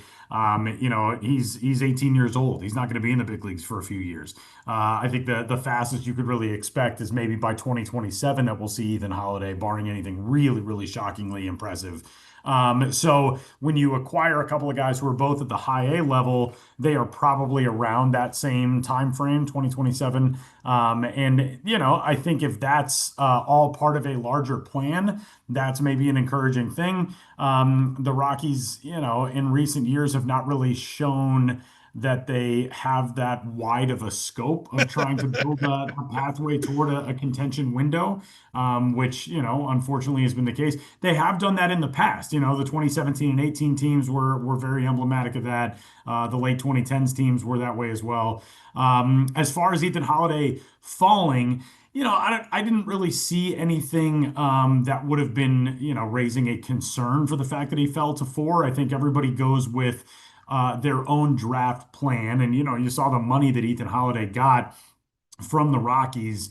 If you're the Nationals, if you're the Angels, whoever the Mariners, there are guys who might fit into your plan a little bit better, and the economic piece might fit into your plan a little bit better. If you're the Nationals and you take Eli Willits at number 1, aiming to sign him for potentially less than slot value, maybe potentially for less than what you're going to end up seeing Ethan Holiday sign for. That, to me, speaks more to the organizational philosophy for a draft than it does for Ethan Holiday, being the number 1 talent, but not the number 1 pick. I still think, they did get the best talent arguably in the draft. They obviously handed him a whole boatload of money, and we'll see how he presses that envelope. But yeah, this right now, if you are going to be building a team around Ethan Holiday, you are looking at 2027, 2028 as probably your earliest sight of him in the big leagues. All right, the two pitchers they acquire are left-handed Griffin Herring and right-hander Josh Groves. Now, I don't expect a full breakdown because I know you said they're high A ball guys, but maybe tell us what they are right now and what you think they project to be. Starters, bullpen, what is this? I think we could see mid-rotation ceilings from each of these guys. I would say, it's very likely that one or both of them ends up in a relief role at some point. Griffin Herring is the higher ranked prospect of the two. He was the Yankees' number 2. He was on LSU's national championship team in 2023. And this year, has pitched with a lot of success in kind of trying to find the next element of his arsenal. He's pitched at 2 different Class A levels, at low A and a high A, and he's got an ERA that's under 1 3/4. He's a very new age arm in the fact that he is a guy who doesn't really, go with much off-speed stuff. We don't even really see a whole lot of off-speed stuff in baseball anymore. It's velocity and then velocity that moves. And so for someone like Griffin Herring, he is a modern day prototypical type of pitcher. I know one thing that a lot of scouts have said about him, he does not really, as of yet, have the ability to just blow people away in terms of the fastball velocity and everything else. But that being said, I mean, his numbers have been really, really good so far this season. He's got 102 strikeouts and 89 1/3 innings pitched. So the numbers are really good. He has found ways to be successful, even if he hasn't had, the most dominant stuff in a minor league organization. And then Josh Gross, the other guy, the stuff seems as good, if not better, for Josh Gross. I think one of the big elements with him is whether or not he fits better in a relief role. Right-handed guy who has a little bit more velocity than Herring. He, can get up to 98 miles an hour fastball wise. Maybe he fits better down the road in a relief role, and all of that stuff will play up if you get a guy in a relief role who can, sit 93, 95 as a starter. He's going to sit, potentially 95, 97 as a reliever. So, what this ultimately comes down to is you weren't going to get a monster prospect package for Ryan McMahon. Ryan McMahon has been a fine and serviceable major league player. He was an all-star last year. But this is not Nolan Arenado. This is not a guy who is going to be franchise changing in what you bring back for him. I'm excited for Ryan McMahon. I've always really liked him and liked his game. I think it'll be interesting to see what type of player he is, not having to adjust to the playing at altitude and then going on the road and all of the different things that come along with that. The Yankees have had abysmal production from the third base position this season, some of the worst in the history of that franchise. And, Ryan McMahon, maybe more than anything, is a guy that they acquire for what he brings defensively. But offensively, he's a major league average or just below major league average type of guy. And he has been extraordinarily consistent over the course of his career. So he adds, I think, something in terms of reliability going the other way to the Yankees. But for the Rockies, this is certainly a thing where you look at, these are guys that you're probably not going to hear a lot about for the next couple of years, but that's by design. I mean, they are where they are in the stage of their careers. Gross was an 11th round pick in 2023. Griffin Herring was a 6th round pick last year. So these are sort of mid-round guys who are just in that developmental stage of their careers. Now, what the Rockies need to be able to prove, and this is something that we talked about last week, Andy, is that they can get back to developing guys, because that has been a big struggle for this team and this franchise for the last 6 years or so. It's one thing to acquire talent. It's another thing to acquire young talent that you then have to develop and get to the major leagues. And that's the big next task for them. You know what? We always turn to you when we need the deep dive. You gave us the deep dive. We appreciate it. If you're out at the PLL next week, by the way, Tyler, text me, because we got to hook up. We can talk lacrosse, but we won't do it on the air.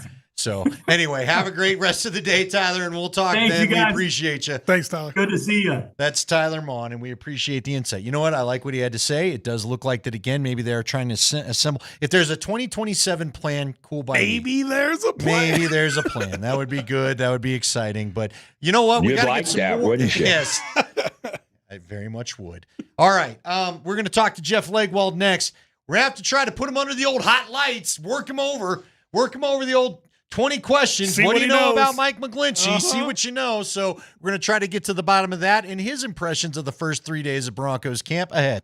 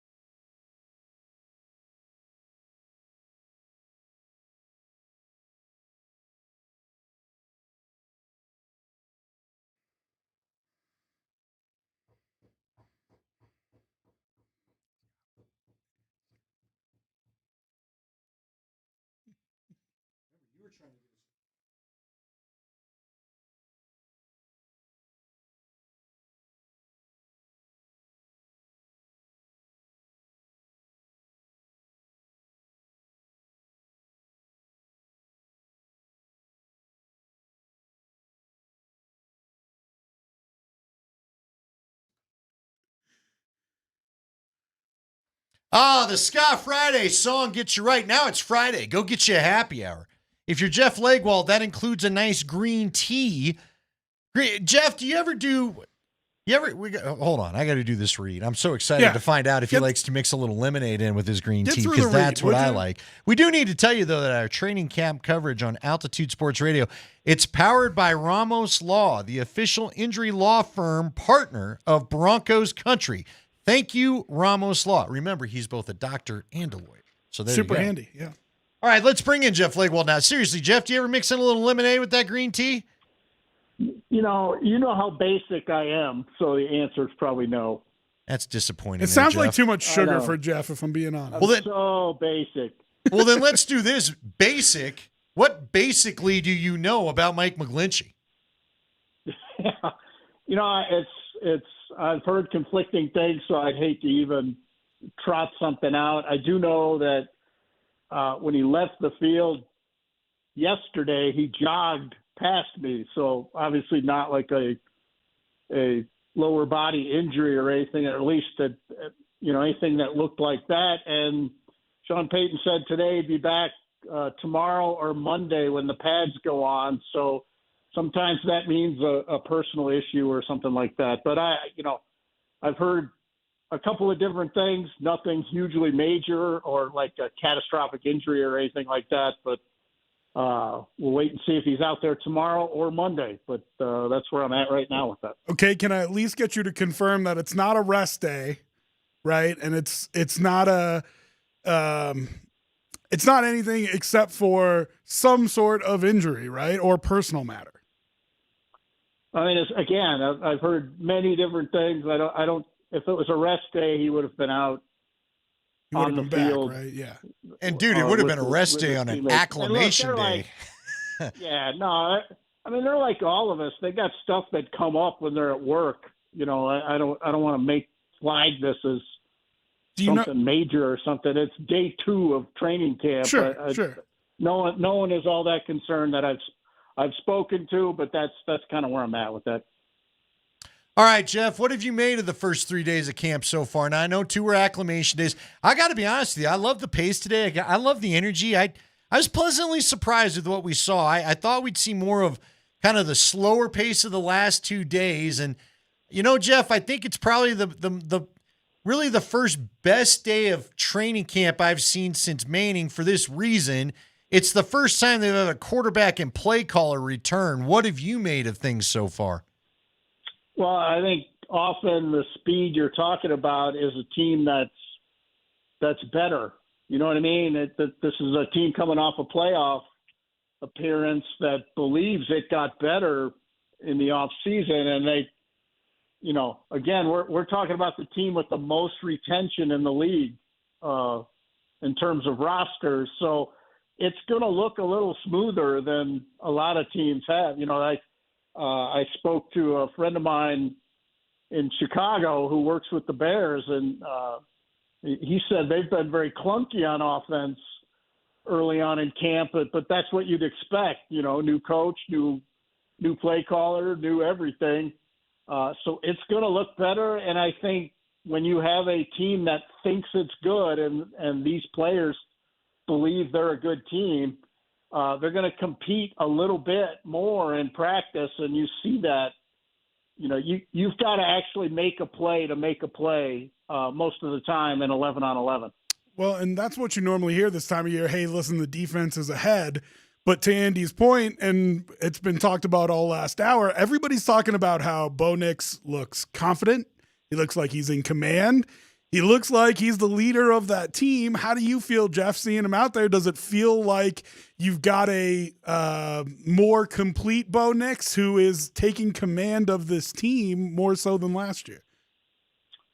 I wouldn't say more so than at the end of last year. I think what Bo has said to some of us is that, last year at this time, he's worried about just remembering what the play is when he goes into the huddle.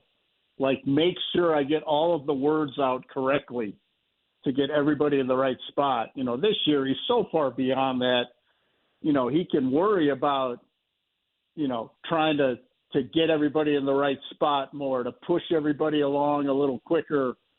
He can do more things because he's not worried about the sort of the foundational, I got to remember all the plays we installed this morning type thing. So you see the comfort level that you would expect after, the work he's put in the off season. And, he's going to be more comfortable in an offense that has a tight end that can have impact. And that's what strikes me about the first couple days here is that Ingram fits what they do. And if they keep him on the field, he'll have a pretty good season, I think. Talking with Jeff Legwald of ESPN. Read all his work there on the ESPN app. You can catch him on ESPN programming, and there's just all sorts of ESPN in Jeff's life. He is brought to you by the International Brotherhood of Electrical Workers, IBEW, Local 68. Start with a job, end with a career. All right, Jeff, now, I'm going to break a little rule that you've taught me long ago, so don't get too upset with me. But again, we can only talk about what we've seen so far, and what we've seen has been not in pads. But what always stuck out to me when we talked about this draft class, when I would talk to you about Pat Bryant, I don't think he's the guy that's going to run away from anybody downfield. He's not going to be the deep ball threat necessarily. But you've told me from the beginning he wins quick off the line of scrimmage, and I thought that was on display a few times today. I thought he had a good day. I thought he was noticeable anyway, and Bo looked like he was looking for him. Can Pat Bryant be a problem for this team in that quick 5 to 10 yard area as it appears right now?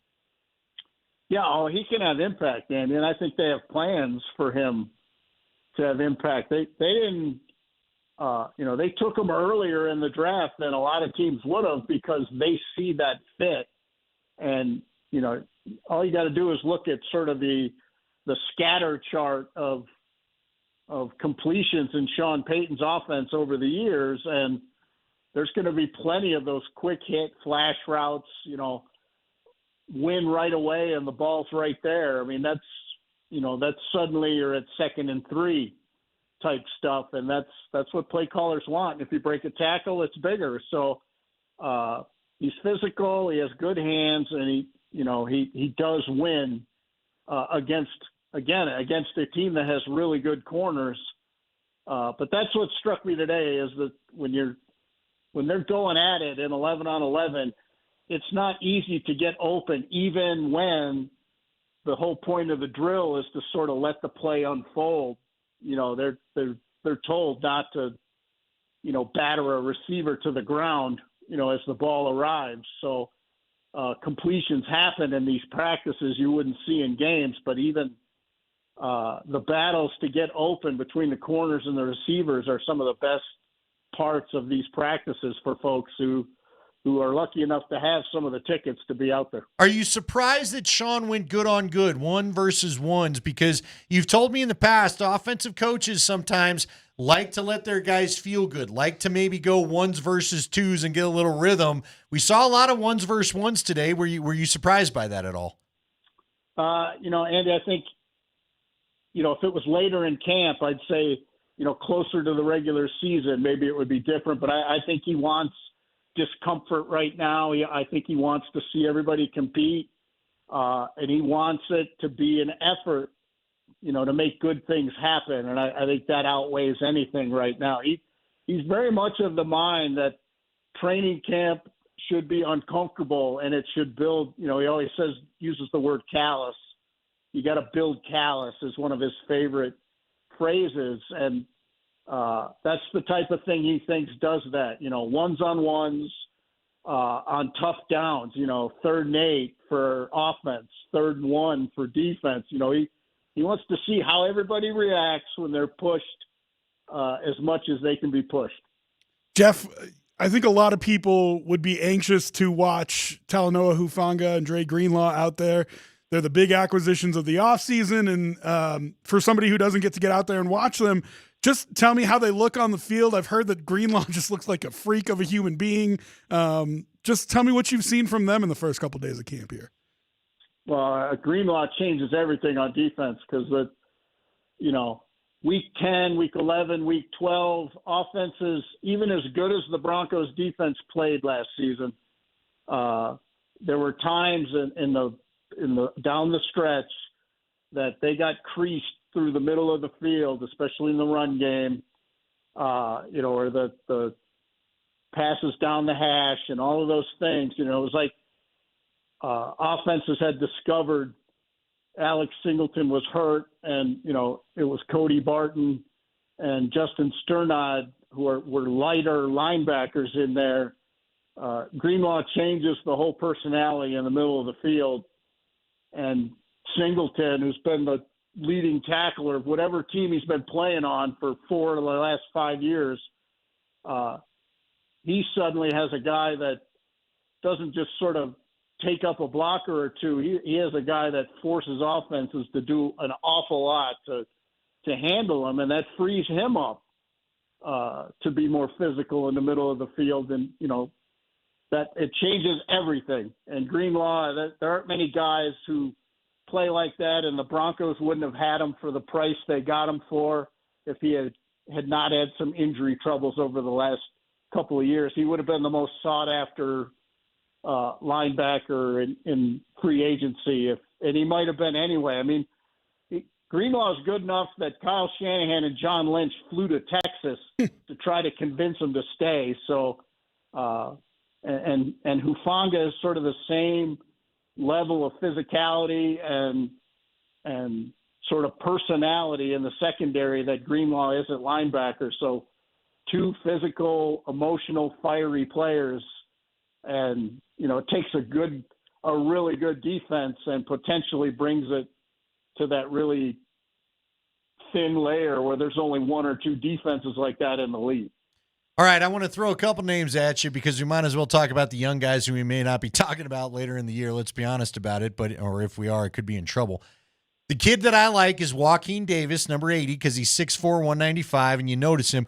But the guy that showed up today was Jerwan Newton, who had that great catch of Sam Ellinger, of all people, threw the ball, but a little bit of contact there. I don't know if they love the contact at the end, but tight window throw, corner and trail, safety coming over. Jerwan gets banged a little bit, but holds on to the catch.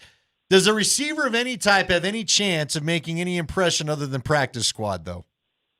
I think it's really hard. You're basically, going to have to make your mark on special teams. That's that last spot at receiver, on coverage units on special teams, and then still be good enough to make an impact on offense when you get the chance. So I think that'll be the hardest place for there to be a surprise.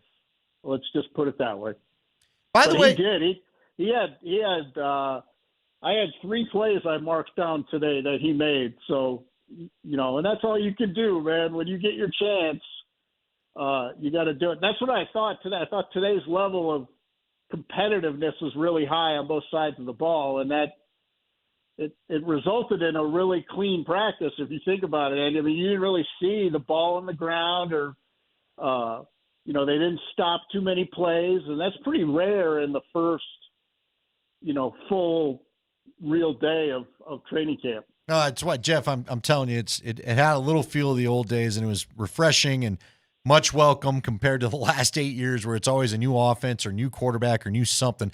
Real fast, before we get you out of here, got about 30 seconds. Coach Sanford was telling me that Crawshaw, the punter's ball, does not turn over naturally in the air. Now, it looked like when he went rugby style and was trying to pin that ball in deep, he was having great success. But what are some of the things the young punter has to work on from your scout's eye?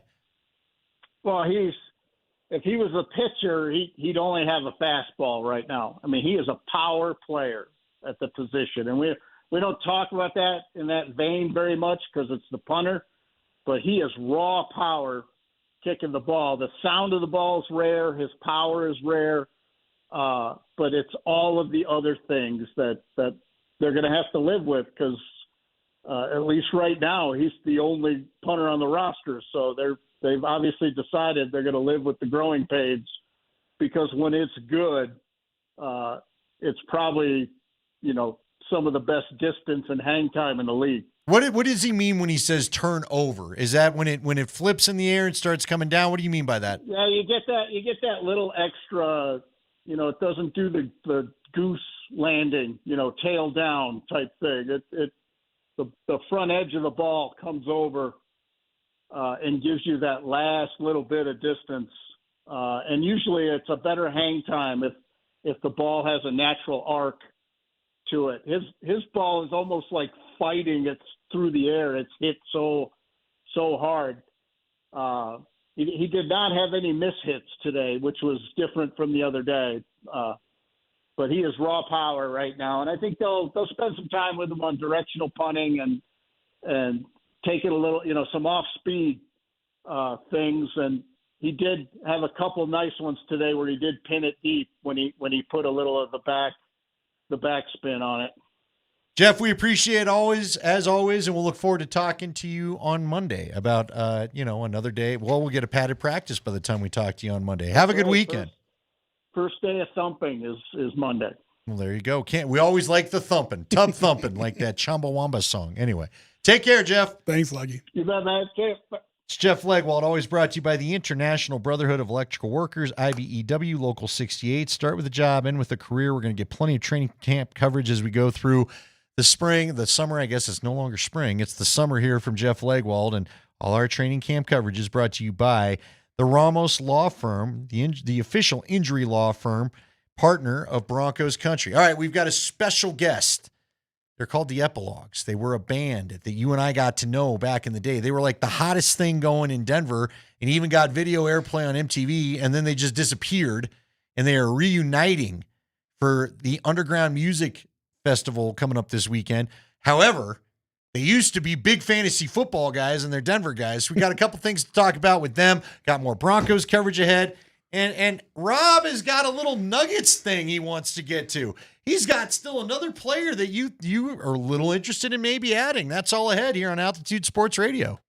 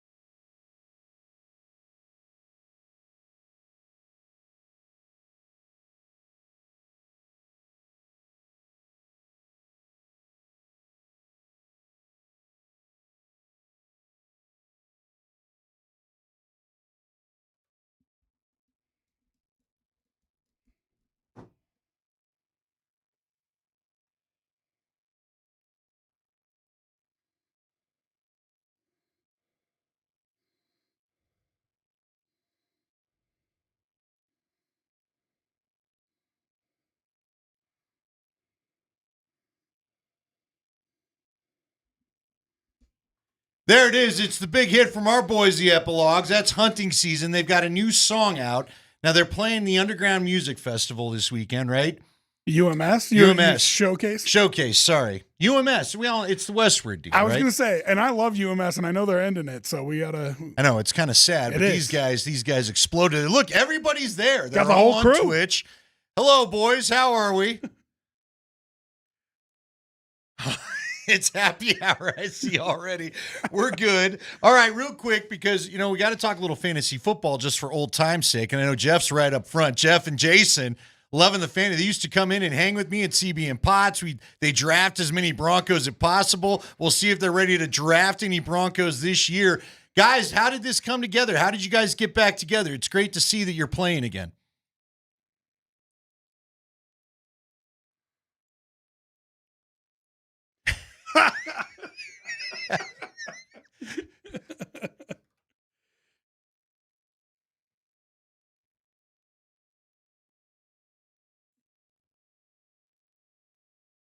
Can you talk a little bit about the UMS? I mean, I used to live downtown. It was one of the best. I mean, I loved it. It's kind of sad it's going away. Can you guys talk about your experiences there a little bit?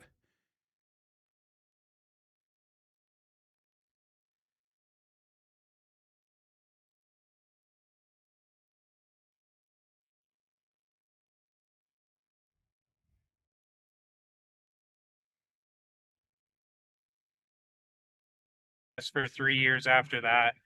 It's an awesome festival, typically somewhere between 200 to 400 bands playing over the course of 3 days, multiple stages, multiple local venues, tons of local love, lots of great local bands, and then also some big headliners from around the country. So we're just pumped to be back. All right, I know you guys have you've been rehearsing, you're getting ready. How's it feel? Did it all just come back naturally? Or are we going to get a lot of new music? Like, what are you planning here? Go ahead, Chris. It's been stressful, but it's been good. No new music. We're just, we're bringing back all the stuff that people say they want to hear. I don't know about that, but they say it. Just the hit. Yeah, we've been informed to stick to the hits. Yeah, no new stuff. No B-sides. Working overtime. It's been really good though, man. I think a lot of us, we don't realize how much we miss it until we're back doing it again. And then, so it's nice to rekindle, the same love and foster that for, the weekend and kind of just be back in the groove again, just hanging out. Most of us have kids and families now. So to be able to come back and be in this reality again, and also to see like how many people still recognize us or are appreciative that we're here. So, yeah, I mean, we jumped at the opportunity to get on this when they offered it. You guys said you're coming from different parts of the country now. Did anybody have to have a discussion with significant others and barter their way back to town maybe a little bit? Or? Get the hall pass. Yeah, right. Mine's in town, so. I think everybody's excited. I think, it's not something like, it's almost like we're living new lives. Some capacity, and it's nice to kind of like say, hey, this happened once. Well, you guys have got the sweet video. We played hunting season. It's all over YouTube. Chris, I thought the song you guys put out earlier that you mentioned how personal it was to you, but the new music is great. Now, again, we're all older, right? We're all maybe carrying a few more pounds than we once did once upon a time. But a little bit, But look, the last time I saw you guys legitimately, you just got done playing the Mammoth post-game concert. Everything. I mean, it was an awesome show. Yeah, Mammoth wanted to do that for a while. I know Lola Black, another band I think you guys are friends with, and My Body Sings Electric played with you guys that night. A lot of things are going well. Is there any itch to try? I know, like, I'll steal from Blink-182. One of their albums, everybody just kind of sent their pieces together to put new music together. Do you guys have interest in trying to put new stuff out even though you don't live here? Yeah. I think the new track, like, it was like an eye opener about how much fun it is to write new music, and I think it is hard to kind of get it, like, everybody to. We all have other stuff going on, but I think this week is kind of like one of those reminders that like this is something we all really love to do. Yeah, and I think it's and a priority, especially with how easy it is to be connected now, like via the internet and all these cool integrations we have to stay at the cusp of being able to execute something like that. And like Chris, he's a wizard. Like he can get anything going on tracks, get it on the computer, send it around. So, yeah, I think it took a step away to realize, how much you miss it. Like I will never compare my life to a professional athlete, but when you can't play at that level, I didn't go looking for it, So to be able to come back and be at this level and then still have the opportunity to create new music, I think I could probably speak for everyone in saying that absolutely that's something we'd like to explore and get done. Plus, we just like an excuse to hang out together. Yeah. I would say also, like a professional athlete coming back at it, don't expect us to move the same as we did. Oh, yeah. Well, Jason, that's Jason Hoke that plays drums. Jason, are you going to be able to? Are you gonna sweat up about? Like, do you sweat more now than you used to, or is it? Show me finger. I'm going in with a gashed finger and a dislocated shoulder, so we'll see how it goes. We all got back problems. It's not good. Now hold on, you can't go. You can't go Rolling Stones at the Super Bowl where you can barely move. I don't want any of that going on this weekend. So the adrenaline kicks in, they'll be fine. Yeah, you'll be fine. Now, Chris, I don't need any splits in the air either out of you. I'm still gonna try, but it's just that'll be the next day's problem. It explains a lot when it doesn't work out. Well, I'll tell you what. You guys play. So you play Sunday night 7:30. What's the venue? So it's called the Get Loud stage. It's one of the outdoor stages at the UMS. It's located basically right off of First and Lincoln. So, yeah, it's super easy to spot. I was down there earlier today. It's got some giant flags and a massive stage out there. So you'll see it if you're in the area. But yeah, the Get Loud stage. All right. This isn't quite where we were before, where I had an hour to hang out with you guys and the boss didn't even know we were doing it half the time, and it was awesome. But before we let you go, and again, I'm super pumped for you guys. All right, what Broncos you taking, boys? It's fantasy football time. I love Chris. Chris used to come in. He's like, I don't really love football, but I'll try to go with it. Not my opinion, so I'm gonna walk away. But I remember, Jeff. Now, Nate, are you into the fantasy football now that you're a little bit older and less to do, shall we say? Give us the Broncos you're taking in your fantasy drafts. Man, I mean, depends on what round we're in. I mean, I think there's a lot of chance to steal sleepers. You're an idiot to pass on Bo if he's 5th rounder out. I think the Broncos are really gonna take that turn that it's Shawn Payton's 3rd year now, right? Yeah.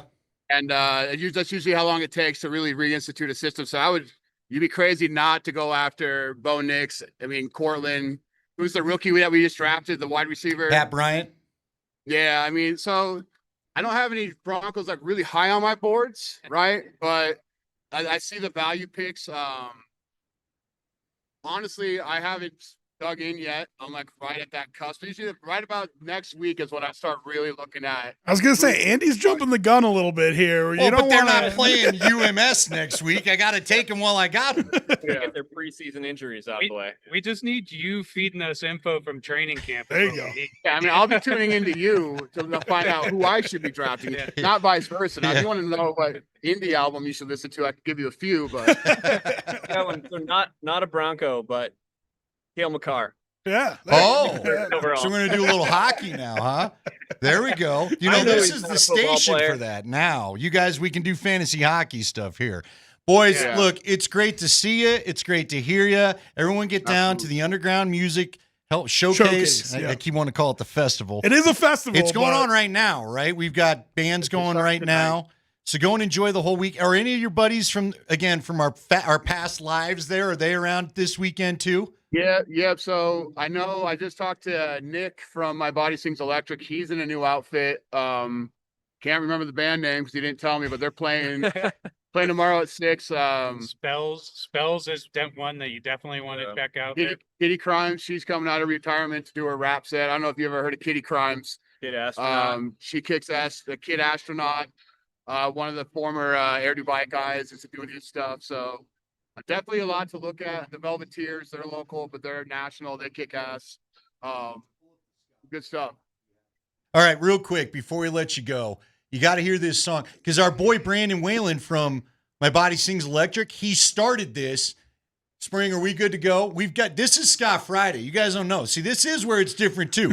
We do ska music on Fridays because me and Nate are big ska fans. And thanks to Brandon Whalen, who's like, you need to get Chris DeMakes to make a song. He started this thing, and we got a GoFundMe going, and Chris made this song for us. So can you play it, Spring? Okay. Nate Kreckman, Andy Lindahl. Hey, you, are you ready for the weekend? We're here to help you out. We'll laugh, have fun, rock a few ska jams, talk all things sports with a few friends about the Nuggets, Broncos, Rockies, and the Avalanche. Ska Friday with Kreckman and Lindahl. Ska Friday with Kreckman and Lindahl. Ska Friday with Kreckman and Lindahl. Ska Friday with Kreckman and Lindahl. It's a Ska Friday edition of the Kreckman and Lindahl Show. It's Ska Friday. Altitude Sports Radio, 92.5. So we might need Emo Tuesdays if we don't get quite. Can you guys give us an Emo Tuesday open if the Broncos season gets sad? Hey, on a quick note though, how about them Outlaws, huh? You've been watching the PLL? Yeah, I've been trying to, but I'm a little bitter that I don't make a steady check off of them. They're coming next week. If you're here, they're coming next week. So PLL's in town. Yeah, that Brendan O'Neill kid is nasty, man. I've been watching the games. Well, you know what? I got a little secret. Bernhardt, the kid for the Falcons who quit the Atlanta Falcons, is playing from. They're going to be out at Broncos next week. I've got a few people together, and so the Outlaws are going to visit Broncos camp on Friday because the Broncos president's really about bad. it. They're That the kid is- Epilogues. Boys, it's great to see you. Thanks for stopping by. Thanks for having us. Thanks for I having us. just drowned in my beer. All right. Have Bye, a good guys. show Sunday, guys. So there you go. Off they go. Yeah, you and I, it was funny because at the other place we got to know them real well. You told me you had a few fun nights with them because they were like a KTCL regular there forever. Yeah. One of the music stations over there, Andy. I'm not afraid. Look, we ain't competing with them. One of the music stations over there, they worked really closely with. So we did a bunch of shows with them, and they're just good dudes, man. It's just fun to hang out with them. Glad to see they're all back in town. I was going to push them a little bit and say, hey, next time you plan, it's got to be when a Broncos or Avs or Nuggets game is going on. We can all kind of go out and enjoy that together. So, but it's good that they're playing one more show. And I got to tell you, I really do love UMass. Like, I'm not just saying that. I lived downtown for its prime years.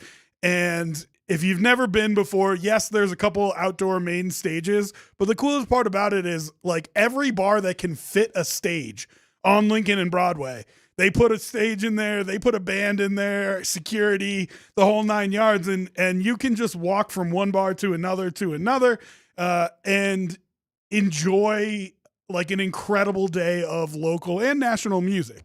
And it's the most vibey thing ever. Like, it's an incredible weekend for the city. I'm sad that it's going away, but send it out right. Head down there and have one more good weekend with the UMass. Look, if you're new to town and you like local music, kids or not, find a babysitter. I'd recommend finding a babysitter. You probably don't want to drag the kids around because there's all sorts of different acts, right? Yeah. So it is a lot of fun. And you can even bring the kids to the outdoor stages. I mean, it's not too crazy, but yeah, if you really want to experience, get a babysitter. Go to a couple of the bar shows. Yeah, it's a lot of fun. So if you're new to town, you're right. I think we're all a little sad this thing's going away because there was a time, what was it, early to mid-teens, where it really was starting to launch some bands here from Denver. Absolutely. So, I mean, a ton of great talent in the city and helped launch some of them. Matt texted in. He said, I live on Broadway and First. It's so much fun every year, but don't take my parking spot. Yeah. So, again, they're called The Epilogues. The big hit was Hunting Season. Go check them out. Cheer the boys on. It's great to see that they're there. All right, 303-504-0925. I guess we'll take a break. We'll come back. Let's get into some more camp takes. And before we get done with this hour, there's another player you think the Nuggets maybe ought to eyeball a little bit. You say he's not happy. He's not happy with his contract situation, and it certainly would add depth. He's a guy I've heard a few people say they'd be interested in adding. So we'll get into it along with a little more Bronco camp talk on Altitude Sports Radio.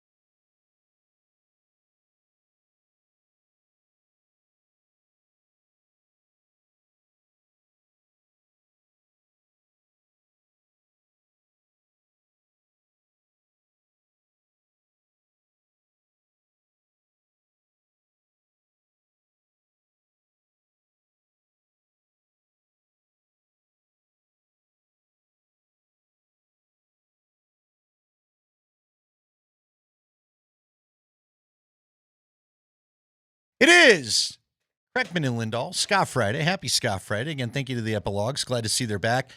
And another recommendation to get down to the Underground Music Showcase this weekend because it's a very, very fun event. We're about to start where there's a lot of fun stuff going downtown. Taste of Colorado will be coming up, right? Did that not? We still have Taste of Colorado, don't we? I think it's still coming. Okay. I think it's, isn't it the Labor Day weekend? Yeah, but yeah. I'm not in the loop, man. You and I used to be at a variety station. We'll say now I'm at sports, and I love it, and I'm not complaining. But now you're locked in. Now I'm locked in. Hey, if you're watching us on Twitch, hello Twitch, and we appreciate you. Safeway is the reason why you have the old Twitch stream. Order online. Safeway does the rest. Get easy delivery or free pickup with the same great deals. Get started at Safeway.com or the Safeway app. Safeway, fresh foods, local flavors. All right, we'll get back to the Bronco discussion because, again, it's the Broncos time of year. But you've got a player you want to put out there that you think that the Denver Nuggets should think about maybe adding to the roster? I just want to talk about it, and it's as much because of I'd love to keep him away from anybody else. Okay. We're not talking huge impact, guys, so don't get too over your skis here. But Jonathan Kuminga, not happy at Golden State, got an offer as an RFA, and, the reason he's unhappy is because there's rumors they're going after Horford. Right. And so he doesn't want to be a secondary option. He doesn't want to be you can't get him, so you go back to me. Oh, great. You know what I mean? Which you understand. So he's unhappy. He's only 22 years old.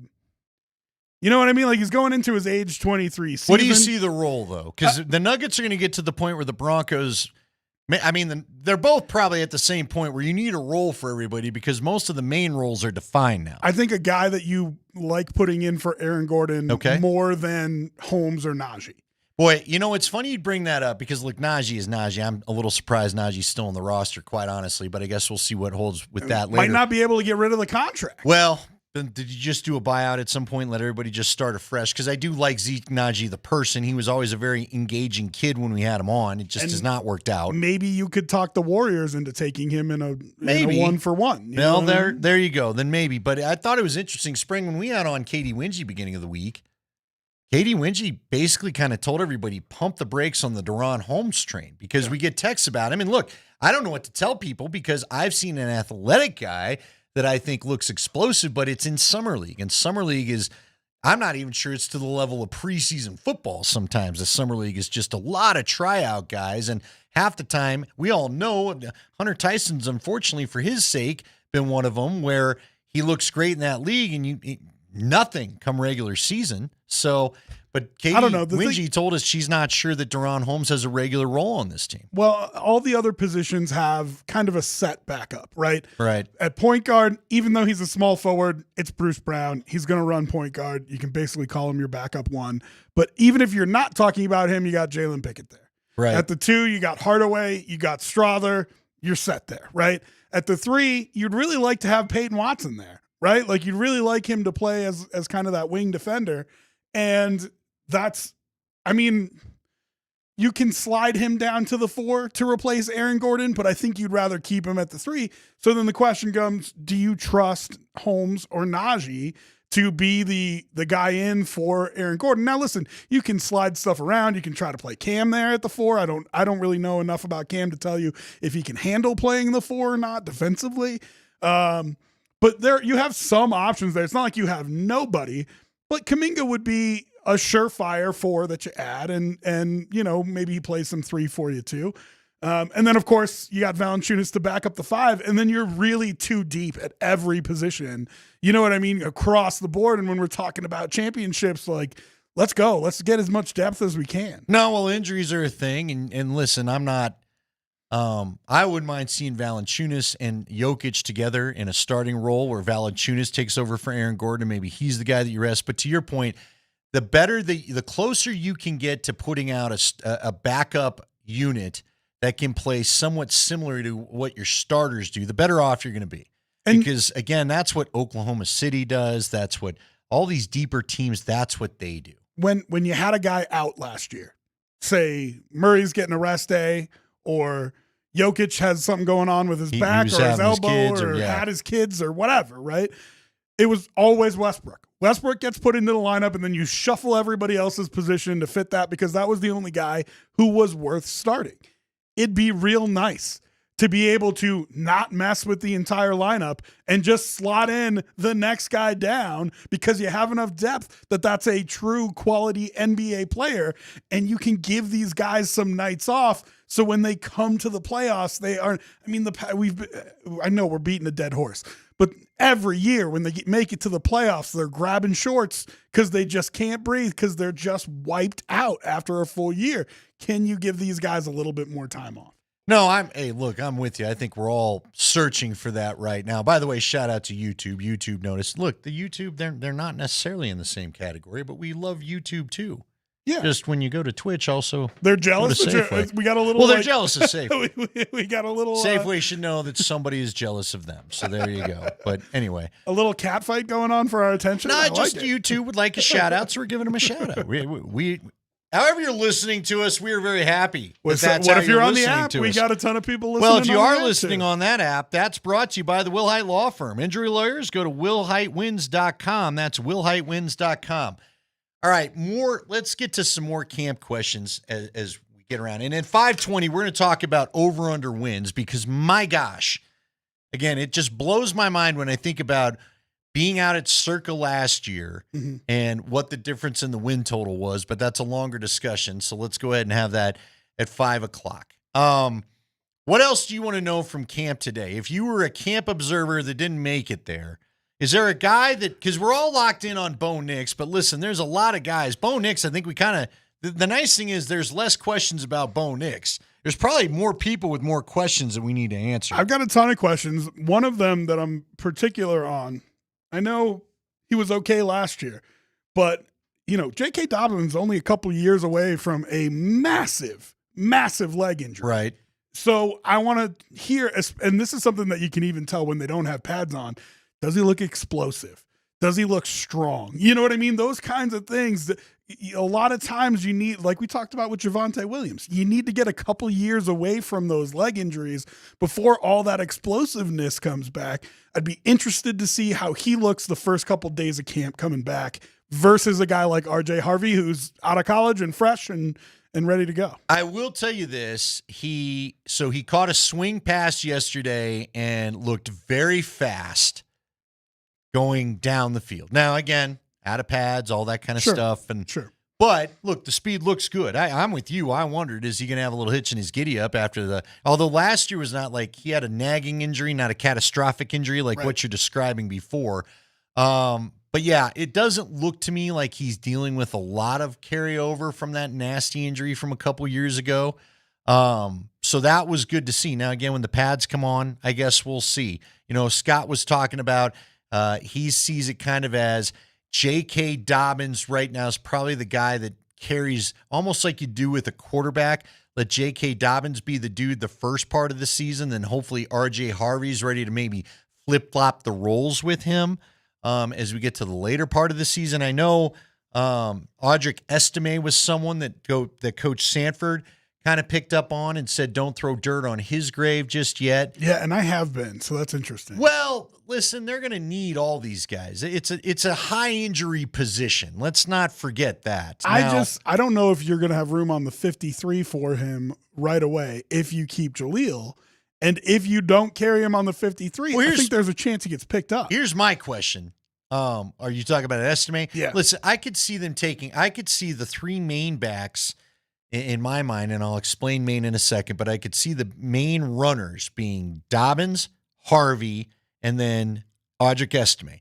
And then Jaleel's the one that you use like they were using him last year, where sometimes he's the jet sprint guy that gets the handoff or the quick screen guy that you throw it to. I don't know what's going on with Bidet. Here's the wild thing. All we heard about was Bidet before the playoff game, and they talked about Bidet during the playoff game, and he gets one or two touches and never heard from again. But he started the whole running game started strong that game, and then you just abandoned it. Gone. Well, that's sometimes Shawn Payton's history. He's got to fight against that. All I'll say is the guy that's always running fast is McLaughlin, or Jaleel McLaughlin. McLaughlin, it's Eli McLaughlin, Jaleel McLaughlin. I know. It drives me nuts. But listen, Jaleel has been the one that you've noticed both in minicamp and now as the burner out of the backfield. I think he's got his spot saved. And then the fifth back will be Burton, the fullback. Sure. And remember, last year, he cut Burton to start the season, then brought him back, then practiced, But you they can may do play that. game You for a can bit. do that with guys like Bidet and Burton. You can't. I don't think you can do that with Estime. I think if you cut Estime, he's going to get picked. You're probably right. Now, again, he was a fifth-round guy, and he's had a fumbling problem, and I still think the early fumble, whether fair or not, is what got him in the Shawn Payton doghouse. Yeah. Because especially veteran coaches like Payton, you fumble, it's like you stole money from those guys. Let me ask you one more thing. I heard you talking about this on the midday show as they kind of did the transition. You hopped on with Scotty and DMac, and a lot of talk about Riley Moss. And part of me is like, I want to make sure he's 100% healthy, because when he wasn't 100% healthy last year, it dropped off a lot. And two, there was a lot of talk about, is Jahdae Barron going to come in and take his spot there? Coach said he felt like that was a little bit overblown, but Tyler was pounding the table, and so was DMac. You don't draft a guy in the first round to play nickel corner. I disagree with that, but it sounded like Riley Moss kind of put his foot down on the first day that they're really getting into one-on-one or first team versus first team. Here's what I would tell you. First off, again, look, I think when you get the opinion from Tyler and DMac, and I'm sure many share it, I look at first-round picks differently than anybody else does, I think, sometimes. But, look, you want to get yourself a long 10-year starter, and the higher the pick is, you hope to add to the accolades that you're hoping to get. Like, if you get a top 5 guy, you're hoping he goes in your Ring of Fame minimum, right? You want a Von Miller type. That's the perfect top 5, number 2 overall pick that they've ever had. But I think with Tyler and DMac, it's more you passed on these other things. You passed on the wide receiver. They both love Matthew Golden, but Jeff has said on the air that he thinks Marvin Mims is a better version of Matthew Golden, so they didn't see it as quite the need. But they think, I get it. A lot of people, frankly, it's not just those two to pick on those two. A lot of people believe you have to draft a starter. But for me, I just know I still see Moss as the starter. The thing that made the no-fly zone so tough, and I was the sideline guy for that, I was at every game that year, and everybody told me they could rush and cover, and the reason that they could do both, and the cover thing that was big, you had Chris Harris in the slot, and the slot maneuvers all the traffic like a good middle linebacker. Yep. And Jahdae Barron, if he can do the same, that's invaluable. Invaluable. Now, look, Jaquan McMillan was still out there making him earn time, they're going to make the rookie earn some time. Shawn Payton didn't give Bo Nix his starting job. He's not going to give anybody a starting job. You're going to have to earn it. Listen, McMillan, I think, has been terrific. I like him a lot. But you might not be able to afford him next year. You might not, but that doesn't handle this year, right? Like there's only so many snaps to go around. And I think McMillan can make, like you said, Barron earn some snaps. The question is, do you let Barron play on the outside when you're in a base package and then move him inside No, when you I do think the that's nickel? still Moss. Moss is a hell of a corner. We got to act like Moss doesn't stink. I think so too, but it just feels like they're trying to find places to put him because the secondary was already I think they know set. they can use him at safety in some cases if they want to go true coverage. Jeff's told me there's times where Jeff Legwold's told me he could see times where they use him as the dime linebacker. They're in a dime package, and he comes down and plays linebacker because he's good at getting through the traffic and can tackle well. And that's, again, their dime set is where a lot of teams ran on him in the past. And Coach has told me that he did that at Texas a little bit. Right. Barron did. Yes. And explained to me that it really was more of a linebacker position than a nickel corner, kind of like you see across the NFL now, that nickel corner is turning into your third linebacker. Everyone's got a bunch of big, good receivers, and they've countered for a while with lighter packages. You've got DBs in a linebacker position so that they can cover the tight end or back out of the backfield, but what it's leading to is bad tackling and teams running on you with that. But my question is, if you put him in as a dime linebacker and you have Lamar Jackson or Josh Allen running in a spread set, is he going to be able to take on a block from an offensive lineman and make a tackle? He's going to have to try. I mean, I don't know if he NFL-sized can. offensive Well, lineman. you're never going to have perfect. And again, you described the two guys that they always say make you go 11 on 11. It's Right. not 11 on 10 for the defense. But so, yeah, I mean, look, everyone's trying to come up with an answer for those two when they decide they're going to go run. But like we talked about earlier in this very show, if you're going to ascend to that level in the AFC, you got to have answers for these remember, questions. Hufanga could do some of this too. We may see something where, for the And coverage I sake, love Hufanga. maybe they put Jahdae Barron back in the traditional safety in the backfield and Hufanga comes up and plays that dime backer we're talking about because he's big enough to do it. That's interesting. But again, this is all about options. Right. Whether it's the Nuggets or the Broncos, we just talked about both teams finding some new options. We've got options for the 5 biggest stories of the day in the NFL. We're going to tell you what options Spring pick next.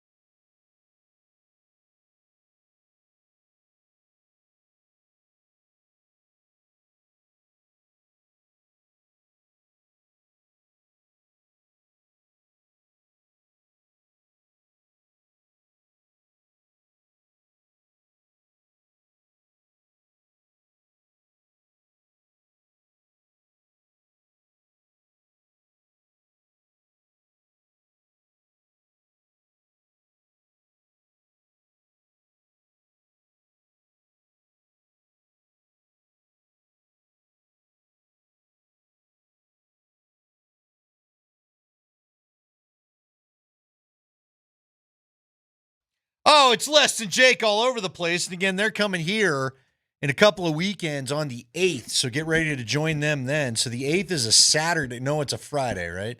I'm not sure. I think it's Saturday. Okay. It's a Saturday show. We'll double check. I'm looking right now. We'll give them away.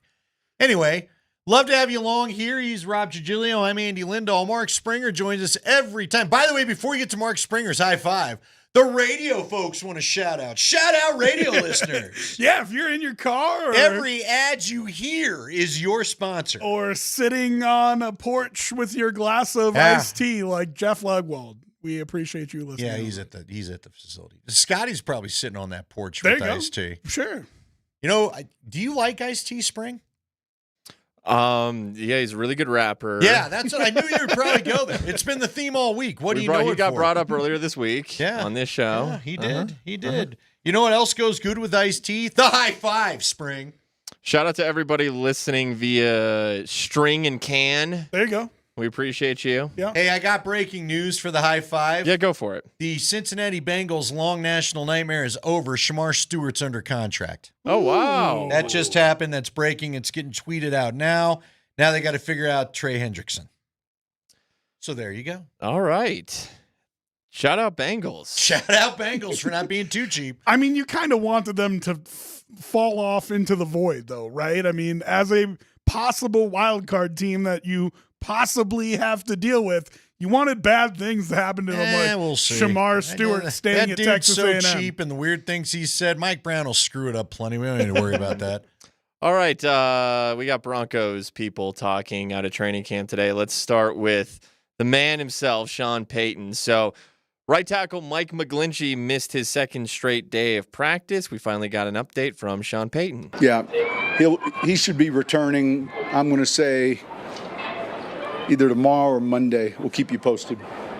No announcements. It's preseason. They don't have to divulge injuries, and there's never been a single coach. The only time I've heard a coach divulge an injury update in the middle of training camp, and again, they don't have to do any of it till the regular season. That's the first time they have to put out an injury report, and every coach I've ever covered has insisted we won't do that till we have to. The only time they tell you is if it's a devastating, critical, or catastrophic injury where the guy's done for the year. Which is, I mean, basically means it's a good thing that you haven't heard. Yeah, Right, exactly. Could be a personal reason, could be a minor injury, but it sounds like it's Jeff not even Legwald. serious. He seemed very hesitant to label it either one. So Yes. we'll just wait and see when Mike gets back. And when he does he decide to divulge? High five. Shawn Payton was asked today, given the depth that they have in their secondary, how many different machinations, variations, looks does he want to show in his secondary? Well, to answer your question, I think there's a handful of guys that are going to dual train, and then there's a handful that would be outside.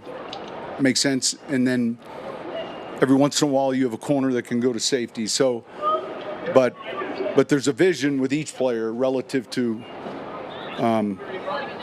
where we see him at. The flexibility certainly helps, especially on third down. Yeah, I love the ability to throw different looks of any kind, offensively or defensively, at any team. And so, I think they can move guys all around. Here's the problem. You want depth, and we saw at the end of the year there wasn't enough depth, specifically in that Cincinnati game that you talked about, where they didn't have an answer for T. Higgins, and they didn't have an answer for wasn't it Gesicki was the tight end? Yeah. So I totally agree with you 100%. And having movable parts is great. You mentioned the 2015 team where Harris sometimes played outside corner, sometimes played inside corner. It was part of what made him so good, part of what made them so good. That said, don't you want to make it easy on the rookie? You really want him learning 4 or 5 different positions? Well, don't I you think want to that's give him why, one spot to I learn? think that's why right now he's just a nickel. We're all talking about what he's been doing, but Put he's him been at working one. nickel. Pick one and put him at it, and but I just don't think you should do that to him this year. If that's your plan for him long term, great. And maybe you let Jaquan McMillan walk, and you don't have to worry about where these snaps are coming from. Yes, it's nice to have movable parts. I just think in camp especially, but over the course of the year as well, unless he really feels like he's getting it, then great.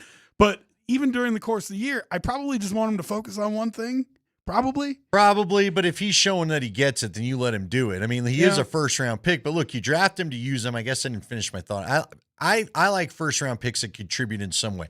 I like all draft picks that you take out, you have a vision for them, okay?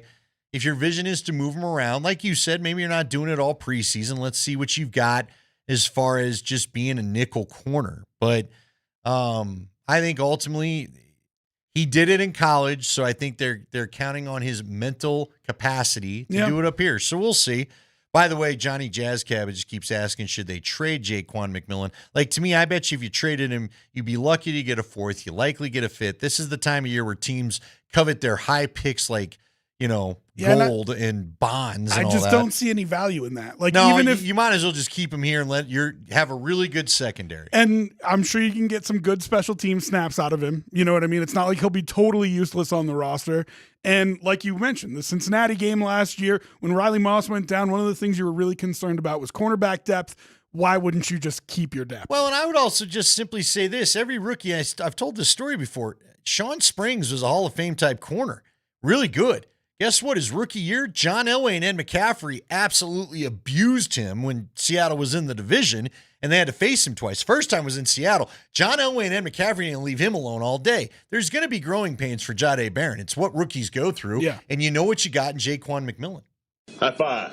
Our last thing we'll hear from Sean before we hear from a couple other players. Shawn Payton was asked about wide receiver Troy Franklin entering his second season. Can he take another step in year two?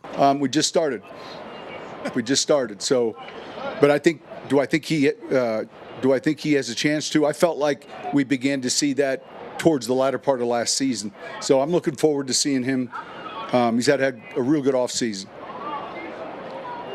It's just a little early to headline Troy Franklin's making steps up. Pretty good today. Yeah, we had a good day.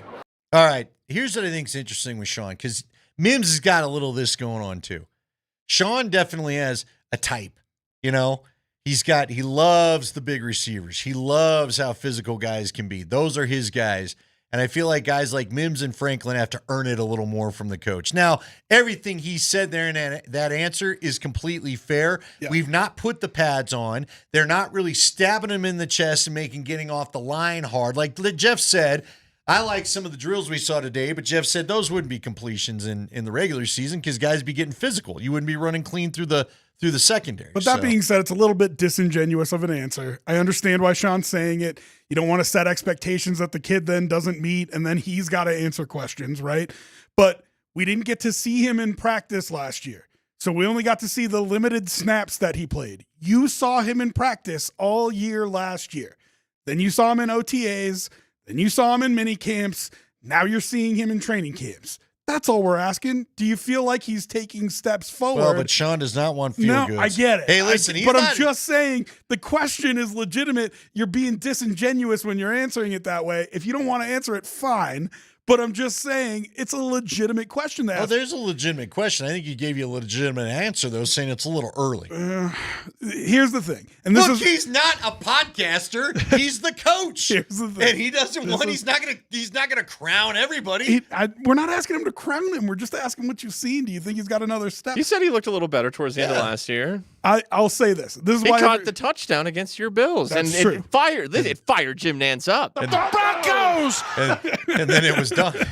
No, but listen, here's why everybody gets stuck on Franklin, and I think it's a fair reason to ask. Mims has plenty of speed. You have other wide receivers who can win deep, but they're not burners like Troy Franklin is. So if you're going to stretch a defense vertically, he is your best option to do it. And even with as good as Mims is more quick than fast. You want him in space making guys miss. Sure, you can get him over the top, but nobody's a burner quite like Franklin. And that's why it's a dynamic of this offense that nobody else has unless you get an answer from him like, yes, we expect Troy to make an impact on this offense next year. Yeah, well, he'll show it to you in the games. If he shows it in the games, you got it. So, and look, Mims got the speed, but they need that speed, and they need as much of it as possible. Yes. That's what opens up the underneath stuff that you like to base your bread and butter off of. Yes. So. High five. All right, now let's hear from Evan Engram, who could be the tight end joker. I would say we need a joker. He was asked about the warm welcome that he's gotten from Broncos country. Oh, the best honestly the best. The fans have been great, especially in social media and just the outreach, and even my family is getting a lot of support. I'm just very blessed to be here in a great organization and be a part of a great fan base, and looking forward to giving them a great product on the field as a whole team. Can you share maybe just a little of what they've said to you? I mean, they love the Joker thing for sure. They're just excited for this season. They're excited for our team. We both share the same excitement, and it's just really cool to feel that, and that they express that to us, and it gives us a lot of motivation and drive to come out here and be our best.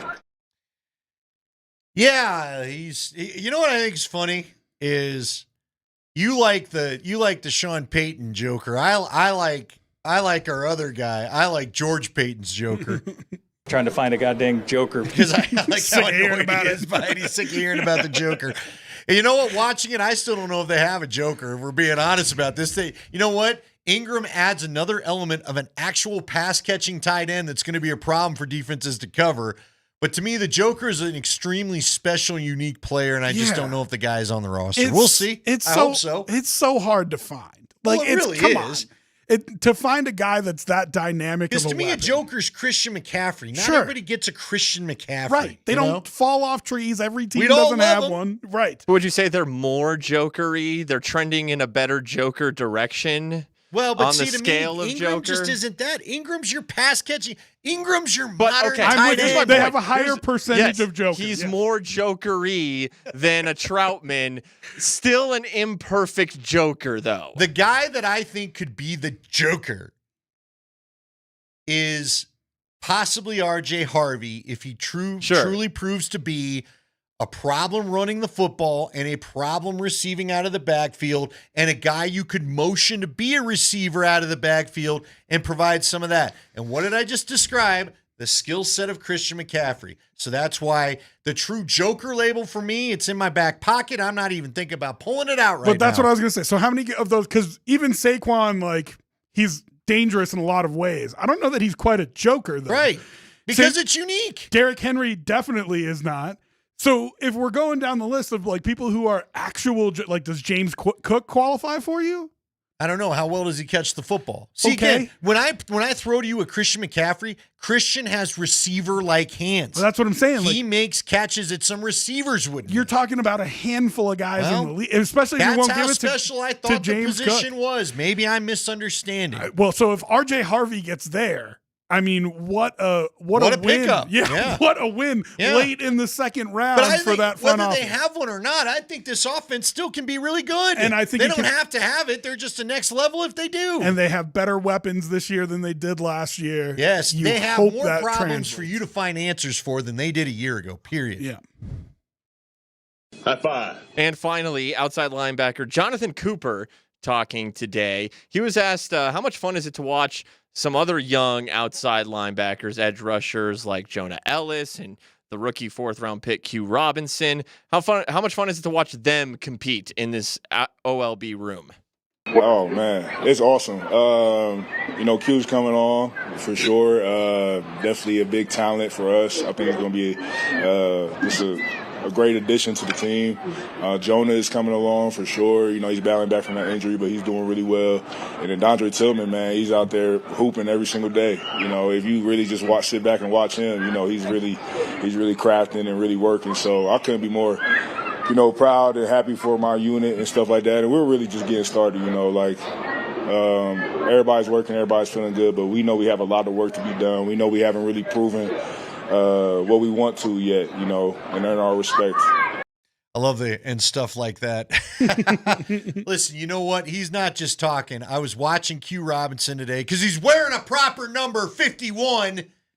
And he was working a lot with Q Robinson today. I thought that was good. And Q's now here's the thing with Q Robinson. I'm cautiously excited because I've seen him mainly go against the lower part of the depth chart. But man, he's got a quick first step. He comes hauling around the corner. He looks a lot like Nick Bonito, but I need to see him do it against the ones and not the threes. But that's another thing that can take this defense to another level, right? That was layers of pass rushers. That was part of what the 2015 defense had, was that you did not get a breath when Vaughn came out. Shaq Barrett came in and made you pay. You know what I mean? Probably Shane Ray's best year of his career was that rookie year. So can you get Ellis? Can you get Robinson? Can you get Sanders maybe? You need some middle pressure. Right. But can you get these guys to generate some pass rush and get 5 sacks during the year where it just feels like these lines don't get a break? They're just getting beat on by these pass rushers. Well, it's definitely something that you want. Savion Jones is the rookie out of LSU. Jeff Legwald loves him. It's another guy that shows up. Another guy wearing a proper number 95 for the position. All right, old man. Listen, 9. Hufanga wearing 9 may make my head explode. Because I'm ready for him to be one of my favorite players, but I can't deal with the safety wearing number 9. Worse than Cooper wearing 0? Yes! All right. Spring, how do you feel about the No, we talked 9 for a safety is weird. But maybe it'll confuse quarterbacks. Like, hey, we kick it. Hey, let me go after the backup quarterback there. Although we did point out all the great quarterbacks that wear 9. Like receivers might wear 9. So they're like, hey, it's a receiver. Nope, it's Talanoa Hufanga. Hey, the punter's out there. What? I mean, you got 2 back there. Does that bother you as much as 9? Honestly, it did at the beginning. 9's weirder for some reason. For some reason, 9, I'm with you, Andy. 9, that's just weird. It's weirder than 2. Well, weirder than 2, weirder than PJ Locke, who wears 6. 6, yeah. For some reason, 9 is just weird. And I'll tell you another thing that messed with me, because Hufunga's like all yoked up, He right? is. He's jacked. rocked. He's a big dude. It's why I don't like Benito wearing 15. The numbers are wrong, man. It needs to be 51. You're too big for 15. Anyway. Don't limit the numbers that big men like me can wear, Andy. I had to do it when I was a kid. Patch player. Had to be in the 70s, the 50s, the 70s. Don't limit What it did we now. decide was the worst number? Some people 61. I think we're going with 61. 61 might be the worst number of all. See, I feel like a 40 would be the worst. See, 40 was mentioned a lot too. Yeah. Nobody likes a 40 unless you get a 40. It depends. And then that's something completely different. It All right. depends which 40, but yeah, I agree with you. We're going to come on back and we're going to talk. Rob has got a formula for the over-under. We're going to talk about Vegas's new look at the Broncos, the numbers out. If you're into doing the betting thing, and when we talk fantasy football, a lot of people let me know they're into doing the betting thing. You may want to pick up on this over-under number now in Vegas.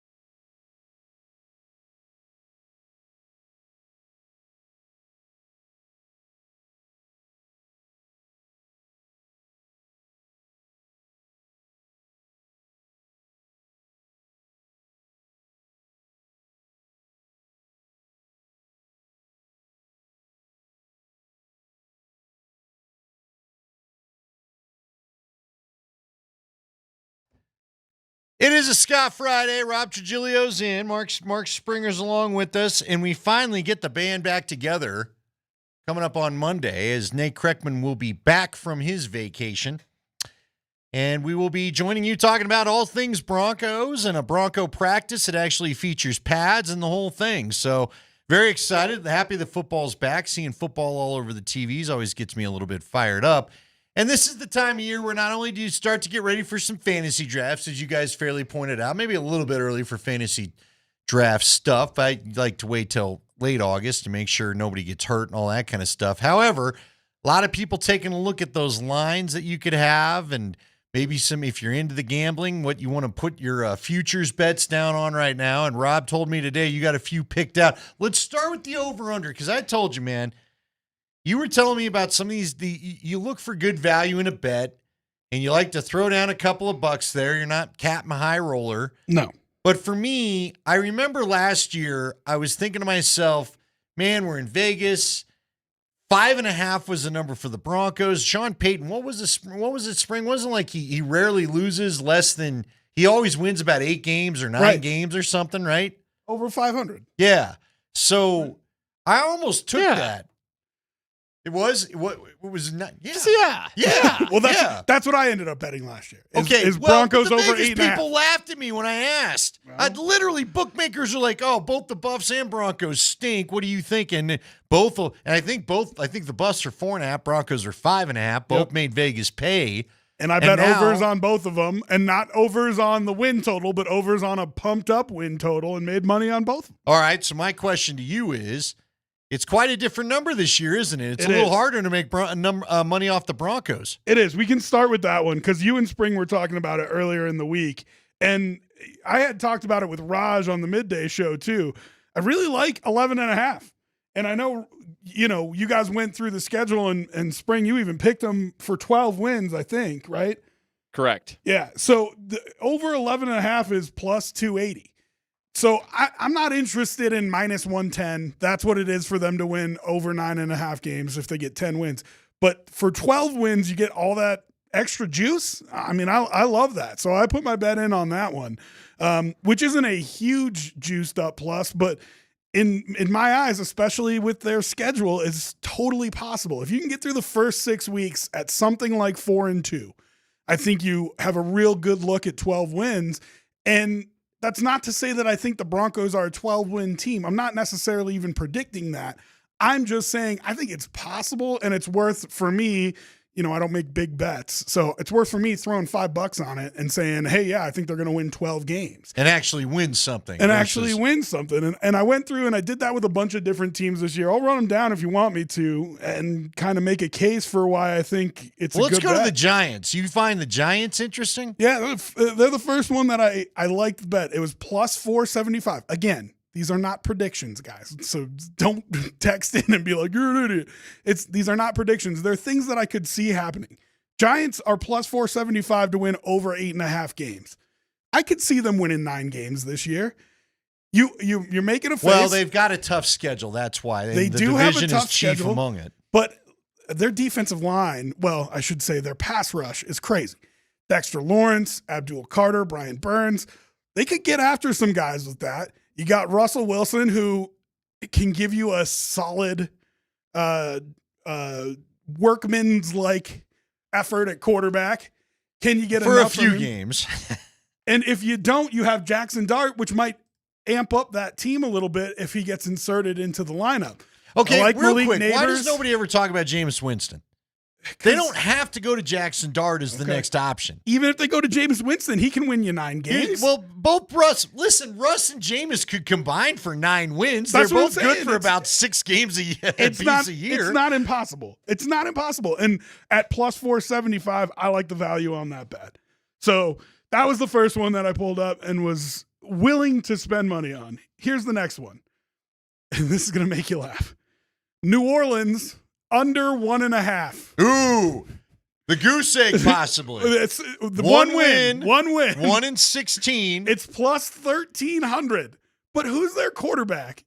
I mean, come on. They're listed. Tyler Shuck or whatever. Their listed starting quarterback is a 2nd-round pick right now. Who a lot of people thought shouldn't have been that. Alvin Kamara is going to have a quote-unquote pulled hamstring by week 3. Cam Jordan's going to be on the IR by week 5. You know what I mean? Like, they are going to completely mail it in. I wouldn't be shocked if they only win one game this year.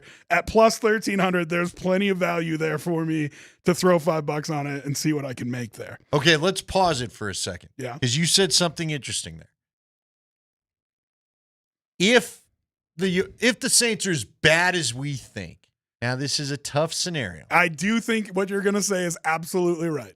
All right. The fix is in. No, not so much about that. You were talking about Arch Manning's. Yep. No, where I was going to go is if the Saints are bad and Kamara does pull the old, oh, my gimpy hamstring, and R.J. Harvey and J.K. Dobbins aren't quite what the Broncos thought. Ooh, interesting. Now, didn't Kamara just re-sign a contract spring? I think every time we bring up Kamara, they want to say he just re-signed there this year, which could make the trade a little bit tougher in the first year of a deal. But is it out of question for the Broncos? Let's say they're going along well, but the running game's not chipping in the way they want. Could they visit the Kamara thing? I think it's possible. There are all those conspiracy theorists last year at the end of that Thursday night game that thought they saw Kamara whisper, "Come get me, coach." But it's true. But I also think that Shawn Payton's smarter than that. Like, to give up real assets for an aging running back to try to relive your glory days. I mean, that's just it's a big gamble. I wouldn't do it. Would you? I don't know. I have to see what we're dealing with here. I have to see what kind of bad we're trying to dig out of, and I have to see that you actually want the running game to be a weapon. I would rather that. I mean, if you're talking about like maybe a 7th round pick and you're just throwing get rid it of away, the contract, then and all maybe. that. But I can't see you wasting any true asset on an aging running back who I know he knows the coach, but. No, I'm with you. I don't necessarily do love the idea. I just wonder, is that what we're going to deal with here? Is that the Sidney Crosby of the Bronco universe? Yeah, right. Is all I'm bringing up. We'll hear about it for the next 2 years. Yeah, where everybody thinks he's going to get traded for. Anyway, go ahead. Dolphins under 4.5. This is plus 500. I don't trust Tua to stay healthy. I don't think you're going to get a playoff type effort out of Zach Wilson if he doesn't stay healthy. Their defensive secondary is in absolute shambles right now. They just lost Artie Burns to a season-ending ACL tear. Yep. They already were light back there. You're going to have Storm Duck as a starter. I mean, it's not pretty back there. So under 4.5, I think, is absolutely within the window for the Dolphins, especially if Tua can't stay healthy, which you never root for, but given his history is something that you have to consider. Chargers over 12.5. I like it. You're betting Chargers 13 wins? I think it's totally possible that the Broncos win 12 games and are still a wild card. Okay, so in your scenario, you think that we remember could see, these are not predictions. I know, I understand it, but you could see but that's why I'm saying you could see a world where the Chargers and Broncos, the Chargers with 13 wins have to win the division. Yeah. Broncos with 12 would be a wild card. Where are the Chiefs in all this? That's funny because I placed a bet for one of two different teams to miss the playoffs, and one of them is Kansas City. What? Say that again, Bills guy. What? I bet, is that smart money, or is that you hoping your Bills don't deal with the Chiefs again? I just think the AFC West is super tough. It is. There's no doubt. I think their offensive line got worse. They traded away their best offensive lineman. I have no idea why they did that. I'm not convinced that Kansas City is going to be what everybody thinks they're going to be. No team has ever gone to 4 straight Super Bowls and had won one, right? The Bills went to 4 and lost one, or lost all 4 of them. I just don't see them getting all the way back there this year. At some point, it has to catch up with them. But here would be my thing. I'd be more apt to put a bet down that nobody in the AFC West wins 13 games versus the Chargers being the one to do it. The Chiefs to miss the playoffs are plus 310. Same thing. I'm not predicting it, but I'll throw $5 on it. You don't mind $5? I think it could happen. I think it's totally within the realm of possibility that the Chiefs don't make the playoffs. You're looking at me like no. I don't know about making the playoffs, but everybody's predicting this fall, and we seem to predict it every year. And I know. You're in Broncos country, Rob. There's plenty of us here that would love to see the downfall as much as you Bills fans were. I get it. It's Chiefs against the world at this point, but there is a part of me that just like, are we disrespecting the greatness of Mahomes? They got that thing running like a machine. Let me disrespect him. I will let you. With your $5 anyway. can disrespect him. That's fine. All right, I'll run down these last couple here pretty quick. Jacksonville over 10.5. Houston has gone through a lot of injuries. I don't know that their O-line is as good. I totally think it's possible Jacksonville can win that division. I really like their defensive line. I like their weapons. Trevor Lawrence just has to not be garbage, and I think they can win 11 games. That's the real question. That may be the question of the NFL season. With Travis Hunter out there, if Trevor Lawrence can ever just recapture the form of his first year with Doug Peterson and look like the quarterback we all thought, well, a lot of us thought he would be coming out of college, they could be a problem. Colts. I just don't know if it'll ever happen. Colts under 3.5. Who's going to play quarterback for him? Anthony Richardson, Daniel Jones. It's such a disaster. Under 3.5. I wouldn't be surprised if they're the worst team in the NFL this year, and that includes with my bet on New Orleans. Do they get Arch Manning? Plus 750. That'd be interesting too. I really think it's going to be a New Orleans thing, but you might be right. No, listen, the Saints are so bad. So bad. Bengals under 5.5. I hate that they're part of this was that they didn't have a pass rush and that they were having trouble signing guys contract-wise. It all depends on if they're able to get people in there, if their defense can do anything. I think that one's probably my longest shot of all the bets that I made. But they haven't made the playoffs in 2 years. Like, we got to be honest about what the Bengals are. The rest of the teams in that division, I feel like, got better, and I don't think they did. So you could end up in a situation where the rest of the teams in that division are coming after them. Well, to be fair to your point, I love the Bengals. I love watching them when I can, but I love Joe Burrow anyway. Here's the problem. Shamar Stewart, I mean, you got him under contract. For those that missed the top of the hour, the Bengals did come to an agreement with Shamar Stewart. Now they've got to work on Trey Hendrickson. But to your point, even if they get Hendrickson back, they had Hendrickson a year ago. Right. So that's not exactly an addition that makes you improve. And my thing about Shamar Stewart, I don't know if I've seen a bigger question in the draft in the last couple of years. The dude had 3 sacks like last year in the college. They're all trying to make him out to be Von Miller because of the quick first step, and yet there's 0 college production behind it. And I'll say it again for the people who are texting in. This is me finding value of things I think could happen. I'm not making predictions here. He's trying to get you $5 that turns in, what'd you say, $50 or something? Yeah, something like that. Right. Not the 5 that produces 10 or $15. I don't want to bet 5 and make 5. My last two MVP candidates, 2 guys who I think could have won it last year, who didn't, and have incredible odds, in my opinion, to win it this year. Jared Goff is plus 3,000. Saquon Barkley is plus 5,000, especially with the playoff run that Barkley went on.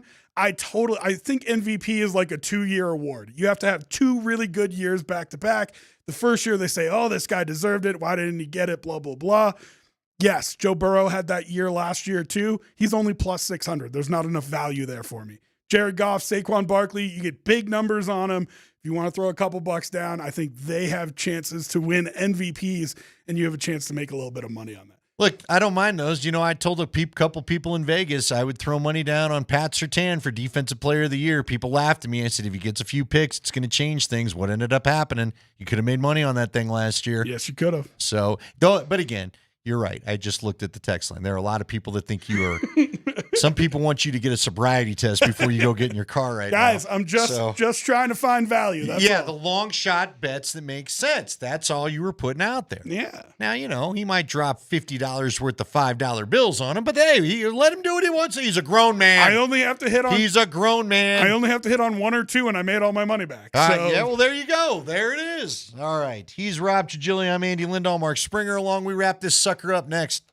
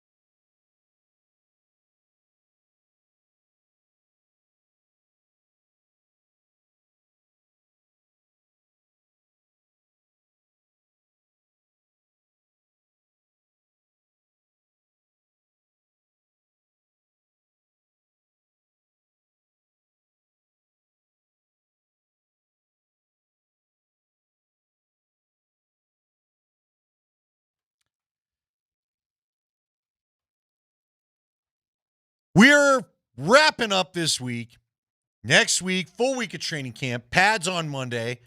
I am curious to see what next week's schedule looks like. I don't think we'll get pads every day. And to be cautious to everybody, by the way, it's Andy Lindahl, Rob Trujillo, Mark Springer hanging with you. Nate Kreckman back on Monday. Excited to get the show back for the first time in a while. Didn't quite plan it that way, but that's how it worked out. Even when they go pads, like to me, when I would read pads in my old man days and just mainly being the reporter, it meant they were in full pads, right? And heck, even like these first couple of days, we didn't see a lot of just shirts and helmets, if you will, because that's what it's been. They always at least had the uppers on, as Tyler called it. You know what I mean? Sure. Shells, so I thought was shells is what I used to call it, yeah. but he used to call it upper. Tyler gets real specific. I don't know, man. All I know is it's a shoulder pad. How do you? No legs. How do you feel about that though? Because like, so Tommy Nalen was in here with Nate. Yeah. A couple weeks ago. What did he say? I didn't get to hear that. Well, but I mean, he's a coach now, so he understands how things have changed. We all understand how things have changed, but you have your preference as to which you think works better in terms of getting somebody ready for the rigors of a football season. And he kind of made the point that, like, you know, I thought we were better if you survived camp. Right. I thought we were better prepared than most people are nowadays to go through a football season. And what has happened instead is, and this is my words, not his, you know, people are using the first quarter of the season to turn into getting a callus ready, as Shawn Payton calls it, getting a callus for the rest of the NFL year instead of using training camp and preseason for that. So how do you feel about it? I don't know. Listen, I don't know, but I'm not an expert, okay? I'm not football guru guy like they are. I have said to people there are a lot of times where when they go super slow all the time, I don't know how you're evaluating football players because, you know, you don't know who can break a tackle, who can make a tackle, who handles the contact, all that kind of stuff. But I also understand it's not only about the health with the CTE and things like that. You can't afford to have a $50 million player go down in a practice. And the paranoia of that and what it can do to a salary cap just is going to override everything, you know? And look, it used to be you only worried about the quarterbacks, but now we've got what's Jamar Chase making what, $40 million a year? Yeah. Can't afford to have more. The Bengals, as you just said last segment, they can't have Higgins and Chase go down because I think it's $30 million a year. But no, I thought Chase got the 40 and Higgins got the 30. Yeah, So, because Chase set the market. Yeah. But I'm just saying, these guys are too expensive for it to blow out. So, the way they put their teams together, I guess they know what they're looking at. I think the first couple of games of this season, I think what Tommy's describing, I'm giving you a long answer. I'll say this. I agree with Tommy because too many of the old school football players I know tell me that they don't need to hit for 2 days the way they did back in the day when I started covering this league in the 2000s, but in literally 2000. But they also think that, you know, more hitting during practice still would help to, as you said, callous them, get used to. I know a couple guys that think you would fall differently if you tackled more often. Guys would protect themselves better, almost using kind of like the martial arts theory of how to roll and protect your shoulder or protect. Because some guys, you get a 300-pound lineman or, you know, trying to tackle you and you're going to stick your arm out, bro. That's how you're going to bend your elbow the wrong way. Well, and that's why so many. I know Pete Carroll's one of them, but a couple NFL coaches bring in rugby guys to teach them tackling. Because the art of tackling without pads on is protecting yourself a little bit, right? Right. And so it creates habits where you're trying to protect yourself like you're talking about. I don't know. It's interesting to me because I just think the pendulum has swung too far in the other direction. It sounded like maybe that's what you were saying. Well, but here's the thing. Here, I guess the reason why I think it hasn't swung too far for the guys that you know, right? But for guys trying to make the team, Scotty and I talked about it with DMac yesterday. You know how I knew Reuben Drones was a player? Because I used to go out there and Dave and Scott would be like, do us a favor. You know, they couldn't always get out to camp right away. Or no, maybe we'd go the first couple days. Regardless of my show, they were just like, give us some people that you think you like in camp as we get ready to come out there for a few more days. Because where we were at the old spot, they weren't out there every single day for camp, right? Mm-hmm.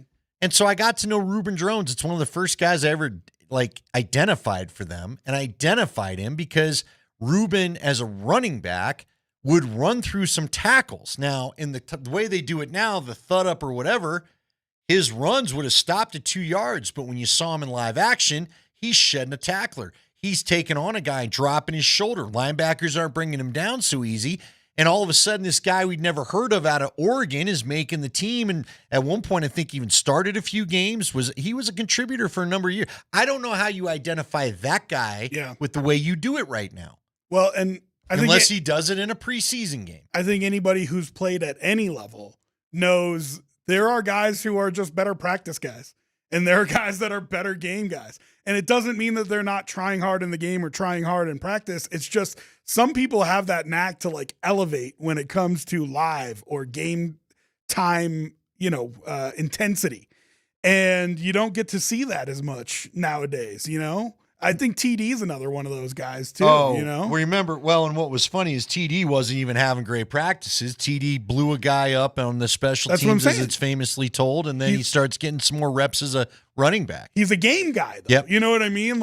And I think whatever sport you played at, whatever level, you had those guys on your team. The guys who maybe lollygagged a little bit in practice, but then when game time came, you're like, you can count on that guy. He's gonna make a tackle. He's gonna hit somebody. Yeah.